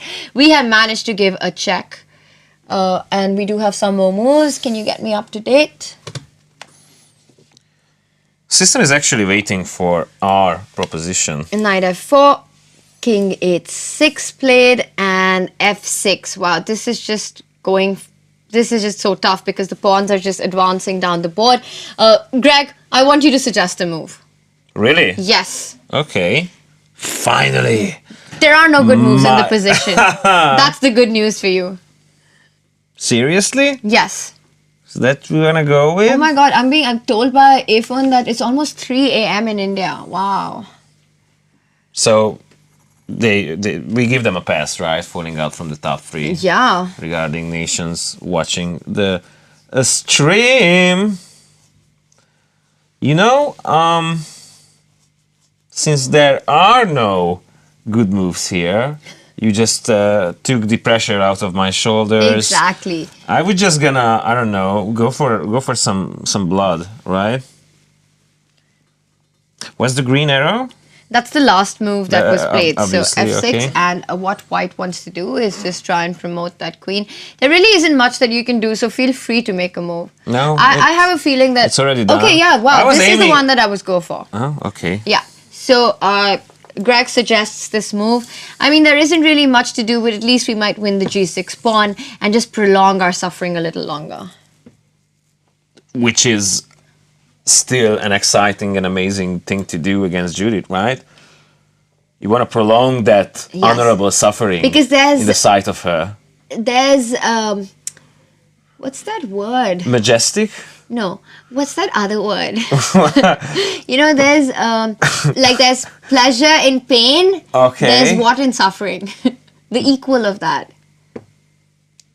Because they're playing against Judith, so even if they suffer for longer, they're happy about the suffering, is what I'm trying to So say. the pleasure in suffering. Yeah, but is that, I mean, yeah, that's what I'm trying to say. It's like a bittersweet. It's bittersweet, A bittersweet you know. It's a ending to the bittersweet game, ending like- to the game. And I think that's what keeps the other communities going as well, that they've fought so They're just hard for so checking many each hours. other and they're like, oh my god, if we resign now, there is no...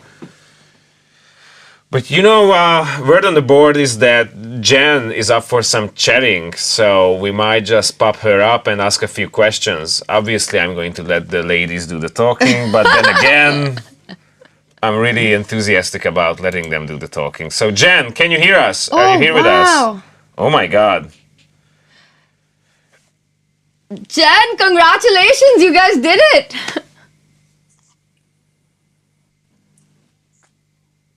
I don't think Jen went. Congratulations on the draw, Jen. You did it. We couldn't believe it. Oh my God. We thought that we had the draw much earlier, but it was just insane. Every trick. Oh my gosh. She just kept coming after us. Exactly. I mean, Judith did not stop fighting. Whatever chance that she could grab, she was asking questions, but very precise play by the girls. Definitely. What? And Go ahead. Judith has yeah. some saying on the matter. It was a good game. Well done. Oh yeah. Yeah. Well done. We almost lost a couple of times. I got to tell you, you know, we almost blundered. I mean, it was just it was pretty incredible. It was pretty incredible how many times she tricked us, and just at the last minute we were able to get it and see the trick and defend.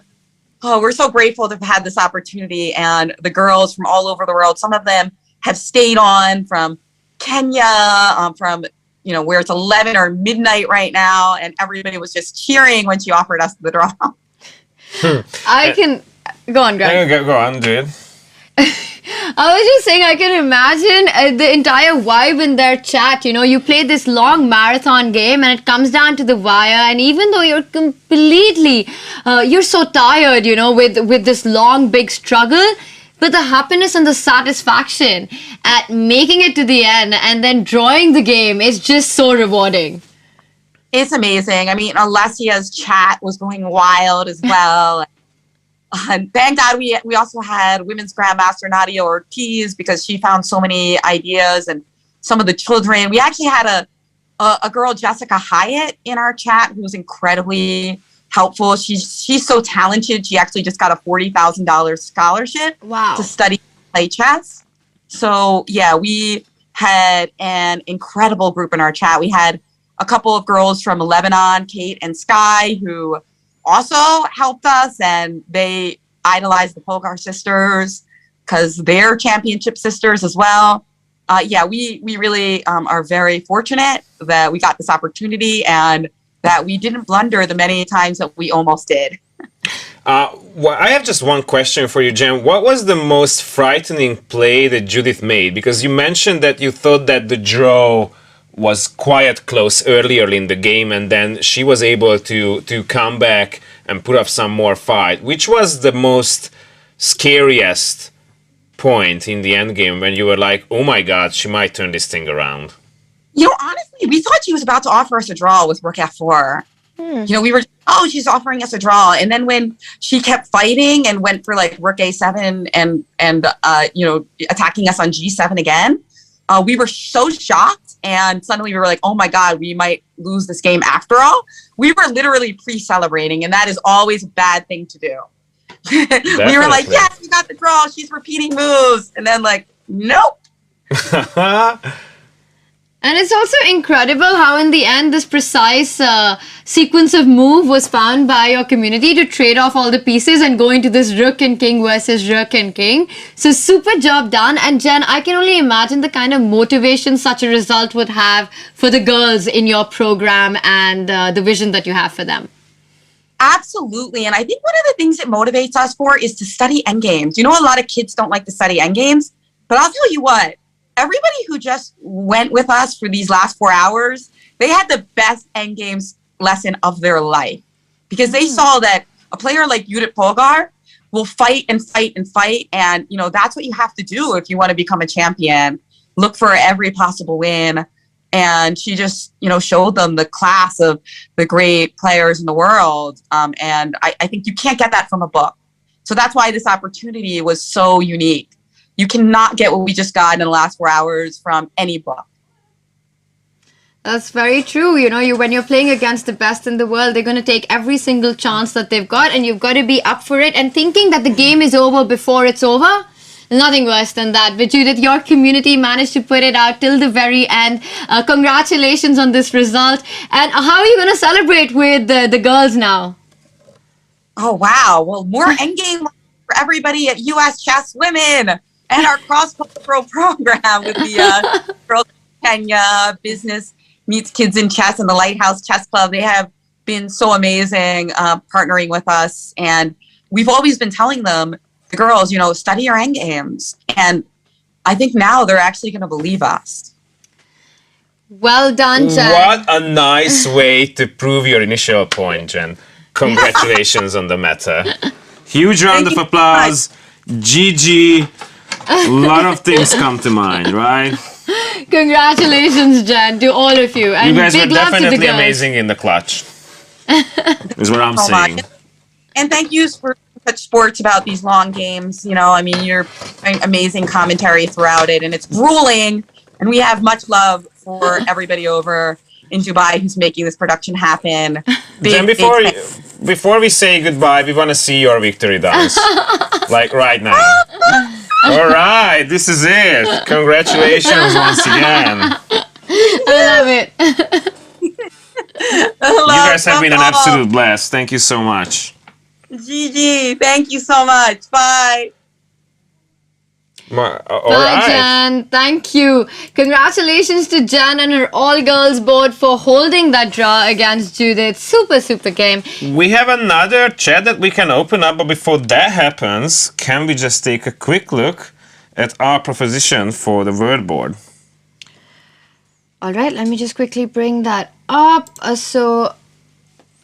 King g3, can you just tell me the moves after that? So king h5 happened, and then we had h4, where am I? f5, bishop e5. So after knight f4, king h6 was played, f6, this is where we left it last. Bishop f4 happened on the board that was the move that you wanted to play. King g6, h5 check, king h5. And I mean, the best proposition that I have for black here is to resign because this is completely busted. But I think it's about playing till mate, and that's on the next move. There's a checkmate on the next move. I think after checkmate in 3 moves. Not even. I mean, okay. Next time we're gonna record like 1 move, 2 move, 3 move, 4 move, 5, up until 50. I wonder if Judith is going to promote another knight here, like another under promotion, because check this out. After the knight promotion, the only move that all of us have against Judith is king to h4, and that's a forced checkmate with rook h6. So let's quickly go to Daniel, whose Magnus Chess Academy has also scored a draw against Judith. Let's bring Daniel on and congratulate him. And I can see he's so How sleepy he is. Man, congratulations on making it so far. And just G to the G. How you are doing right now. I forgot I was on video for a minute there, and I wasn't quite sure what you guys would cut over. We're doing great. We felt like we had good chances to win in that end game, but also that it had been a long day. Yes. And we were happy to come away with a draw against the legend. Yeah, and a nicely forced draw at the end with rook c3 defending with a check, and king has to go to b2, keep the knight defended, and then you just repeated with rook d3 and rook c3. Super result, Daniel, by Magnus Chess Academy. Yeah, we were thrilled. It was really exciting to take part in this and to be in part of such a big event. Again, the kids, whenever Judith visits, they're like, can we verse her or can we play her? And like, this was their chance. So a bunch of them got that chance today. That's amazing to hear. And I'm guessing when Judith does visit again, this is going to be a big game of discussion. Yeah, we can ask her about it. That is super. Well, Daniel, you're doing amazing work with the Magnus Chess Academy. Over 100,000 kids have learned chess in the academy, and as we can see, the results speak for themselves. A brilliant game against Judith. Congratulations for today. Thank you so much, and thank you guys. You guys have been great all day, and I had a busy day. So thank you again. You have been an absolute blast and a pleasure to have. So thank you. All right. Thanks, guys. Bye, Daniel. All right, and what else do we got? We do have a result, a checkmate on the board of Anna Rudolph. The good news is they have crossed Samir Raina's number of moves, so beat him to the chocolate race with Rook E8. I think Anna's joining us. But the thing is that we have to create two categories for the chocolate race because some folks were able to get to a draw. So there's going to be a draw chocolate and a full chocolate, right? So sorry to say, but our prediction was quite correct, right? Just to make sure, what happened is... Oh, hello. Can you guys hear me? Hello? Absolutely, yes. Sorry, I wasn't sure if the audio was already on. Yes, the prediction was absolutely accurate. We got checkmated with Rook E8 being the last move on the board. I think you guys have the exact same position where it ended, and it was 52 moves. So I think in the category of losing content creators and communities, we still did a pretty good job. You know, you are so right. Judith was just on the phone with us the other minute, and she was like... It was a good game. Well done. That's what she had to say about all of this, right? And I see. For a good reason, if you think about it. 100%. What an interesting game What a you were able to marathon put fight. out. A complete marathon fight. Anna, how proud are you of your community putting up this big fight today? Extremely proud. I thought that the middle game was very complex with the opposite side castling, and we didn't get checkmated, which against Judith is a really big deal to not get destroyed in 17 moves with a checkmate and sacrifice. So I'm very proud that we have lasted for so long in an end game, and there's so much we can learn from this game, and the fact that it was so many communities playing on their own platforms with the creators, the world board playing on a separate board, Judith bringing so many of us together, so many chess creators and their communities, a truly global event. And I'm sure hoping that this will be a world record too for Judith and everyone who participated. Anna, as a countryman of yours, first and foremost, congratulations. And the second most important matter is that we would like to see your personal victory dance, because as you said, this was an ambitious game of yours. So show me what you got. Show us your best moves. Well, I've got like some really cool moves like this. Nice, okay. Us streamers, we sit the whole time and then we do all the dancing. We have to mitigate her, come on. I can't see. All right. G to the G. You guys got the moves too. Thank you so much for having us, the tomatoes. Anna, we really appreciate it. It was amazing. And before you go, tell me the one moment that was the most special moment for you in today's event. What was the most special thing about it? I think just the whole concept that Judith and her team have come up with to bring us together again in true chess connects us spirit. Chess is a game that knows no boundaries, no language, no demographic, no age. There's absolutely no limits to when it comes to chess bringing together people from all around the world. And that's the true magic of this board game that has made our Sunday so much richer and so much more memorable. Truly a day to remember and tell our children and grandchildren. That's a beautiful message at the end. Anna, thank you so much. And the event would not have been same without you. So thank you for joining in, your energy and just the amount of heart that you put into everything that you do. Thank you, guys. And likewise, we are really, I've really been proud watching of the you. show. I had the show up on my stream for so many moments. I'm loving the banter and keep it up, even without food. Keep it up. Keep it up. Thank you so much. All right, Anna, thank you. And lots of love to your community. Thank you. Likewise. All the See you best. on the prop night stream, though. See you on prop nights. One by one, we all fall. Wow, speaking of one by one, we all fall. The world board has, in fact, fallen to that checkmate. And oh my God, you're not going to believe this. But Greg, Judith, for the second time today, as we were mentioning, did under-promote to the knight. And I think we did have knight to f8 and king h4 and rook h6 checkmate. Just as you predicted, right? The entire world has fallen with happiness. It's more than just happiness. It's I don't know. Okay, wholesomeness. What's the other wait, word? we do have another result. That could be the final one. You haven't been this excited for the last few hours. I just love a good endgame, you know? Oh I love my a good God. result. You know what? I think I'm to be blamed for this because I told them, you know what, keep the queens on the board. And Anna's community decided to do that. But then their king just ended up in so much trouble. They lasted for 55 moves. So well done on that. Let's just quickly get an update on the final moves of the game. And around here's when Anna asked me what she should go for. Well, they went for queen d5, trying to go into that endgame. But it was Judith who said that she doesn't want to trade queens. And after rook e5, queen c4, still think that there's a lot of chance here. And rook e1, I'm trying to see where was the final mistake. I think this is where things started going a bit wrong because this allows the move a6. So moving the queen away from c4, this control of the a6 square, this just allows white to go into this position with a6. And to talk more about the final moments, we've got Anna joining us.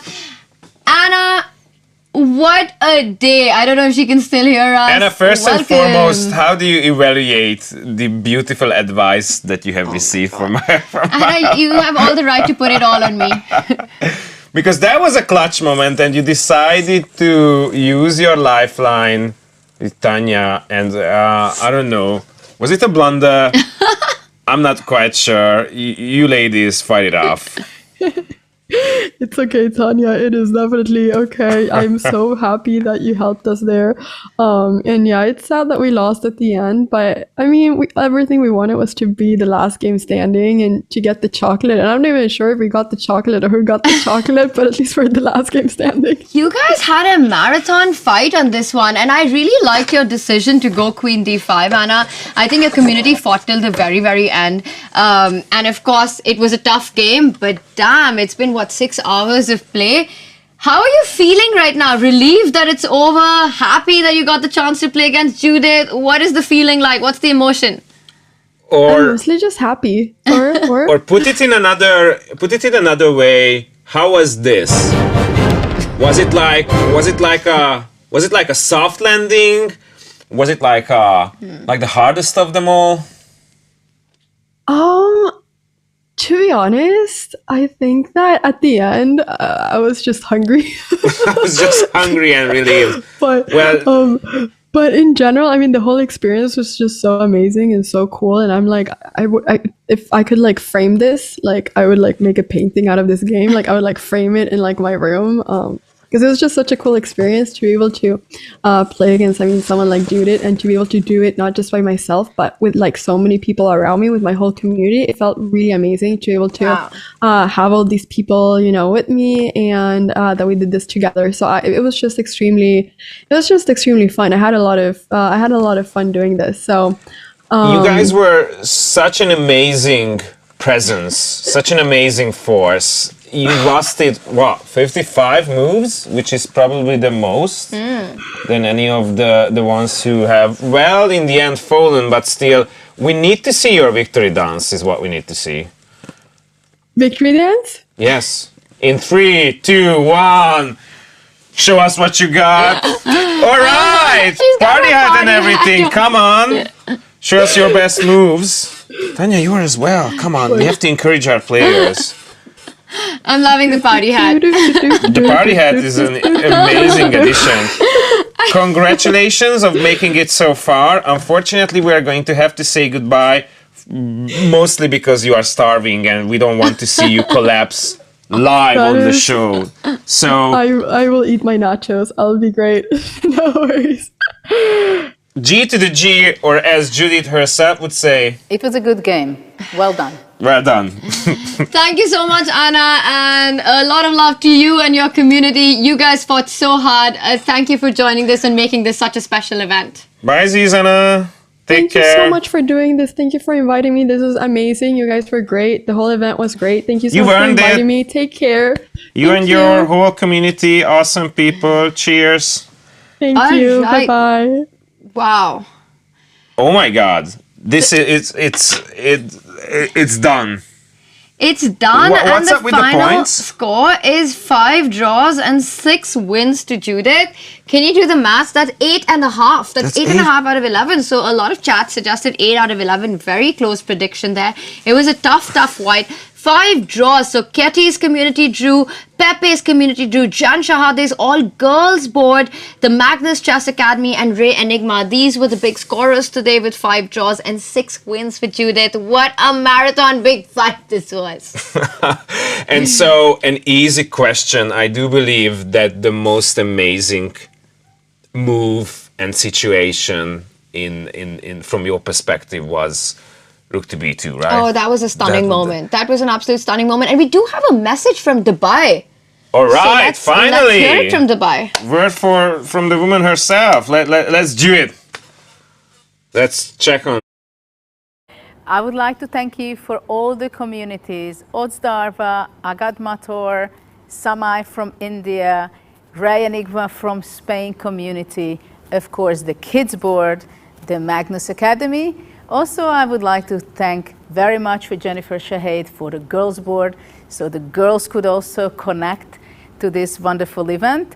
Also, Pepe from Chess24, Anna Kramling from Sweden, Katie from Georgia, and my friend Anna Rudolph from Hungary. And of course, I shouldn't forget about the whole world on the World Board. This was an amazing event for me. It was something that we thought out with the Hungarian Pavilion, and we wanted to show how great chess can be online with the communities. And I would like to say special thanks for all the players I just mentioned and their communities to love chess so much as much they do, because this is something very special. And we also shouldn't forget that all these things happened really in the last 2 years. So the streamers are watched by many hundreds of thousands of people already. And I do hope that you enjoyed, all our viewers, all the participants, everybody who was even voting for the world game. And let's continue to spread the good world that chess connects us in a very motivating and entertaining, fun way. So follow chess wherever you can if you enjoyed this one. See you next time. Bye.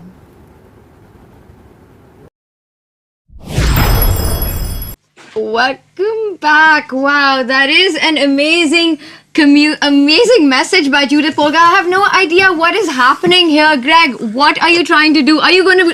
Greg, where is your victory dance?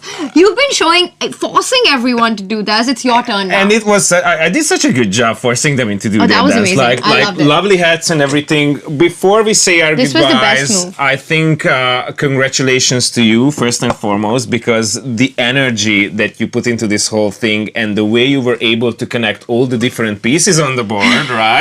That was amazing. So a huge round of applause to my co-host, everybody. All the tentacles, all the everything. Even the crew members are getting crazy. You have been an absolute pleasure to have. And our victory dance should be something like just dancing all over the place around you. And while we dance thank all you for over the that. place, I just want to say that this event would not have been possible without so many people.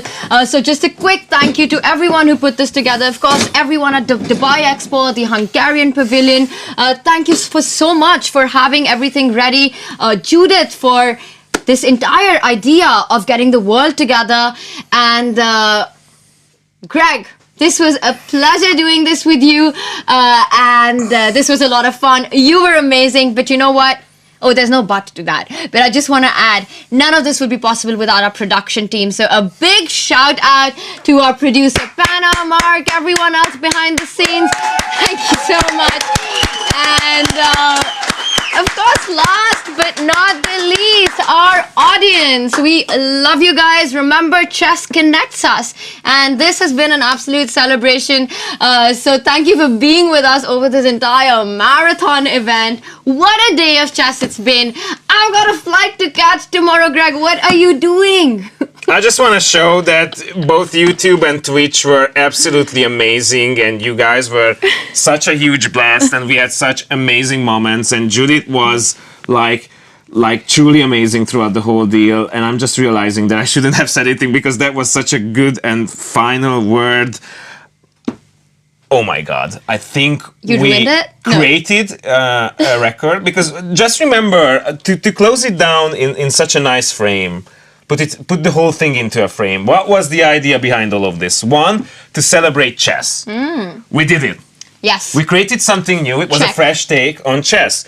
Two, it was about celebrating Judith herself and all the great influence she has had on the sport, right? Yes. Definitely a check. Amazing. I mean, just looking into the eyes of all these beloved players and their communities, it meant the world to them.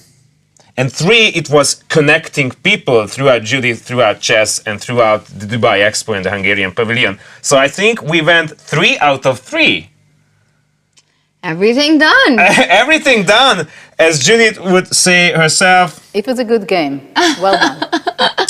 And just as you said, you have a flight to catch, and the crew needs some time to just digest all the amazing things that have happened. And I wish you a happy and safe flight, but also like a lot of good content I hope will come out of this.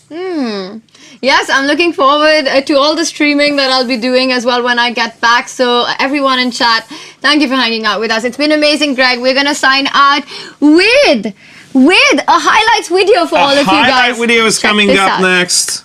Cheers, everyone. Thanks for having us. You were the best.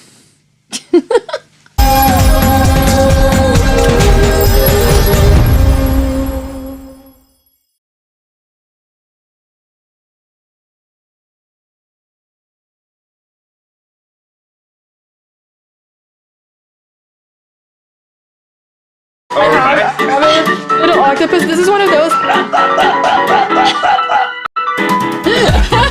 Alright, so. I can imagine. You know, Jen, we've been speaking to all you amazing. I put 100 euros on my forehead.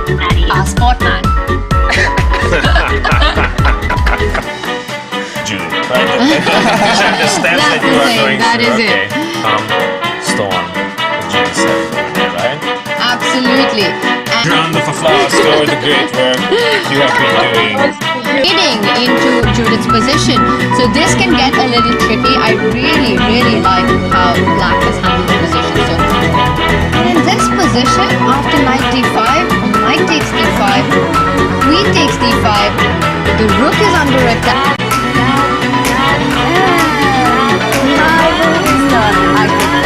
Earl has decided to play e5, the most solid approach against e4. Well done, Worth. Oh my god, that is a stunning shot. Okay, chat, I mean, this is right. So going in with the Spanish, with the Royal Affairs, and then Judith decided to castle. I can see that the world board and everybody who's joining in is quite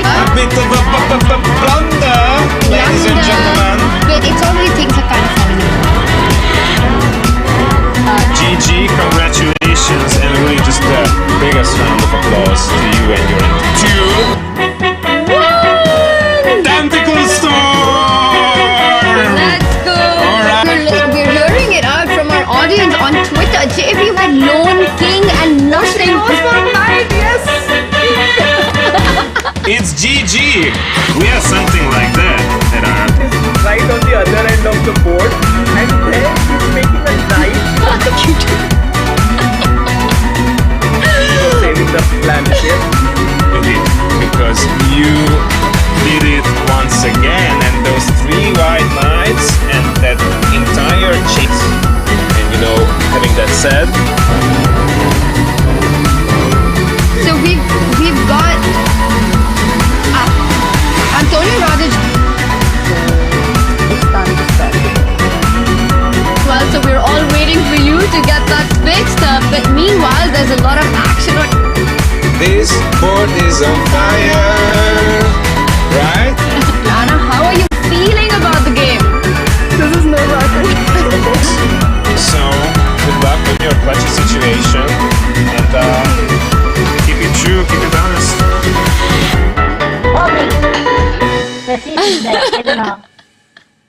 Queen f2, king h3. It was a repetition, and with this, Ray Enigma's community scores a draw against the greatest player of all time. A2, and we are happily repeating the moves. Oh my god! What, Kitty? If I had to give a move of the day, it would be to rook b2. Judith has won this game, so congratulations to JP for taking this one. And ta-da! How are you holding up with the energy that's very much required to fight this position that you have? I've been eating nachos. I brought nachos with me. Italy. The chat is on fire. Before we say goodbye, we want to see your victory dance. Like right now. Alright, this is it. Congratulations once again.